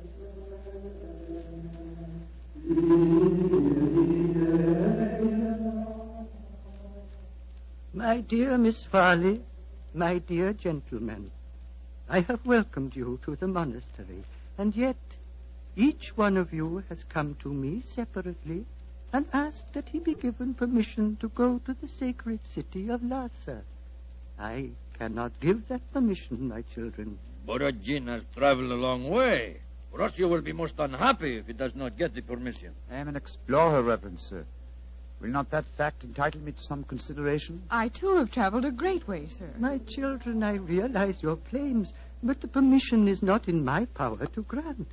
Tibet is ruled by our Chinese overlords. In any case, I will ask you to turn your heads. The gentleman approaching us has preceded you in residence here. He also wishes to tread the road to Lhasa. You have new visitors, I see. Yes, my son. Permit me to introduce you. Sir Harvey Forrester, and this is Miss Eileen Farley. How do you do? How do you do, Sir Harvey? Gospodin Borodin from Russia. How do you do? One cannot travel the world without meeting an Englishman. Как вы поживаете? And Mr. Olaf Sigerson from Norway. Good dag, Sir Harvey. How do you do? Please be seated. My children, the Chinese ruler in this province has heard of your presence here. He has announced his intention of visiting you. Before he arrives, I should like to ask you each a question. 4 of you, all from different countries, have traveled here to the mountains of Tibet. At this monastery, I can offer you refreshment, the opportunity of acquiring wisdom and peace. What more do you seek in Lhasa? I shall ask you each that question in turn. You, Miss Farley, what do you seek? I seek the opportunity to bring both God and health to your Tibetan people. And you, Mr. Sigerson? I seek to chart the true course of your mountains, and so to bring knowledge to the world. And you, Gospodin Borodin? I seek to bring about complete understanding between the great peoples of Tibet and Russia. If I succeed, Tsar and his family may consider turning to Buddhism. Indeed. And you, Sir Harvey, as representative of the British government, what do you seek? I shall not join in this contest of wishful thinking. I merely remind you, sir, that your government has signed a treaty with mine. And was not that treaty forced upon us by our Chinese overlords? No, my children. You have advanced brave reasons, but I cannot help remembering that the streams of Tibet bear gold nuggets the size of hazelnuts. You foreigners, in your pitiful ignorance, esteem gold. That signals the arrival of Watson, the Chinese emissary. Your problems will soon be settled, my children. I will acquaint him with your request. Why are you smiling, Mr. Holmes? At the name of the Chinese overlord, Watson. Must avoid falling into old habits and saying, elementary, my dear Watson. Shh. He's going to speak. Silence! Silence! The abbot has told me your wishes. I will hold conference. American lady and Norwegian will not be allowed. Only Great Britain and Russia have treaties with my country. I insist that I have prior right over the Russian representative. Short was me. I represent the Tsar, and Russia is your neighbor. I demand my diplomatic privilege. Follow me. I will decide these things, not you. I shall inform the British consul in Peking if proceedings... This is an insult to the Tsar. Holy Mother Russia will never... Well, Mr. Holmes, it looks as if you and I, at any rate, don't get to Lhasa. No. You look worried. Does the journey to Lhasa mean so much to you? It isn't that. I'm worried about the potential danger that hangs over this monastery. Violent forces are at work. What do you mean, Mr. Holmes? As you know, Miss Farley, I have some specialized acquaintance with these matters, and I tell you that I have rarely seen more clearly exemplified that emotional tension which leads to one thing, murder. That is what I'm afraid of, young lady. Murder. That was what Holmes was afraid of. Later that day, as the sun was setting over the mountaintop, the old abbot walked slowly in the monastery gardens as he talked to the man who he thought to be Sigerson. Mr. Sigerson, what can I do to help you? Our conversation has pleased me. You are a man of rare perception and knowledge. I grant you one worthy to enter Lhasa, but I can offer no hope. Mr. Wa has already rejected the applications of both the Englishman and the Russian. He did that. He did, my son. He told me they were both very angry and threatened him. If anything were to happen to the Chinese emissary, would you have the right to grant permission for the journey to Lhasa? Yes, until the new envoy arrived at Peking. But what are you suggesting, my son? This monastery is a haven of peace, a backwater far from the troubled stream of life. No violence has ever occurred here. I hope it never will. Yet The Chinese envoy was threatened, you say, Reverend Sir? Yes, my son. He has left the monastery, of course. No, those who come here, even for a short visit, must break bread with us and sleep at least one night. Mr. Wah is quartered in the cell you see before us. Then do you mind if we call on him, Reverend Sir? Of course not, my son, though you will but waste your breath in talking to him. He will not give you permission to take the road to Lhasa. He sleeps, my son. Let us not disturb him. If you don't mind, Reverend Sir, I must waken him, if he can be wakened. What can be wrong? I think I know. I'm going in.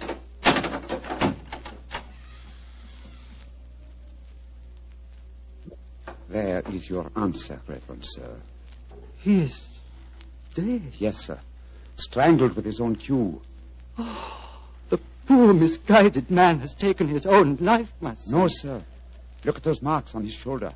He has been murdered. But what are we to do? As it happens, Reverend Sir, I've had a certain amount of experience with these matters in my own country. If I were to produce the murderer for you with certain proof of his guilt, would you authorize my going to Lhasa? Yes, since for a few days that permission is mine to give, I will grant it. You fill me with a strange confidence, but how will you find this taker of life? I can't tell you now, sir, but I shall find him. All that I require is a little assistance from you, sir. Of course. What is it? Let us both leave the cell, post a guard here, and give him strict orders that no one is to enter unless accompanied by me. Very well. But, my son, where are you going? Before very long, sir. I hope to be on my way to Lhasa.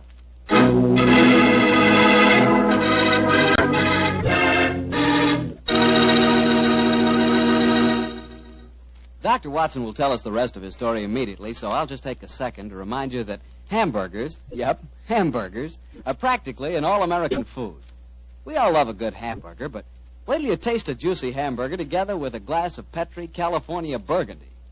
Boy, that Petri Burgundy is a hearty red wine that's just the best friend a hamburger or steak or any kind of meat dish ever had. So remember, if you want a red wine for dinner, you want Petri Burgundy. If you prefer a white wine, you want Petri Sauterne. And if you can't make up your mind which you want, it's simple. Don't buy one, buy two. But always buy Petri. Petri, Petri. Well, Dr. Watson, it seems to me that Sherlock Holmes was in a tough spot.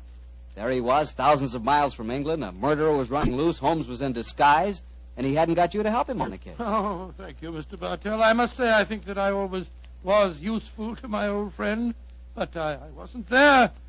So this time he enlisted the services of Eileen Farley, the American girl. Immediately after he'd left the cell of the murdered man, he'd gone to Miss Farley and told her of the tragedy. As they returned to the scene of the crime, he found that his instructions had been carried out and that a guard was barring the entrance to the dead man's cell. There's a guard in front of the cell. My instructions. The abbot gave you your orders. Yes, you may go in.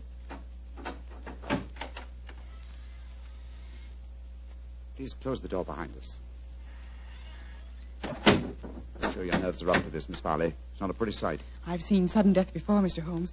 In any case, I wouldn't dare appear frightened. I'm so flattered that you asked me to help you. You were the only one who knew my true identity. That's why I suggest you take my old friend's place. I need, what shall I say? I needed a sounding board for my deductions. Wait a minute, here. I'll light a match. There we are. Now, here's a candle. Oh! I warned you it wasn't a pretty sight. Hold the candle, will you please, Miss Farley? Thank you. This isn't hard to reconstruct. The killer stood behind his victim, held him by the left shoulder. So, wound his cue around his neck and pulled back. Yes. The marks are self-evident. Hello. What's this on the floor at his feet? A cigarette.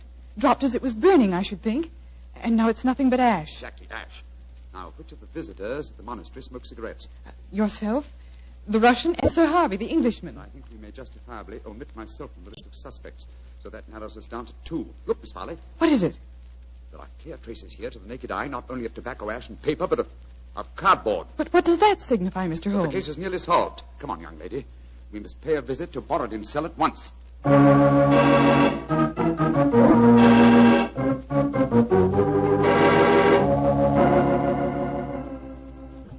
Arguments. All always, Sir Harvey Forrester, you give me the argument. But, my dear Borodin... I am not your dear Borodin.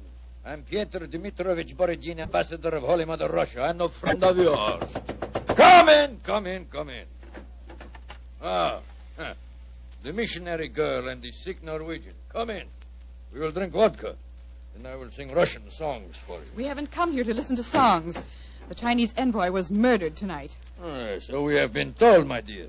And Sir Harvey and I are very happy because of his death, are we not? Well, I won't pretend I'm heartbroken. Rasputin Borodin. What is it, Norwegian? You were in the cell tonight at the time of the murder. Huh? That's a lie. I can prove it. In that cell, I've just found ashes, of totally burned cigarette ashes that included fragments of cardboard. Only a Russian cigarette has a cardboard mouthpiece. What you can or cannot prove is of no interest to me, Sigerson. He's very obstinate tonight, Sigerson. We've just been having a political argument. Couldn't agree on a single point, except on the danger of the common man. He was telling me of the most extraordinary revolution in his estates. Do you know they chopped off one of his hands? Dreadful. Your hand, Borodin. Which one? As God was merciful, my left hand. The one beneath your glove? He's made of wax, my good Norwegian. He's made of wax. Well, see for yourself. Extraordinary. It's more than that. It is conclusive proof. What do you mean, Mr. Sigerson? I cannot tell you now. I must leave you here. Let me warn you, the three of you will be well advised to keep an eye on each other. Meanwhile, I must see the abbot. Why, Mr. Sigerson? Because now I know who murdered Warbertton.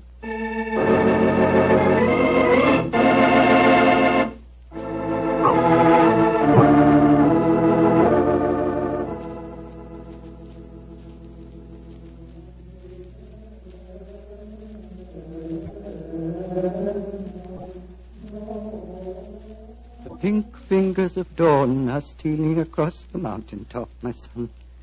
Soon you will be on your way to Lhasa. Yes, Reverend Sir. You have kept your promise. You kept yours, Mr. Sigerson.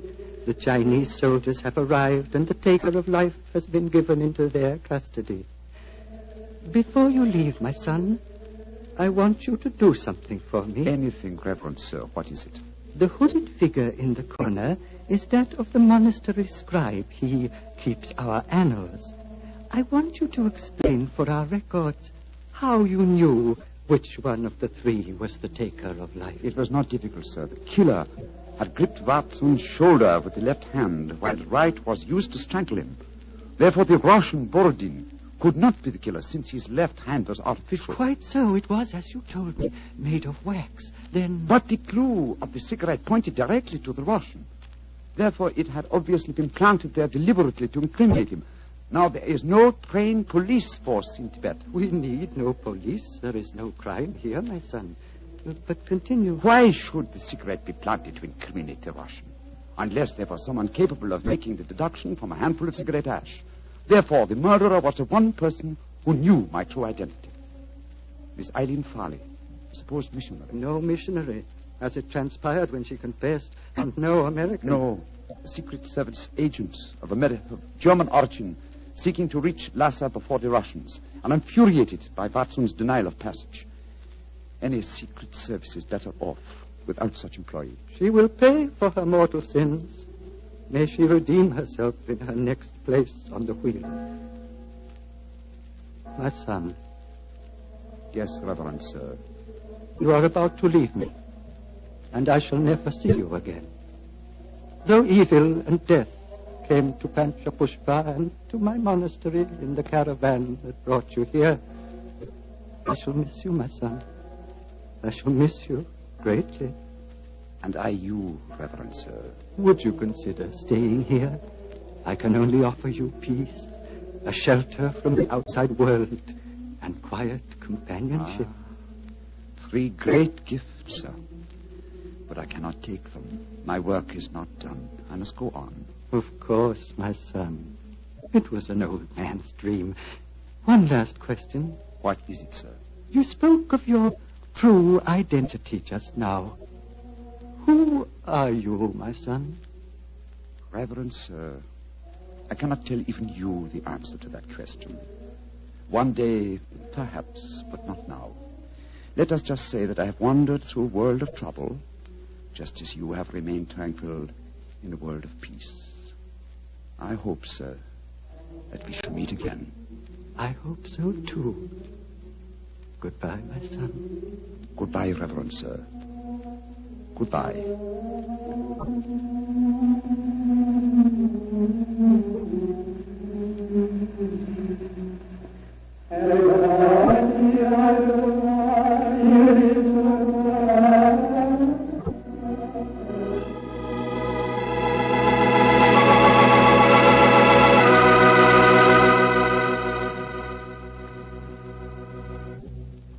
Doctor, that was really an unusual story. You told it so well, I felt you were actually a part of it. No, my boy, as I said, the story was told to me by Holmes. I've never been to Tibet. Been to India, of course. I never really wanted to go to Tibet. Horrible mountains, terrible weather, lots of bandits on the roads. Sort of dangerous place. Doctor, you're not afraid of danger, are you? 10 years ago, Mr. Bartell, a question like that would be an insult. Today I realize that all of us, unless we're stupid, have some fear of danger. I would say that I'm definitely not a coward, nor am I a thrill seeker, but I've done with searching for something new. Me too, Doctor. I'm through searching for something new also. Now that I've found Petri wine, I'm going to stick to it. Mr. Bartell, no matter what we talk about, when you say it, it always sounds like Petri wine. Well, why not? I can't think of a more delicious wine. And no wonder. The Petri family has been making the fine Petri wines for generations. Ever since the 1800s, they've handed on down from father to son, the fine art of turning luscious, sun-ripened grapes into fragrant, delicious wine. And because the making of Petri wine is a family affair, you can rest assured that the Petri family takes pride in doing a good job. They won't put that name Petri on any wine that isn't up to the high Petri standards. Yes, if it's Petri wine, you know it's good wine. Because Petri took time to bring you good wine. Well, Dr. Watson, what new Sherlock Holmes adventure do you plan to tell us next week? Well, now, next week, Mr. Bartell, I'm going to tell you a story that started off in a very light-hearted way and ended on the same note. And yet it involved Sherlock Holmes and myself in serious danger and caused us intense humiliation. I call it The Adventure of the Pigeon Feathers. Sounds swell, Doctor. Oh, thank you very much. And before you go, I want to remind the families of our returned veterans that their sons are more than heroes. They not only fought bravely, but in the armed forces they acquired new skills, learned or bettered themselves in some trade or furthered their education. Our men have returned with a new maturity and a new wisdom. They'll be more valuable to past or to future employers and more valuable to their country. The greatest assets America has at this moment are her veterans. Remember that. Good night.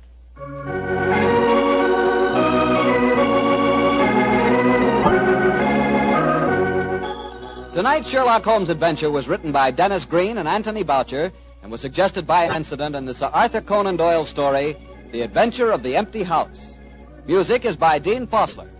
Mr. Rathbone appears through the courtesy of Metro-Goldwyn-Mayer, and Mr. Bruce through the courtesy of Universal Pictures, where they are now starring in the Sherlock Holmes series.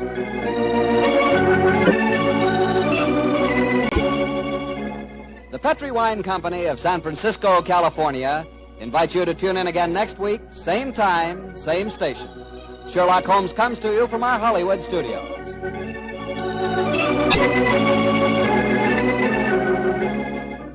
This is Harry Bartell saying goodnight for the Petri family. For a solid hour of exciting mystery dramas, listen every Monday night on most of these same stations at 8 o'clock to Michael Shayne, followed immediately by Sherlock Holmes. This is the Mutual Broadcasting. Petri Wine brings you Basil Rathbone and Nigel Bruce in the new Adventures of Sherlock Holmes.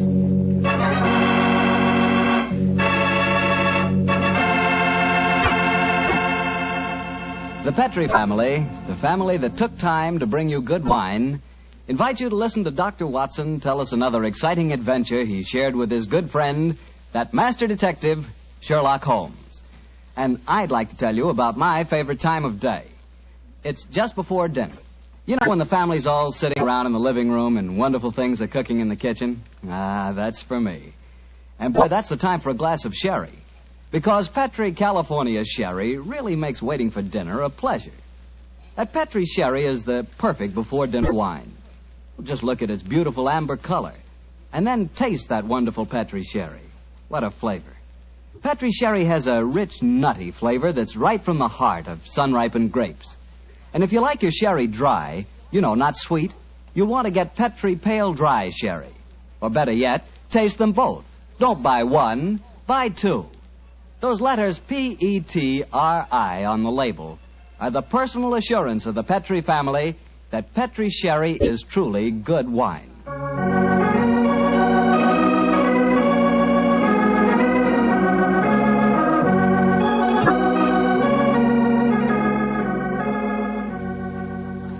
And now it's time to keep the weekly appointment with our good friend, Dr. Watson. How are you this evening, Doctor? I never felt better, thank you, Mr. Bartell. Draw up your usual chair and make yourself comfortable. Thanks. That's it. Oh, I see you've had the old tin dispatch box out again. I suppose you've been going through your notes on tonight's new Sherlock Holmes adventure? Yes, Mr. Bartell, and I think you'll find it as pretty a little problem as we ever encountered. The story began in 1887, a very busy year for us, my boy. It was the same year that Holmes solved the case of the Amateur Mendicant Society, who held their meetings in a luxuriously furnished vault below a furniture warehouse. Oh, I remember that story, Doctor. And wasn't 87 the year you both escaped from death in the Paradol chamber? It was indeed. You've got a very good memory, Mr. Bartell. The story I'm going to tell you tonight topped off this unusually exciting year. It was late in October, and the equinoctial gales had set in with exceptional violence. All day the wind had howled and the rain had beaten against the windows of our Baker Street lodgings. Finally, it was nearly midnight, as far as I remember. The storm grew higher and louder, and the wind in the chimney sobbed like a child. Suddenly, much to our surprise, the doorbell jangled, and a few moments later, our midnight visitor stood before us. He was a man of about 45, and as he looked about him anxiously in the glare of the lamp, I could see that his face was pale and that his eyes heavy, like those of a man who was weighed down with some great anxiety. And yet when he spoke, his tone was businesslike and almost aggressive. I've come to you for advice, Mr. Holmes. That's easily obtained. And help. That is not always so easy. Help the gentleman off with his coat, will you, Watson? Yes, indeed. Here you are, sir. Let me hang it up for you. Thank you, sir. I heard of you, Mr. Holmes, from Major Prendergast. Oh, yes. He said that you could solve anything. Oh, I'm afraid he said too much. But you've never been beaten. I've been beaten 4 times, sir. 3 times by men and once by a woman. But supposing you sit down and introduce yourself. My friend's name is Watson, Dr. Watson. How do you do, sir? How do you do, Doctor? My name is Lovelace, Edmund Lovelace. And what brings you to me at this hour of the night, Mr. Lovelace? I'm in terrible trouble, Mr. Holmes. You don't know anything about me, but if you'll accept my case, you can save 4 lives. I wouldn't say that I know nothing about you, sir, though it's true that I know little beyond the somewhat obvious fact that, you're single, that you keep a dog, but not a manservant, and that you are much preoccupied with your business, which I take to be some form of insurance. Oh, come. Oh, steady. Now, what is this? Well, magic? I'll wager that my friend's right, though. Isn't he, Mr. Lovelace? Perfectly. But I'll be hanged if I can see how he knows it. It's a practical application of logic, sir. The briefcase that you carry might at first indicate a barrister or some other professional man, but your brusque, businesslike manner counteracts that suggestion. An insurance broker who must visit clients at odd hours is the likeliest man to combine that manner with a briefcase at midnight. But the wife and the manservant, and the fact that I'm preoccupied with my business. Your cufflinks don't match, sir. Each is from a different pair. That would suggest preoccupation, and it's a mistake that neither a wife nor a manservant would have allowed to pass. Yes, but how about the dog? Oh, surely that's obvious, Watson. Well, I can't see it. I shall let you ponder on that matter while Mr. Lovelace tells us his problem. Mr. Holmes, are you as interested in preventing a murder as in solving one? Well, naturally I am, Mr. Lovelace. Even more so. But please tell me your story. I live with 4 cousins of mine in an old house in Camberwell. My grandfather left the house and a sizable fortune to the 5 of us on condition that we lived together and maintained the family unity.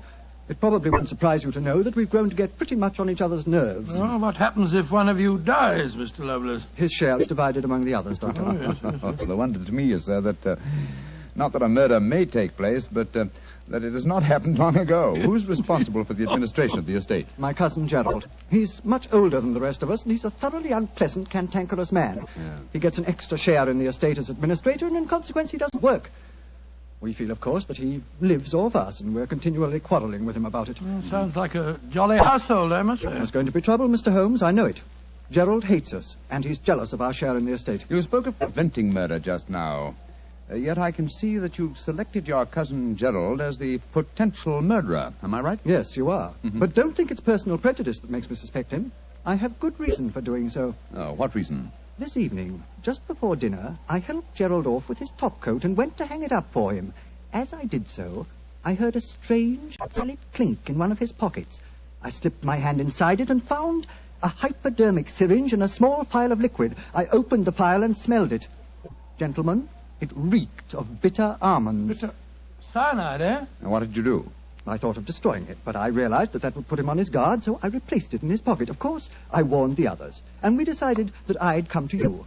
I had to see a most important client tonight, or I'd have been here earlier. Yes, it seems odd that you didn't come directly to Mr. Holmes as soon as you'd made the discovery, Mr. Lovelace. After all, if a potential murderer is walking about with a pocket full of cyanide, I should have thought that itself was more important than business. Well, Yes, I suppose it might seem so to you, Doctor. That's a most interesting stick you carry, sir. May I examine it?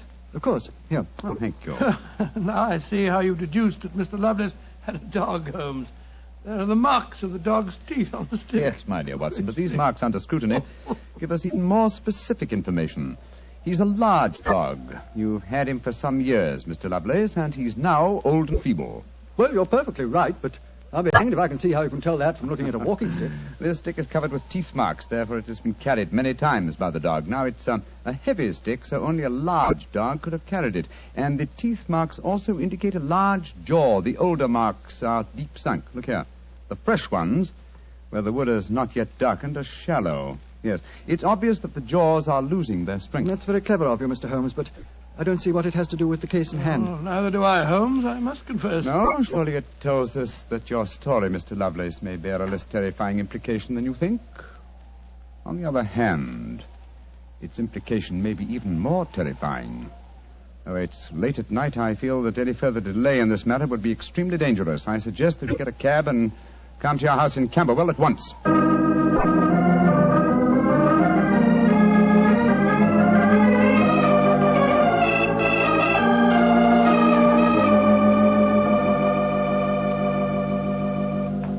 Alice, Randolph, I'm glad you're still up.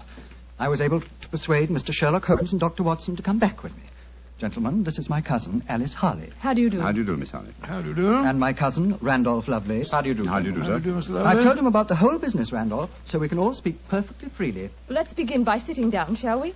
Randolph and I had just finished a little cold supper. We've been to the theatre tonight. Well, Mr. Holmes, I suppose Edmund told you about finding the hypodermic syringe and the cyanide in Gerald's coat pocket. Yes, indeed. May I ask where your cousin Gerald Lovelace is now? We left the house at 7, but I imagine Gerald went upstairs at 8, as usual. Didn't he, Edmund? On the stroke of 8, Alice. He's very fixed in his habits, Mr. Holmes. He goes up to his room every night at 8. There he reads or works on his accounts and eventually goes to bed any time between 10 and 1. Well, he might still be up. I should like to speak to him a little later. In the meanwhile, may I ask you two young people to tell me quite honestly your feelings about your cousin Gerald? And you might as well be frank. I've kept nothing back. All right. Randolph and I hate him. First of all, we're sure he's jealous of our shares in the estate, and then we... Alice and I want to get married, Mr. Holmes, and Gerald won't hear of it. But you're your cousins, aren't you? Only second cousins, Dr. Watson. Gerald is dreadfully conventional. He's threatened us that if we do get married, he'll go to court and try to have our shares in the estate annulled. And from the way the will is worded, I wouldn't be surprised if he could do it. So you can see why we have no great love for him, and why we're afraid of him. Well, he sounds an extremely unpleasant person to me. You mentioned there were 5 cousins in the house. 3 of you were here. Mr. Gerald Lovelace is upstairs. Who and where is the 5th cousin? The 5th cousin is my brother, Gilly. He's something of a tragedy, I'm afraid. You see, Gilly's 20, but he never developed mentally beyond the age of 8. He had a bad fall in the hunting field when he was a kid. He's been like this ever since. Oh, I'm sorry to hear that, sir. But he's the dearest, most gentle boy you've ever met. And, incidentally, the one person in this house who doesn't hate Gerald. The poor fellow doesn't understand the conditions of the will, I suppose. No. But if he did, I don't think it'd make any difference. I swear that Gilly loves every living thing, especially Gladstone. Gladstone is the name of his dog. His dog? Yes. The dog may be the key to this whole matter. The dog? What makes you say that, Holmes? When a man brings a quick and painless poison home to a household containing an old and feeble dog, it's more than possible that he has obtained that poison quite legitimately to give the dog a merciful death. To kill Gladstone? Oh, no! After all, Alice, dear, he is old and almost blind But, now. Mr. Holmes, if you think Gerald brought home the poison to put Gladstone out of the way, well, and I admit it sounds perfectly logical, what made you decide to come here tonight? Because I dare not even guess what you may have done by intruding the thought of murder in this situation. Where is your brother Gilly? In his room upstairs, asleep. I wonder if we might go up to him. I should like to talk to him, if you don't mind. And after that, I want a few words with your cousin, Gerald Lovelace.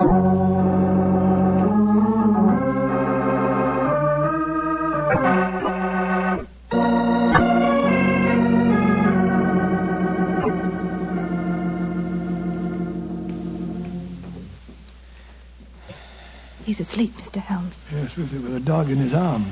I'm afraid we'll have to waken him. Gilly? Gilly? That's all right, Gladstone. We're not going to hurt him. Gilly? Who is it?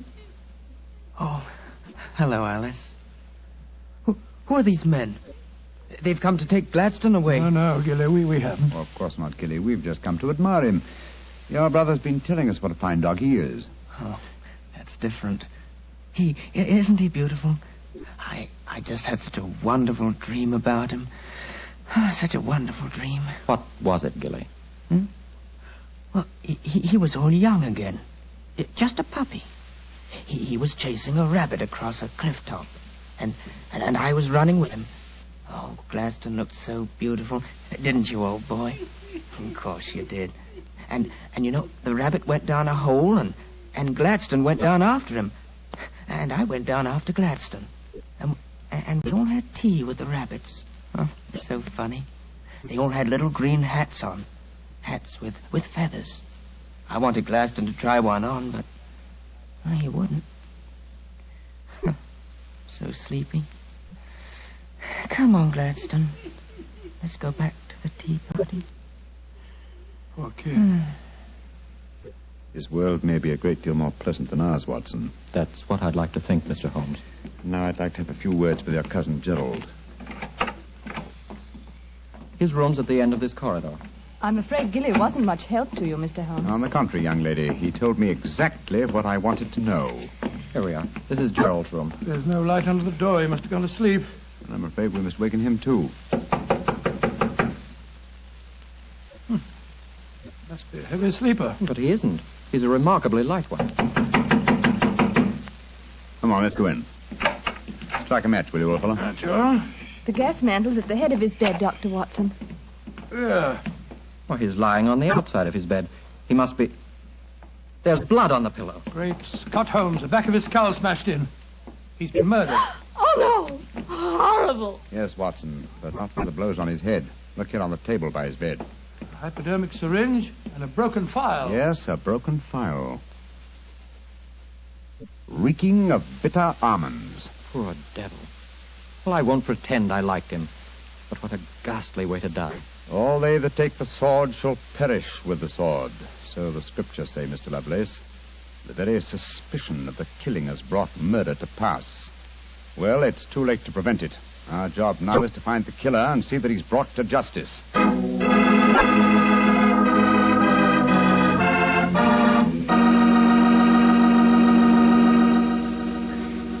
Dr. Watson will tell you the rest of his story in just a few seconds. Just time enough for me to tell you that if there's one wine that's perfect for any occasion, it's Petri California Sherry. With a bottle of that rich, amber-colored Petri Sherry on hand, you can make that time before dinner a main event.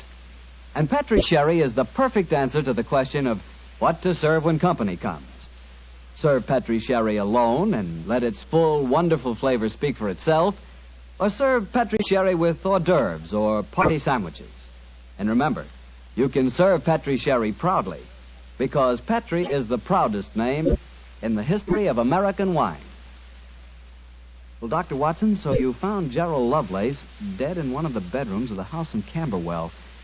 What did you do? Send for the police? Not at once, Mr. Bartell. Sherlock Holmes persuaded the remainder of the household to give him the opportunity of examining the scene of the crime carefully before the police were sent for. And so, a few minutes before 1 o'clock that October night, Holmes and I stood alone in the room of death. Turn the gas a little higher, will you, old chap? Right you are. You know, Holmes, I think you should have sent for the police right away. In a case like this, Watson, I prefer to be my own police. When I have spun the web, they may take the flies, but not before. What are the results of your medical examination, old chap? Well, it's exactly as you reconstructed it, Holmes. He was first beaten on the head with that poker lying on the floor. Then he had the full phial of cyanide injected into his left wrist. Can you estimate the time of death all accurately? No, this room's confoundedly hot. He might have died any time from 1 to 5 hours ago. Yes. It's now 1 o'clock, and we know that he was alive at 8. Mr. Edmund Lovelace saw him leave for his room at that hour. Yes, if he was telling the truth. One thing we do know for a fact is that this man was murdered at the exact moment he was going to bed. He's wearing his nightgown and nightcap, but his bed has not been slept in. Well, isn't it possible that the murderer might have killed him shortly after 8 and then dressed him in his nightclothes to confuse us? No, my dear chap. You will notice that the hypodermic needle passed through the sleeve of his nightshirt. Here. Also, the nightcap is crushed and bloodstained from the blows of the poker. No, Gerald Lovelace had prepared for bed. Yes. Look at the glass of water on the night table and the prayer book and the watch. Yes. Signs of a prosperous and meticulous man. Mm-hmm. Very fine gold watch and in excellent condition. Aha. There's the answer, Watson. What do you mean, there's the answer, Watson?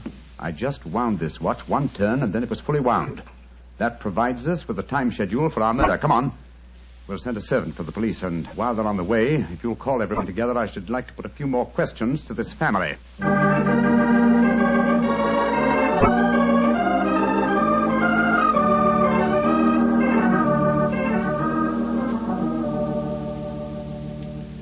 Before the police arrive, I should like to hear your statements again very carefully, if you don't mind.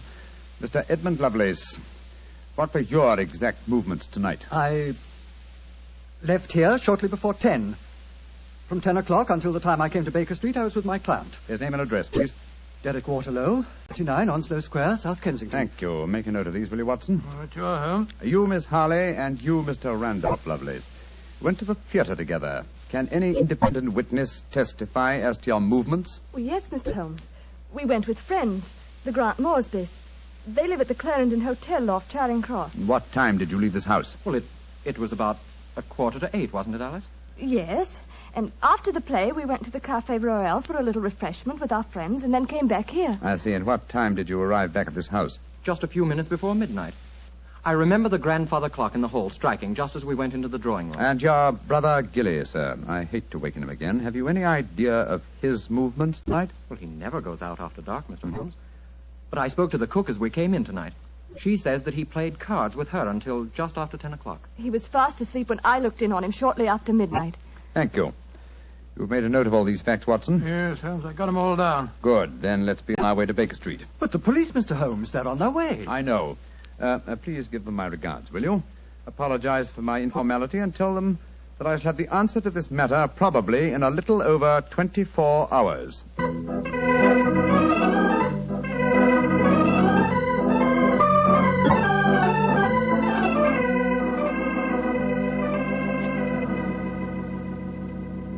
Holmes, here it is well after midnight. You haven't done a thing on the Camberwell case. No, but you have, old chap.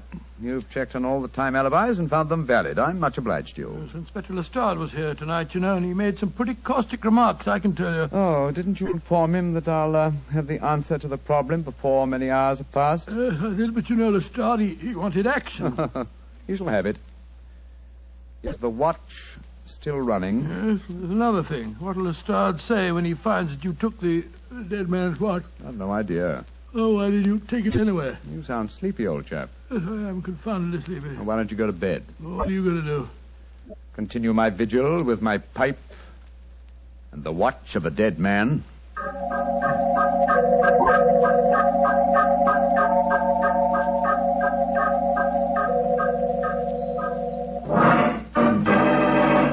Watson, wake up! What time is it? 5 o'clock in the morning. Good Lord, will you dig up at this hour? The watch has just stopped. I'm about to rewind it. What are you rewinding it for, Holmes? You waited over 24 hours for it to unwind. When I know how many turns it takes to wind it fully, I shall have the answer to the whole business. 10, 11... You're being confoundedly mysterious, as usual. 14. 14 turns, and the watch is fully wound. Get your clothes on, old chap. Well, where are we going at this hour? To the house in Camberwell. Now I know who murdered Gerald Lovelace.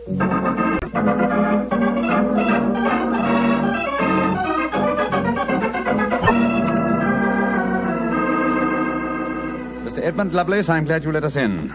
Please take us up to your young cousin's room at once. Gilly?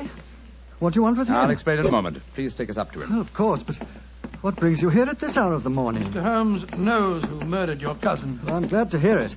It's more than the police seem to know. They were here half the night cross-examining us. Here we are. I don't think we'll bother to knock.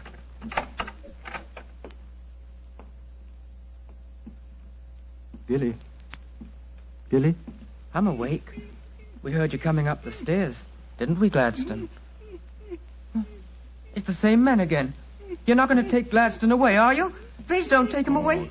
Don't worry, Gilly. We're not going to touch him. Oh, all right, then. Oh, Gilly. Yes? You really love that dog, don't you? Of course I do. More than anything or anybody. I believe you'd even kill a man who tried to hurt Gladstone. Wouldn't you? Oh, yes, sir. I would. Gilly! No. Great Scott. Gilly, I don't think you'd really kill a man. I don't think you could. Couldn't I, though? How would you kill him? I'd hit him first. I'd take a poker and hit him on the head so he couldn't fight back. And then I'd take the nasty needle he told me he was going to stick in Gladstone, and I'd fill it full of that water he showed me, and I'd stick it in him. That's what I'd do. Then he'd be dead. And he couldn't hurt my Gladstone anymore. Not ever. Let's leave him, shall we? Goodbye, Gilly. Pleasant dreams. Goodbye, sir. Good old Gladstone. You satisfied, sir? Yes. Poor Gilly. There's no doubt about it, of course. Can there be no one who described the murder to him, and yet he's just given an exact description of its method? What'll happen to him? They won't try him. No. A little pressure in the right places, and he'll be released to a private nursing home. I'll do everything I can, Mr. Lovelace. Thank you, Mr. Holmes. Thank you very much.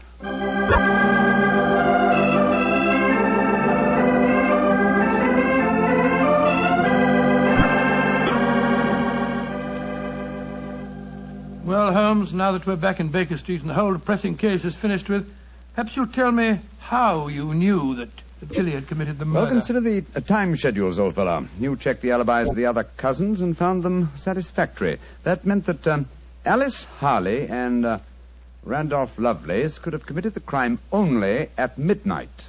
Edmund, only before 10. Gilly, only around 11. You said that the time of death could have been at any of those hours. Yes, I did. So how did you pin it down to 11? The watch gave me the specific answer. When I picked it up, I unthinkingly wound it. Made one turn and was then fully wound. Now, when does a methodical, precise man like Gerald Lovelace wind his watch? Just as he's going to bed. Exactly, old fellow.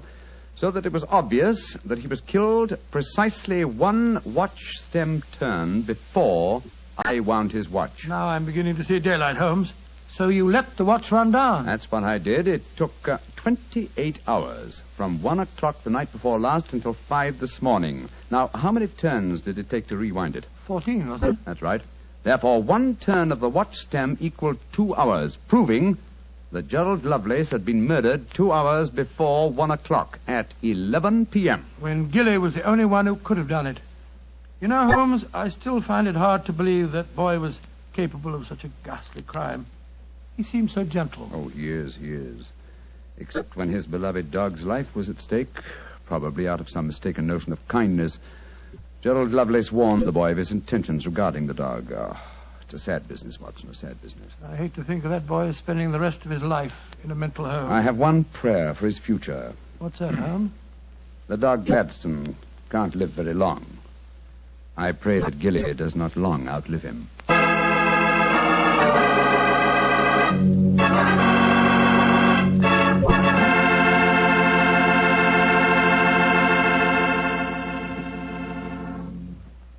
Doctor, that was a remarkable bit of deduction on the part of Mr. Holmes. Yes, extremely clever, wasn't it? Of course, if I may say so, I was of some small help myself. Small help?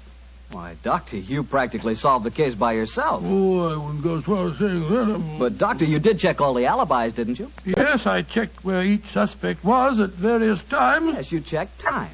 And what's more important than time? Well, Why, Doctor, time is even vitally important when it comes to wine. I was wondering how you were going to bring that in. And one thing we do know, Petrie took time to bring you good wine. So nobody can miss with Petrie wine. It's just got to be good. You know, you can't be in the wine business as long as the Petrie family without really learning all about the fine art of making wine.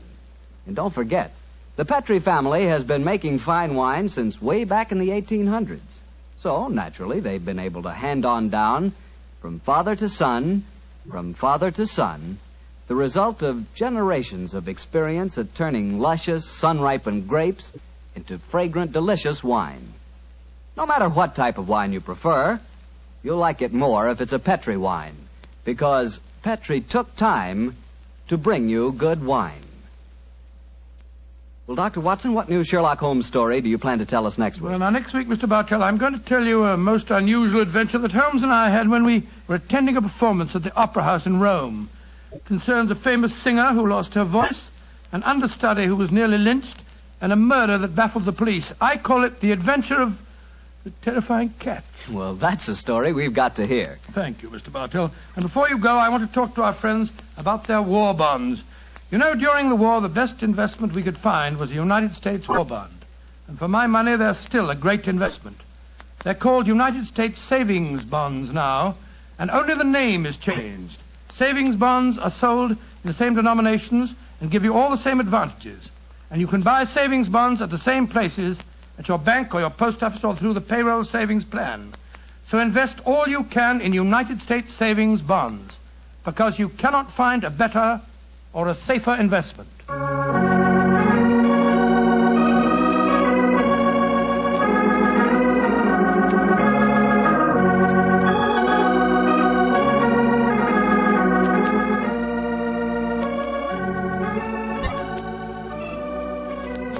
Tonight's Sherlock Holmes adventure was written by Dennis Green and Anthony Boucher and was suggested by an incident in the Sir Arthur Conan Doyle story, The 5 Orange Pips. Music is by Dean Fostler. Mr. Rathbone appears through the courtesy of Metro-Goldwyn-Mayer, and Mr. Bruce through the courtesy of Universal Pictures, where they are now starring in the Sherlock Holmes series. The Petrie Wine Company of San Francisco, California, invites you to tune in again next week, same time, same station. Sherlock Holmes comes to you from our Hollywood studios.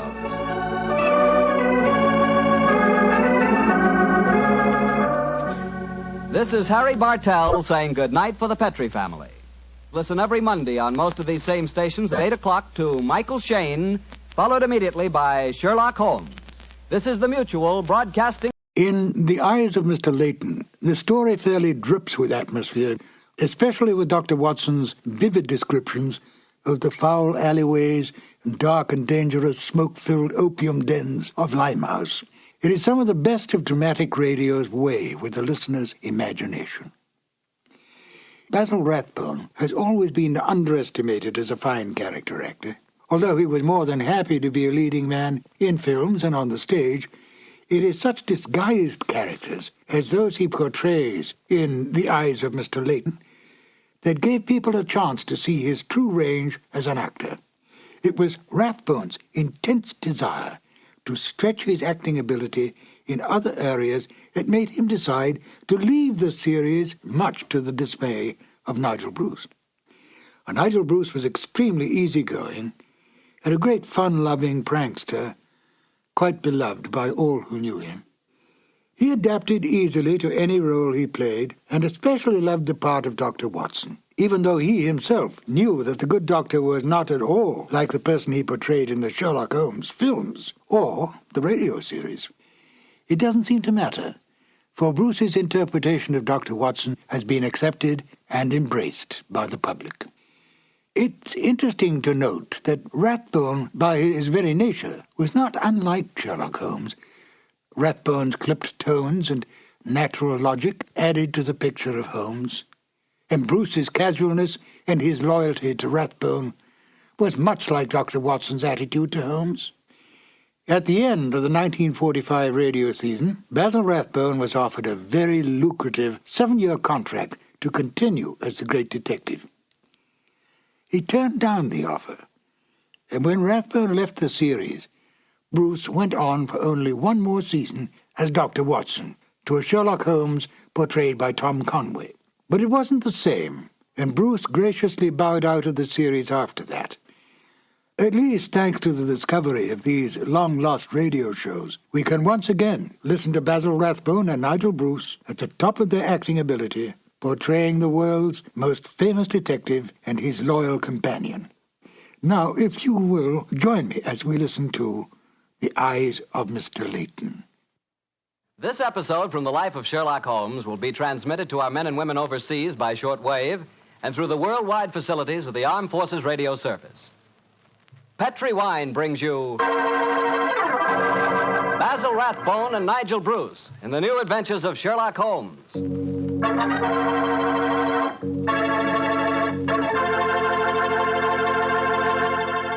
The Petri family, the family that took time to bring you good wine, invites you to listen to Dr. Watson tell us another exciting story about his good friend, that master detective, Sherlock Holmes.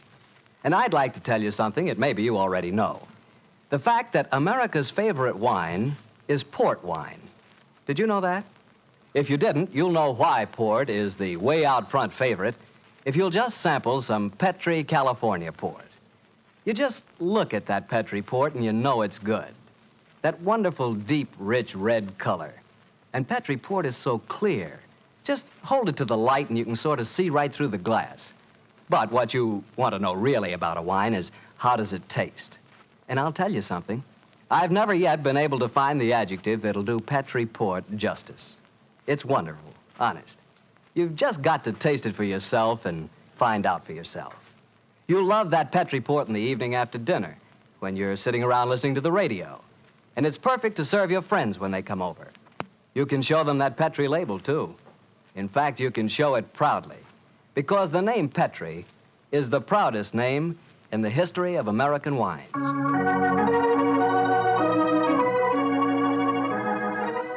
And now for our weekly doctor's visit. Let's see. No, Mr. Bartell, don't say let's see if he's expecting us. You know I always expect you at this time on Monday evenings, my boy. So draw up your usual chair and settle down. Thanks, Doctor. That's it. All alone this evening, Doctor? Where are the puppies? Out on the patio. They had a most unfortunate encounter with a dead seal on the beach this afternoon. In consequence, they're a little malodorous, shall we say. In that case, Doctor, perhaps we'd better change the subject. So, suppose I ask you about tonight's new Sherlock Holmes adventure. Well, my boy, as I told you last week, the story took place in the foul alleyways of Limehouse. It was there on a foggy December evening in 1890 that my story began. An old friend and patient of mine, Isa Whitney, had disappeared, and his distraught wife had come to me for help. Knowing the man to be the victim of the shocking habit of taking opium, I suspected that I might find him in one of the vile dens inhabited by the dregs of the waterfront. And so, Mr. Bartell, about 5 o'clock on that December evening, I began my search. After an hour of fruitless wanderings, I found myself in a vile alley called Upper Swandam Lane. I could hear the distant moans of the riverboats as I walked, eyes alert, and hand on the revolver in my coat pocket.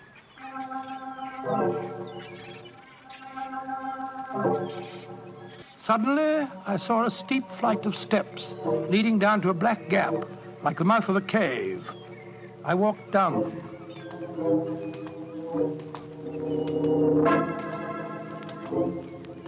The steps were worn hollow in the center by the ceaseless tread of stumbling feet.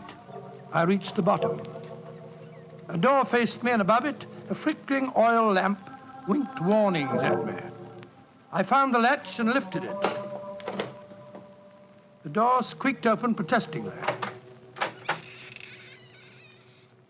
And I entered.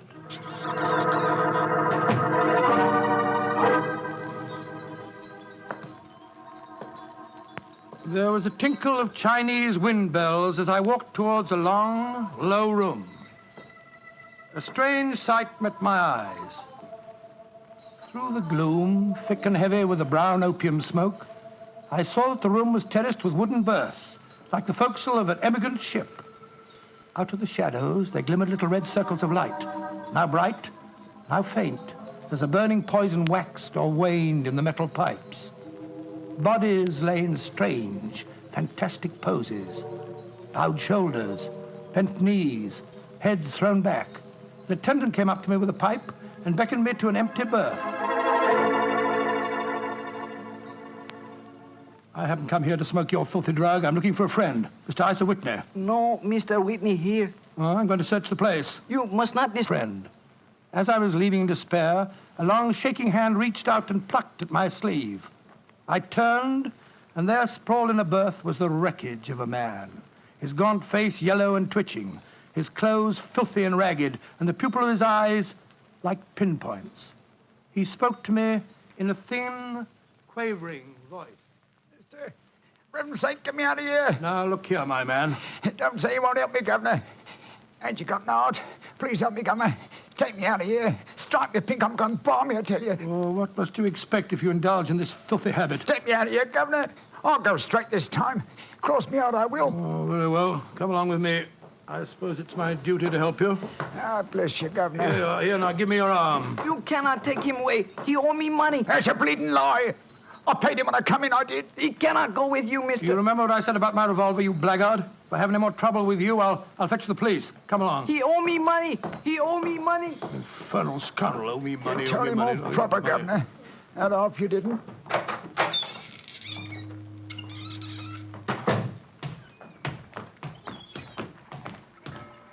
Now, look here, my good man. I'll give you a square meal, some advice, and some medical attention. But the rest Never mind the advice, Watson, but I'll take you up on that square meal.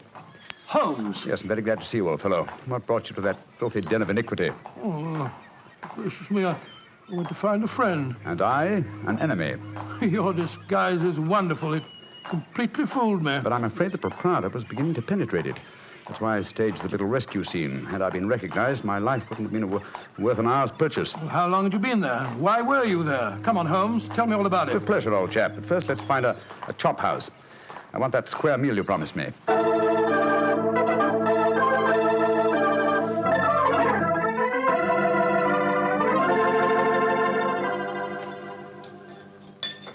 An excellent meal, Watson. Yes, they're surprisingly good for such a shoddy-looking place. Well, Holmes, now perhaps you'll tell me what you were doing in that opium den.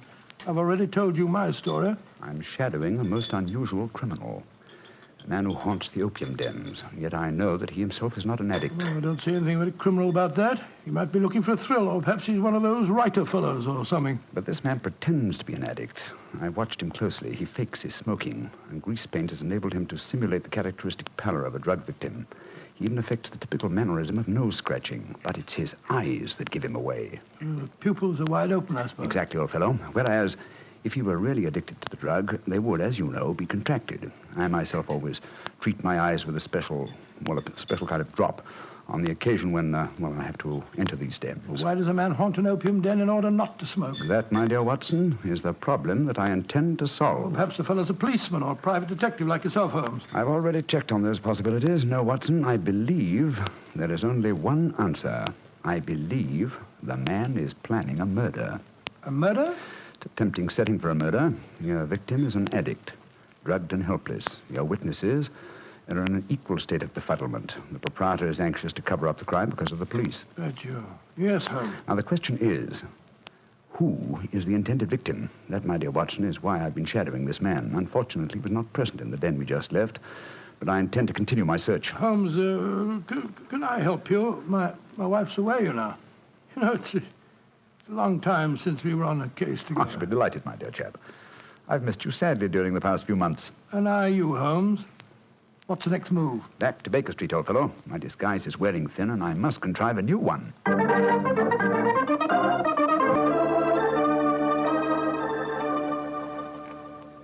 New disguise, eh? Well, which one shall it be, Watson? Well, how about the old flour cellar? I love that one. Well, it's Pretty fresh bonnet. Oh, no, my dear fellow, no. Hardly appropriate for an opium den. In any case, the clothes are so wretchedly uncomfortable. Well, how about the music hall singer? Oh, that chap, yes. Oh, I don't want to be beside the seaside. Oh, I don't want to be beside the sea. I don't want to stroll along the prom, where the brass band plays tiddly-um. Oh, confound it. Who can that be? You weren't expecting anyone, were you? No. So this is just like the old days. The doorbell ringing, Mrs. Hudson toddling off and bringing up some poor devil in trouble and... You say that rather wistfully, old fellow. Don't tell me that you repent of marriage. No, of course not, Holmes. Mary's a perfect darling, and I couldn't be happier. Just the same. It is rather fun to be back here again. Come in. Yes, Mrs. Hudson? It's a gentleman, sir. He gave me this card. Says he's very anxious to see you. Wayne J. Layton, President, Layton Corporation, Chicago, United States. Ask him to come up, will you, Mrs. Hudson? Aye, sir. Well, it's quite like old times to see you back here, Dr. Watson. That's just what I was saying myself, Mrs. Hudson. Mr. Layton has scribbled a message on the back of this card. If £1,000 for a week's work interests you, you'll see me. £1,000? Big fish, Watson. Very big fish. This way, sir. Thank you. Oh. How do you do, Mr. Layton? I guess you're Sherlock Holmes? You guessed correctly, sir. Excuse me. Oh, Mrs. Hudson, just a moment, Mrs. Hudson. Aye, Mr. Holmes.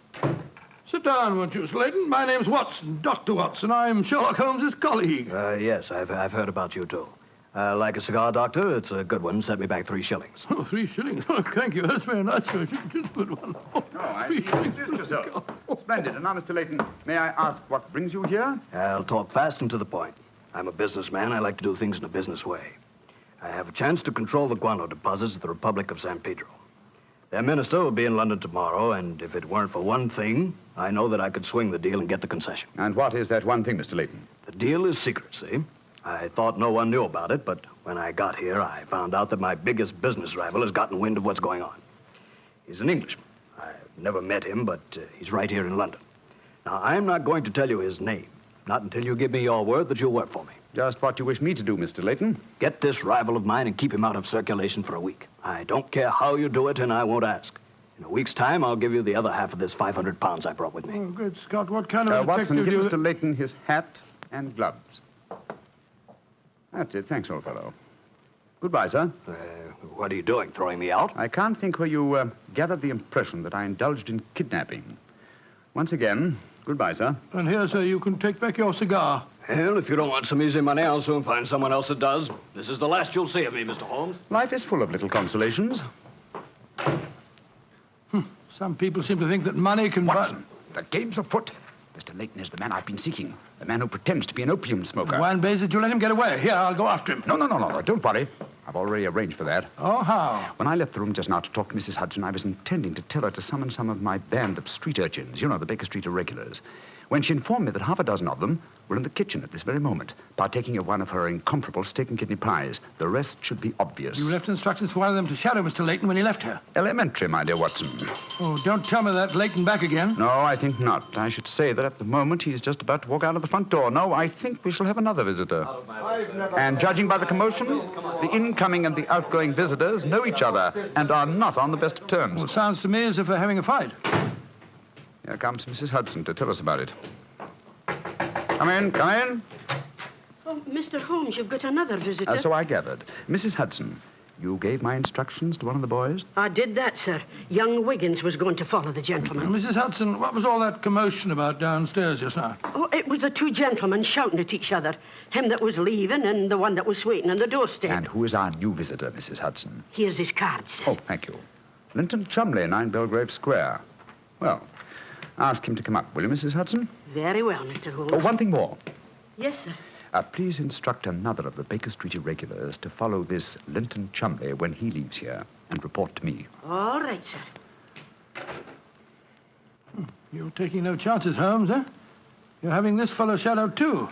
Layton is a potential murderer. Of that I'm convinced. This Mr. Chumley might possibly be his intended victim.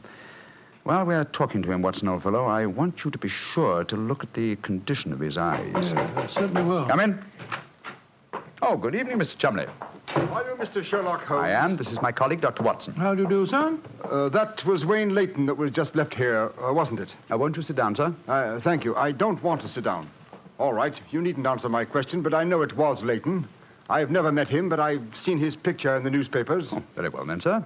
It was Wayne Layton. I know why he came to you. He's trying to have me put out of the way while he closes that deal on the San Pedro and Guana concession. Now, look here, Holmes. You've got to be on my side. Whatever fee he offered you to dispose of me, I'll double it if you'll take care of him for a few days. Oh, dear me, this is becoming monotonous. Watson? The hat and gloves? Thank you, old chap. That's right. Good night, Mr. Chumley. Look here, Holmes. I'll treble his fee. I'll quadruple it. My dear Mr. Chumley, I have accepted no fee from Mr. Layton. I don't propose to accept one from you. Your hat and gloves, sir? That man is out to kill me, Holmes.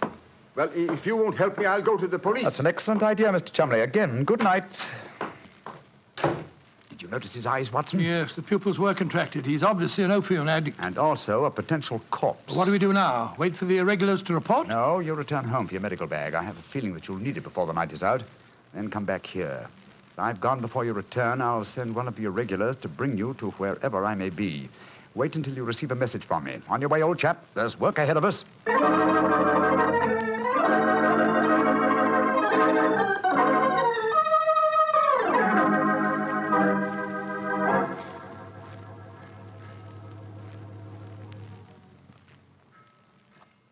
Wiggins, you're certain that this is the place that Mr. Holmes told you to bring me to? Oh, yes, Dr. Watson. The corner of Swanham Line and Brixton Street, Mr. Holmes said. Yeah, well, this is the spot, all right.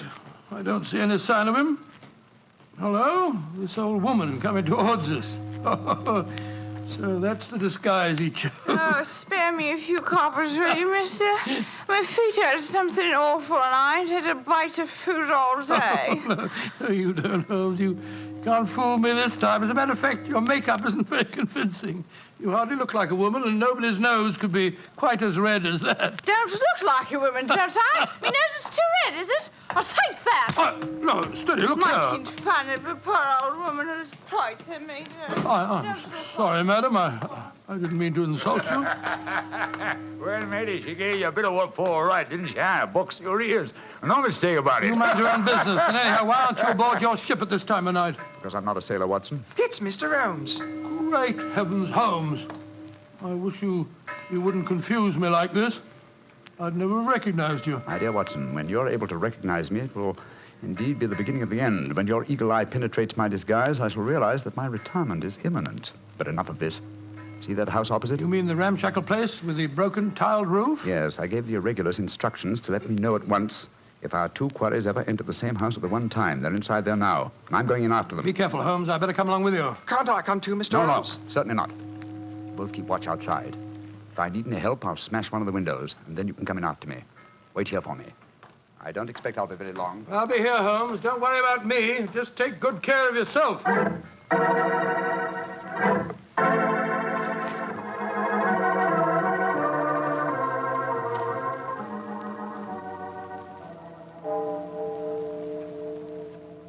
It's 1 o'clock, Doctor. Yes, I know, Wiggins.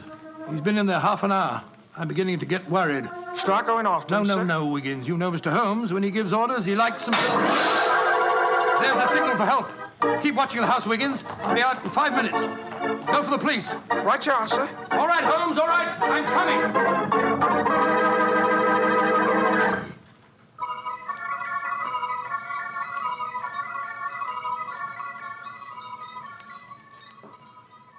You have searched my house from basement to attic. Why do you not give up?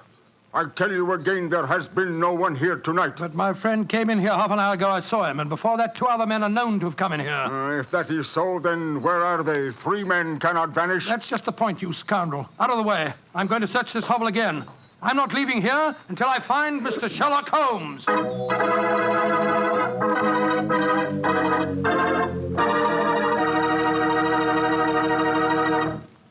You'll hear the rest of Dr. Watson's story in just a second. And if you don't mind, I'll take that second to say just one word to the ladies. And that word is muscatel. Petri California muscatel.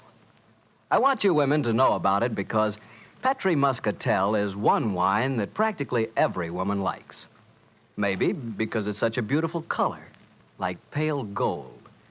But I guess really because Petri Muscatel brings you the wonderful flavor of luscious, sun-ripened Muscat grapes. And that's a flavor. Try Petri Muscatel after dinner, or any time as a change from Petri Port. Remember, if it's a Petri wine, you know it's a good wine.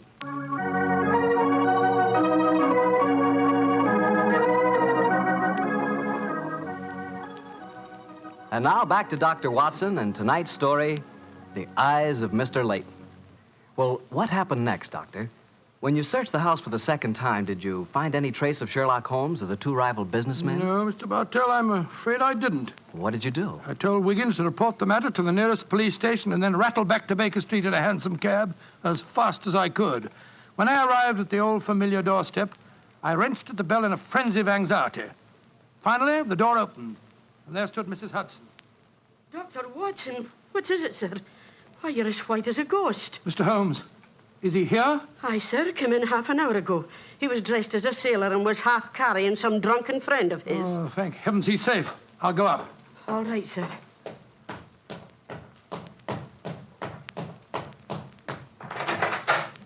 Now, Watson, old chap. There you are. Holmes, I can't tell you how glad I am to see you. Who's that lying on the sofa? Well, up with your bag, Watson. Oh, I'm afraid the poor devil's done for. Great Scott, it's Wayne Layton, the American fella. With a knife wound between his ribs. See what you can do for him, will you? Right. This is extraordinary, Holmes. You said that Layton was a potential murderer, and now he's a victim himself. The biter bit, eh, old chap? Yes, he's still breathing, but he hasn't a chance. I'll try him with an injection of strychnine. Holmes, how did you get his body out of the house? I searched the place from top to bottom. I found no trace of any of you. When I went in, I found the stabbing had already taken place. The proprietor then bribed me, or rather the broken-down sailor he took me for, to smuggle the body out through the secret stairway leading to the wharves at the back of the house. Well, there's no trace of Chumley there? No, he must have left before me by the same exit. Well, then you smashed the window and bolted. Yes, I knew that I could count on you to hold the fort while I was getting the body away. Let's try to say something, Watson.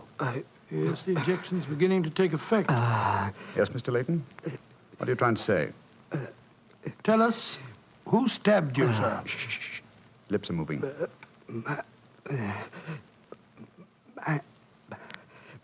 Mandalay.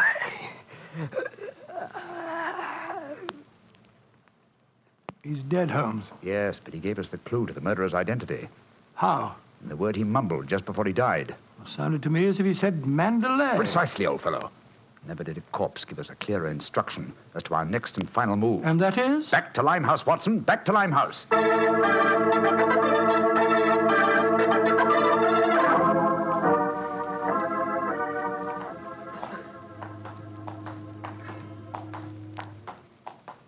Here we are. This must be the place. What's this? Another opium den? Yes, I knew that since Chumley refrained from smoking earlier on in the night, in order to keep his faculties alert for murder, that an enormous reaction would set in.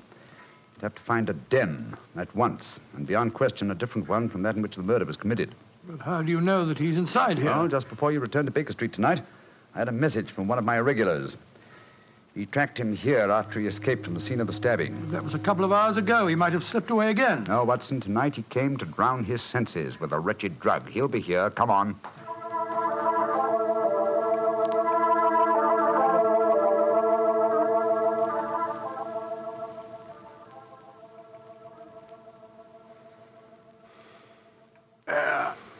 That second injection of caffeine should bring him round. He's heavily drugged, but I think it'll work. Surprising what a £5 note will do, isn't it? Yes, the proprietor let us bring Chumley into his private room and he's coming to. Who are you? What do you want? You remember me, sir? I'm Sherlock Holmes. Oh, yes, I remember you. You're in serious trouble, Mr. Chumley. Very serious trouble.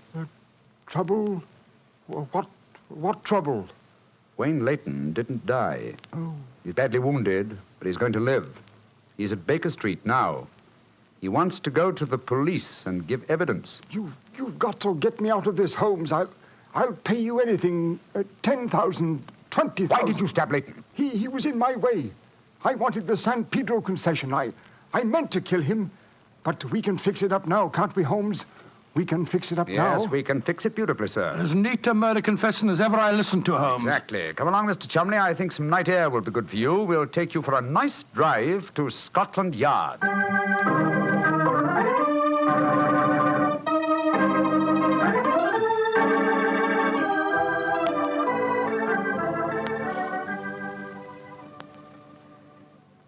I brought you some kippers, gentlemen. You've both been up all night, and I'm sure you can do it. It's very thoughtful of you, Mrs. Hudson. Yes, indeed it is. What is Mrs. Watson going to say when she finds you've been out all night? Oh, don't you worry about that, Mrs. Hudson. She's very understanding. It's lucky for you that she is. Well, I'll go and leave you to your breakfast. Holmes. Yes, dear fellow? There's only one thing that puzzles me about this case. Oh, what's that? When Leighton was dying, he muttered the word Mandalay. How did that give you the key to the murderer's identity? Oh, the dead American had never met Mr. Chumley, you remember, except when they bumped into each other in our hallway. Yes, he told us that he recognized him from the newspaper photograph. Being an American, he had no reason to know that the name Chumley is in no way pronounced the way it is spelt. Oh, Joe, I never thought of that. Chumley. That name's spelt C-H-O-L, Chol, M-O-N, Mon, D-E-D, L-E-Y. Chol Mondeley. Mondeley. Precisely, old fellow. What you thought to be Mandalay was really Chol Mondeley, the name of the murderer. Amazing case. You did a remarkable job, Holmes. I'm beginning to be confoundedly sleepy. Why not sleep, old chap? Your old room's all ready for you. Are you going to take a nap? Oh, dear me, no. I have much too busy a day ahead of me. Let me look at my engagement book. Baxter Square murder. I've put the police on the track. The Duchess of Ferrers. I've got her material. The princess who was about to run away from home. Good gracious me, let her run. The Pope's cameos. Ah, yes. His Holiness must not be kept waiting. Can I help you again, Holmes? Mary doesn't return until tomorrow. Well, I thought you were sleepy, old fellow. Sleepy rubbish. I never felt more wide awake in my life.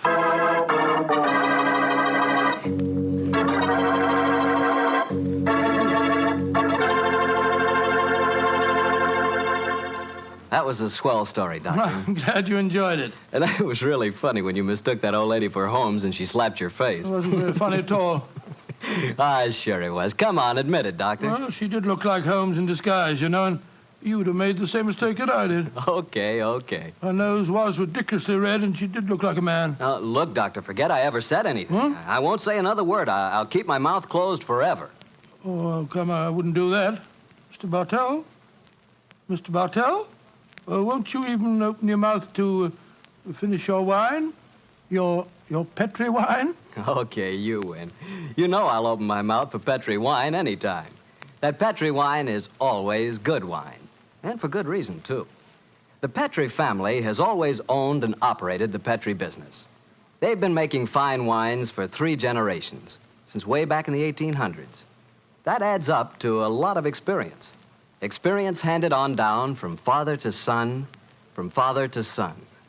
The Petri family really knows how to turn luscious California grapes into fragrant, delicious wine. And that's why, no matter what kind of wine you want, I'm sure you'll like it better if it's a Petri wine. Because Petri took time to bring you good wine. And now, Dr. Watson, what story are you going to tell us next week? Well, now, next week, Mr. Bartell, I'm going to tell you a most unusual adventure that Holmes and I had in the heart of the English countryside. It concerns a corpse, a missing revolver, and a beautiful girl who was frightened of her own shadow.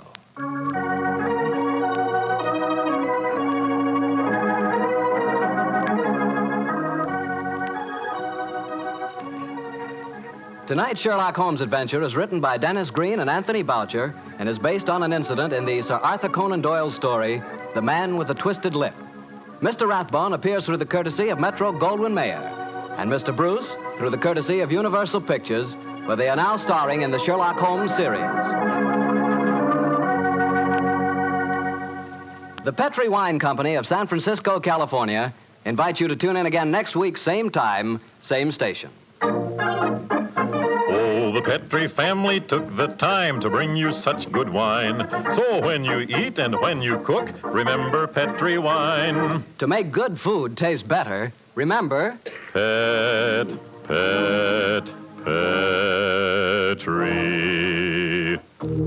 wine. This is Harry Bartell saying goodnight for the Petri family. Sherlock Holmes comes to you from our Hollywood studios.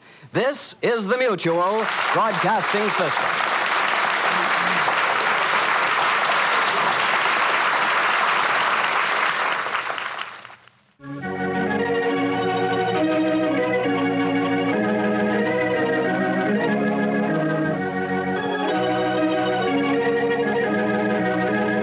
The two episodes you have just heard, In Flanders Fields and The Eyes of Mr. Layton, are part of the New Adventures of Sherlock Holmes, starring Basil Rathbone and Nigel Bruce, and are a 1988 copyrighted production of 221A Baker Street Associates.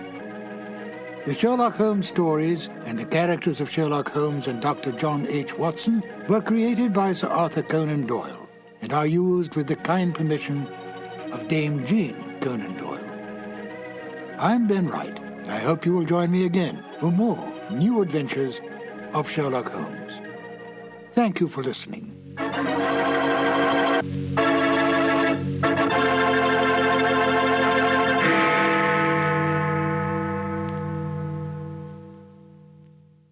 Petri Wine brings you Basil Rathbone and Nigel Bruce in the New Adventures of Sherlock Holmes.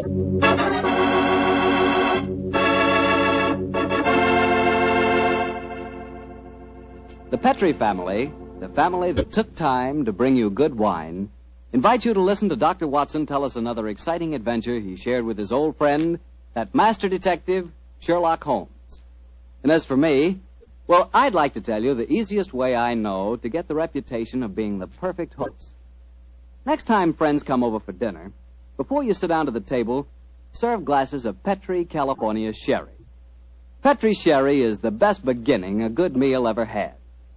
I say Petri sherry because Petri sherry is extraordinary sherry. You can tell by looking at it. Hold it to the light. Notice how clear it is. Notice its beautiful deep amber color. And you can tell Petri sherry is unusual from just a whiff of its fragrance. And, of course, in the last analysis, you can tell just how fine a wine Petri sherry is by tasting it. That's the best test of all. And that's where you'll get the most pleasant surprise because Petri sherry really tastes wonderful. A flavor right from the heart of the grape. So serve Petri sherry to your family and your friends, and serve it proudly, because the name Petri is the proudest name in the history of American wines. And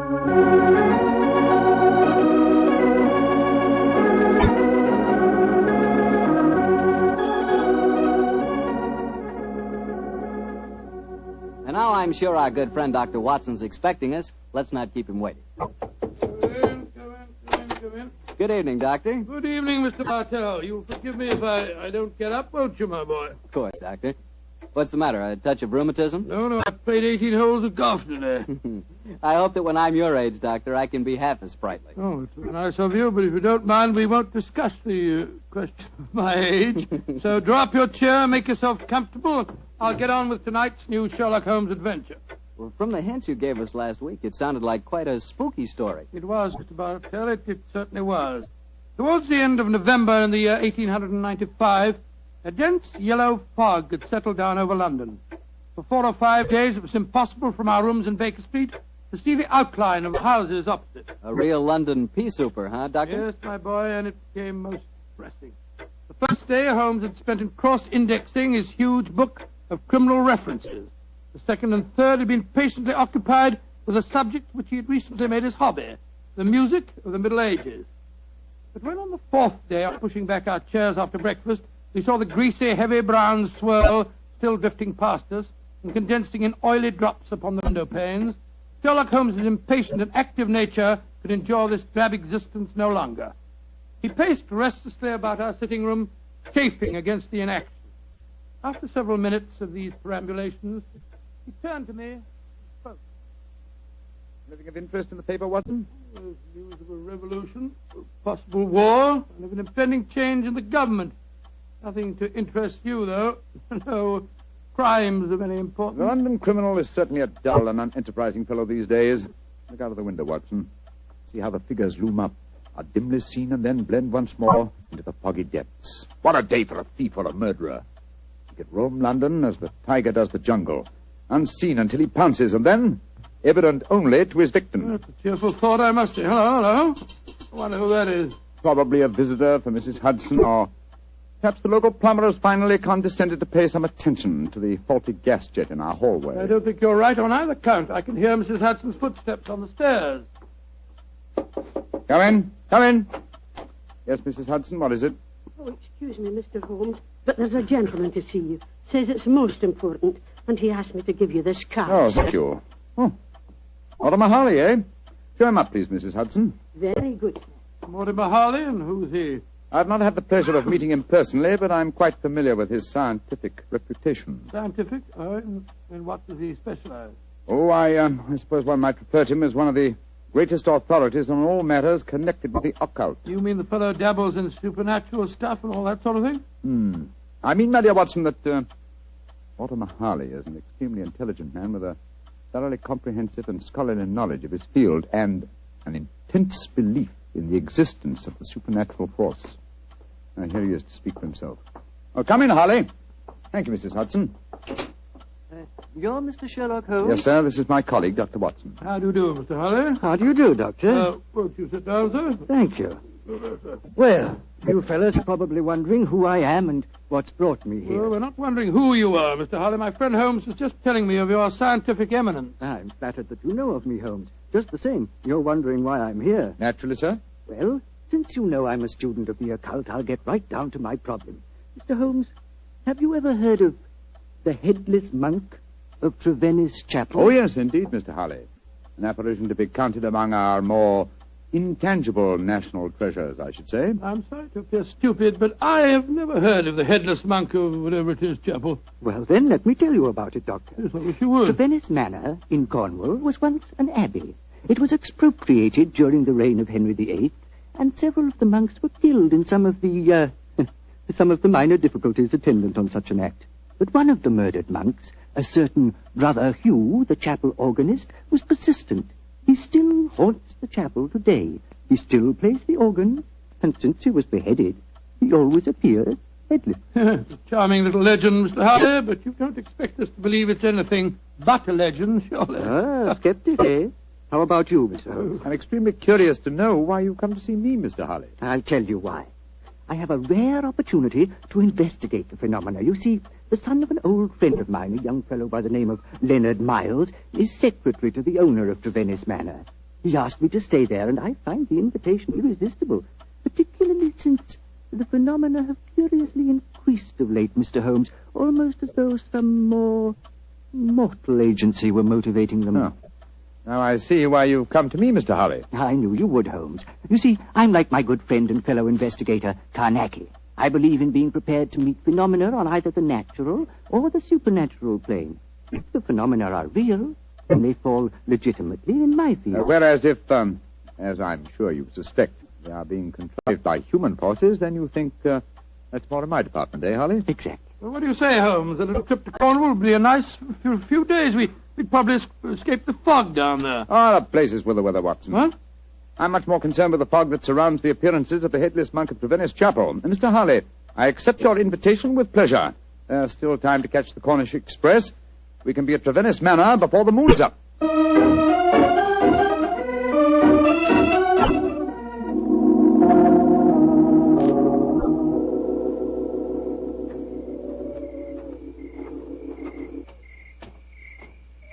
Hello? Who's this funny-looking fellow coming down the steps towards us? If I didn't hear the sound of his footsteps, I'd believe it was a psychic manifestation. It certainly looks as if he came from beyond the grave. Who be ye, gentlemen? Where be ye going? Well, supposing you tell us who you are first, my good man. Who be I? I be David Pendragon, sir. That's who I be. Stableman here at the manor. And I ask you gentlemen again where you be going. We're staying at the manor, and we're just going to take a look at the chapel. Oh, don't ye do that, sir. People that go in there don't often come out the way they go in, sir. Don't he do it, gentlemen? What are you talking about, my good fellow? I be talking about the ghoulies and the ghosties and the organ music that comes out of the nowheres. You've heard it? Of course I heard it, sir. Just like I seen the poor monk walking around without his head on. Take us into the chapel, will you? And show us where you saw the figure. Aye, that I will not, sir. Not for all the gold in Port Call will I go back and chance seeing the poor lost soul wandering about without his head on. If you gentlemen know what's good for ye, you'll not go in there either. Mark my words. Don't he go in that chapel. Extraordinary chap. Seems really frightened of the place. Yes, but it's more than blind superstition that accounts for his reluctance. Let's go in, shall we? Well, I suppose it's all right.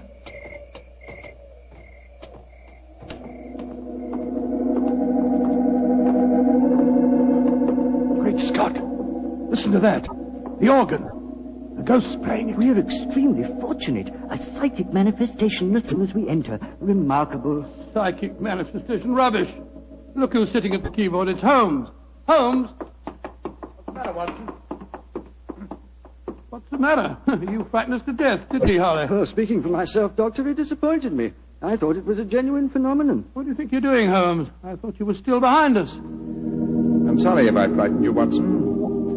I was curious about this organ. I slipped in by the side door ahead of you and tested the instrument. It's in astonishingly good condition for a disused chapel, don't you think, Harley? Yes, I do, Holmes. One might reasonably presume that someone tends it with great care. In fact, I would go further and say... What are you doing in here? We are guests at the manor house, and we decided to pay a visit to the chapel before we paid our respects to our host. Oh, my father is your host. I'm Dorothy Brownlee. How do you do, Dorothy? My name is Holmes, and these gentlemen are Dr. Watson and Mr. Harley. How do you do, Dr. Watson? Mr. Harley. I heard the organ music, and I was terribly frightened. You've heard of the legend, I suppose. You mean about the headless monk and the ghostly organ and music, Miss Brownlee? Yes, Doctor. And it's more than a legend, I assure you. That's why I rushed over here as soon as I heard it. It must have frightened all the servants within hearing distance. Why were you playing the organ? I was curious to see whether it's in good repair. Obviously it is, Mr. Holmes. Well, my father and his secretary, Mr. Miles, are expecting you, I know. Let's walk over to the house, shall we? I'm sure you've seen enough of the chapel for tonight.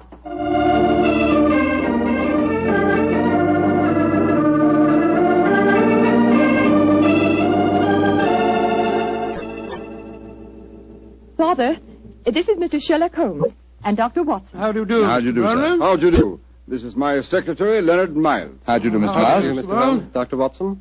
I'm afraid Mr. Brownlee is rather angry with me. I hadn't told him that you were an expert on psychic phenomena, Mr. Harley. I fail to see why the knowledge of that fact should make you angry, Mr. Brownlee. I don't want you ferreting about into this so-called ghost business.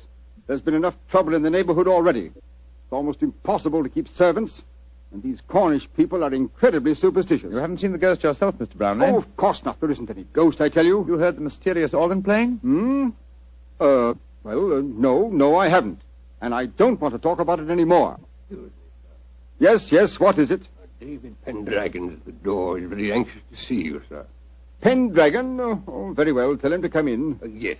David? What does he want, I wonder? Pendragon, that's the fellow we met outside the chapel, isn't it? Yes. Quite a colourful character. He's a superstitious old fool, if you ask me. But he is a good groom. Yes, Pendragon, what is it? Begging your pardon, sir, but there be trouble at the chapel again tonight. I says to myself, David, 'tis your duty to go to the master, I says. Never mind. What's the trouble? As the moon was hanging low tonight, sir, I hears the organ a-playing. But that was Mr. Holmes, my good man. Aye, that's what he thinks, maybe. But what I says to myself is, what made him play the organ? And then this very night, I saw the headless monk. With my own eyes, I saw that poor soul with his head off, wandering in the moonlight. I saw that, sir, with my own eyes, I did. Oh, get out of here, you blithering old fool. And I'm warning you. If I hear any more nonsense about this ghost, you'll lose your job, you understand? Now, come along, be off with you. Aye, sir, begging your pardon, sir. Come on, I'll give you chaps a drink. Mr. Brownlee seems absolutely rabid on the subject of the ghost, eh? Yes. Suspiciously so. What about he's trying to hide? Whatever it is, I don't think you'll be successful. In your profession, Holmes, you know that murder will out. It's true in my profession also. Try to suppress them as you may, gentlemen. Ghosts will out.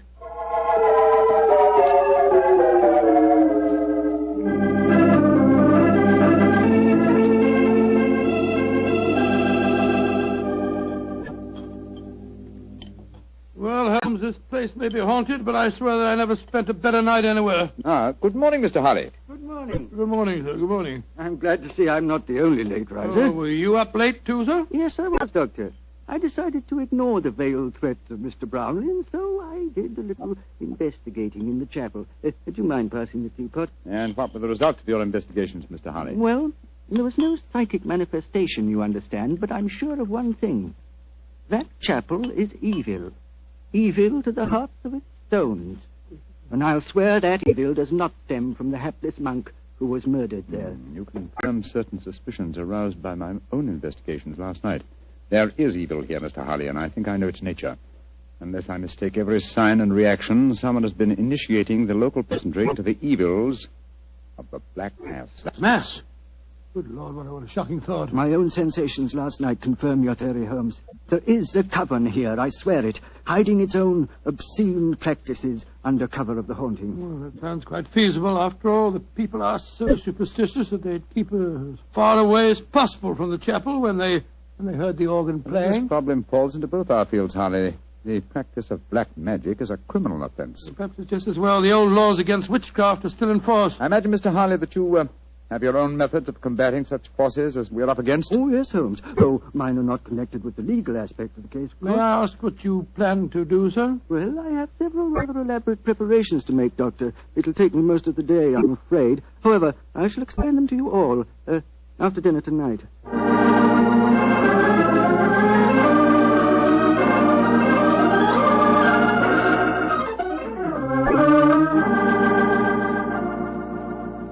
It's very pleasant to sit here after a good dinner with a superb brandy at one's elbow and listen to the piano being so charmingly played. You're very kind, Doctor. Won't you play something more, Miss Brownlee? I'd love to. Are you enjoying your stay down here, Oh, Mr. very Holmes? much, thank you.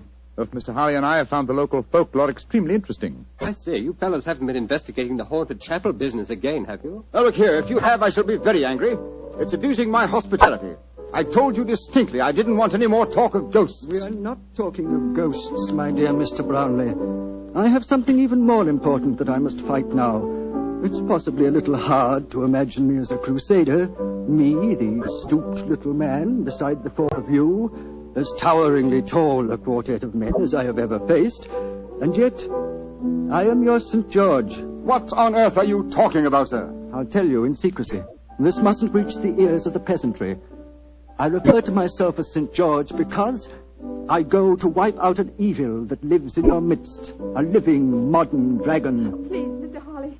That sounds dreadfully frightening. And to rid you all of this fiend, I must cleanse the chapel, purify it, exorcise it, remove its residue of psychic evil. That, gentlemen, is my mission tonight. Dorothy! She's fainted. Get some smelling salts, quickly. I'm afraid you were a little too graphic, Mr. Holly. I'm sorry if I frightened the young lady, but I'm sure that after tonight she will have no further grounds for fear in Trevennis Manor.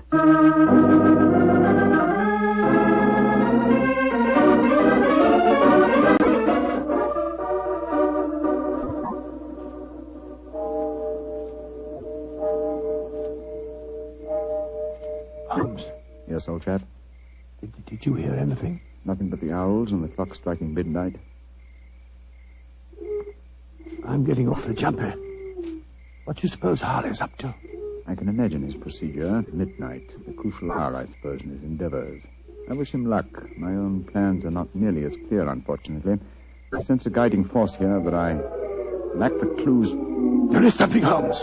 Listen! Great heavens! It's the organ in the chapel. And Holly's in there alone. Not alone. Listen to the organ. Pealing forth its madness. Come on, Watson. Something has gone horribly wrong.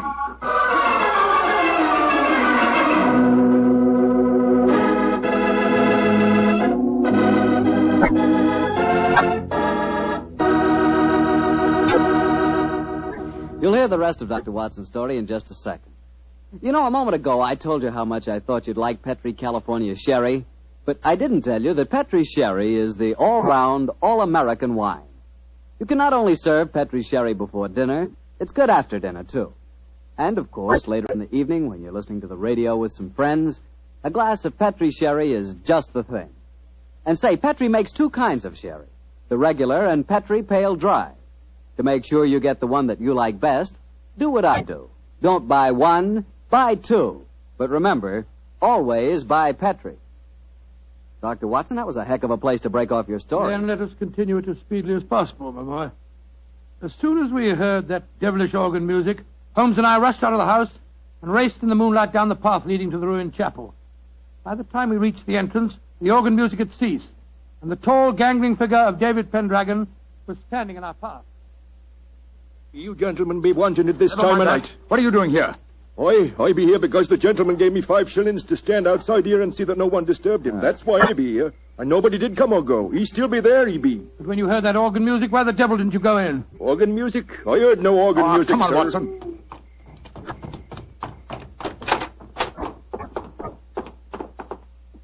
Great heavens. Look at him. We're too late. Poor devil. A knife through his heart.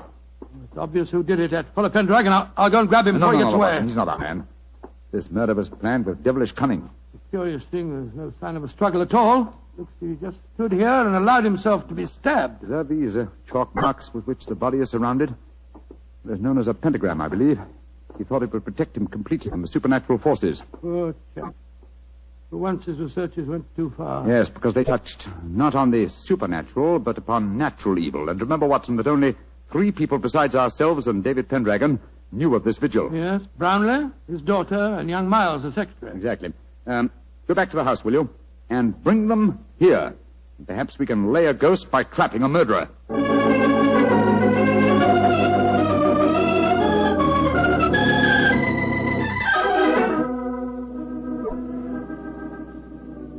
And that's all I know, Mr. Holmes. Well, you've not established much so far, Holmes.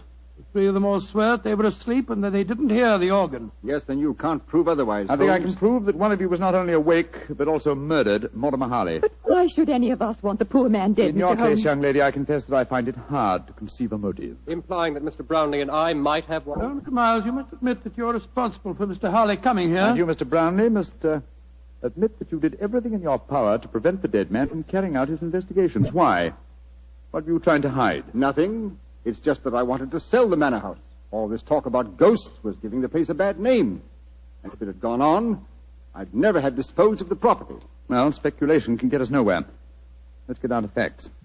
Is there any other entrance to this chapel besides the 2 doors? None. Oh, there was an old smuggler's cave which came out near the organ loft, but Father had it bricked up some years ago. I had to. The tourists kept crawling in. Go and examine it, will you, Watson, old chap? All right, you are, Holmes.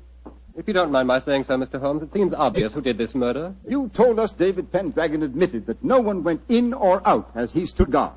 He must have done it himself. Oh, the man's half-witted. And superstitious. He might have killed Mr. Harley because he was attempting to interfere with a ghost. And then played the organ to celebrate the occasion? I think you overestimate David Pendragon's capabilities, Miss Brownlee. Mr. Miles. Yes, Mr. Holmes. Pendragon is waiting outside. Would you be kind enough to ask him to come here for a moment, please? Certainly. What did you find out, Watson? Well, it's easy to see where it was bricked up, but it's a solid wall now, and no one could get in that way. But if no one came in or out, who else could have killed Harley except Pendragon? The ghost, or rather the person disguised as a ghost. The dead man expected a psychic manifestation. When he saw the supposed ghost coming towards him, he offered no resistance. He believed that the magical pentagram would protect him. Ah, there you are, David.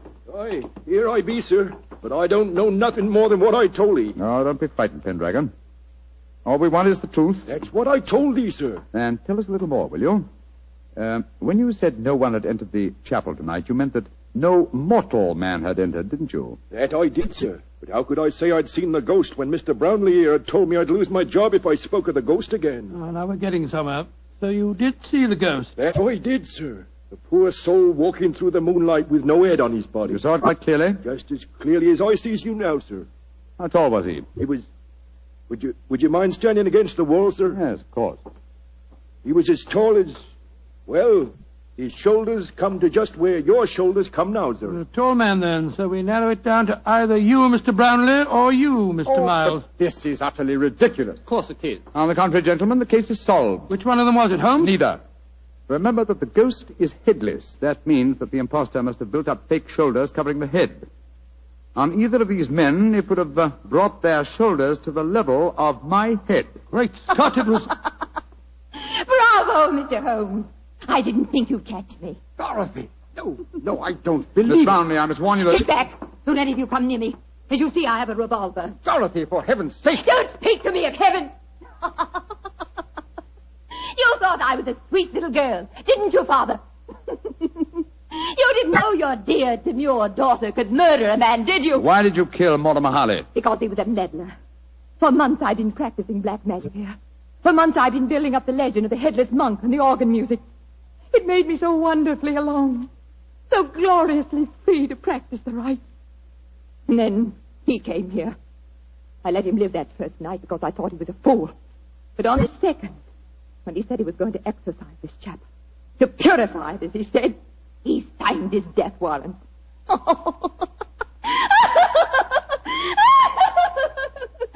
you could have seen his face, if you could only have seen his stupid, startled face as I plunged the knife into him. Dorothy! He bled so beautifully. Holmes, she's mad as a hatter. What are we going to do? Brownlee, give me that revolver. And let you take me to prison or an asylum?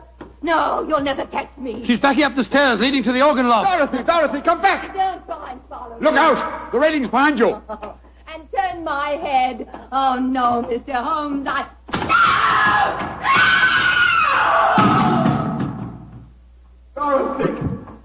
Dorothy! My poor little girl. Mr. Brownlee, the powers of evil are frightening. Your daughter had killed one man and might have killed more. She was insane. Hopelessly insane.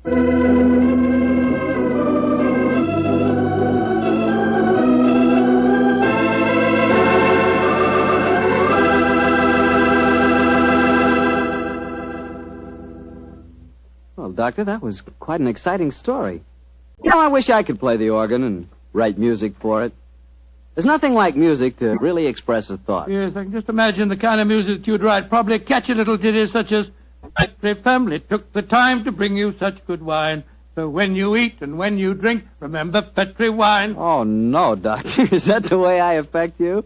Although on the level, you could probably write beautiful music to describe the way the grapes look on the vine in the sunlight.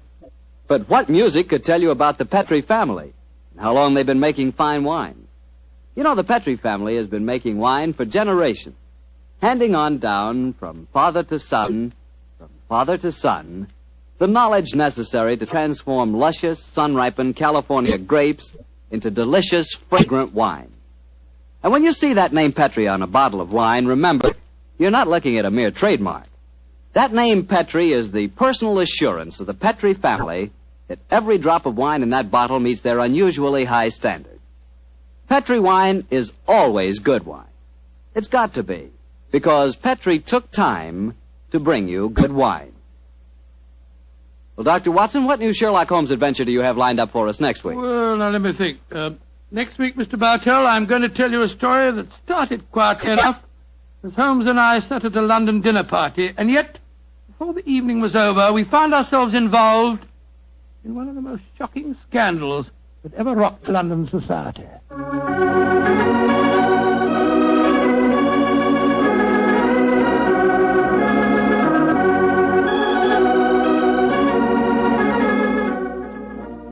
Tonight's Sherlock Holmes adventure was written by Dennis Green and Anthony Boucher and was suggested by an incident in Sir Arthur Conan Doyle's story, The Adventure of the Devil's Foot. Music is by Dean Fossler. Mr. Rathbone appears through the courtesy of Metro-Goldwyn-Mayer, and Mr. Bruce through the courtesy of Universal Pictures, where they are now starring in the Sherlock Holmes series.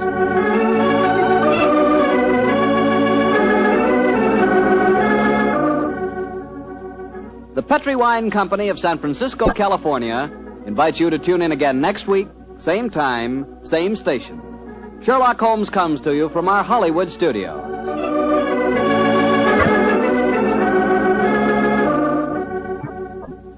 This is Harry Bartell saying good night for the Petri family. This is the Mutual Broadcast. Petri Wine brings you Basil Rathbone and the New Adventures of Sherlock Holmes.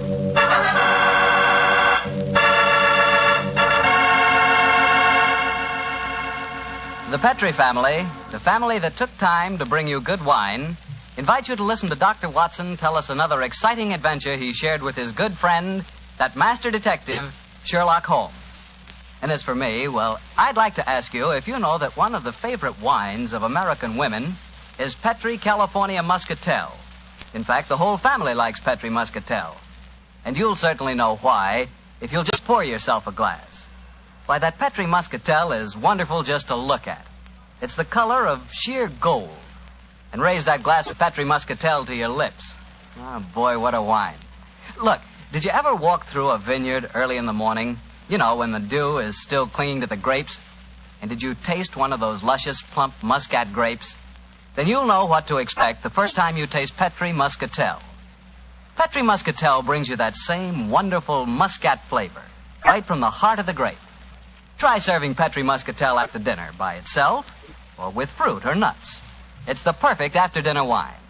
And serve it proudly because 5 letters, P-E-T-R-I, spell the proudest name in the history of American wine.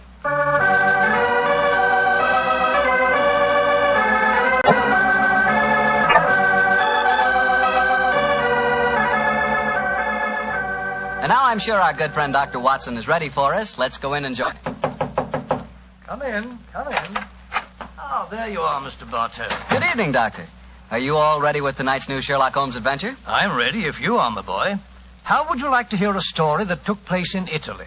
In Italy? Say, you and the great Sherlock Holmes certainly did get around. What took you there, Doctor? We'd gone to Rome to investigate the sudden death of Cardinal Tosca. An inquiry, which I may tell you, Mr. Bartell, was carried out by Holmes at the express desire of His Holiness the Pope. Oh, say, Doctor, that sounds like a wonderful... No, Mr. Bartell, that's a story that I'm afraid I can never tell you. However, tonight's adventure took place a few days after Holmes had brought his case to a satisfactory, though somewhat terrifying, conclusion. I suggested to the great man that a short holiday would be good for us before returning to England. And so we spent some happy days browsing among the architectural treasures of old Rome. The Colosseum, the Baths of Caracalla, the Forum, the wonderful ruins on the Palatine Hill. I couldn't drag Holmes away from them, Mr. Bartell. And at night time he was able to indulge to his heart's content his great love of music. Finally, it was 2 nights before we were to sail for England, I remember. We went to the opera house to hear the famous Italian soprano Gina Valchesi singing Verdi's immortal La Traviata. I can hear that exquisite voice now, Mr. Bartell, as Holmes and I, seated in a box, listened spellbound to the great Valchesi singing her last act aria.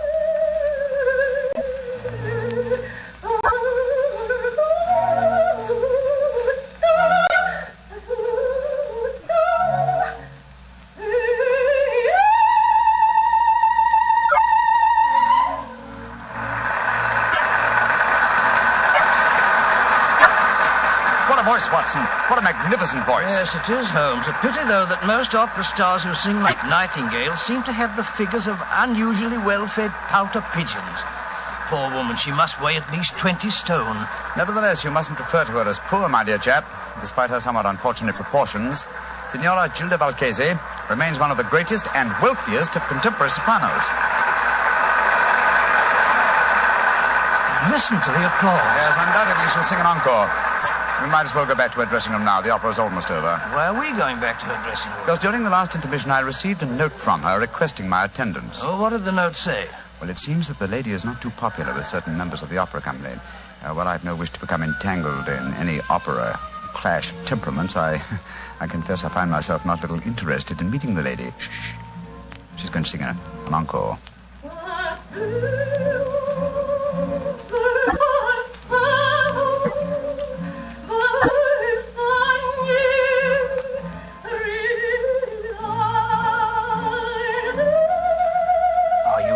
Going back to her dressing room? Certainly, my dear fellow.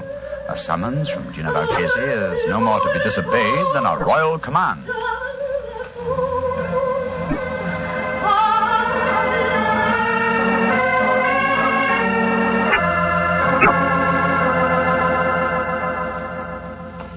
I must ask you, gentlemen, not to stand outside La Valchesi's dressing room. We permit no strangers, particularly foreigners. But the Signora has requested our presence. May I ask who you are? Permit me to introduce myself, gentlemen. I am Armando Bellini, Inspector of Police. My name is Holmes, Sherlock Holmes, and this is my friend, Dr. Watson. Sherlock Holmes? But this is a great honor. Allow me to apologize. Here in the Opera House, we have to be so careful, you understand, of intrigues. There are so many. But Senor Holmes and his friend, I am so happy to meet you both. At headquarters, I hear wonderful reports of your work in the Cardinal Tosca affair. I should prefer not to mention that unfortunate matter, Inspector, except under conditions of extreme privacy. Oh, quite so. And behind the scenes at the opera is not the most secluded place. Please to forgive me. You are waiting to see La Valchese? Yes. She is still on the stage.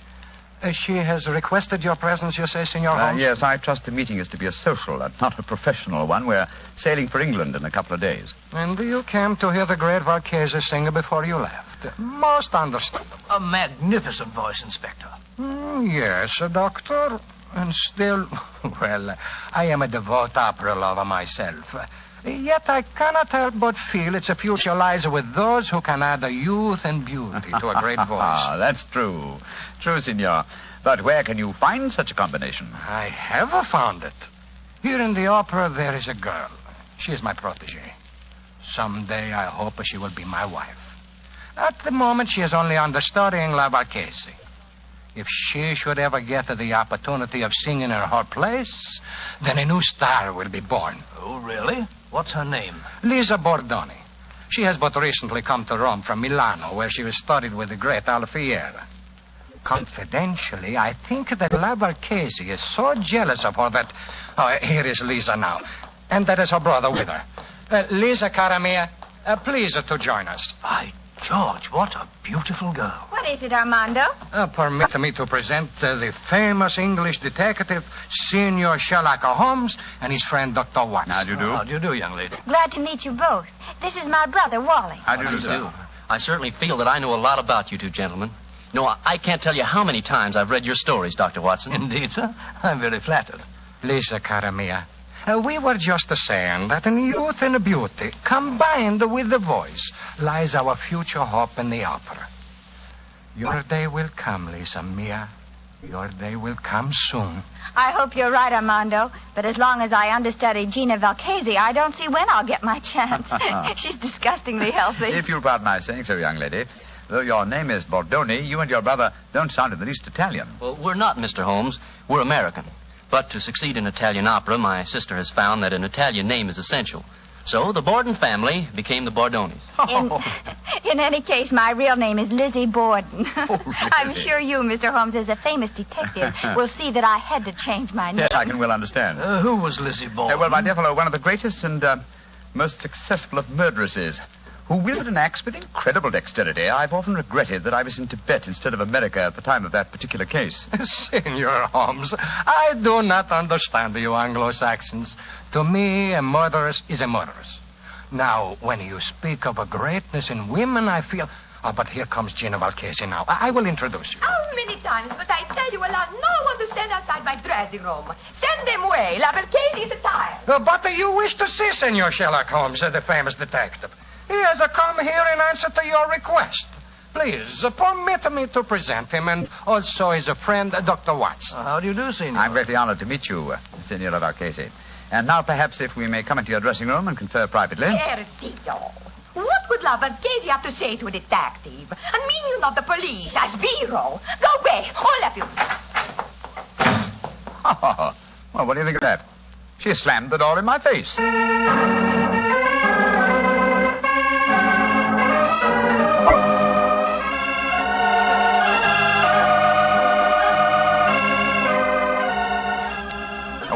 Waiter. Si, senor. Bring me some more coffee, please. Si, senor. The very pleasant dining here on the hotel terrace, I must confess. Very. Amazingly warm, considering yesterday's snow. Yes, it is.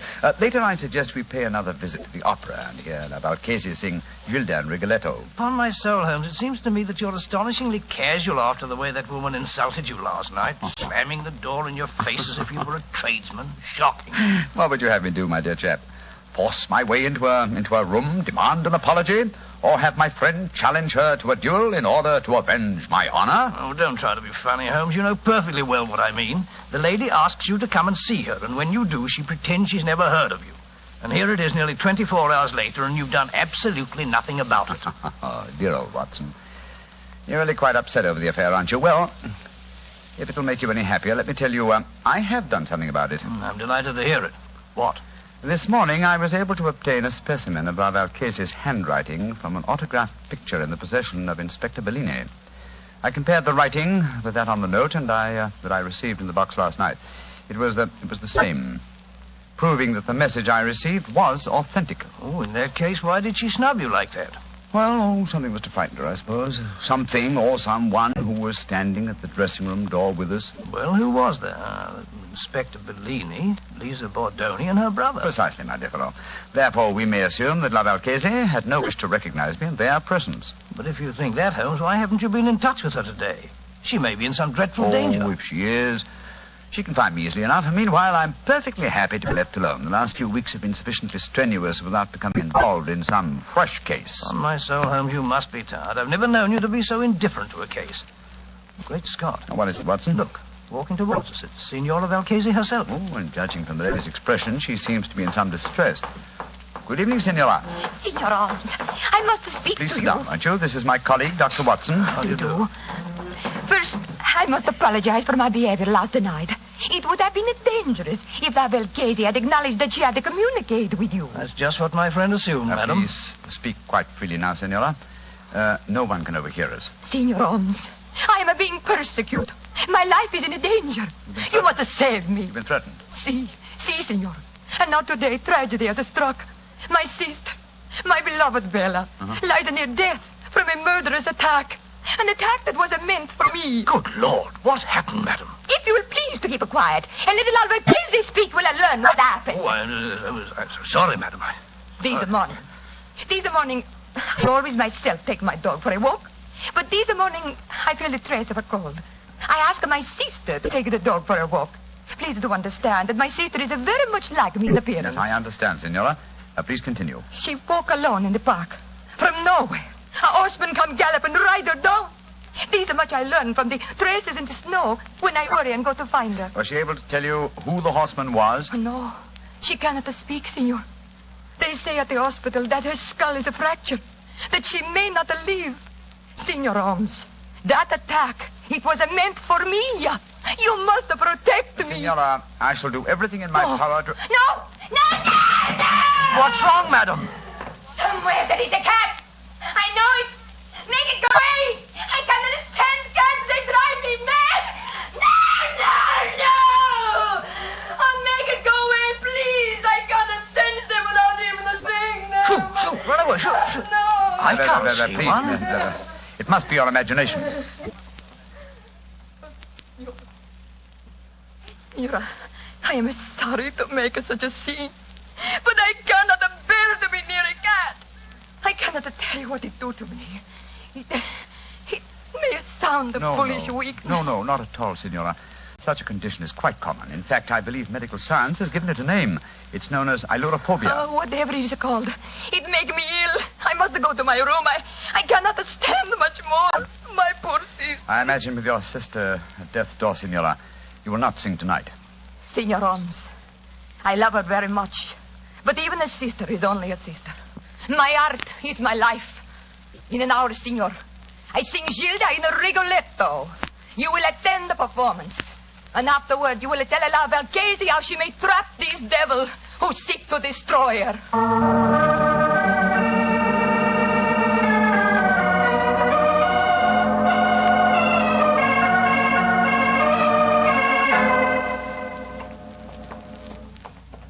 Holmes, it's after 9:30. We've missed quite a lot of the opera. It's hardly worth going to our box now. We've just been time to hear La Valchese sing the incomparable Caro Nome. Come on, old fella. Let's slip in as quietly as we can. Seems to me we should have been in our box from the beginning of the performance. She asked you to keep an eye on her. That's true, old chap. But it occurred to me that an attack on her during the performance was unlikely, and that our time might be more profitably spent making inquiries at the riding academies. You drew a blank. We found no trace of that mysterious rider. No, but at least we tried. Here we are. Let's stand at the back of the theater for a few minutes.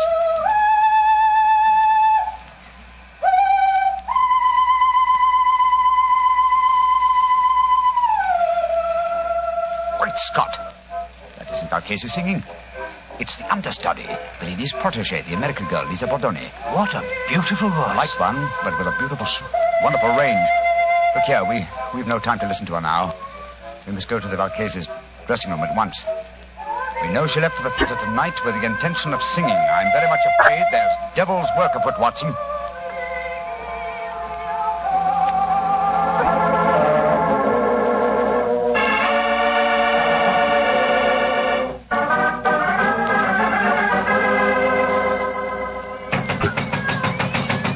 Why on earth doesn't she answer? Shh. Listen. There are cats inside our dressing room. Come on, Watson. Locked. Put your shoulder to it. Come on, help me. Watson, come on. Once more. Come on, again. Now, Watson, here. Great Scott, she's unconscious, Watson. See what you can do for her. She must have fainted with fright. Yes, some fiend, knowing her deadly fear of cats, has locked her in here with half a dozen of them. Shoot, off with you, shoot. Her eyes are opening, Holmes. She's coming to. Signora Valchese. Her lips are moving. She's trying to speak. Signora Valchese, tell me, who did this to you? Great heavens! Her voice is gone. I've known many vicious crimes in my lifetime, Watson. But to murder a voice that was one of the treasures of the world, is as vile a killing as I've ever encountered.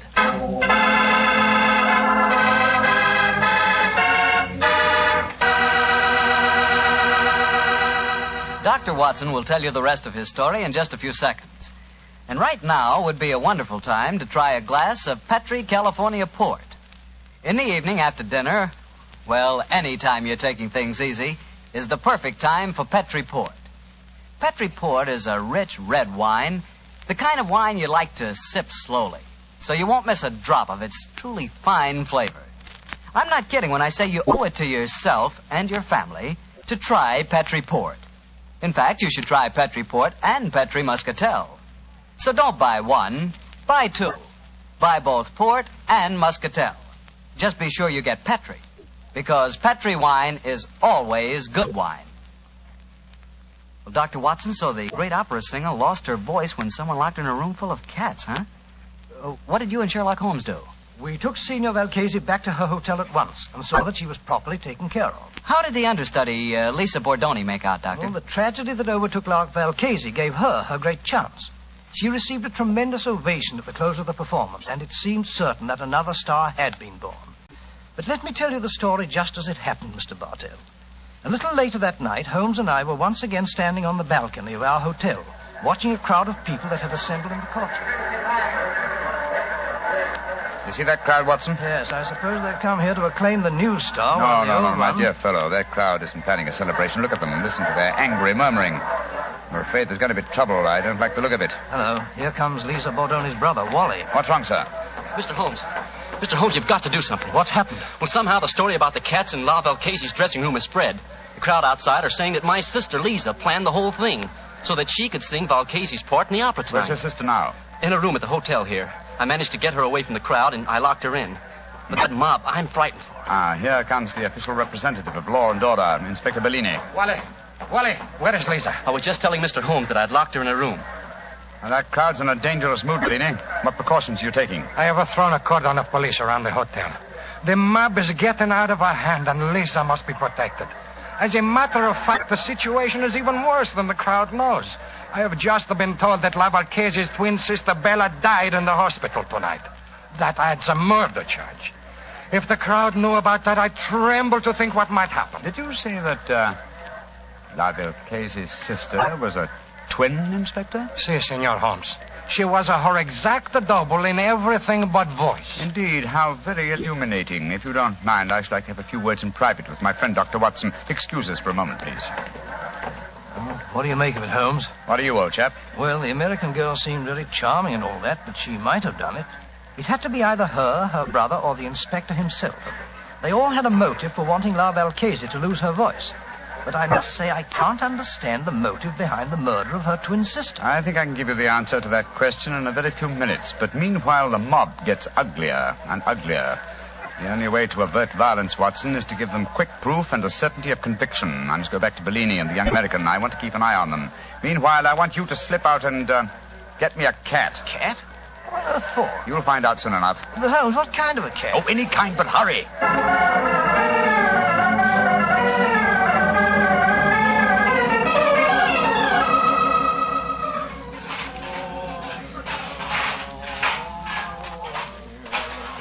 Come on, Kitty. Kitty, come on, Kitty.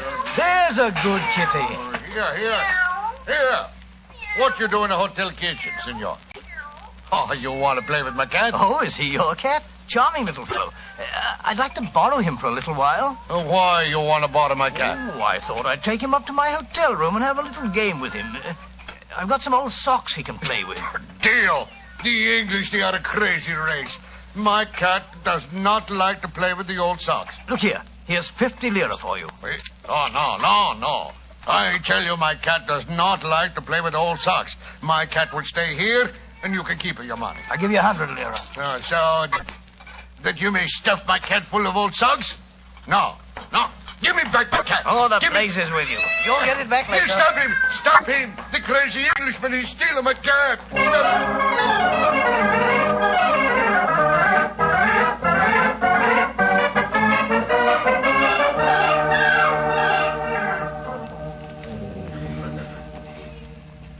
Well, I've got the cat for you, Holmes.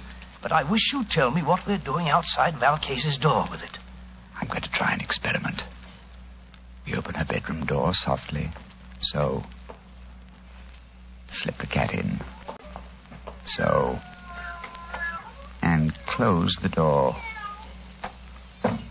Holmes. Man, what the blazes do you think you're doing? You'll drive her mad. I think not. Listen. And watch through the keyhole if you can. Where you come from, you stupid cat? Go away. Holmes, her voice. It's come back. Yes, I thought it might. I can see her through the keyhole. She's picking the cat up by the scruff of its neck. She's walking toward the balcony. Yes, and towards the crowd down below. An excellent opportunity for a public confession. Come on. Stella? What do you want? I charge you with the murder of your sister, the great singer, Valcase.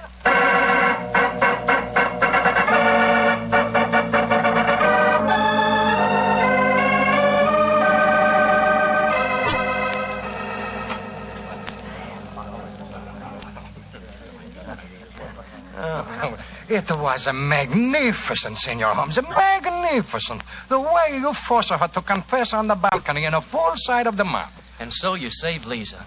I can't thank you enough, Mr. Holmes. Nor can I. Though I still don't see how you guessed.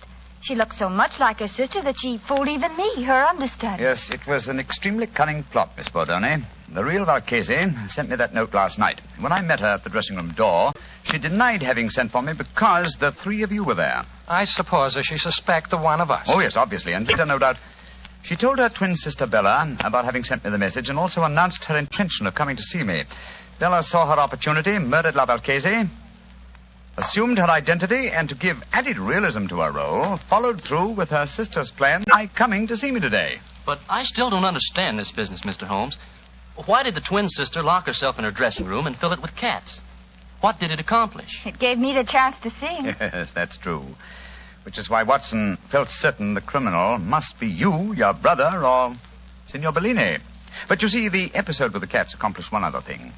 It made it plausible that the great Valcase should never sing again. To whose advantage would that be? An impostor, of course. In the person of a twin sister who could not sing and who must surely envy her sister's great will. Exactly, my dear fellow. As soon as I knew they were twin sisters and everything but voice, it became more than a possibility. It became probability, but it had to be tested. That's why I sent for the cat, Watson. When the sister, thinking herself unobserved, exhibited no terror for cats, well, it became a certainty. On my soul, Holmes, this is as fantastic a plot as ever we've met. A diabolical plan, Watson. And I'm only thankful, Miss Bordone, that we were able to expose it before the crowd reached you tonight. I don't know what I can ever do to repay you, Mr. Holmes. Oh, that won't be hard, my dear. A box of Covent Garden for your London debut would be, an ample repayment. And from what I hear of your reception in Rigoletto tonight, I shan't have to wait very long for that reward, eh? It's a promise, Mr. Holmes. Come in. Oh, excuse me, please. All over the hotel I'm looking for my cat. I say to myself, there he is. He's stealing my cat. Inspector Bellino, you arrest him. He tried to bribe me, and then he ran away with my cat and fill him full of old English socks. Oh, does she be a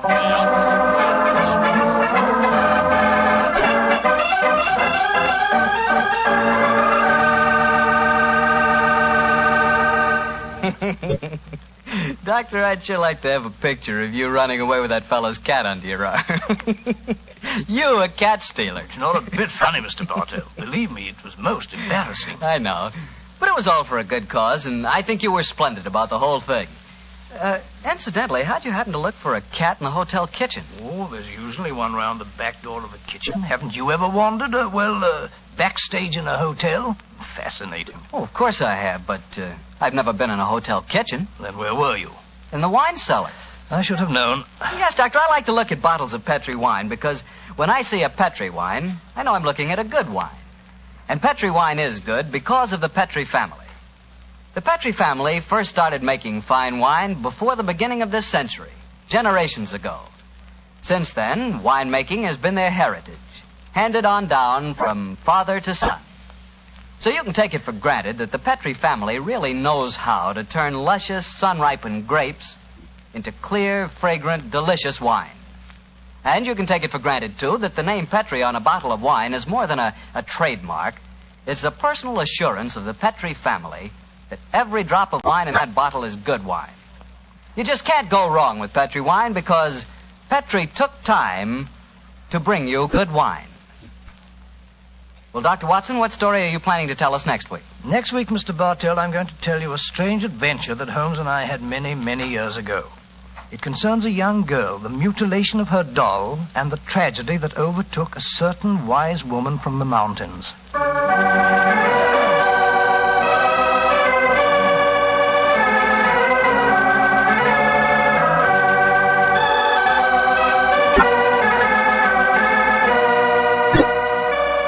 Tonight's Sherlock Holmes adventure was written by Dennis Green and Anthony Boucher and was suggested by an incident in the Sir Arthur Conan Doyle story, The Adventure of Black Peter. Music is by Dean Fossler. Mr. Rathbone appears through the courtesy of Metro-Goldwyn-Mayer, and tonight, Dr. Watson was played by Mr. Eric Snowden, who substituted for Mr. Nigel Bruce. Mr. Bruce is scheduled to return to the program next week.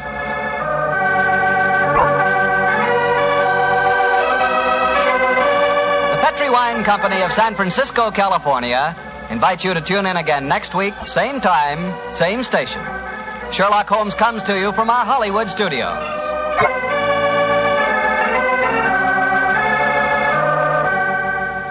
This is Harry Bartell saying goodnight for the Petri family. For a solid hour of exciting mystery dramas, listen every Monday on most of these same stations at 8 o'clock to Michael Shayne, followed immediately by Sherlock Holmes. This is the Mutual Broadcasting.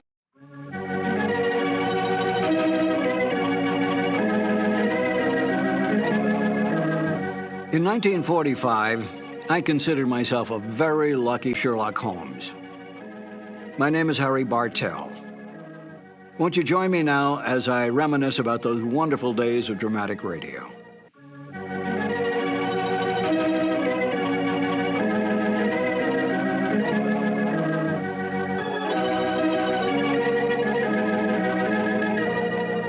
Glenn Hall Taylor was the producer of the show. He was the Young and Rubicam representative, Young and Rubicam being the advertising agency for Petri Wines.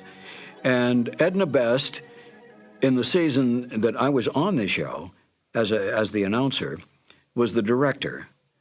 So that Glenn Hall would provide commercial material and so forth for Edna's use, and then Edna directed the show in the booth.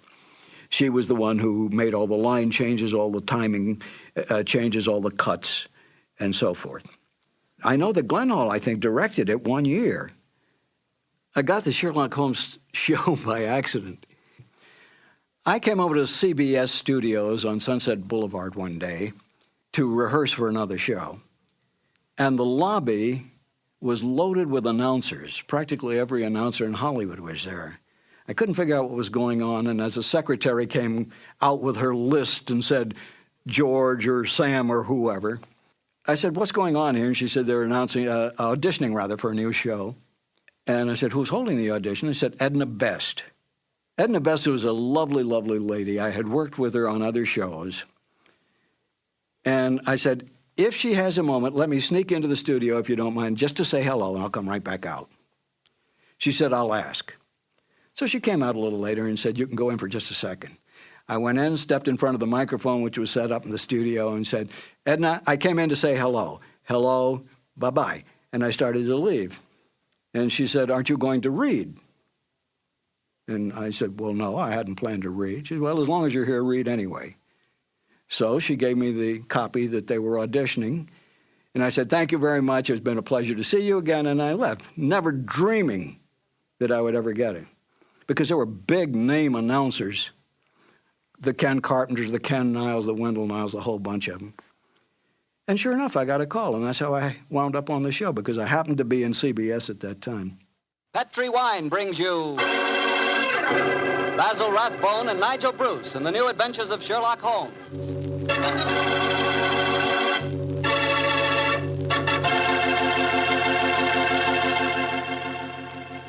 The Petri family, the family that took time to bring you good wine, invites you to listen to Dr. Watson tell us another exciting story about his good friend, that master detective, Sherlock Holmes. And I'd like to tell you something that maybe you already know. The fact that America's favorite wine is port wine.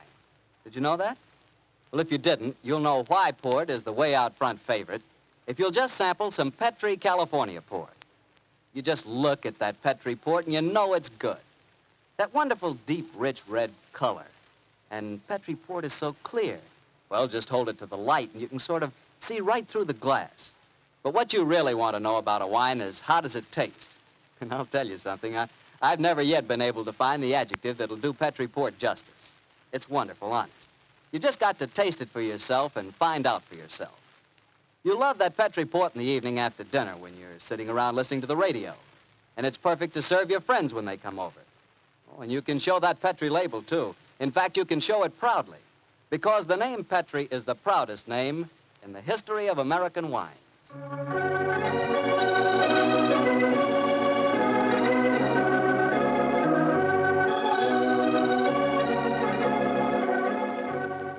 And now I'm sure our old friend Dr. Watson's ready for us, so let's go in and join him. Come in. Good evening, Mr. Bartell. Good evening, Doctor. Well, the puppies seem very happy tonight. Yeah, tonight, yes, but you should have seen them this afternoon. I doubt if there were two more frightened little dogs in the whole of California. Come on, Winnie, now you control yourself. What happened, Doctor? Well, I took them for a walk on the beach. As we were scrambling round a rocky point, a seal popped his head up in the water quite close to us. What'd the puppies do? Oh, both of them barked at it furiously. And the seal? Blew a few bubbles and then barked right back. I don't know what the world's speed record is for short-legged dogs, but I'm sure they broke it. You know, Doctor, I'll have to join you on one of those afternoon strolls of yours. You always seem to be having such exciting adventures. Oh, and talking of that, how's about tonight's new Sherlock Holmes adventure? Well, I'm all ready for you, my boy. In fact, I was looking over my notes on the case just before you arrived. This is another story in which Sherlock Holmes' elder brother, Mycroft, played an important part. Mycroft Holmes was 7 years older than Sherlock, and some said it is superior in powers of observation and deduction. That sounds like heresy, Doctor. No, young fellow, my lad. Holmes himself was the first to admit it. In fact, if it hadn't been for his incurable laziness, Mycroft could have been a formidable rival to his younger brother. However, Mycroft did hold a position of considerable importance at the Foreign Office, and it was there that tonight's story begins. It was in the winter of 1899, and Mycroft Holmes, after a gourmet's lunch, was reclining full length on a leather settee. His eyes were closed, his hands were folded across his stomach, and his breath came rhythmically. A cynic would have declared that Mycroft Holmes was taking an after-luncheon snooze. But Mr. Holmes' secretary, a gentleman by the name of Gardner, was a realist. He tapped on the door discreetly. Then he rapped on it. And still there was no response, so he opened the door and entered. After a moment, he gave what he thought was a discreet cough. Mycroft Holmes opened his eyes and folded his hands and said, "Confound it, Gardner. Must you come in here and bark at me so soon after lunch?" I'm sorry, Mr. Holmes, But I thought that... You thought that as I was lying down with my eyes closed that I must be bored, and so you came galloping in. Oh. Well, what do you want? There's an old lady outside, sir. She insists on seeing you personally. I've tried to get rid of her, but... What's her name? Mrs. Hudson, sir. Mrs. Hudson? Huh. Show her in, Gardner. Show her in. Very good, sir. Undoubtedly a message from young Sherlock. How are you, Mrs. Hudson? Oh, good day, Mr. Holmes. I'm sorry to interrupt you, but I won't take up much of your time. Sit down, won't you? Don't leave us, Gardner. I may need you in a few minutes. Very good, sir. Now, Mrs. Hudson, what's the message? Message, sir? Didn't my brother send you with some message that he was afraid to entrust to the ordinary channels? He's always so confoundedly dramatic. Oh, bless your heart. No, sir. I've come to you with a little problem of my own. I didn't like to bother Mr. Sherlock Holmes with it. He's been so busy lately, and he's looking very tired. And so you came to me. Delightful. I thought you wouldn't mind, sir. You've always been so nice and friendly to me. Pure laziness. It is less effort to keep an old friend than to make a new enemy. But tell me your problem. Well, it's really my sister's problem, sir. She keeps a boarding house at 14 Kensington Gardens Square in Bayswater. And she's convinced that one of her boarders, a man who has a room on the first floor back, she's convinced that he's a birdman. And what in heaven's name is a birdman? Do you know, Gardner? No, sir. I can't imagine. Oh, it's like a werewolf, gentlemen, except that the man turns into a bird. Oh, come now, Mrs. Hudson. Oh, I know it sounds daft, but my sister's in a dreadful state. Of course, I've been with your brother long enough, sir, to know that such things are nonsense. But how can I prove it to her? What reason does your sister give for holding a strange belief? She keeps finding pigeon feathers in the room. Now, the man doesn't keep pigeons, sir. My sister knows that for a fact. Has she found any traces of scattered food on the window ledge? None, sir. No signs of any pigeons, except the feathers. My sister's a wee bit fey, Mr. Holmes. She's the 7th daughter of a 7th daughter, and you know what that means. Just the same, she's not imagining things, sir. She's shown me the feathers herself. Where were they, Mrs. Hudson? Somewhere on the floor by the end of the bedstead, sir. I brought some along with me. Here, sir. And we found some more in the gentleman's cupboard where he keeps his clothes. By George, I wonder What is it, sir? I'll tell you in a moment, Gardner. Mrs. Hudson, this matter will require a little private investigation. You may return to your sister and tell her not to worry. I shall get in touch with you as soon as my inquiries are completed. Good day to you. Good day, sir, and I'm very much obliged to you. Well, Gardner, what do you make of it? An old wives' tale, sir. You're not treating it seriously, are you? Yes, I am. One of these feathers shows evidence of having had string tightened round it. That suggests a captive bird. Now, a captive bird smuggled into an obscure boarding house would point to something of the greatest importance to us, Gardner. By George, sir. You mean carrier pigeons? Exactly. And remember that we're at war and that the Boers have obtained several important and highly confidential secrets of ours lately. We know there's a leak somewhere. This requires an active investigator who can work with discretion. Now, I could work with discretion, but I don't feel too active at the moment. I have it. I want you to write this letter to my brother. Disguise your hand, use plain, cheap notepaper, and don't sign the letter. He won't be able to resist that combination. Are you ready, Gardner? Yes, sir. Very well, then. My dear Mr. Sherlock Holmes, we know of your proposed investigation of the tenant in the first floor back at 14 Kensington Gardens Square. We warn you, as you value your life, keep away from the...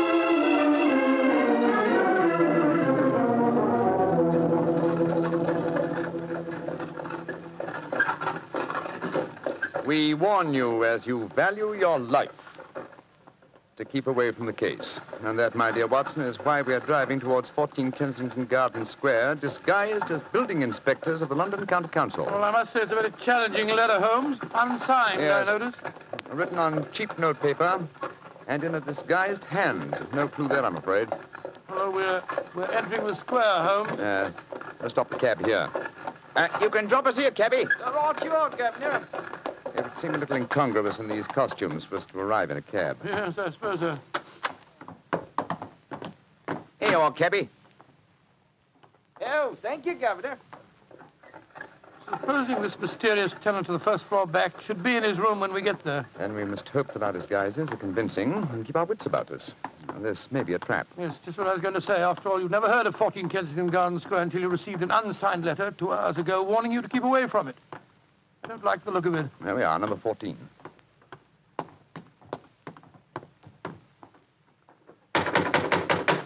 I suggest that you let me do most of the talking. Good Lord, yes. My Cockney accent doesn't compare with yours. Who do you want to see? We're from the London County Council, we are. We've had complaints about a leaky gas jet in the first floor back. Oh, that's Mr. Green's room. He ain't home. Oh, that don't matter, my dear. We'll go up and take a look. Come on, Bertie. Right, you are, Elfie. Want me to show you the way? The missus is out shopping. No, thanks, dearie. Me and Bertie can't get lost, can we, Bertie? No, of course we can't. Of course we can't. Oh, look at him laughing. Come on, Bertie. Oh, I do like to be beside the seaside. Oh, I do like to be beside the sea. Diddly-um-pa-pum-pa-pum, diddly-um-pa-pum-pa-pum. Nice house, Bertie, ain't it? Yes, Elf. Nice as can be, this house. Oh, I do like to be beside the seaside. I do like to be beside us. There we are. First floor back. Better make sure the bloke ain't home. Oh, I do like to be beside... No, he ain't home, Alfie. Huh? No, well, all right, let's go in.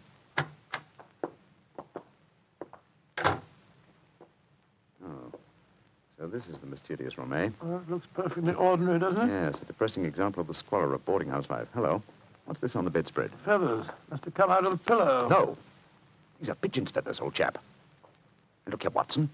Attached to the bed rail. No, it's only a piece of string. String, yes, but with a small metal ring on the end.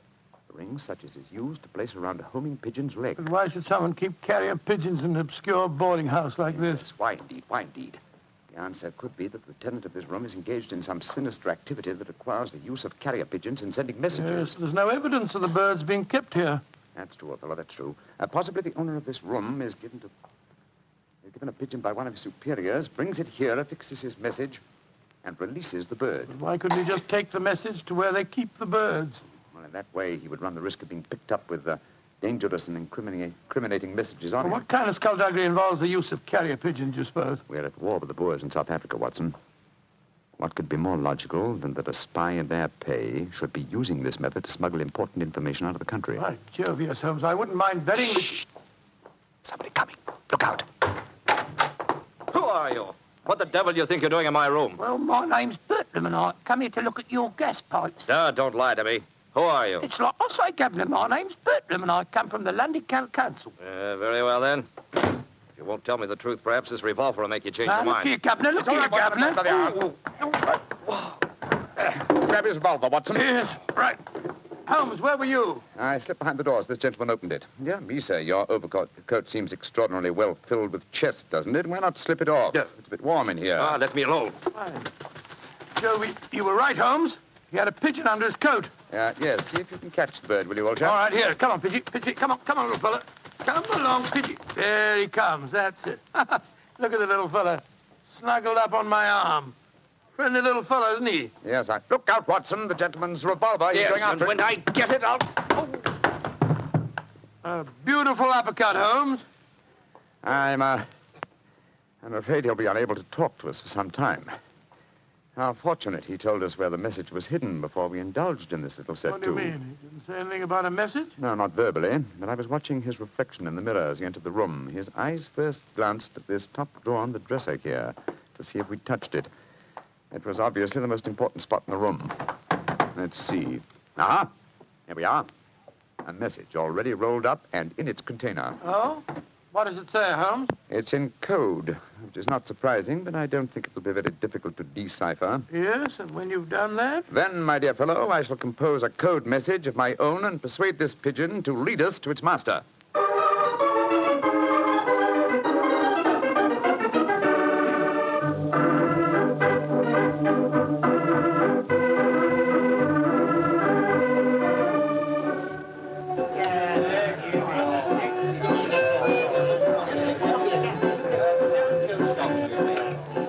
I can see from your puzzled expression, Watson, that you're wondering why I brought you to Dexter's Music Hall in the Edgware Road. Well, I must confess I'm a little confused, Holmes. First of all, we go to Baker Street and you spend hours poring over some obscure book.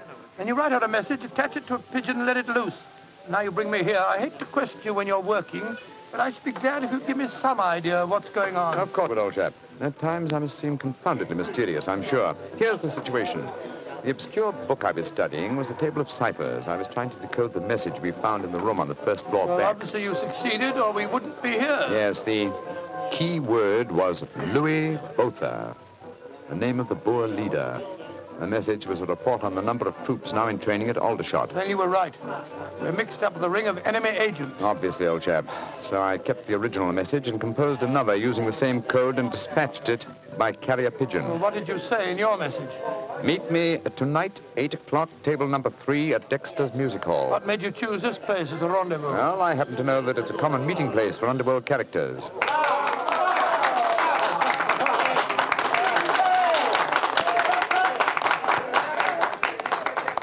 And which is table number 3? The one over there in the corner. I reserved it. Then why don't we go and sit down there instead of standing it here at the back? I thought we'd give our visitor the opportunity of showing his hand first. He won't be expecting Sherlock Holmes and Dr. Watson, I fancy.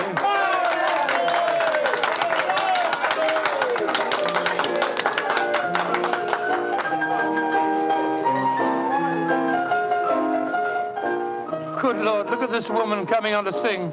You ever see so many feathers? I'm not allowed to have a bow except for the slide. So yesterday he came and took me walking through the Holmes, Holmes, look, look. A man just sitting down at table number 3. What's with it? Look. It's Sid Trimble. Sid Trimble, who's he? A dangerous criminal who once worked for the Moriarty gang. We've caught a prize pigeon, Watson. Better have your revolver handy, old chap. Undoubtedly, he'll recognize us. Right you are, Holmes. Come on, then.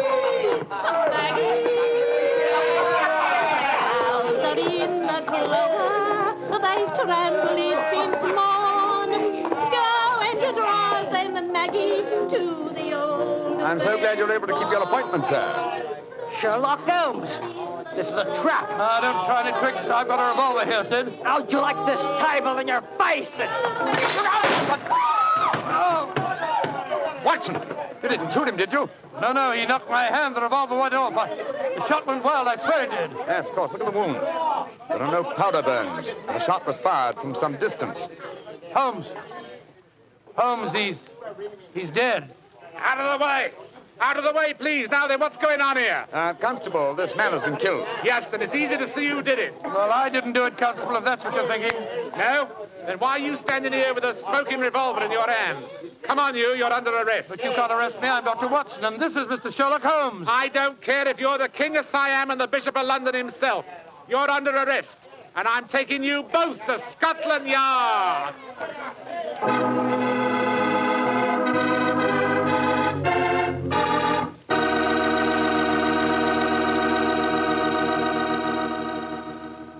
You'll hear the rest of Dr. Watson's story in just a second.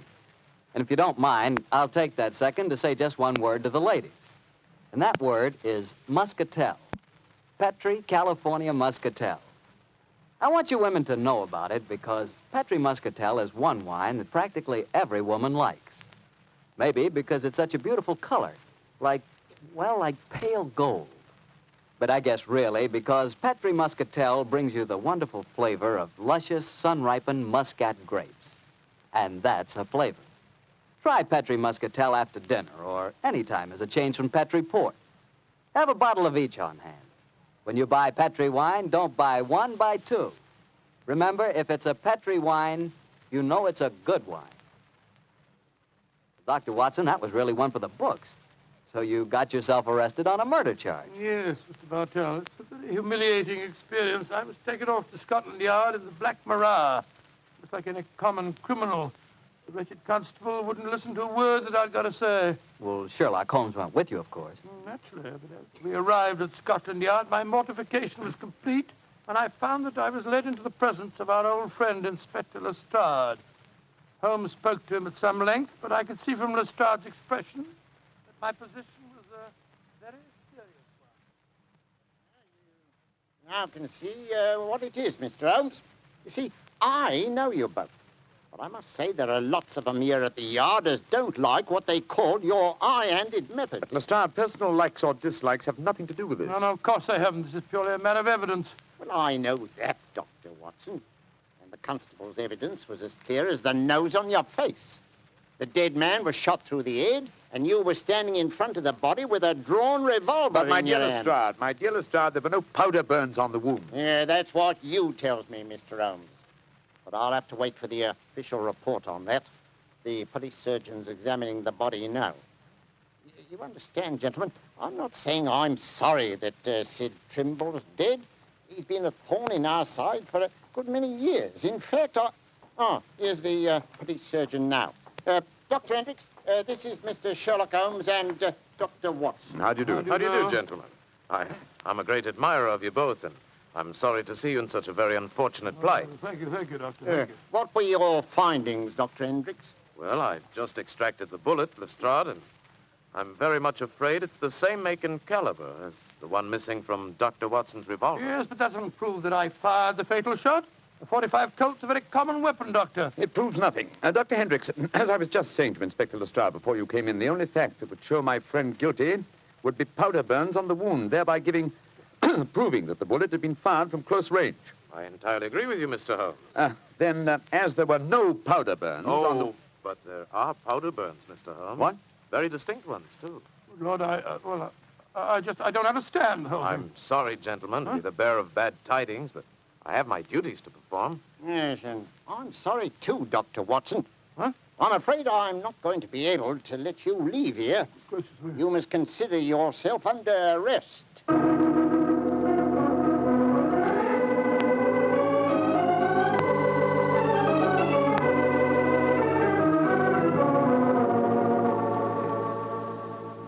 Holmes, I never felt more despondent in my life. Oh, cheer up, old chap. Well, how can I? Locked up in a prisoner's cell. Looks as if I might end up at the gallows. Don't worry, Watson. You'll be out of here before the night is over, I promise you that. I wish I felt as confident as you do. How do you propose to do it? Oh, with the aid of a little hard thinking. Thinking? That won't unlock any cell doors, thinking. But it will, old fellow. It's obvious someone's deliberately trying to incriminate us. Let's try and reconstruct the killing logically. Sid Trimble was a member of an espionage ring. I sent him a false message. After he'd left to keep the appointment, one of his colleagues trailed him to the music hall and killed him before he could betray anything to us. Yes, that's undoubtedly the way it happened. The powder burns, Holmes. How do you account for them? There were none just after the shot was fired. We know that. And yet Dr. Hendricks assures us that there are very distinct powder burns now. May we come in, gentlemen? Yes, of course you can, Dr. Hendricks. Oh, hello, Lestrade. Yes, I thought we'd come and chat with you, Doctor. Well, that's very nice of you, gentlemen. Yeah, not a bit of it, Doctor. You know, it hurts me to see you in here, and that's a fact. And I can't bear to see a fellow medico in such plight, without coming in to see what I can do to help Watson. Yeah, you're very quiet, Mr. Holmes. Am I, Lestrade? I was thinking, you see, Watson, old chap. I have it. You have what? The answer. You'll sleep in Baker Street tonight after all. Mr. Holmes, what are you talking about? The murder of Sid Trimble. The incriminating powder burns were obviously faked. Watson and I know that, whether you and Dr. Hendricks believe it or not. The question is, how were they faked? I think I have the answer. Dr. Hendricks. Yes, Mr. Holmes? If a blank cartridge were fired at the wound after death, it would produce powder burns, wouldn't it? Undoubtedly. Yeah, but who could have done that, Mr. Holmes? That's the point, Lestrade. Who had the opportunity? The constable who brought the body here. True, old chap. Huh? Also, you, Dr. Hendricks. That's perfectly true. Yeah. Well, I had the opportunity too, Mr. Holmes. I spent half an hour in the morgue alone with the body when it first come in. Well, you've narrowed it down to 3 suspects, Holmes. I hope I don't hang before you find the real killer. I found him, Watson. Why, who is he, Mr. Holmes? The answer is simple, Lestrade. The powder burns were certainly faked by a blank cartridge. Now, if a blank cartridge were fired into a wound, the wadding would have penetrated and distorted the wound. Yes, but supposing the person had removed the wadding from the blank, Mr. Holmes. Its effect would still be quite apparent to the police surgeon who removed the bullet. Am I correct, Dr. Hendricks? Entirely. A surgeon could not fail to identify the marks, Mr. Holmes. Exactly. Therefore, only one person could have fired that blank cartridge without detection. The same person who made the incision necessary to remove the cartridge would also remove all traces of the shot. You yourself, Dr. Hendricks. Jim Holmes, I believe you're right. That's an ingenious theory, Holmes. Surely you're joking. Am I? Then how do you account for the pigeon feathers on the collar of your coat? The devil with you, Holmes? Here, come back here. Doctor, Constable, don't let Dr. Hendricks get away. Great Scott. Scotland Yard itself harboring an enemy agent. Upon my soul, Holmes, you've done it again. I must say you've got sharp eyes. I didn't see those pigeon feathers on Hendricks' collar. Confidentially, my dear fellow, neither did I, but Hendricks' guilty conscience knew they might be there. It was a shot in the dark, and I had to take it. If you'd spent the night in a prison cell, I should never have heard the end of it, I'm sure. Never.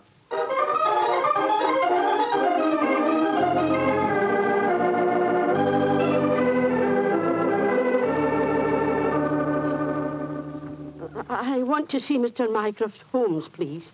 Follow me, Mrs. Hudson. He's expecting you. Aye, sir. Ah, there you are, Mrs. Hudson. Come and sit down. Oh, thank you, sir. I got your message and came over right away. In the first place, Mrs. Hudson, you may tell your sister that she needn't worry any more. I'm sure she'll find no more pigeon feathers in her room on the first floor bag. No, sir, thank you. But she knows the fact, because the birdman left her yesterday for good. Some strange men came and took him away, and today she's let the room to a nice young commercial traveller. I'm really sorry to have bothered you with her trouble, sir. I'm very glad you did, Mrs. Hudson. Thanks to your information, an enemy espionage ring has been broken, and the British government is deeply grateful to you. You're always one for a joke, aren't you, Mr. Holmes? Well, I'm glad you're not angry with me. I'll be going now, sir. Just one more favor I'll ask before I go, though. Anything, Mrs. Hudson. What is it? Please don't tell your brother about this, sir. He'd be so angry with me for wasting your time.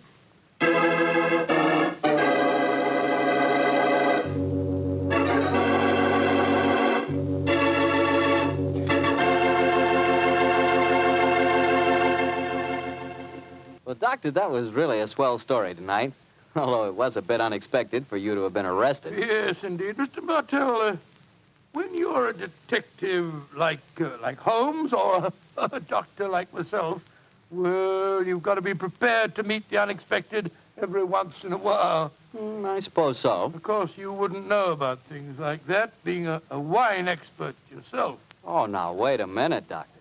From the way you talk, you'd think I spent every waking moment in a nice, cool wine cellar, tasting wine from morning till night. Well, don't you? Oh, now, Doctor, I'm no more a wine expert than you are. All I know about wine is that it either tastes good or it doesn't. And I know that Petri wine does taste good. And that's because the Petri family took time to make good wine. Generations of time. Why, the Petri family's been making wine ever since they started the Petri business way back in the 1800s.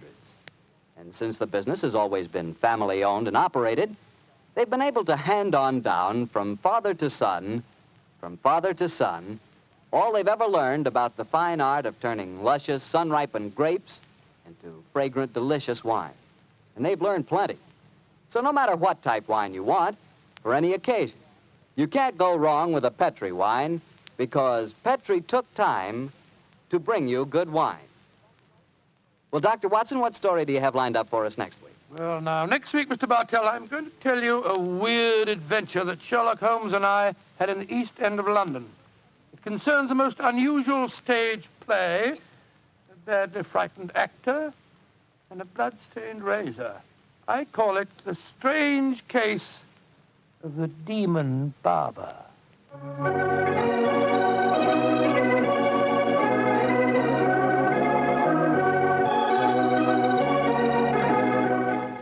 Tonight's Sherlock Holmes adventure was written by Dennis Green and Anthony Boucher and was suggested by an incident in the Sir Arthur Conan Doyle story, The Greek Interpreter. Music is by Dean Fossler. Mr. Rathbone appears through the courtesy of Metro-Goldwyn-Mayer, and Mr. Bruce through the courtesy of Universal Pictures, where they are now starring in the Sherlock Holmes series.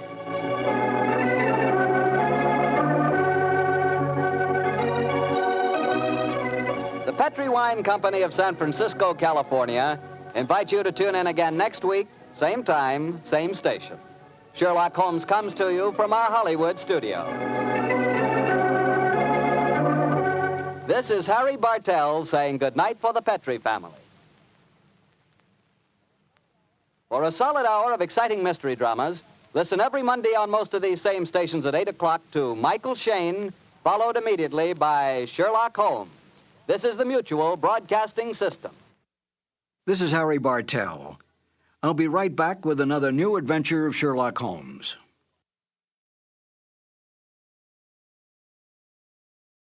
Petrie Wine brings you Basil Rathbone and Nigel Bruce in the new Adventures of Sherlock Holmes.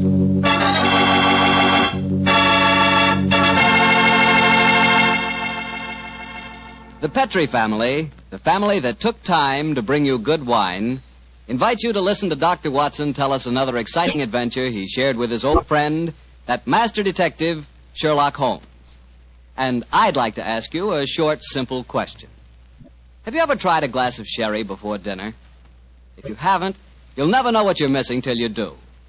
And make that sherry Petrie California sherry. Because Petrie sherry is the best beginning a good meal ever had. Just hold a glass of Petrie sherry to the light. Look at its wonderful, clear amber color. Now just get a whiff of that aroma. Bouquet, the experts call it. I'm telling you, you can just smell those big, luscious grapes. Now, best of all, taste your Petrie sherry. Sip it. Sip it slowly so you don't miss one single drop of this truly delicious wine. Yes, without a doubt, Petrie sherry is good wine. Oh, and incidentally, Petrie makes two kinds of sherry. Regular sherry and Petrie pale dry. Both are fine. And if you're not sure which you might like best, do what I do. Don't buy one, buy two. Try them both. And serve them proudly because the name Petrie is the proudest name in the history of American wines.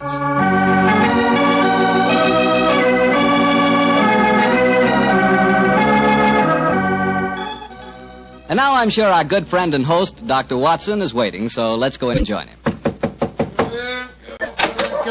evening, Doctor. Good evening, Mr. Bartell. Here, quiet. Down, Monty. Down there. Dogs seem very chipper tonight. Yes, tonight, yes, but they've been in disgrace most of the day, Mr. Bartell. Oh? What have they been up to? After the seals again, Doctor? No, my boy, this time it was chickens. They got into my neighbor's coop and had a delightful time. Fortunately, there were no casualties, but I'm afraid that my good neighbor policy has suffered a slight diplomatic strain.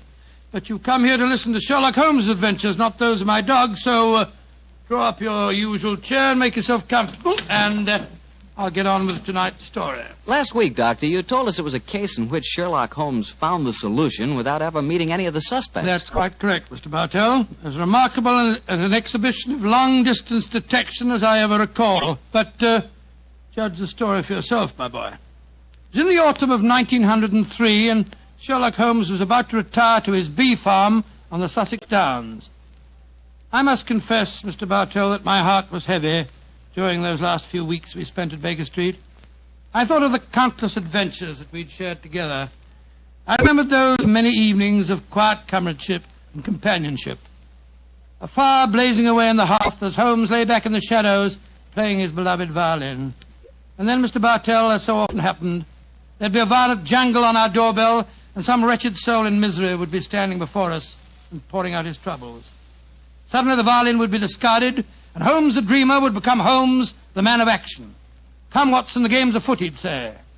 And in a few moments later, we'd be rattling off in a cab through the foggy, gaslit London streets. Yes, Doctor, I can imagine it was pretty hard for you to leave Baker Street. It was, Mr. Bartell. However, as it transpired, there was one more adventure awaiting us before we left. A few days before the actual move, I persuaded Holmes to take an afternoon off from his packing and accompany me on a visit to the laboratory of an old friend of mine, a Professor Jean Boulin. He was an eminent French scientist engaged in very important work at the London University. Well, by the way, this was at a period, Mr. Bartell, when radium was something extremely new and extremely rare. The university had just acquired a minute but invaluable portion of the element, and Professor Boulin was in charge of the research connected with it. I can remember the picture so well as Holmes stood in the laboratory talking with keen interest to the distinguished scientist. Amazing, Professor Boulin. Quite amazing. think that this tiny leaden vessel contains one of the most precious substances in the world. Yes, Mr. Holmes. We have a great deal to thank Madame Curie for. This new element may force us entirely to revise our concepts of all physical structure. Your research is a great responsibility, Buller. It is, Watson. I must confess that I wish the authorities here would give me a freer hand. I foresee such infinite possibilities in the use, particularly the medical use of radium. But my conservative superiors seem to regard it only as a toy, a scientific curiosity. Limit your experiments accordingly, I suppose. Exactly. I'm given no opportunity to do anything that's in the least radical. Must be very disheartening. How can research ever get anywhere along those lines? It is a great misfortune, Holmes, that you've determined to retire to your bee farm. This project we could use such an analytical mind as yours. You flatter me, Professor. How many assistants do you have working with you, Buller? 3, but none of them are very inspired, I'm afraid. What? My best assistant is a man named Barker. He's a little on the conservative side, too. But he is extremely adroit. The other 2, a young man called Taylor and the girl Gladys Hughes. They mean well. But gauche, I fear, is the only word to describe them. Why do you laugh, Buller? I was just amused to observe that in describing my assistants, I chanced to be literal as well as figurative. It's odd that random symbolism can sometime... but never mind that. You would like to see the rest of the laboratory? Yes, indeed we would. Yes, thank you very much. I have some extraordinarily interesting photographic plates that record the emanations of radium. They're over here. I think you will find them most fascinating.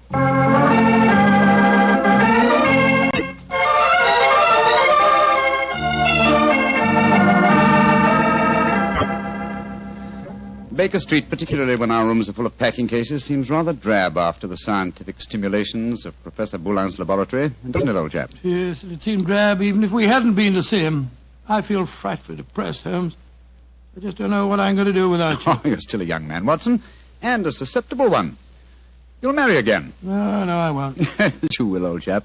And you'll end up by being glad that your old roommate, your difficult, rather unsociable old roommate, is living in retirement on the Sussex Downs. Rubbish. I shan't feel anything of the kind. In any case, I don't think you'll be able to stay in retirement for long.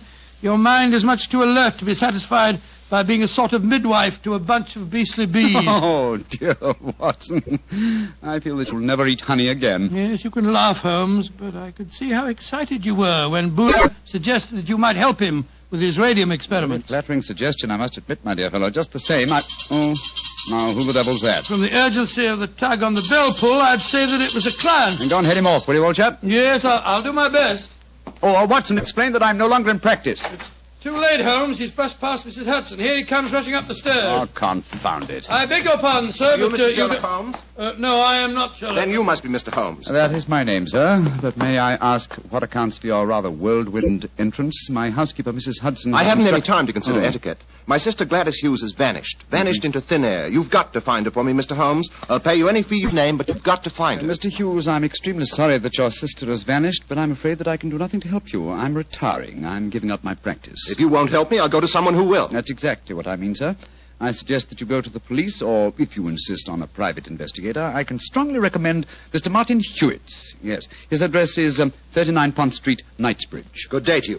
Good day, Mr. Hughes. 36 Pont Street, Knight. Mr. Martin Hewitt. Yes, I can understand his concern, but his manners leave a great deal to be desired. Holmes. Gladys Hughes, his missing sister. That was the name of one of Professor Boulin's assistants, wasn't it? True, old fellow, but it's probably only a coincidence. What?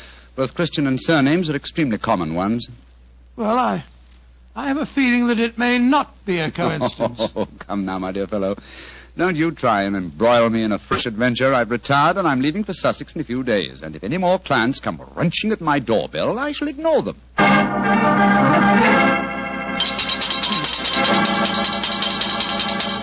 But, Mr. Holmes, you've got to help me. My son, Geoffrey Barker, has disappeared. I'm sorry, Mrs. Barker, but I'm afraid I'm... Holmes, Geoffrey Barker was the name of Professor Boulin's chief assistant. Watson, please believe me when I say that I'm not to be inveigled into any further...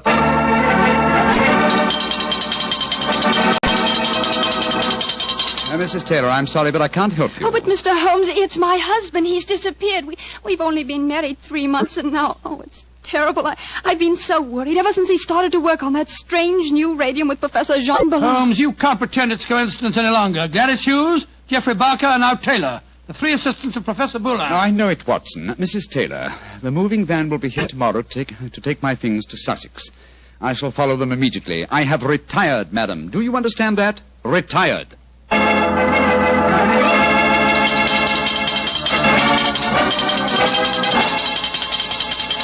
Yes, another telegram for you, Holmes. That'll be the 4th today. Why won't Scotland Yard leave me alone? Well, it's a pretty strange business. 3 people engaged in research of this new element radium have all disappeared within 48 hours. Scotland Yard needs your help. Let them earn their salaries, my dear Watson. I've helped them for the last time. Well, let's see how they've couched their latest effusion.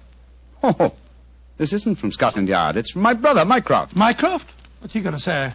Listen to this. Now Professor Boulin has disappeared. Great Scott. And the radium with him. Surely the pattern is obvious, Sherlock. Radium must be found, could solve the problem for you, but I'm too lazy. Consider what a flashy case for you to retire on. Regards, Mycroft. The old devil. Holmes, this is shocking. My old friend Boulin has disappeared. Yes, Watson, and now my brother asks me to investigate. The pressure becomes irresistible.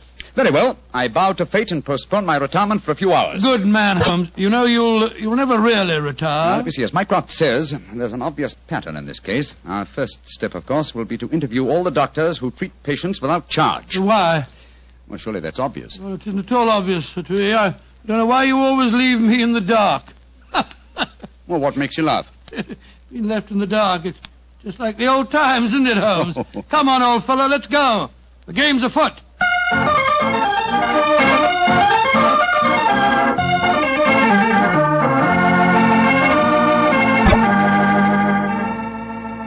Dr. MacDonald, this is Mr. Sherlock Holmes. Mr. Sherlock Holmes. I'm very glad to meet you. And are you, Dr. MacDonald? I swear that I've never been in as many doctors' offices as I have today. But Mr. Holmes is in search of some information. Perhaps, Doctor, you can help him. I'll do my best. What do you want to know, Mr. Holmes? Whether you have any charity patients with skin eruptions or growths of any kind. I mean, patients that have not kept their appointments recently, perhaps. Now, let me see. Why, yes, I do. Old Mrs. Pendle. She has a very bad case of lupus. She was due for a treatment here yesterday, and I've seen nothing of her. Splendid. Can you give me her address? Why, certainly. It's in my book here. Well, I hope this isn't a false trail, Holmes. You can only explore it and see, dear chap. Here we are. Mrs. Pendle, 36 Elm Gardens, Clapham. Mrs. Pendle, 36 Elm Gardens, Clapham. Thank you, Doctor. I'm greatly obliged to you.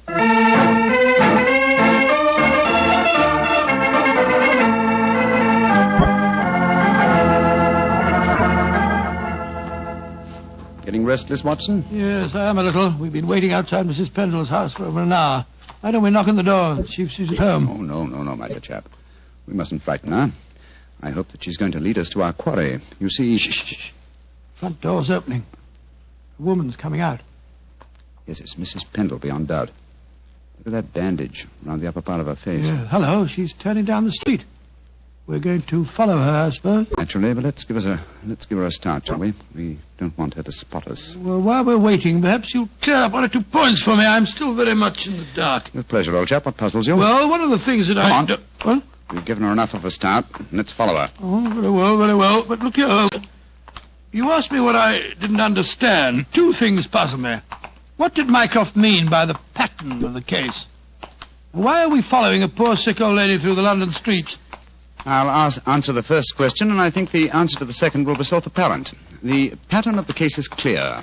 Professor Boulin and his 3 assistants have vanished together with the radium, but their disappearances were not simultaneous. Had they been so, it would have been a transparent case of theft. But with the disappearances gradual rather than simultaneous, the emphasis has been subtly shifted. Yes, I can see that, Holmes, but what do you suppose is at the back of the whole business?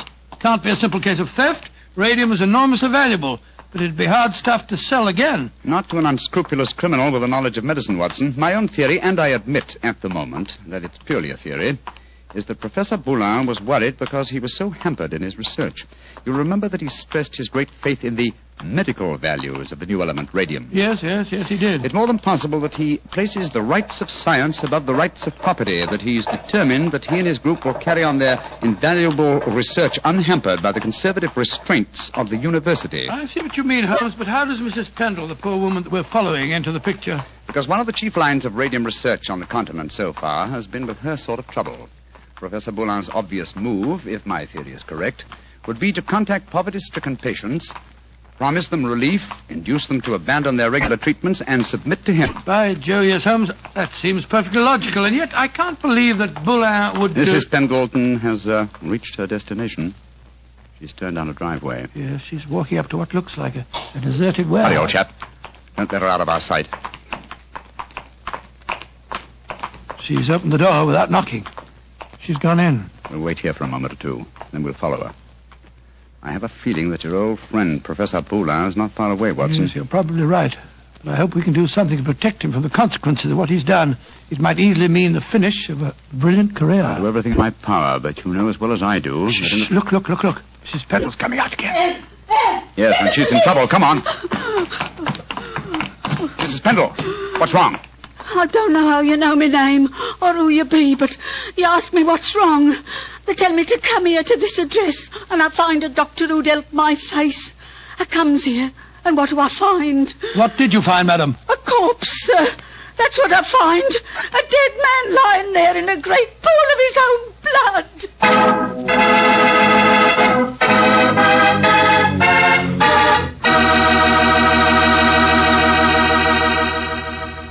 You'll hear the rest of Dr. Watson's story in just a second.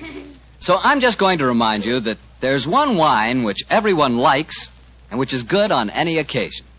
Petri California Sherry. You want a swell wine to serve before dinner?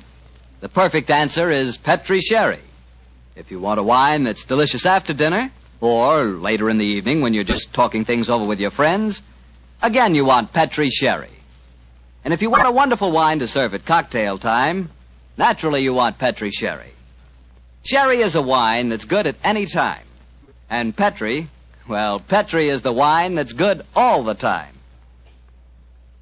Well, Dr. Watson, so following the tracks of old Mrs. Pendle led you to a corpse, huh? Yes, Mr. Bartell. Of course, Sherlock Holmes and I went at once into the broken-down warehouse to examine the scene of the tragedy. Slumped over a desk in a darkened, shabby room, a flickering candle giving a macabre lighting to the scene, was the body of a man. I think I knew its identity even before Holmes turned to me and said... It's Professor Boulin. All right, Watson. Poor devil. Murdered, of course. Yes, but examine him for yourself, will you? Yes.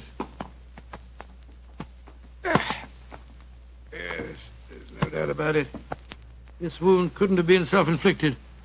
The right auricle of the heart has been pierced. How long ago would you estimate death took place? Not more than a couple of hours ago, I should say. Not hard to reconstruct the killing. The murderer came up from behind Boulin as he sat here, crooked an arm around his throat. Yes. See the finger marks on the right-hand side of the neck? Here? Then stabbed him in the chest. And then withdrew the weapon and disappeared. Leaving no traces, confound it. A dusty room is an ideal place for recording footprints, but there are half a dozen different prints here, including Mrs. Pendle's. Hello. Here's the print of a smaller woman's shoe. Well, must be that of Gladys Hughes, his assistant. Undoubtedly, but that really proves nothing except that she was here with him. A fact that we were convinced of anyway. Question is... Come on. Let's go outside and talk to Mrs. Pendle again. Poor old Boulin. What a shocking way to die. And what a great loss to science. I suppose the murderer must have stolen the radium. We found no trace of it in there. Undoubtedly, the possession of the radium was the motive for the murder. Mrs. Pendle. The poor man is dead, ain't he, sir? I'm afraid so, madam. I knew it. I never should have come here. I never should have left Dr. MacDonald. Mrs. Pendle, let me ask you a question. I can't be answering no questions, sir. I don't know nothing about how the poor soul got himself murdered. What would a poor woman like me know about such things? No, my good woman. My friend isn't suggesting at all that you know anything about the murder. Then what do you want to know, sir? Who told you to come to this address today, Mrs. Pendle? A young lady. Nice young lady she was, too. She met me coming out of Dr. MacDonald's yesterday and told me that if I come here today, I'd find a doctor who could cure me. Yeah, that was obviously Miss Hughes. Holmes? I believe that your theory was right. Come on, Mrs. Pendle. We'll escort you to the nearest police station where you can report the murder. Yes, sir. And then, Watson, we must keep on the track of the radium. That, perhaps, is more important than any life. Well, how are we going to do that? We haven't a clue to go on. Remember that Professor Boulin's 3 assistants are still missing. We must go to the homes of each of them and see what can be found out. Mr. Hughes, you must realize by now that your sister's disappearance is part of something vastly more significant than you think. I must ask you in the My first... sister didn't disappear, Mr. What do you mean, sir? You came to us and said that you had. Oh, it was all a mistake, gentlemen. She came back today. She'd just been down to the seaside for a short rest, and she'd forgotten to let me know. I'm sorry to have bothered you. May I see your sister at once, please? I'm sorry, Mr. Holmes, but she's out just now. I don't know where she's gone or what time she'll be back. Mrs. Barker, I've come to you about your son's disappearance. I'm afraid that... But my son didn't disappear, Mr. Holmes. It was all a misunderstanding. He came home today. Then may we speak to him, please, Mrs. Barker? Oh, I'm afraid that's impossible. You see, he... Mrs. Taylor, I want to talk to you about your husband's disappearance. Oh, that. He came home this afternoon, Mr. Holmes. At first I was so suspicious, but when he explained, well, I'm sure you know how it is in the first few months of marriage, those little tips.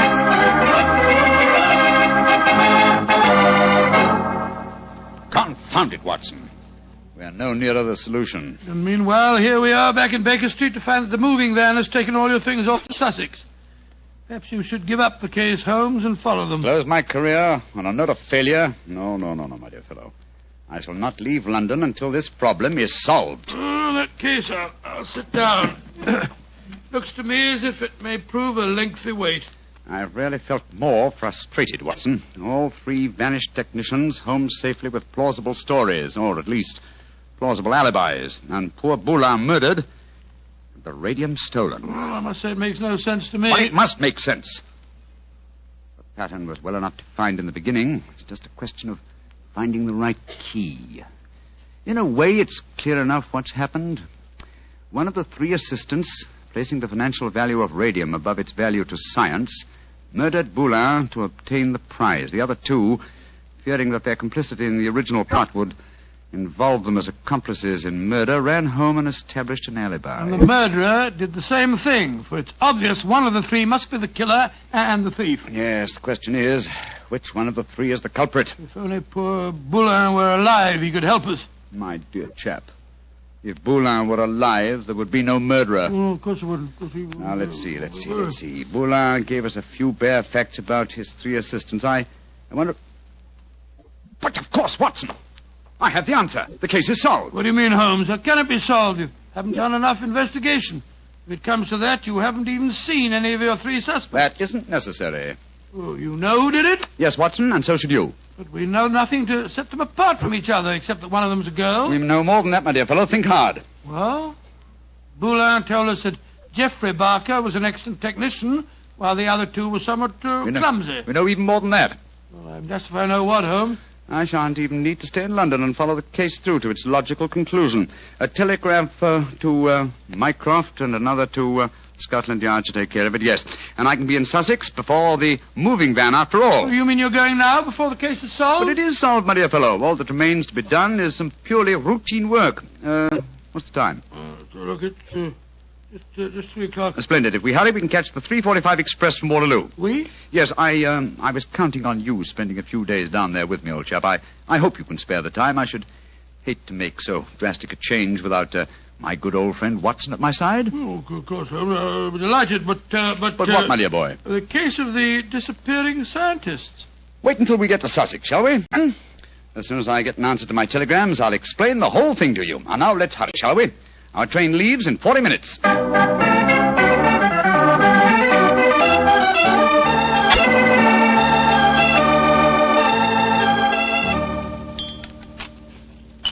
More tea, Watson? Thanks, old boy. Peaceful down here, isn't it? Extremely. At the moment, I must confess I find it rather nerve-wracking. Oh, why? Well, you know why, Holmes. I want you to open that telegram and tell me if your solution to the Boulin case was the correct one. Very well, my dear chap. Let's see. What is it? It's from Mycroft. Listen.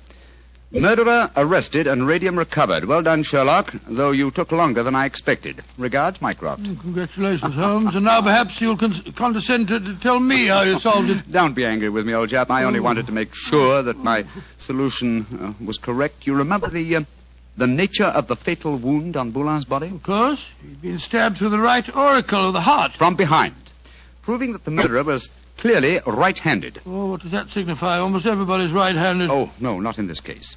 If you recall, Professor Boulin said that Geoffrey Barker was adroit, while his other two assistants were gauche. Then he laughed because he said his remark was true both literally and figuratively. I still don't see what he's talking about. Oh, come now, Watson, come. Think of the origin of the word adroit. Ardois. Droit is the French word for right.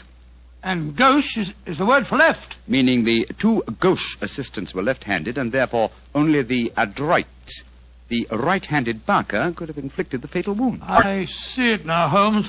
You know, if you'd remembered that mark of Boulin's at the time we found his body, you could have solved the case much sooner. That's true, old fellow, very true. And when my old friend Watson points out that my memory is failing and my mind sluggish, then I know that my retirement has been postponed for far too long.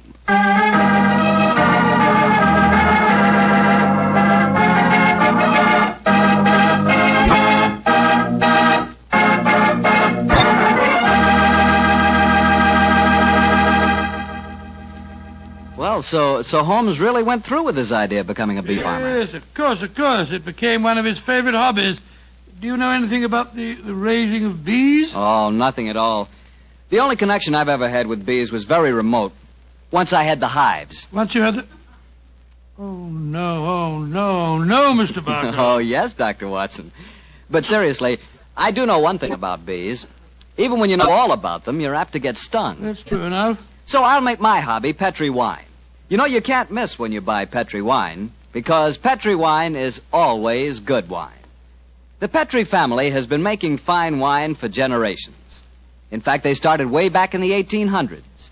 And they've handed on down from father to son, the knowledge and experience absolutely essential to the making of truly fine wine. And since the making of Petri wine is a family affair, you can be sure that the name Petri means something on a bottle of wine. Those letters P-E-T-R-I are more than a trademark. They're the personal assurance of the Petri family that every drop of Petri wine is good wine. So when you buy wine of any type, you can put your faith in the Petri label, because Petri took time to bring you good wine. Well, Dr. Watson, what new Sherlock Holmes story are you going to tell us next week? Well, now, let me see. Next week, Mr. Bartell, I'm going to tell you about one of the weirdest adventures that Holmes and I ever had.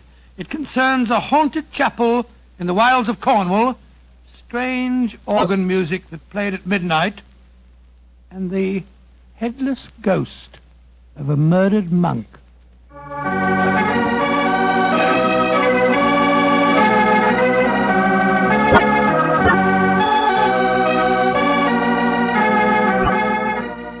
Tonight's Sherlock Holmes adventure was written by Dennis Green and Anthony Boucher and was suggested by an incident in Sir Arthur Conan Doyle's story, The Reigate Puzzle.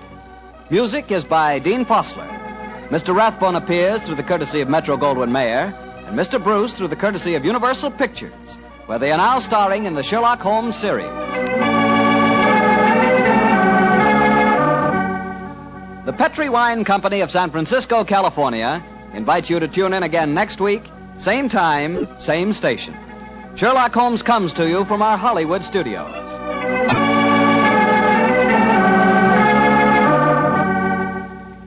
This is Harry Bartell saying good night for the Petri. Petri Wine brings you Basil Rathbone and Nigel Bruce in the new Adventures of Sherlock Holmes.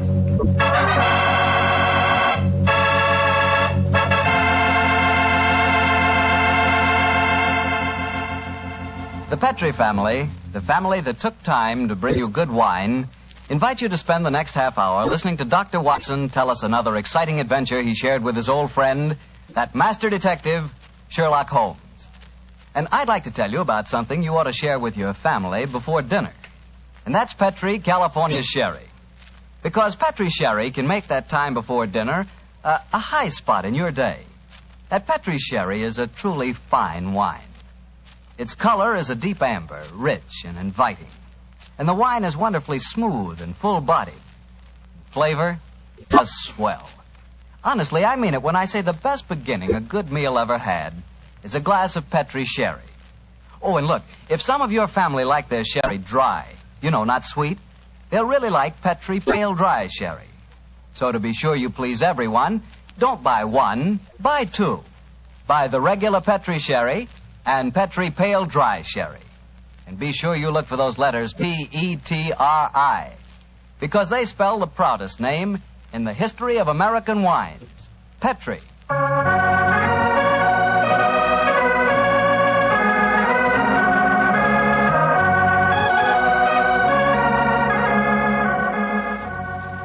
And now I know our good friend Dr. Watson's expecting us. Let's go in and join him.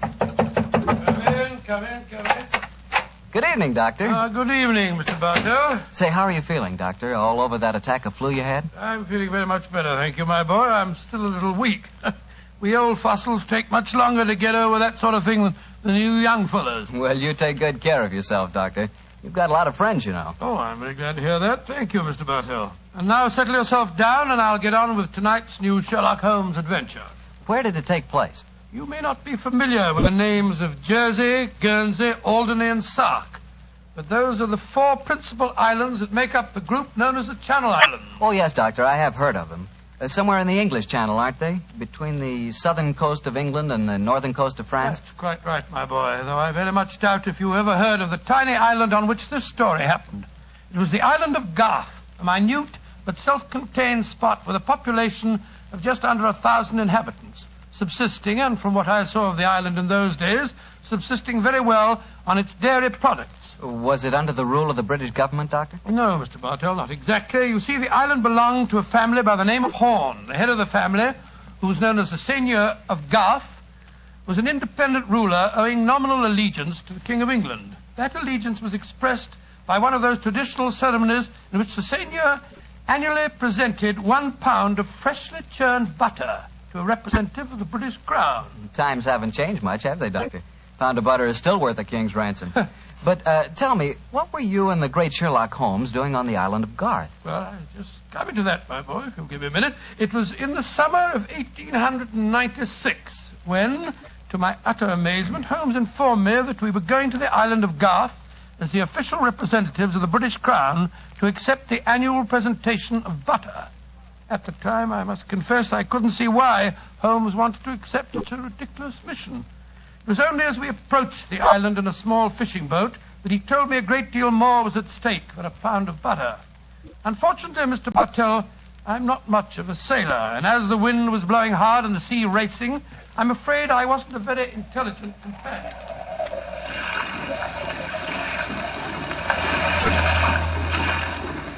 Cheer up, Watson. We'll soon be there. I hope so. I feel wretched, Holmes. I must say the whole trip seems utterly ridiculous to me. Plunging and bobbing about in a little boat in a raging torrent just because somebody wants to give somebody else a pound of butter. Dear old Watson, you don't really think our mission is so innocuous, do you? Then why are we going to the island of Garth? We're going to the island of Garth at the express wish of its present ruler, Martha Horn. Martha Horn? I never heard of her. She's an extremely spirited old lady, and the only woman who dared tell a certain resident of Windsor Castle that she looked devilishly dowdy for an empress. Great Scott, you mean that I mean, Watson, that Martha Horn's behests are not lightly disregarded. Obviously, she wishes to see me urgently. Also, my brother Mycroft put pressure on me. He reminded me that a visit to Garth might be closely allied to this emerald tie pin I wear.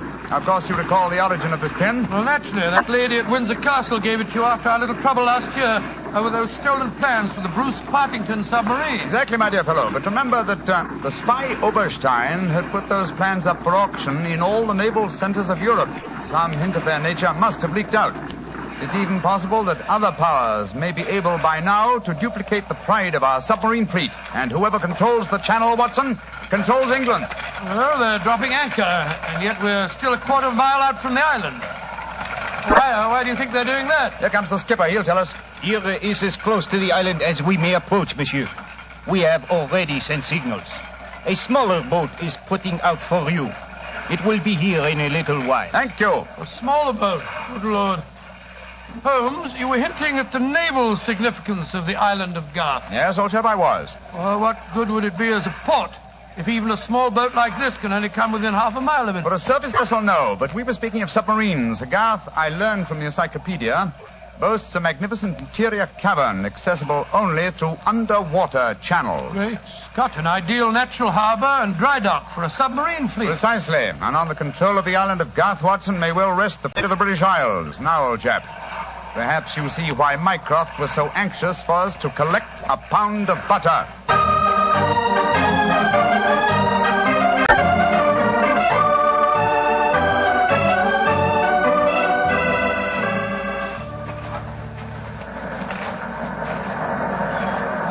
Doesn't it seem wonderful to be on land again? First the fishing smack, and then that wretched little rowing boat. Then the bucket swinging us up the face of the cliff. Now at last I can stretch my legs. Steady, old chap, steady, steady. Let me give you a hand. You'll soon get your land legs back again. Thank you. I'm a bit shaky, I must confess. Hello? Who's that couple walking towards us? Our welcoming committee, no doubt. How do you do? Mr. Sherlock Holmes and Dr. Watson. Permit me to present myself. I am Dr. Hugo Oberwald. How do you do, sir? How do you do, Doctor? And this is Mrs. Reeves, the housekeeper at Horton Castle, where you will be staying. How do you do? How do you do, Mrs. Reeves? Welcome to the island of Garth, gentlemen. We were deputed to come and greet you and take you back to the castle. We can walk there across the cliff tops. It isn't very far. Splendid. I think my friend will appreciate traveling on terra firma once again. Dear me, Herr Doctor. You are not a good sailor, perhaps? No, perhaps about it, sir. I had a miserable crossing. I am sorry to hear it. I trust your short stay at the castle will be some recompense for the journey. The formal presentation of the butter will take place tonight. There will be no reason why you gentlemen cannot return to the mainland tomorrow. Oh, thank you, Mrs. Reeves, but it's more than likely that we shall stay on for a few days. Oh, it will be quite unnecessary. I'm afraid that is a matter for Mrs. Horn and ourselves to decide. I'm afraid that Mrs. Horn is incapable of making any further decisions. Oh, what do you mean, madam? Obviously, you have not heard, but the news is slow in reaching the mainland. Mrs. Horn died yesterday. Died? Good Lord, a natural death, I suppose. But, of course... I attended her myself. A simple case of heart failure. The poor lady died in her sleep. Shall we begin our walk to the castle? By Jove, Holmes, this changes things. You suppose it was a natural death? I suppose nothing, old fellow. But in almost 20 years of practice, I can recall precisely 3 clients, actual or potential, who died natural deaths. Come on, let's follow them.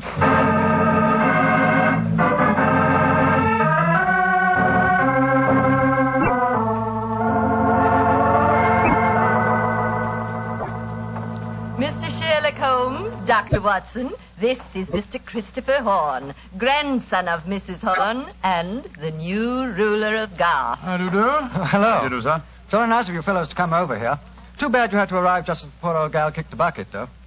Allow me to offer my condolences on your grandmother's death, sir. Yes, yes, indeed, Mr. Horn. Thank you. It was a ghastly business. I found her, Christopher. Frightful sight. There was an awful silly grin on the old dear's face, and...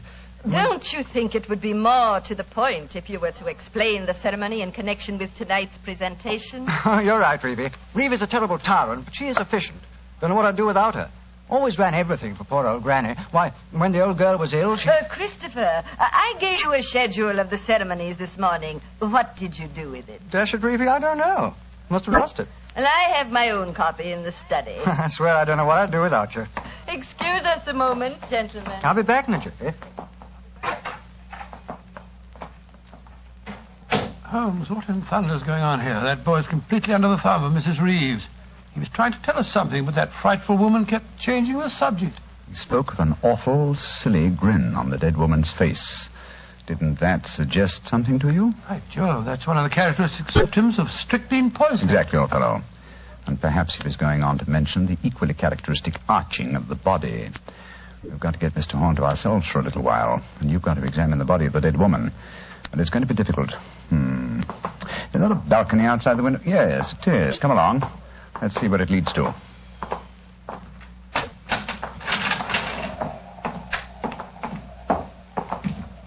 The balcony seems to lead right round this particular wing of the castle. Must have served as a lookout in the olden days. I wish the balcony were a little wider. Must be a sheer drop of a couple of 100 feet down to the rocks below. Yeah. Hello. These must be the windows of the room adjoining the one we just came out of.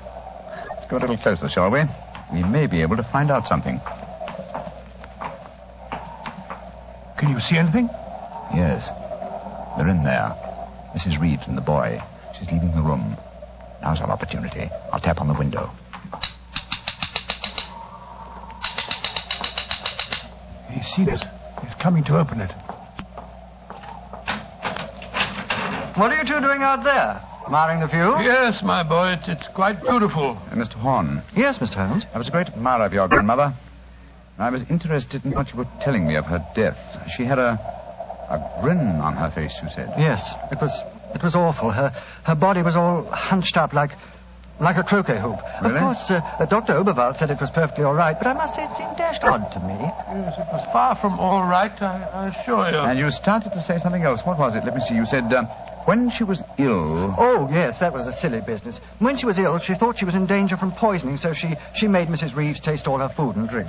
Did she really? Where is your grandmother's body now? In the West Wing. The funeral's to be tomorrow morning. I see. Where did Mrs. Reeves go? I'm here on the balcony behind you, gentlemen, listening to your conversation with the greatest interest. Christopher, let me warn you.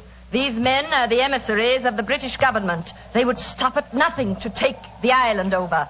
These men are trying to influence you against me, against Reevy, who has looked after you ever since you were born, and who tries to protect you now that your grandmother has gone and you are alone. Yes, I know, Reevy, but after all... That is your pride as the head of the Horn family, the Seigneur of Garth. The Garth that I'm trying to save for you. This man is completely unscrupulous. He was about to accuse me of murder. Weren't you, Mr. Sherlock Holmes? The thought had occurred to me, Mrs. Reeves. Of course it had, because you wished to poison Christopher's mind against me. Well, Mr. Holmes, we have no police on the island of Garth. Our only law is the word of the Seigneur, and Christopher now holds that title. Seigneur, what do you say? Will you allow an Englishman to blind you by accusing me of being a murderess? Mr. Holmes, Dr. Watson, I shall meet you at the ceremony tonight. Beyond that, I don't care to speak to you again. Good day. A shame to spoil your plans, isn't it, Mr. Holmes? Well, upon the soul. Magnificent, Watson. Magnificent. A murderess who seeks to defeat me by accusing herself. Superb. It's a new game, my dear fellow, and one that must be played to a finish.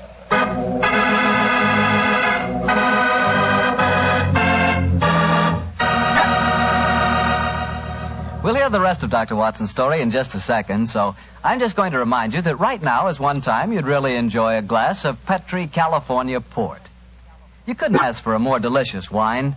Petri Port, with its deep, rich red color and its heart-of-the-grape flavor, is one of America's all-time favorite wines. Petri Port is wonderful after dinner and perfect to serve when company comes. Try it. But just remember that when you want the kind of port I'm talking about, you've got to make sure it's Petri Port, because all Petri wines are good wines. Dr. Watson, this is certainly an unusual story you're telling us tonight. What happened after Mrs. Reeves left you and Sherlock Holmes standing on the balcony? We retired to our rooms and had a quiet and lonely lunch.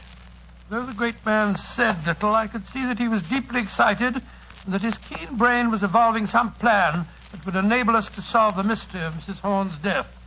After lunch, we started to descend the stairs leading to the main hall of Garth Castle.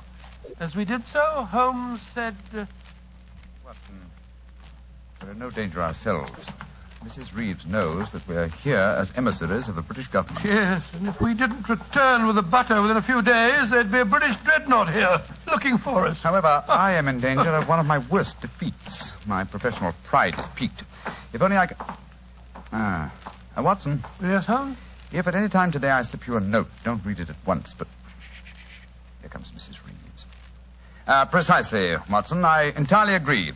If I do not make the test on Mrs. Horn's body within 24 hours of her death, it will be useless. I must make it by 3 o'clock this afternoon. Mr. Holmes. Oh, Oh, yes, Mrs. Reeves. I want to apologize for my behavior before lunch. I was intolerably rude. Oh, please, no. Whatever my quarrels may be with British politics, I at least owe to both of you the duties of hospitality. That's very gracious of you, Mrs. Reeves. I wonder, would your hospitality also include a personally conducted tour of the subterranean caverns for which this island has become internationally famous?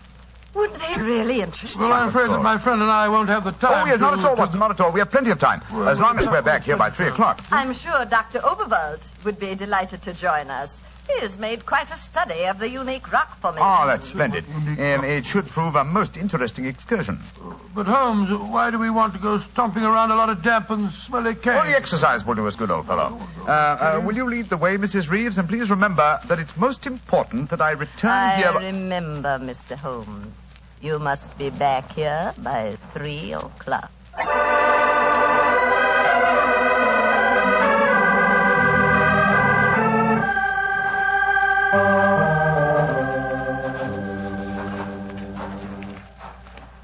A little further, Mr. Holmes, and we shall reach the giant cavern. Ah, most interesting. Watson and Dr. Oberwald seem to have lagged behind us somewhat. They will be here in a moment.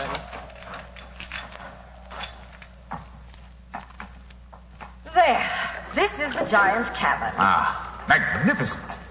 Truly a miracle of nature. It's a natural submarine dry dock hewn out of the rocks.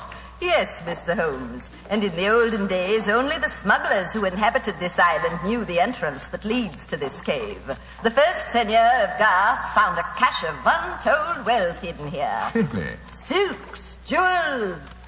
There are still the remains of some of the finest Calvados brandy stored among these rocks. Indeed. An incomparable drink. Would you care for some? It is our custom whenever visitors honor us with their presence to offer them a glass. I should be delighted. There is a natural shelf here in the rocks. Perfect hiding place. Here you are, Mr. Holmes. And here is a glass. Oh, this is a rare privilege. I imagine that very few people have been offered it. Only our most distinguished visitors, I assure you.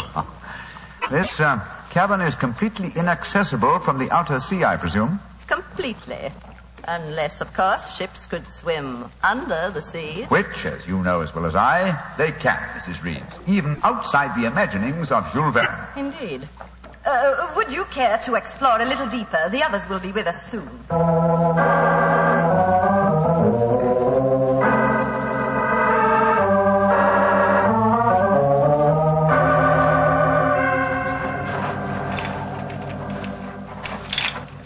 Dr. Oberwald, the others seem to be some way ahead of us. Yes, they do, don't they, Doctor? Holmes? Holmes, where are you? Dear me, I'm afraid we cannot follow them. Huh? What do you mean?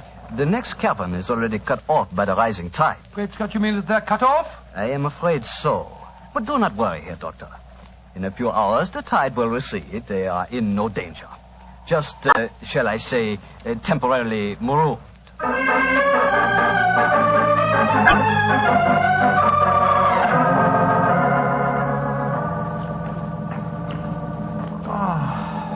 I can't understand it. I'm getting confoundedly sleepy. I'm so sorry. I'm afraid that we stayed here longer than I intended. I fear that we are cut off by the tides. Cut off? For the tide? We're in no danger. In a few hours, we should be able to return. But I'm afraid I cannot get you back at 3 o'clock, which was the time I promised. But it's vital. Absolutely vital that I could get back. I'm so sleepy. But please, keep talking. I must keep awake.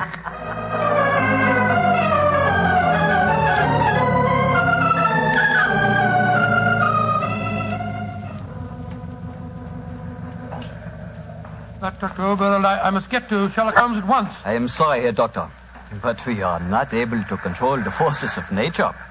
We cannot force the water to recede.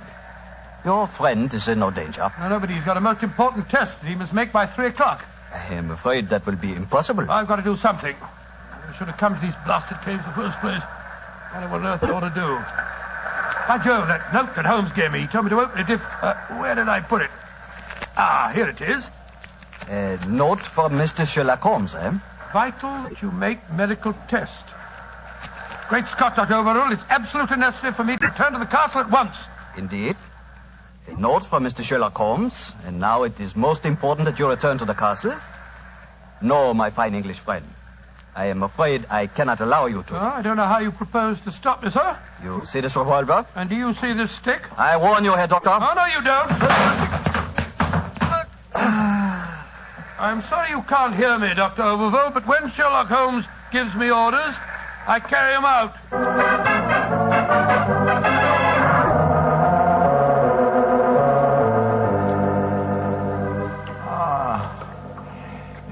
Mrs. Reeves, are we still trapped by the tide? What time is it? 5 o'clock. I'm afraid that you will be a trifle late for your important appointment. What a pity. You deliberately trapped me here. You drugged the brandy and kept me a prisoner. Did I? Now, why should I do that, Mr. Holmes? Because you're greedy for power. That's obvious in your domination of that pleasant though weak young man who is now Seigneur of Garth. I'm sure your beliefs would find support in certain ideologies now arising in Germany. Your choice of a German doctor as an accomplice in your plans would support that theory. And what might my plans be? I should say that you're determined to give Garth as a submarine base to Germany. With this island in their power, they could control the channel. Very interesting. And I suppose, as well as being a spy, I'm responsible for Mrs. Horn's murder? You and Dr. Oberwald between you. She was too strong for you. You had to get her out of the way. You probably made subtle attempts on her life at first, the origin of which you did not realize, but which caused her eventually to send for me. My arrival forced your hand, and so you and Dr. Oberwald resorted to the quite unsubtle expedient of poisoning her. All pure supposition, Mr. Holmes. The only law on this island is Christopher Horn. Do you suppose he'll believe you? No, I suppose he won't. You've outwitted me, Mrs. Reeves. I walked into your trap just as you intended me to. Then in that case, you may collect your pound of butter tonight and return to the mainland tomorrow. Mrs. Reeves, how much longer do we have to wait for the tide before we can make our way back to the castle? We can leave now. We could have left at any time. There's another secret entrance that is above the tide level. I merely had to make you overstay the hour of your test. I could not risk Christopher's seeing definite proof. Come now. I shall lead you back. You fool.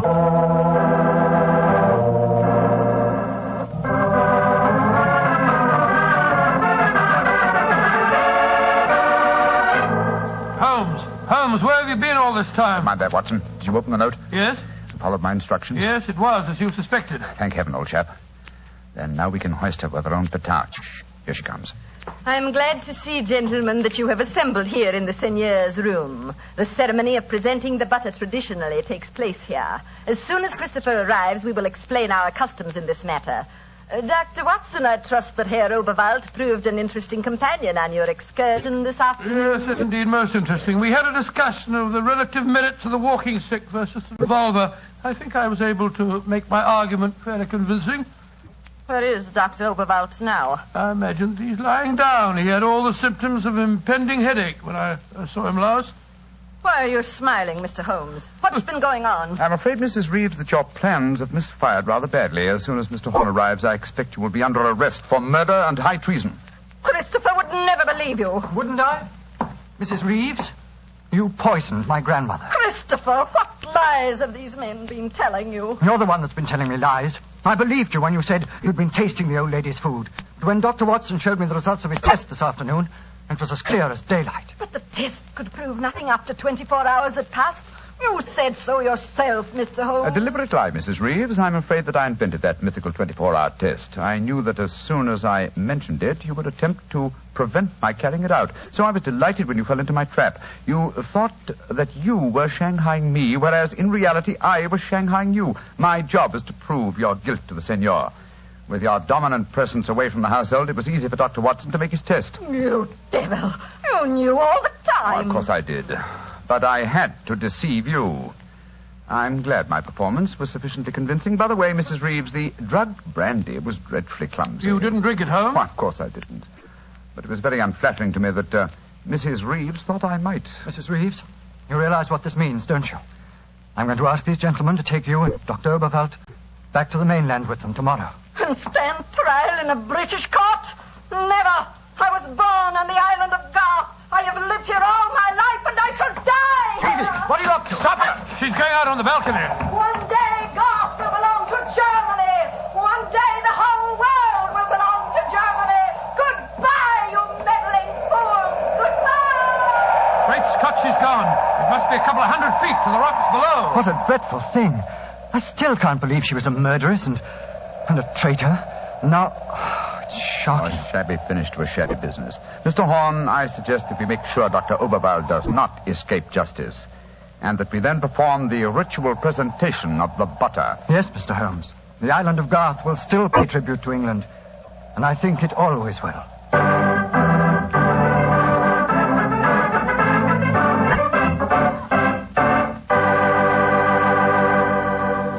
Well, Doctor, that was some story. So Germany didn't get the island of Garth after all. No, Mr. Bartell. In fact, in after years, the island proved to be an invaluable submarine base for England. Say, what about the pound of butter? Did Holmes get it? Oh, yes. But why are you so interested in the butter? Are you kidding? In our house, butter is our second most favorite topic of conversation. Your second most favorite? Well, what's your favorite topic of conversation? Remember, you asked me. Petri wine. Oh, as if I didn't know. Doctor, that Petri wine is something to really talk about. You know, the Petri family has been making wine for generations. Why, the art of making fine wine is their heritage, handed down from father to son, from father to son. Believe me, when it comes to turning luscious, sun-ripened California grapes into fragrant, delicious wine, the Petri family really knows how. And they're proud of their wine, too. That's why the name Petri on a bottle of wine really means something. It's the personal assurance of the Petri family that every drop of that wine is good wine. It ought to be, because Petri took time to bring you good wine. Well, Dr. Watson, what new Sherlock Holmes adventure do you have lined up for us next week? Next week, Mr. Bartell, I'm going to tell you a story that took place on the Sussex Downs many, many years ago.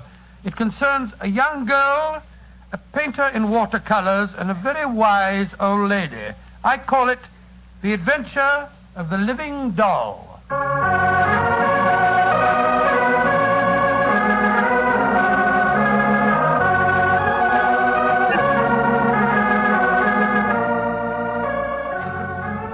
Tonight's Sherlock Holmes adventure was written by Dennis Green and Anthony Boucher and was suggested by an incident in the Sir Arthur Conan Doyle story, The Adventure of the Bruce Partington Plans. Music is by Dean Fosler.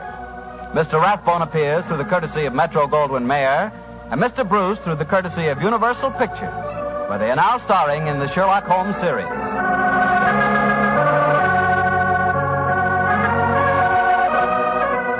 The Petri Wine Company of San Francisco, California, invite you to tune in again next week, same time, same station. Sherlock Holmes comes to you from our Hollywood studios.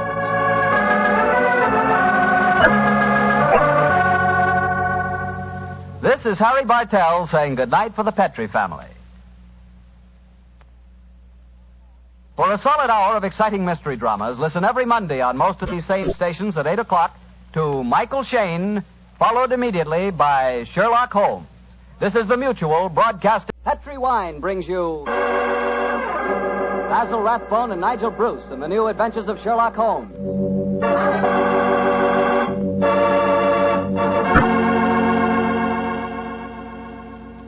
The Petri family, the family that took time to bring you good wine, invite you to listen to Dr. Watson tell us another exciting adventure he shared with his old friend, that brilliant detective, Sherlock Holmes.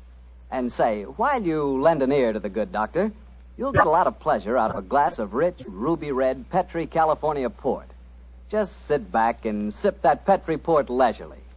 There's a wine that's just perfect after dinner. A wine that really goes with storytelling and conversation. Petri port is as rich in flavor as it is in color. And what a flavor. Full, hearty, and delicious.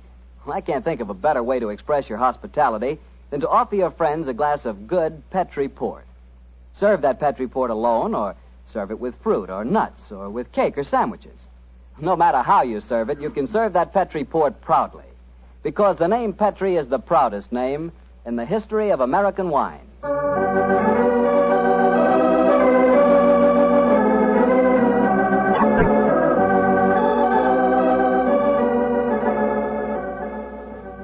Well, here we are. are once again keeping our weekly date with Dr. Watson.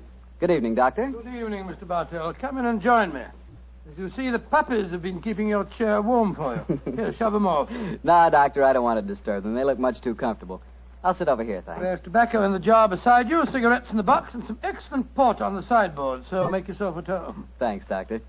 Are you all ready with tonight's new Sherlock Holmes adventure? Yes, Mr. Bartell, though I'm afraid after all these years, it's going to be a little hard for me to recapture for you the spirit of the story. Last week you told us that a band of gypsies played a prominent part in the adventure. Yes, they did indeed. And it was amid that colourful atmosphere that my story begins.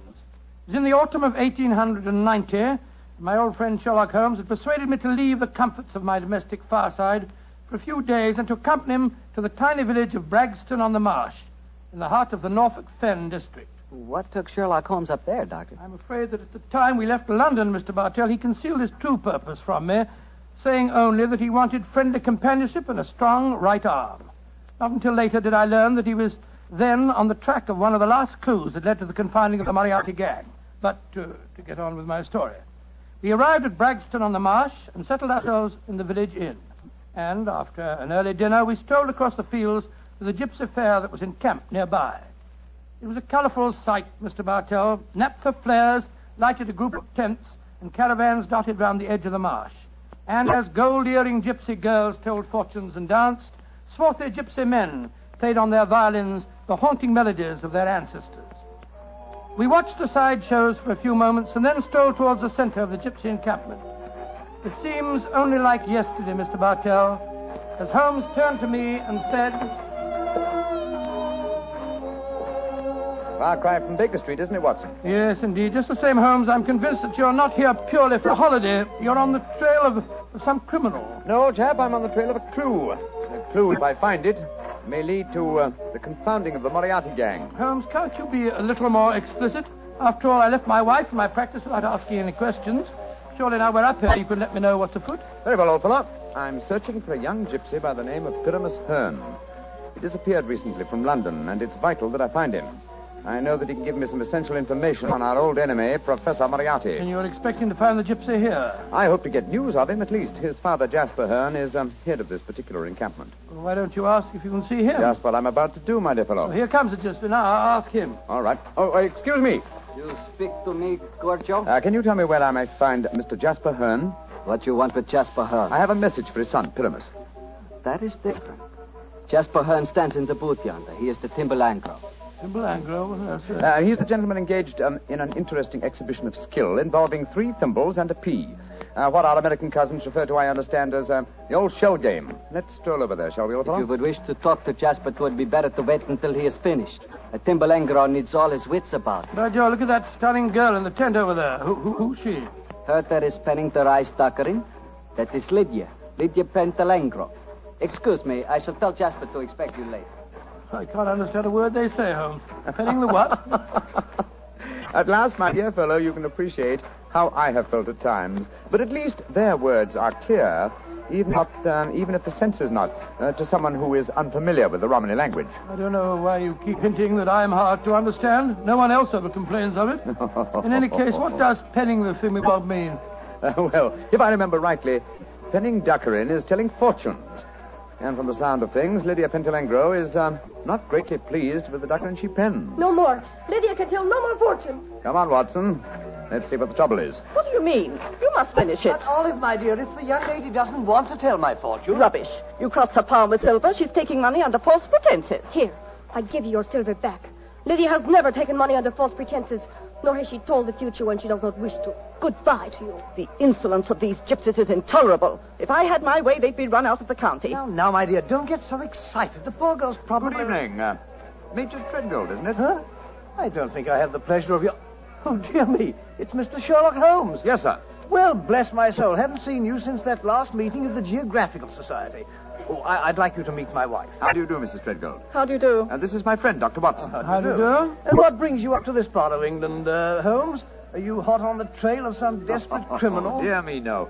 Dr. Watson and I are taking a little holiday, and you and your wife? We live here in the manor house. Well, you're very lucky. It's a beautiful part of the country, Mrs. Treadgold. I hate it. I was born and brought up in London. I'm never really happy outside the city. Yes, Oliver's not one for the peace of the countryside, I'm afraid. Well, perhaps we'll get back there. It's a little difficult these days, you know. We've got the boy to consider. Boy? Your son, sir? My dead brother's son, Doctor. We have no children. My little nephew's only 4 years old, you see, and I'm his guardian as well as being executor of his estates up here. So you can understand it would be difficult for us to get back to London. It's only difficult because you put the child's happiness before mine, Arthur. Oh, now, Olive, you know I have to watch his interests up here. After all, when he comes of age, he'll be one of the richest young men in Norfolk. Yes, and with money that should have come to us. In any case, Arthur, if we do have to live up here, I'd find it more tolerable if you'd keep this gypsy scum off the estate. You seem to have taken a violent dislike to the gypsies, Mrs. Treadgold. May I ask why? Oh, they persecute us. They steal our sheep, they break our windows, and just the other day they wantonly led our prize pig into the Bragstone quagmire and let the beast perish. Why should they single you out for persecution like this, do you suppose? Oh, I can't imagine. I've always tried to be nice to them. Too nice, Arthur. That's your trouble. Well, I have a very good reason for humoring them, my dear. You see, Holmes, I've always been afraid they may carry this feud so far that they'll even hurt the baby. Olive, my dear, I wonder if you'd go ahead and wait for me in the carriage. It's getting rather chilly. I'll join you in a moment. Very well, Arthur, but don't keep me waiting long. Good evening. Good evening. Good night, Mr. Holmes. Let's stroll away from the camp, shall we? I've got something very important to tell you. Something I didn't like to say in front of Olive. The gypsies have threatened to kidnap our boy. How shocking. What form did their threat take, sir? This letter. I found it pinned on the frame of my dressing room mirror when I went up after dinner tonight. Let me see it, will you, please? Well, what does it say, Holmes? A Romany Rye... A Romany Rye? Won't take your insults forever, Major and Mrs. High and Mighty. Watch out for the Treadgold heir. The Bragstone quagmire would make a nice finishing school for him. Romany Rye? What's that mean? Well, it's their own term, meaning gypsy. Mr. Holmes, what shall I do? Major Treadgold, I should say... Great heavens! That shot just missed me. Where the blazes have come from? I can't see a soul. They have come from behind any one of those caravans ahead of us. If you wanted direct evidence, gentlemen, this is it. That is the first open attempt on my life. Holmes, what extraordinary luck for me that you're in the neighborhood. I'll pay you any fee you name to handle this business. It seems to me that this is a job for the police. I don't want to go to them. Oh, why not, sir? Well, I'm afraid that these attacks may stem from some injustice to the gypsies committed by my late brother. If that were so, I wouldn't wish to expose the fact. I want this kept private. What do you say, Mr. Holmes? Very well, sir. I'll accept the case. It shall be kept private, and I promise to do everything in my power to protect the safety of the Treadgold heir. We are staying at the Rose and Crown in the village. Please get in touch with me if there should be any further developments. The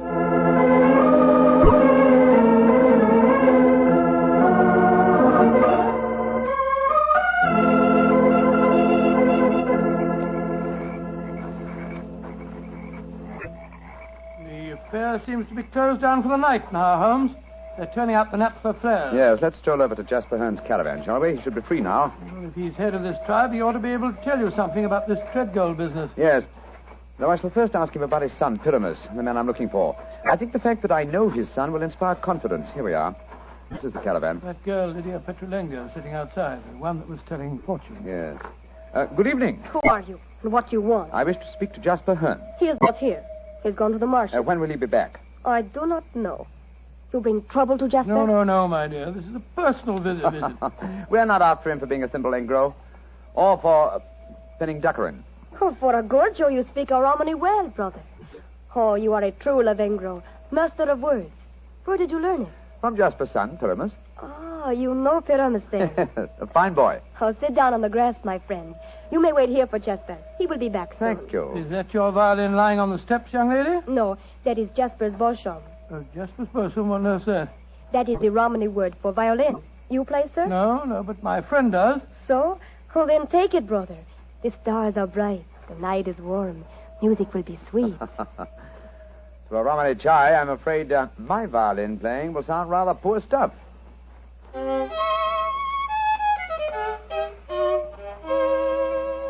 Play on, brother.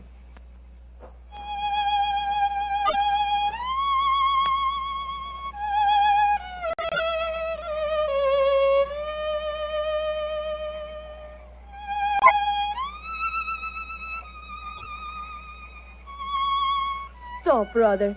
You play well, but Sarasate Zigeunerweisen is not the true gypsy music. I've heard it in London and in Budapest. They call it gypsy, But what can a gorge show know of the true heart of Romany? Wait here. I will get my own violin. Charming girl, charming. But why do you keep on talking about gorgios? Is that more of their confounded gibberish? A gorgio, old chap, is the term they use for anyone who is not a true gypsy. Now I will play for you the real gypsy airs. Thank you. I should appreciate it very much. But before you begin, I wonder if I might ask you a question. A friend of Pyramus may ask me any question. What is it? I observed you telling fortunes earlier on tonight. You refused to fill a certain gentleman's hand and gave the money back. Did you know who the gentleman was? No, brother. Nor the noisy woman with him. I refused to pen the Dockerin because I saw blood and violent death in his hand. Violent death it is soon to come. Violent death? Good Lord. Watson, old fellow, I want you to do me a favor. Yes, of course I will. What is it? I must remain here until Jasper Hearn comes back. I should like you to return to the inn. It's more than possible that we may have news from our client before the night is out. I'll be back later. Oh, well, it's nice of you to give me the best job. Good night, Miss Petrolina. Good night. And now, please play for me a true Romany air. Very well, my friend. Listen.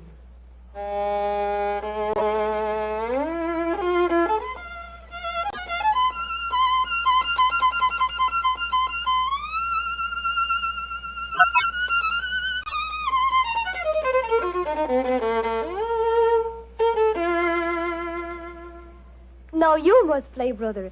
I shall make a true bushmanger of you. Come, see if you can follow me.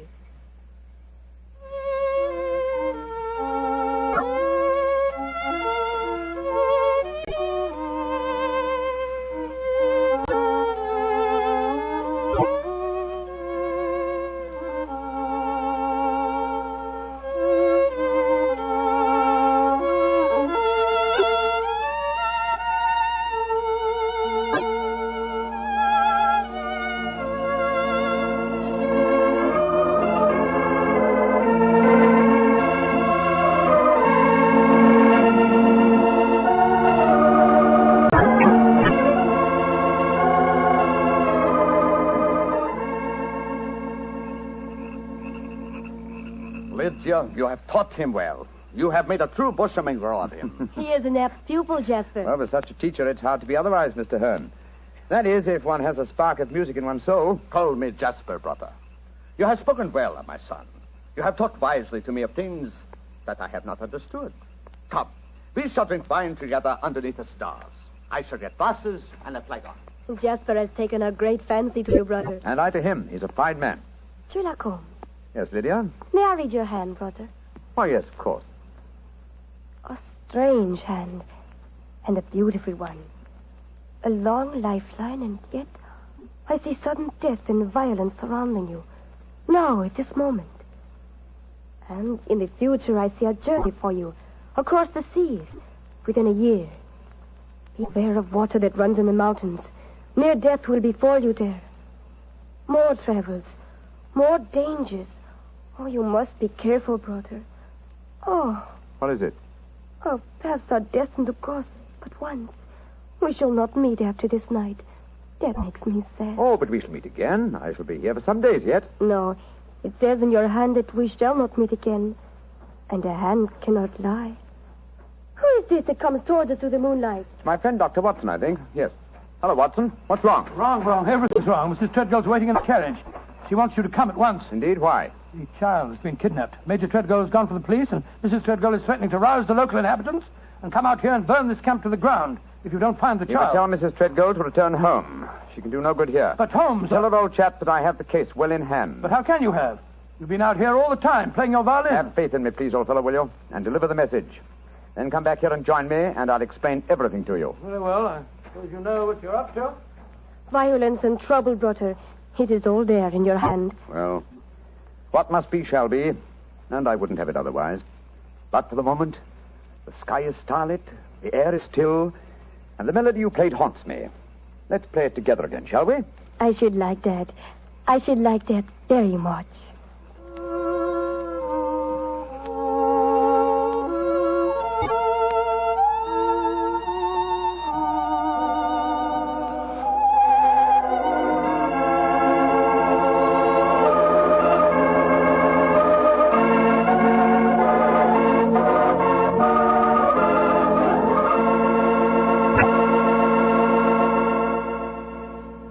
Dr. Watson will continue his story in just a few seconds, during which time I'd like to talk specifically to the ladies, if I may, and tell you about Petri California Muscatel.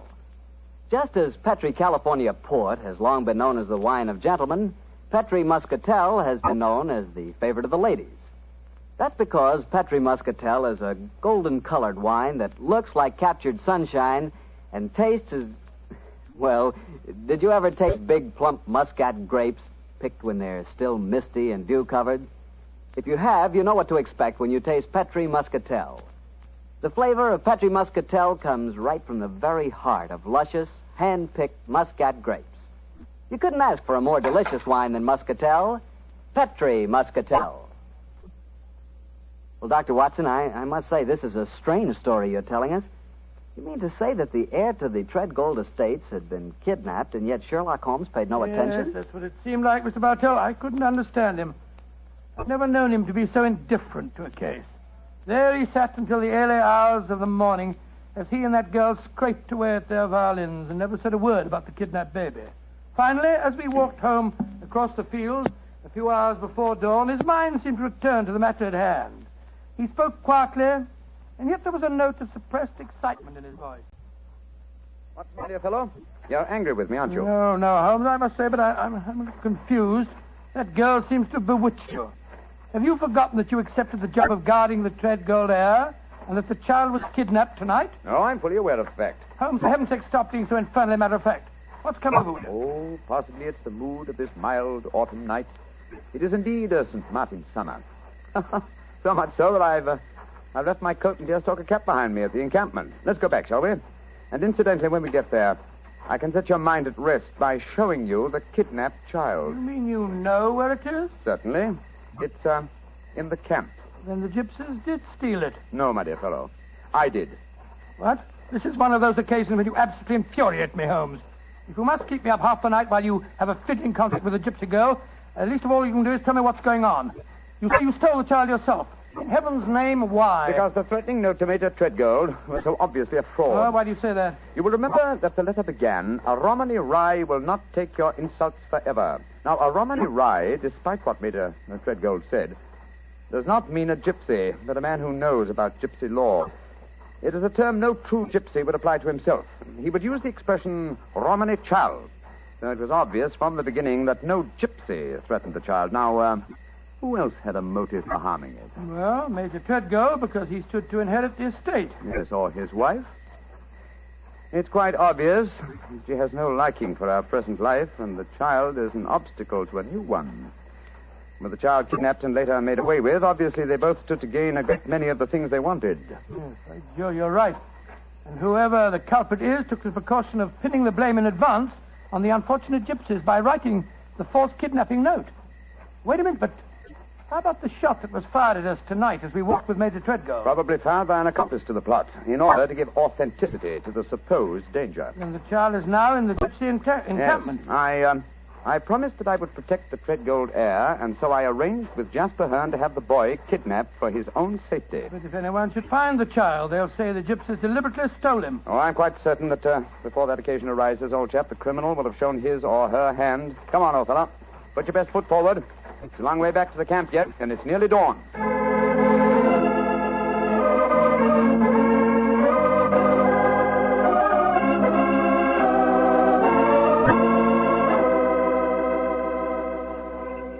You have come back, Butter.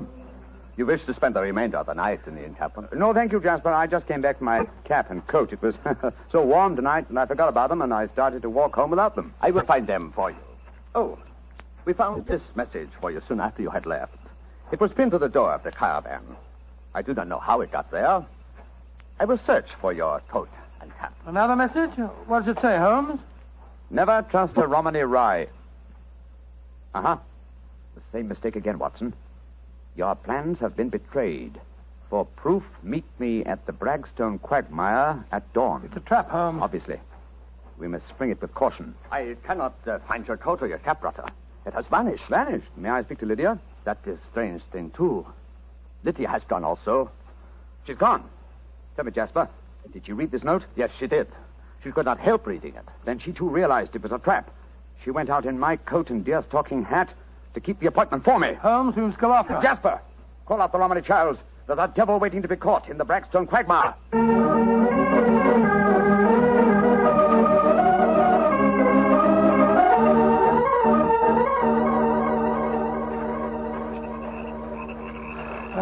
How much further to the quagmire, Jasper? 200 yards. No more. There's Lydia. There she is. And she's dressed in my deer-stalking hat and coat, walking into the trap that was set for me. Lydia! Lydia! They got her. Look. She stumbled. She's fallen. I'll go to her, Watson. Jasper, get that devil who staged this fiendish plot. I've a score to settle with him. Do not worry, brother. The score will be settled. Follow me, Doctor. Right you are. I'm right behind you. Lydia. Sherlock Holmes, I was wrong. We do meet again. Your hand lied to me. Oh, Lydia. You're wounded. What can I do for you? There is nothing you can do, brother. No one can help me now. There is little pain. There is little time. Please, hold my hand. There. Tell me, Lydia, did you see who fired the shot? Yes. It was the man whose fortune I told today. The man with the noisy wife. Major Treadgold. Jasper and the men will take care of him. There is one thing I wish to tell you, brother. Yes? Our short meeting has brought me happiness. I should like to think I can leave you something so that you will not forget me.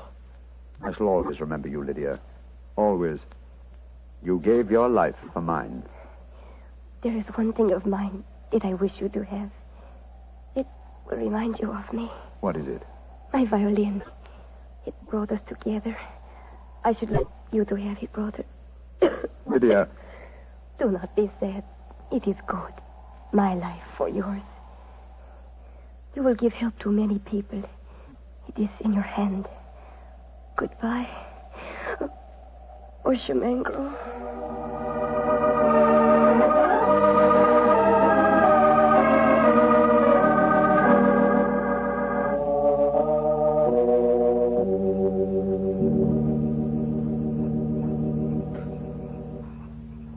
Holmes, it was dreadful. Dreadful. The gypsies surrounded Major Treadgold. They forced him back into the Bragstone quagmire. I tried to pull him out, but I couldn't do it single-handed. I'm not sorry, Watson. Jasper, you know that Lydia is dead? Yes, I know it. The gypsies knew it, too. That is why you were single-handed, Doctor, in your attempts to save the murderer. No Romany child would raise a finger to help him. Yes, I can understand that, but great Scott, man, if you'd seen his face as the quaking mud sucked him under. Lydia's death was less dramatic, but equally moving, I assure you. Sherlock Holmes, I met you less than 5 hours ago. You have saved my tribe from a devilish plot that would have blackened their names. A plot that would have driven them from the countryside. What can I do in return?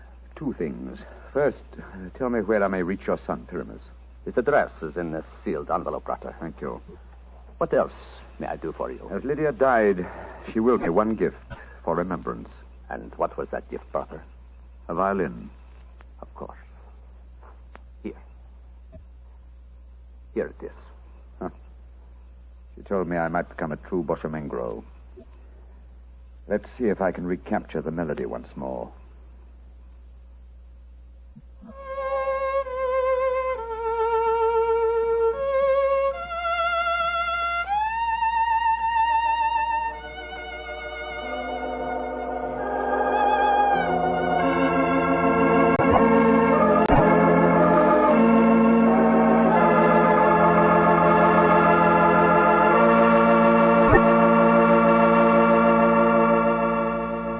That was a very strange story. A very fascinating one. But tell me, do you really believe that gypsies can tell your fortune by reading the palm of your hand? Oh, frankly, I don't know, Mr. Bartell. Perhaps they can. Perhaps it's coincidence. And then again, maybe some gypsy women have a heightened sense of intuition. You know, a woman's intuition can be an extraordinary thing. Yeah, so my wife keeps telling me. Of course, I have a kind of intuition myself. Oh, really? Mm-hmm. Every time I see a bottle of wine with the name Petri on the label, my intuition tells me I'm going to like it. And I always do, too. Mr. Bartell, if ever I saw a man with a one-track mind, you're that man. Thank you, Doctor. As long as my one track is Petri, I can't miss. Because nobody can miss with Petri wine. What other wine has such tradition, such a story behind it? Petri wine is made by a family. The Petri family. They've owned and operated their own business ever since its inception, back in the 1800s. The Petri family has been making good wine for generations, and they've been handing on down in the family, from father to son, the fine art of turning luscious, sun-ripened grapes into fragrant, delicious wine. And that sure adds up to a lot of experience. You can just bet your last dollar that no matter what kind of wine you want, when you ask for a Petri wine, you're asking for good wine. Because Petri took time to bring you good wine. Well, Dr. Watson, what story are you planning to tell us next week? Next week, Mr. Bartell, I'm going to tell you of a strange adventure that Sherlock Holmes and I had in the East End of London. It concerns 5 nephews, an eccentric will, and a dead man's watch that gave us the clue to murder.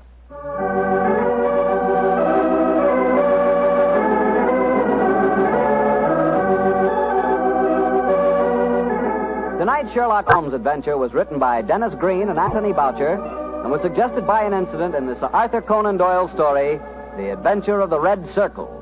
Music is by Dean Fostler.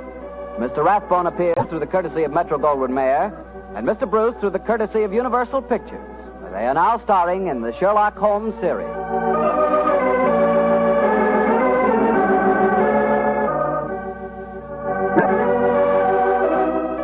The Petri Wine Company of San Francisco, California, invites you to tune in again next week, same time, same station. Sherlock Holmes comes to you from our Hollywood studio.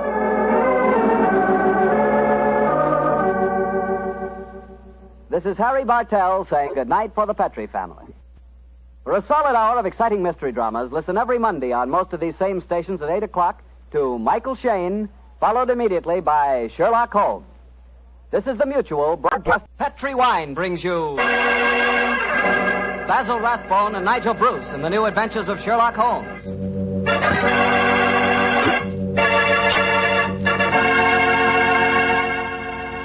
The Petri family, the family that took time to bring you good wine, invites you to listen to Dr. Watson tell us another exciting adventure he shared with his old friend, that master detective, Sherlock Holmes. Oh, and say, I'd like to tell you about something myself. I'd like to tell you about the wine that more Americans prefer than any other wine. That wine is port. And if you want to know why port is such a favorite, just pour yourself a glass of wonderful Petri California port. Look at that Petri port. Look at its glowing deep red color. And sample that aroma. It'll remind you of a walk through a dew-covered vineyard. And now taste that Petri port. Boy, you've got something.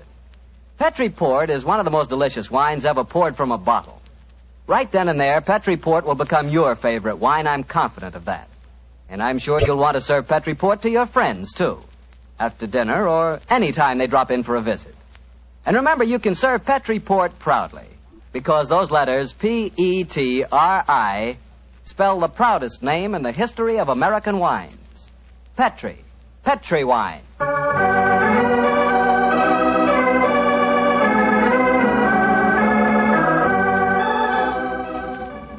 And now I'm sure our good friend Dr. Watson's ready for us. Let's go in and join him. Come in.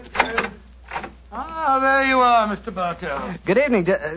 Oh, excuse me, Dr. Watson. I didn't know that you had company. Shut the door, my boy, and come in and join us. Let me introduce you, Mr. Bartell. This is my friend, Mrs. Campbell. How do you do, Mrs. Campbell? How do you do, Mr. Bartell? Mrs. Campbell is a very old friend of mine from England, and when she called on me today, I persuaded her to stay and have dinner, and then join us in this little session of storytelling. You see, Mr. Bartell, she's really what you might call the star of the Sherlock Holmes adventure that I'm going to tell you tonight. Oh, come now, Dr. Watson. I actually played a very small part in the story. In any case, I was much too young at the time to know what was really going on. Say, this is a great idea, Doctor. One of the characters out of your fabulous past here in California in 1946 and helps tell her own story. Oh, no, Mr. Bartell. I'm no storyteller. That's the doctor's department. I'll just listen. No, my dear. I'll set the scene, but you must ring up the curtain, as it were. In any case, my memory isn't too clear on some of the early points in connection with the case. You will have to help me out. Oh, but you're talking to millions of listeners on the radio. I'd be terrified to speak over the air. We're on the air now, Mrs. Campbell. Oh, we're not, are we? Oh, dear. No. Don't worry, Cynthia. If they're kind enough to listen to me week after week, I'm sure they'll be delighted to hear you. And now to get on with the story. The title, The Adventure of the Living Doll. The setting, the Sussex Downs near the bee farm to which Sherlock Holmes retired. The period, 1910. And now, Cynthia, my dear, the curtain's going up, and the first scene belongs to you. Supposing you set it for us. Well, I'll try. We were living on the Sussex Downs also, Mr. Bartell, at that time. My name was then Cynthia Browning. My father, Arthur Browning, had been dead for some years, but my mother kept up the estate with a manager, a Mr. Hugh Tanner. I was away at school most of the year, of course, but the happiest times of my childhood were spent during those long summer months in Sussex. I lived in a small world, knowing only a few people and loving all of them, or almost all. First of all, there was Mother herself. She was the most beautiful woman in the world, and the sweetest. I remember she gave me a puppy on my 12th birthday. His name was Dusty, and he was so sweet. I talked to Mother about him one day. I must have sounded terribly young. Mommy, darling, I do love Dusty. Very, very much. He's a lovely puppy, and you gave him to me. You love him, Cynthia. I know that. But I've been feeding him. That's your job, darling. It's good for grown-up people to have responsibility. Oh, Mommy, I'll feed him. Of course I will. I'll feed him so full, he'll burst. Then there was the estate manager, Hugh Tanner, such a pleasant man, and so willing to tell a 12-year-old all the things that a 12-year-old has to know or die. But, Mr. Tanner, why did you have to shoot the horse? He'd only broken his leg.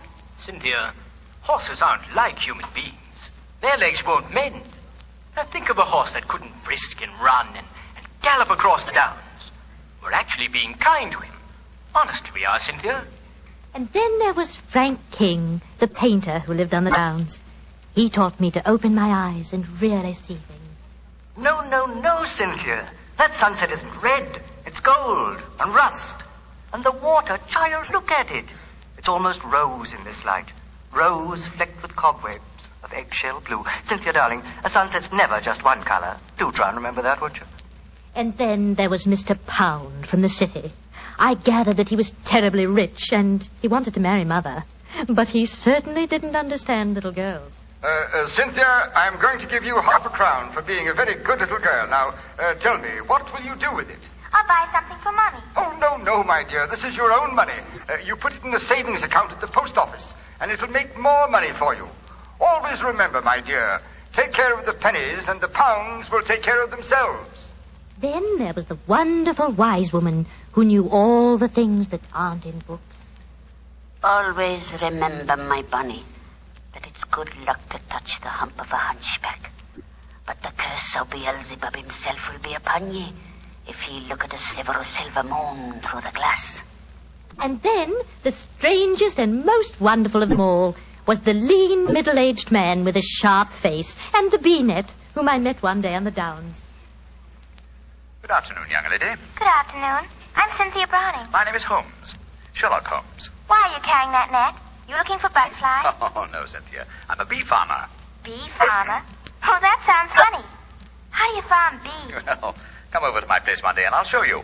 I say, that's a beautiful doll you're carrying. It isn't a doll. It's my mascot. It was given to me by Frank King, the painter. He made it for me. He made it to look as much like me as possible. I call her me. It's a remarkable likeness. See the hair? That's clippings off my hair. And the nails? Those are clippings from my own nails. She's really me, and I love her. Your own nails and hair, and the doll is an exact replica of you? I don't like that, Cynthia. Remember, my dear, my name, it's Sherlock Holmes, and I live at the bee farm, and if anything unusual happens, come to me at once.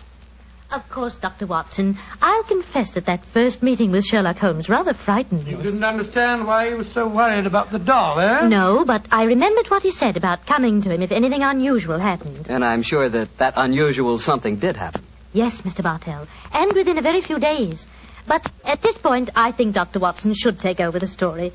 It's where he and Mr. Holmes really entered into it. Oh, very well. As I mentioned earlier, Mr. Bartell, I was staying with Holmes. Late in the afternoon, as I remember, that you ran over to the bee farm where I first met you, Cynthia.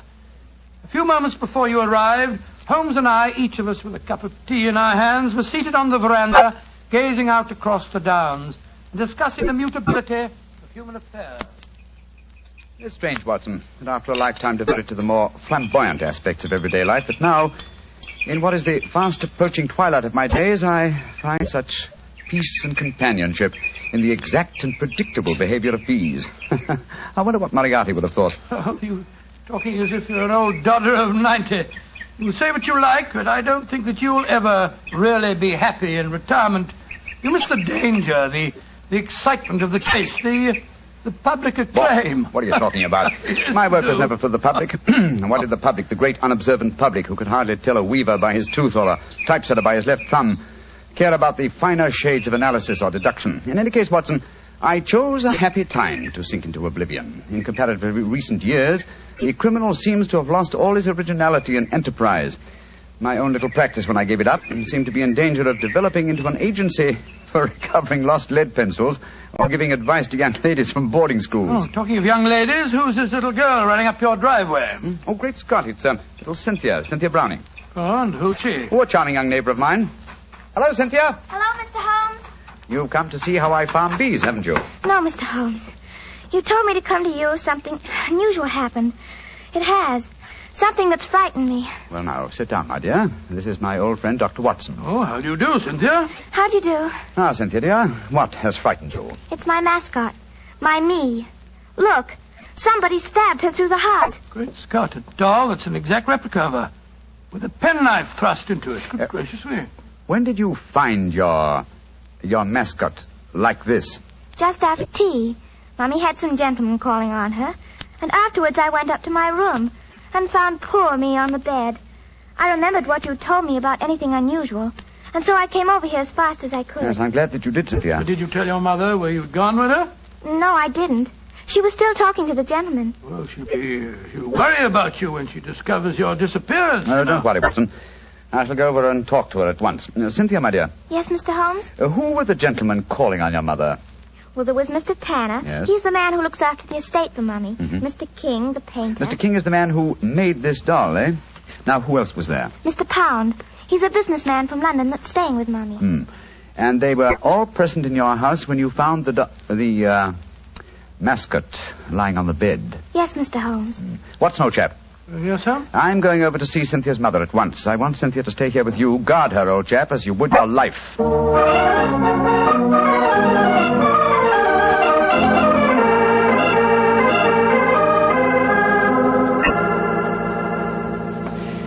Mrs. Browning, I know I must seem like an intrusive neighbor, but possibly you've heard of me. My name is Holmes, Sherlock Holmes. Well, who hasn't heard of the famous Sherlock Holmes? Please sit down, won't you? Thank you. Your guests have left? Yes. But how did you know I had guests?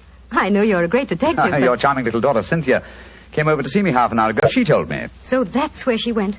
Did she come back with you? No, Mrs. Browning. I felt it safer that she remained at my place for a while. My friend, Dr. Watson, will look after her. I'm afraid she may be in danger. In danger? Mr. Holmes, what makes you say that? You know your daughter's doll, the one fashioned in her own likeness and with her own hair and nails? Of course. Frank King made it for her. While you were at tea this afternoon, your daughter found the doll lying on her bed with a penknife stuck through its heart. That's very peculiar. But I don't see that she should be in any danger because of it, Mr. Holmes. Mrs. Browning, certain practitioners of magic believe that if a doll-like effigy is made of a human being, and the effigy is then mutilated, that a similar fate will befall the living original. But, Mr. Holmes, that's black magic. You can't possibly believe in it. Not in the results of stabbing a doll, Mrs. Browning, but well, it's possible that someone is trying to kill your daughter. To kill Cynthia? Oh, no. It may be more than a possibility, I'm afraid. And when these magical means fail, they will turn to more direct methods. But who could possibly want her death? You have not remarried, Mrs. Browning? No, I feel it my duty to devote my life to Arthur's child, Cynthia. Yes, then anyone wishing to marry you might feel that Cynthia stood in the way. But that's absurd. But logical, Mrs. Browning. Do you mind if I ask you a very personal question? With Cynthia's safety at stake, you may ask any question. Are any of the three men who were present at tea this afternoon desirous of marrying you? Well, I... Please be completely honest, Mrs. Browning. At different times, they've all asked me to marry them, yes. And you won't contemplate marriage because of your dead husband's child, Tell me, Mrs. Browning, have you seen this penknife before? It was the one found stuck through the doll's heart. I don't think I've ever seen it before. One final question. Would anyone among Cynthia's acquaintances have a knowledge of the practice of magic? Well, the old woman that Cynthia calls the wise woman might. Oh, who might she be? A strange creature that lives in some hovel on the downs near here. She brews weird concoctions with herbs, love philters, and all that sort of thing. I'd be a suitable companion for your daughter, Mrs. Browning. I know it, Mr. Holmes. I've told Cynthia over and over again that she mustn't stray off and see the old woman. But you know how disobedient children are at her age. I'm sure she's been over there recently. I'd like to talk to this woman. Where does she live? I don't know exactly, but Frank can take you there. He used her as a model. Frank King, the painter? Yes, he lives in the village. Then I shall call on him at once and persuade him to accompany me. We must find that wise woman, and I hope save your child from magic. Magic and possible murder.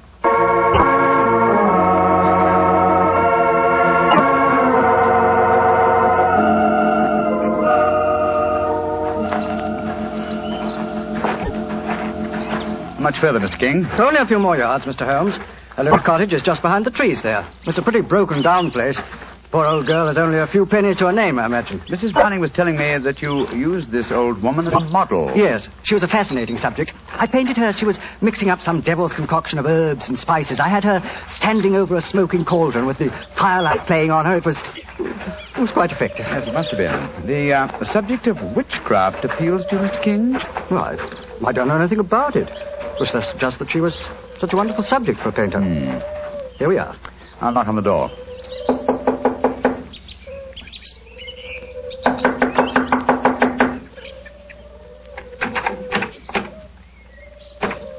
I think we'll take the liberty of going in, shall we? I don't see why not.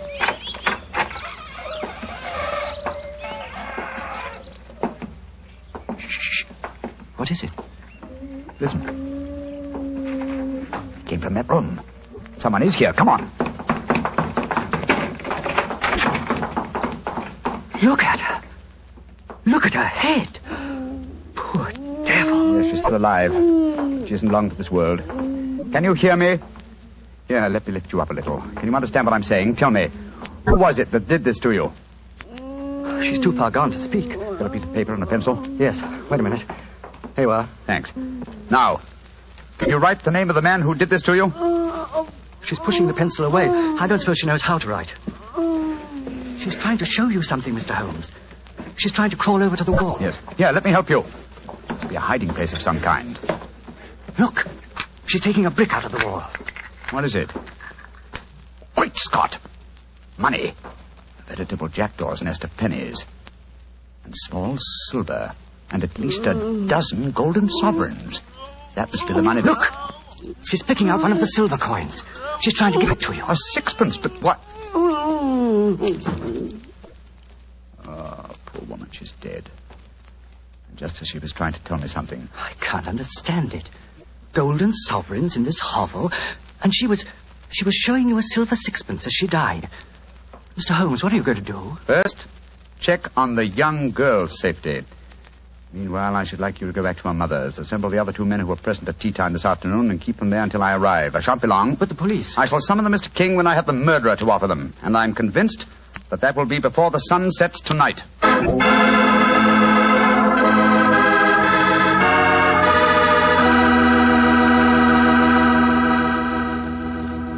We'll hear the rest of Dr. Watson's story in just a second.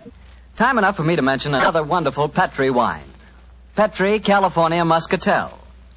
If you like that subtle muscat flavor, who doesn't, you really like Petri Muscatel. Petri Muscatel is a clear golden wine. It is just as much a hit with the ladies as Petri Port is with the men. But I don't mean by that only the ladies like Petri Muscatel. In fact, if you want to be sure to please everybody, get both Petri Port and Petri Muscatel. In other words, don't buy one, buy two. But do be sure you always buy Petri. Now back to Dr. Watson and his guest tonight, Mrs. Campbell, who played a most important part in the story herself. Oh, not nearly as important a part as that played by Mr. Holmes and Dr. Watson. Well, Dr. Watson, what happened when Sherlock Holmes rejoined you at the bee farm? Well, first of all, he made sure that the little girl was safe. Then he told me of finding the dead woman and of his theories as to the killing. I can almost hear him now, Mr. Bartell, as he said... Watson. Someone wanted the little girl out of the way because they knew the mother would never marry while the child was alive. And that someone persuaded the old woman to do the job for him, I suppose. Undoubtedly.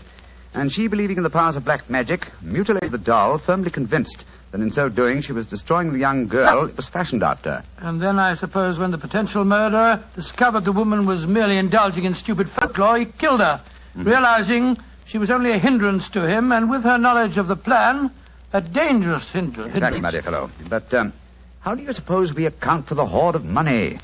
Golden sovereigns, don't forget, that we found in the hovel. Well, no doubt it was a sum that she was already being paid for the murder that she was going to commit. As she died, she tried to give me the clue to her murderer by selecting certain coin. Now, in her possession, she had gold, silver, and copper. She chose a silver coin.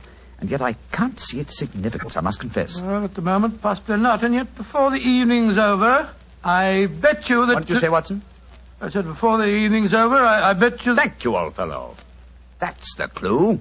You bet me. What on earth are you talking about, Holmes? I was just saying You've just given me the answer to the whole problem, Watson. What? I'm much obliged to you. Stay here, will you, old chap? And look after Cynthia a little while longer. Within a very short time, I shall have her intended destroyer under lock and key.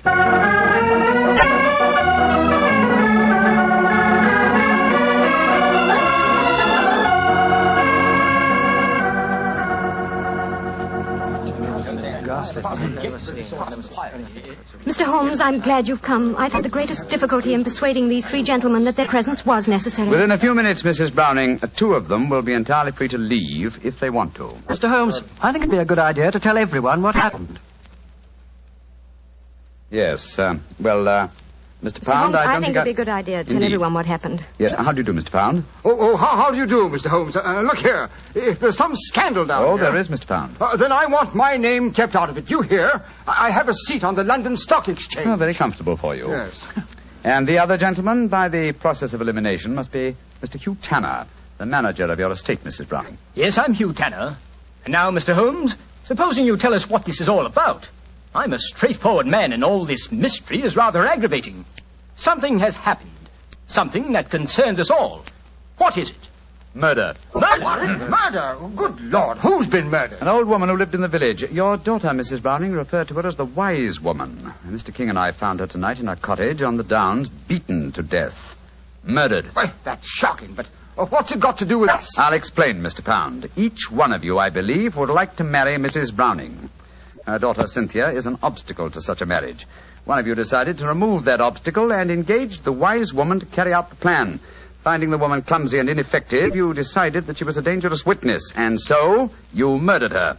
Fortunately, the poor woman, as she was dying, gave me the clue to her murderer. But how did she do that, Mr. Holmes? I thought you said that she died without speaking. She did, Mrs. Browning, but she gave me the clue nonetheless, though I was shockingly slow in spotting it. Well, what was the clue? Yes, let's stop being mysterious and come out into the open. You were with me, Mr. King. As she died, I shall let you tell them. Well, she was dying, unable to speak when Mr. Holmes asked who had attacked her. She couldn't write, but she showed him a hoard of copper and silver coins and a dozen golden sovereigns. Sovereigns in a hovel like that? Oh, I see. She meant her murderer was the man who had paid her. And with all that ill-gotten wealth, she died clutching a silver sixpence. And you still don't see who the murderer is? Come along, gentlemen. You should know it as well as you know your own names. Now, Mr. King mentioned that there were a dozen sovereigns. Whose name does a sovereign suggest? Sovereign? King. You, Frank King, were the murderer. Oh, that's ridiculous. The old woman wasn't exactly a mastermind. Why should she be so indirect? And how much is a sovereign worth? £1. And your name, my friend, with a seat on the London Stock Exchange is Pound, isn't it? This is absolutely absurd. I can prove that I've never even met the woman. Well, what is the answer, Mr. Holmes? I'm sure that you know it. The answer is obvious, Mrs. Browning, though I'm ashamed to say that a chance remark of Dr. Watson's gave me the clue. Oh, now look here. Stop beating about the bush, Holmes. What is the answer? A very simple one, Mr. Pound. With 12 golden sovereigns at hand, sovereigns that would suggest either the name of King or Pound, what coin did the dying woman select? A sixpence. Exactly. A humble silver sixpence. And what is the common slang word for a sixpence? A tanner. Precisely. Which tells us that you, Mr. Hugh Tanner, killed the wise lady. Try and prove it. That's all. Just try and prove it.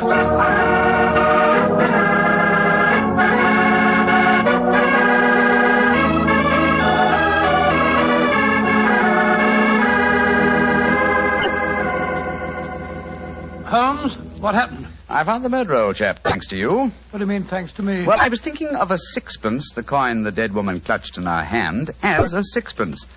When you said, "I bet you," I thought of the much-used expression, "bet your Tanner." That gave me the clue to the whole business. The dying woman was obviously trying to indicate that Hugh Tanner was her murderer. He confessed, you say, before the police arrived. Yes, after Frank King, the artist, had started to give him something of the thrashing he deserved. Oh, I take no particular pride in the case, Watson. Without your chance remark, I might easily have overlooked this obvious clue that the dying woman gave me. As I've said before, old chap, I should not attempt to emerge from my retirement. Yes. It's obvious that my reflexes are shockingly slow. Rubbish. The police would never have solved it. Oh, my dear Watson, when you compare me with the police, I realize that my retirement should be permanent. By the way, where is Cynthia? Well, I arranged with your housekeeper for her to have an early supper. Some kippers, a poached egg or two, a piece of that treacle tart we had last night, and a pot of tea. Oh, for a 12-year-old girl, my dear Watson, this is an occasion when I might accuse you of being a potential murderer. Oh, come now, Holmes, you know perfectly well. Here she comes now. Hello, Cynthia. Did you enjoy your supper? It was lovely. Thank you, Mr. Holmes. Is everything all right? Can I go home now? Yes, Cynthia. Everything's all right. Tell me, my dear, did you ask Mr. King to make that mascot for you? Yes, Mr. Holmes. The wise woman told me it would bring me luck. Oh, yes, I thought so. Mr. Holmes, will everything be just like before? No, not quite, Cynthia. Mr. Tanner and the wise woman have gone away. You won't see them again. Oh, dear. But you have new friends here, haven't you? Yes, and nice ones. Remember that, Cynthia. We'll always be your friends. I will, Dr. Watson. I like you both so much. Ah, I'm glad. And tell me, Cynthia, do you like Mr. King, the artist? Oh, yes. Almost as much as I used to like my daddy. Uh-huh. He's like my daddy, a little. Oh, I'm glad to hear you say that, Cynthia. Tell your mother the same thing, will you? I think it might change a peculiarly foolish notion of hers.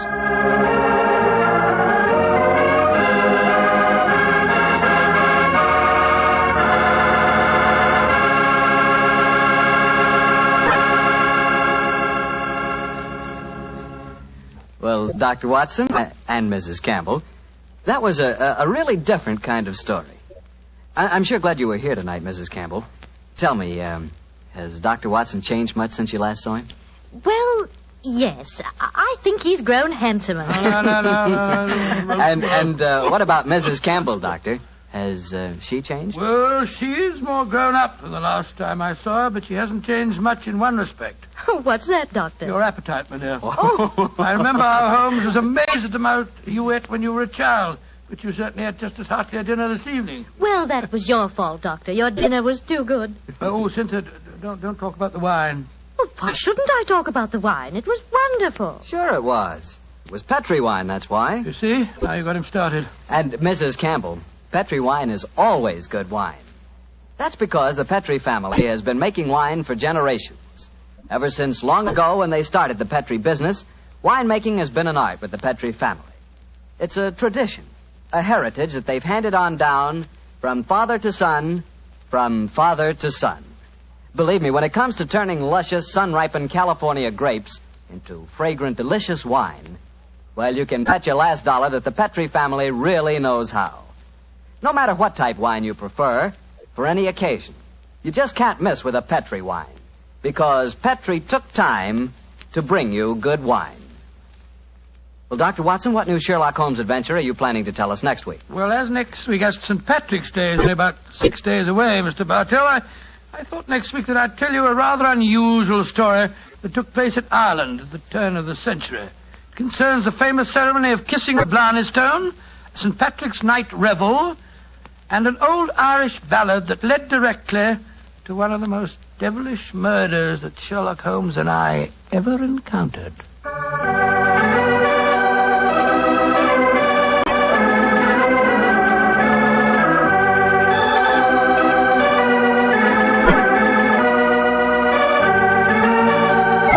Tonight's Sherlock Holmes adventure was written by Dennis Green and Anthony Boucher and was suggested by an incident in the Sir Arthur Conan Doyle story, The Adventure of the Copper Beeches. Music is by Dean Fossler. Mr. Rathbone appears through the courtesy of Metro-Goldwyn-Mayer, Mr. Bruce through the courtesy of Universal Pictures, where they are now starring in the Sherlock Holmes series. You can read about the stars of our broadcast in the April issue of Everybody's Digest. The Petri Wine Company of San Francisco, California, Invite you to tune in again next week, same time, same station. Sherlock Holmes comes to you from our Hollywood studios.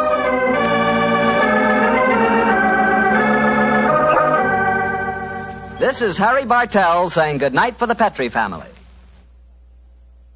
For a solid hour of exciting mystery dramas, listen every Monday on most of these same stations at 8 o'clock to Michael Shayne, followed immediately by Sherlock Holmes. This is the Mutual Broadcasting System.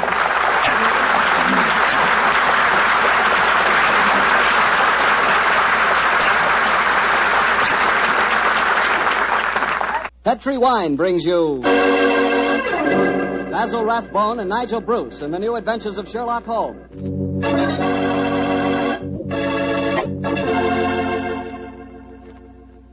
The Petrie family, the family that took time to bring you good wine, invites you to listen to Dr. Watson tell us another exciting adventure he shared with his old friend, that master detective, Sherlock Holmes. And if you will, I hope you'll listen to me for a second, because I want to tell you about a wine that can make waiting for dinner a pleasure. The wine is Petrie California Sherry. Any evening, well, let's say tomorrow evening, right before dinner, pour yourself a glass of Petrie Sherry. Just look at it. It's clear as crystal and a wonderful deep amber color. One sure sign of a good sherry. And if you need further proof of just how good Petrie Sherry really is, taste it. What wine? That Petrie Sherry has a flavor that you know comes right from the heart of the grape. And if you like your sherry dry rather than sweet, you'll really like Petrie Pale Dry Sherry. There's no doubt about it. Petrie Sherry is one of the most delicious before-dinner wines in this swell country of ours. Oh, and say, when you serve Petrie Sherry, serve it proudly, because those letters, P-E-T-R-I, on the bottle, spell the proudest name in the history of American wine.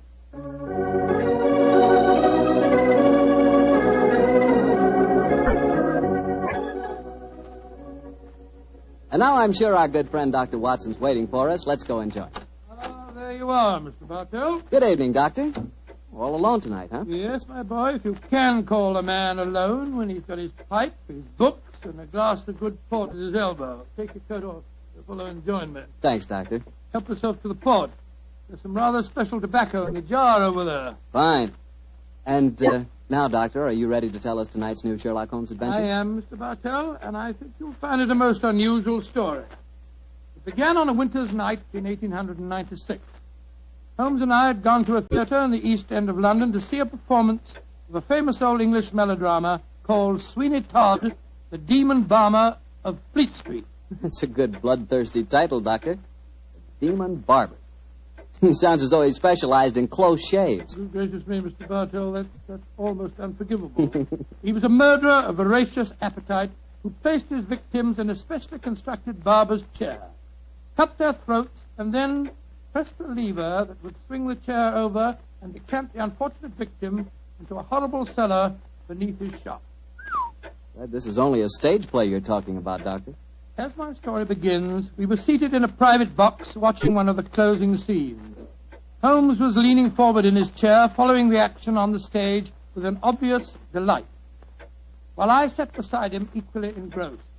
An actor by the name of Mark Humphreys was playing the part of Sweeney Todd, and no one could deny that he was playing it up to the Where are you going, Tobias? To the nearest magistrate, Sweeney Todd, to denounce you as fiendish, cruel, cold-blooded murderer. You have pronounced your doom. Into the chair with you, and over and down into the depths below.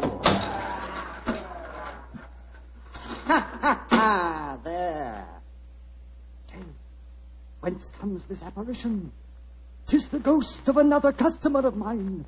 The yawning grave yields up his ghastly inmates to prove me guilt. Blood will have blood. See, he is there. He comes to accuse me of his murder. Oh, save me! 'Twas not I that slew you. Let me leave, or it will kill me. Let me leave! Ha!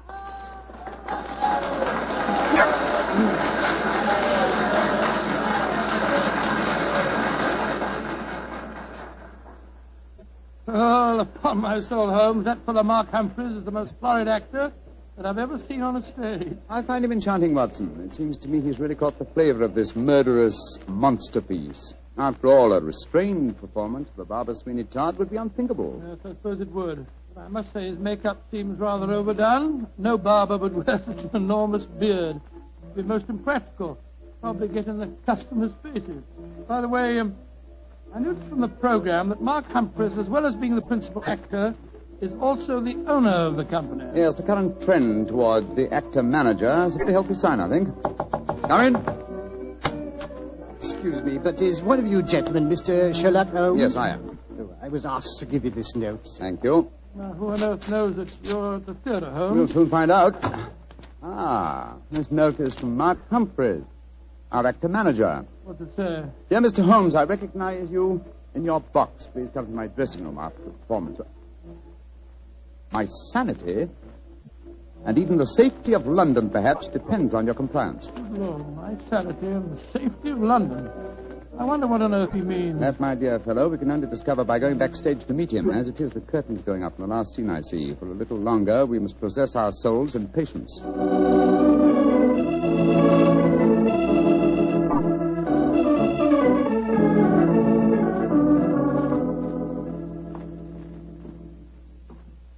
Mr. Sherlock Holmes? Yes, sir?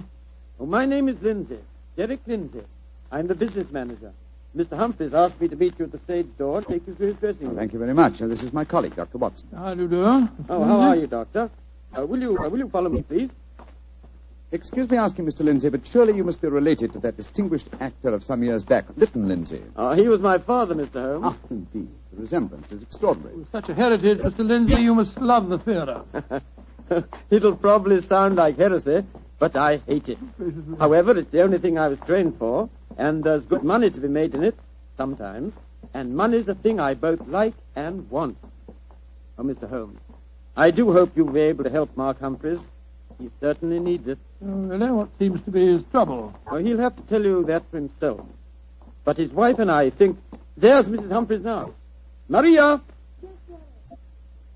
Maria, this is Mr. Sherlock Holmes and Dr. Watson. Mrs. Mark Humphreys. How do you do? Oh, Mr. Holmes, I'm so grateful that you're going to see Mark. He's in such a dreadful state. There have been times lately when Mr. Lindsay and I have been afraid he's going out of his mind, haven't we, Derek? Indeed we have. We're both dreadfully worried about him. In that case, I hope I can be of service. Which is his dressing room? Number 1, next door to mine. Derek, I think it'll be better if Mr. Holmes and Dr. Watson go in alone. I'm sure Mark will speak more freely if we're not in the room. I think perhaps that is a good idea, Mrs. Humphreys. We'll see you later on. Come on, fellow. That's all.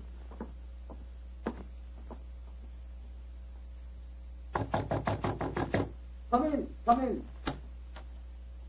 Holmes, thank heaven you're here. Close the door. Mr. Humphreys, this is Dr. Watson. Watson, eh? Yes, I know of you, too. How do you do, sir? Sit down, won't you, gentlemen? You're wondering why I asked you to come back and see me, of course. Naturally, sir. Well, I won't beat about the bush and waste your time. I'll come straight to the point. I'm going mad. Oh, come. I know. It sounds fantastic, but it's true. I've often heard of actors beginning to live their parts off the stage. They play on it. Well, it's happened to me. I'm turning into another Sweeney Todd. The character I'm portraying on the stage. Are you suggesting, sir, that you're a potential murderer? Yes, I am. What reason do you have for holding that belief? Reason? Listen to this. 3 times in the past week, I've wakened in the morning to find my boots covered with mud and my razor stained with blood. God. You've had no recollection of any untoward events during the night? None. Have you ever been addicted to the unfortunate habit of sleepwalking, sir? Not to my knowledge, Doctor. And if I had been, surely my wife would have told me about it. Your wife? Where do you live, Mr. Humphreys? We have a flat here above the theatre. Above the theatre, eh? And Mr. Humphreys, you say that on 3 separate occasions on wakening in the morning, you have found a blood-stained razor and mud-covered boots. Can you show us this proof? No, I can't. I was always so frightened that my wife would see that I cleaned them before she had the opportunity of finding them. Pity, sir. They would have been very valuable clues in a case like this. I couldn't risk my wife seeing evidence like that, Doctor. She'd know the truth. But at night times, while she's asleep, some devilish, unconscious urge has overcome me. An urge that causes me to prowl the streets of London, razor in hand, looking for a victim. Mr. Holmes, you've got to help me. I'm certain that without knowing it, I've been committing murder, and if you don't help me, I'll go on and on. Mr. Humphreys, please. I'll undertake the case. It's a very unique assignment. In effect, I'm being engaged by a possible murderer to prove him guilty.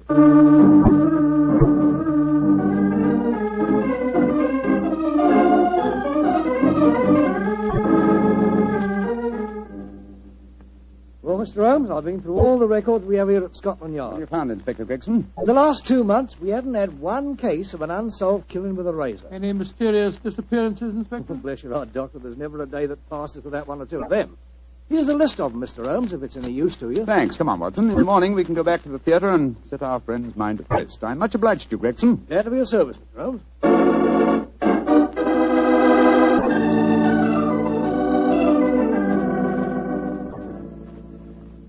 We examined the homicide records at Scotland Yard after leaving you last night, Mr. Humphreys. There have been no unsolved razor murders in London during the past fortnight. And therefore I think you may rest easy on that score, sir. But it proves nothing.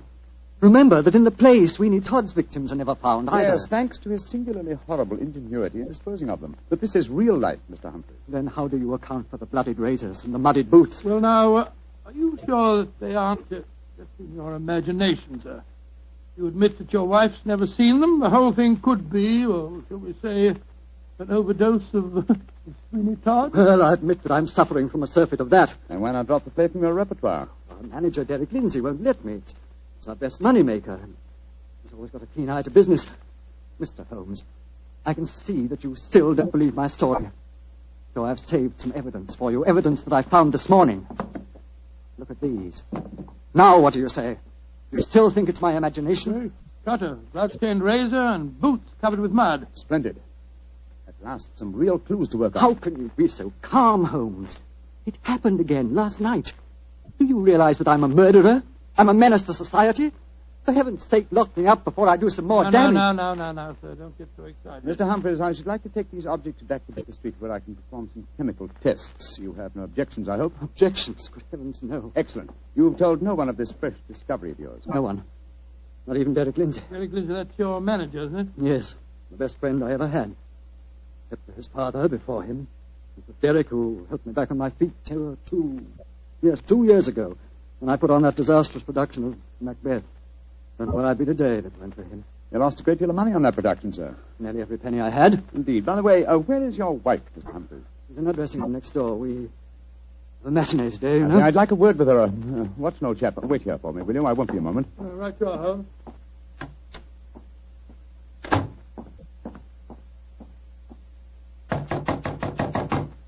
Who is it? Sherlock Holmes. You want to talk to me, Mr. Holmes? For a moment. May I come in, Mrs. Humphreys? Well, couldn't we talk on the stage? It's empty. I should prefer to come into your dressing room, if you don't mind. What I have to say is confidential. Very well, then. Come in.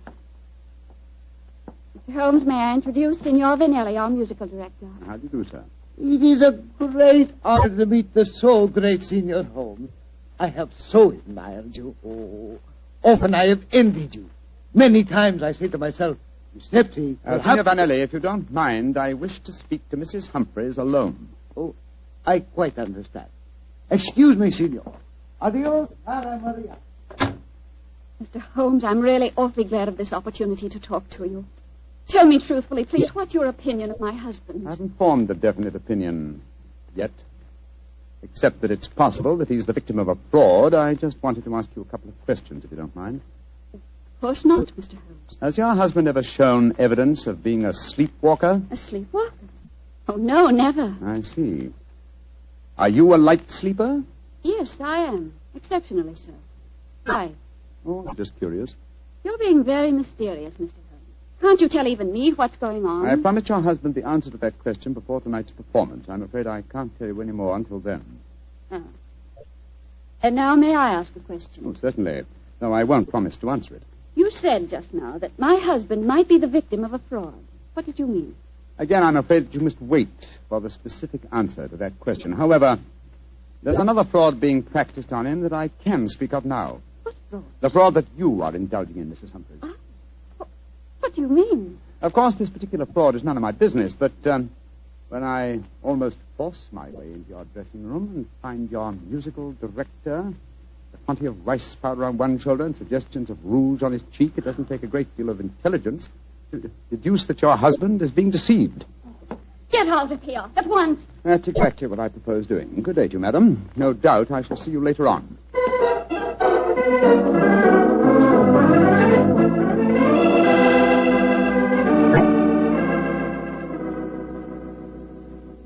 Well, Holmes, what does the microscope tell you about the mud on the boots and the blood stains on the razor? On a blank on the mud, old chap. It's an extremely common type that is found in most parts of London. And the blood? I'm examining that now. This is as strange a case as ever I remember, Holmes. Here you are trying to prove a man innocent when he insists that he's guilty. By George, Watson! Here's the answer. What? This blood is definitely not human blood. It's probably canine. Now, a Sweeney Todd madness would hardly drive its victim to kill dogs. Therefore, it's obvious that Mark Humphreys is the victim of a devilish plot. And he's not a murderer. No, come on, old fellow. Let's go to the theatre at once and give him the good news. Why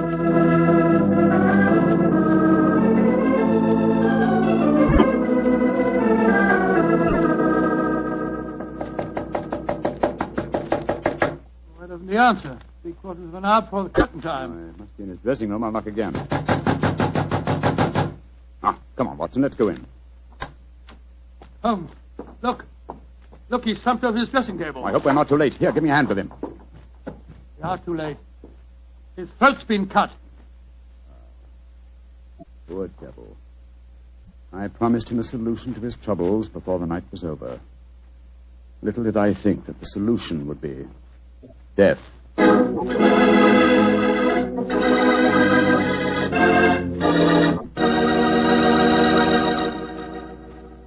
We'll hear the rest of Dr. Watson's story in just a second, so I'm going to ask you if you're one of those people who just eats to live, or whether you really enjoy good food. If you love good eating, you've just got to know about Petri wine. Petri wine makes good food taste wonderful. For instance, if you're having steak or a roast or any meat or meat dish, you'll love it served with Petri California Burgundy. Petri Burgundy is the last word in delicious red wine. Now, with chicken or fish, you can't beat the delicate Petri California Sauterne, a really extraordinary white wine.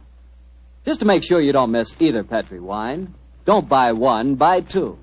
Buy both Petri Burgundy and Petri Sauterne. They're both swell because they're both Petri. Well, Dr. Watson, what happened next? Well, Till, I think I'll pick up the story exactly where I left off. Holmes and I were standing in Mark Humphrey's dressing room, looking with horror at the flashed throat of the actor manager. There was a bitter, self-accusing note in Holmes's voice. I promised him a solution to his troubles before tonight was over. Little did I think that solution would be death. This worry over his supposed madness caused him to commit suicide. Suicide? Rubbish, old fellow. It's murder. Look at the razor clutched in his hand. Undoubtedly placed there by the murderer before rigor mortis had a chance to set in. In any case, scrutinize the wound. Does that look as if it had been done by the hand of a suicide? I don't see why not. Look closer, old chap. The depth of the wound is even, whereas a suicide cut always wavers towards the end. No, this is murder, Watson, and I think I know who did it. But I have little evidence. I must lay a trap. What kind of a trap, Holmes? I have time to tell you now, fellow. Every moment counts. Off with you to Scotland Yard and get Inspector Gregson. Bring him back here as fast as you can. Right you are. And Watson. Yes? Tell absolutely no one except Gregson of Mark Humphrey's death. And say that he's still alive, well, and that his problems are solved. It's the performance of the play. Don't you worry about that, old chap. Off with you to Scotland Yard.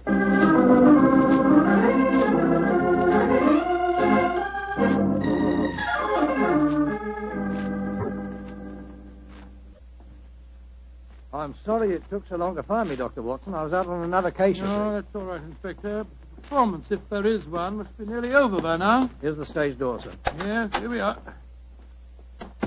Here, you can't go on the stage. Who says I can't? I'm Inspector Gregson of Scotland Yard. Oh, sorry. The performance is going on. I wonder who the devil's playing Sweeney Todd. Come along, let's just stand here in the wings. Quietly. This is only the wind whistling through this cellar. But this isn't possible. There's Mark Humphreys on the stage. I saw him with his throat cut. I don't believe in ghosts, Doctor. Great heavens, it's Holmes. Like that. Who's this? It's you, Mrs. Summers. Somebody seems to cut your throat. What a pity. No more real pies. Tell Sweeney Todd who cut your throat, dearie, and you'll cut their throats, too. He'll revenge you while you burn down there in hell, dearie. He'll revenge you.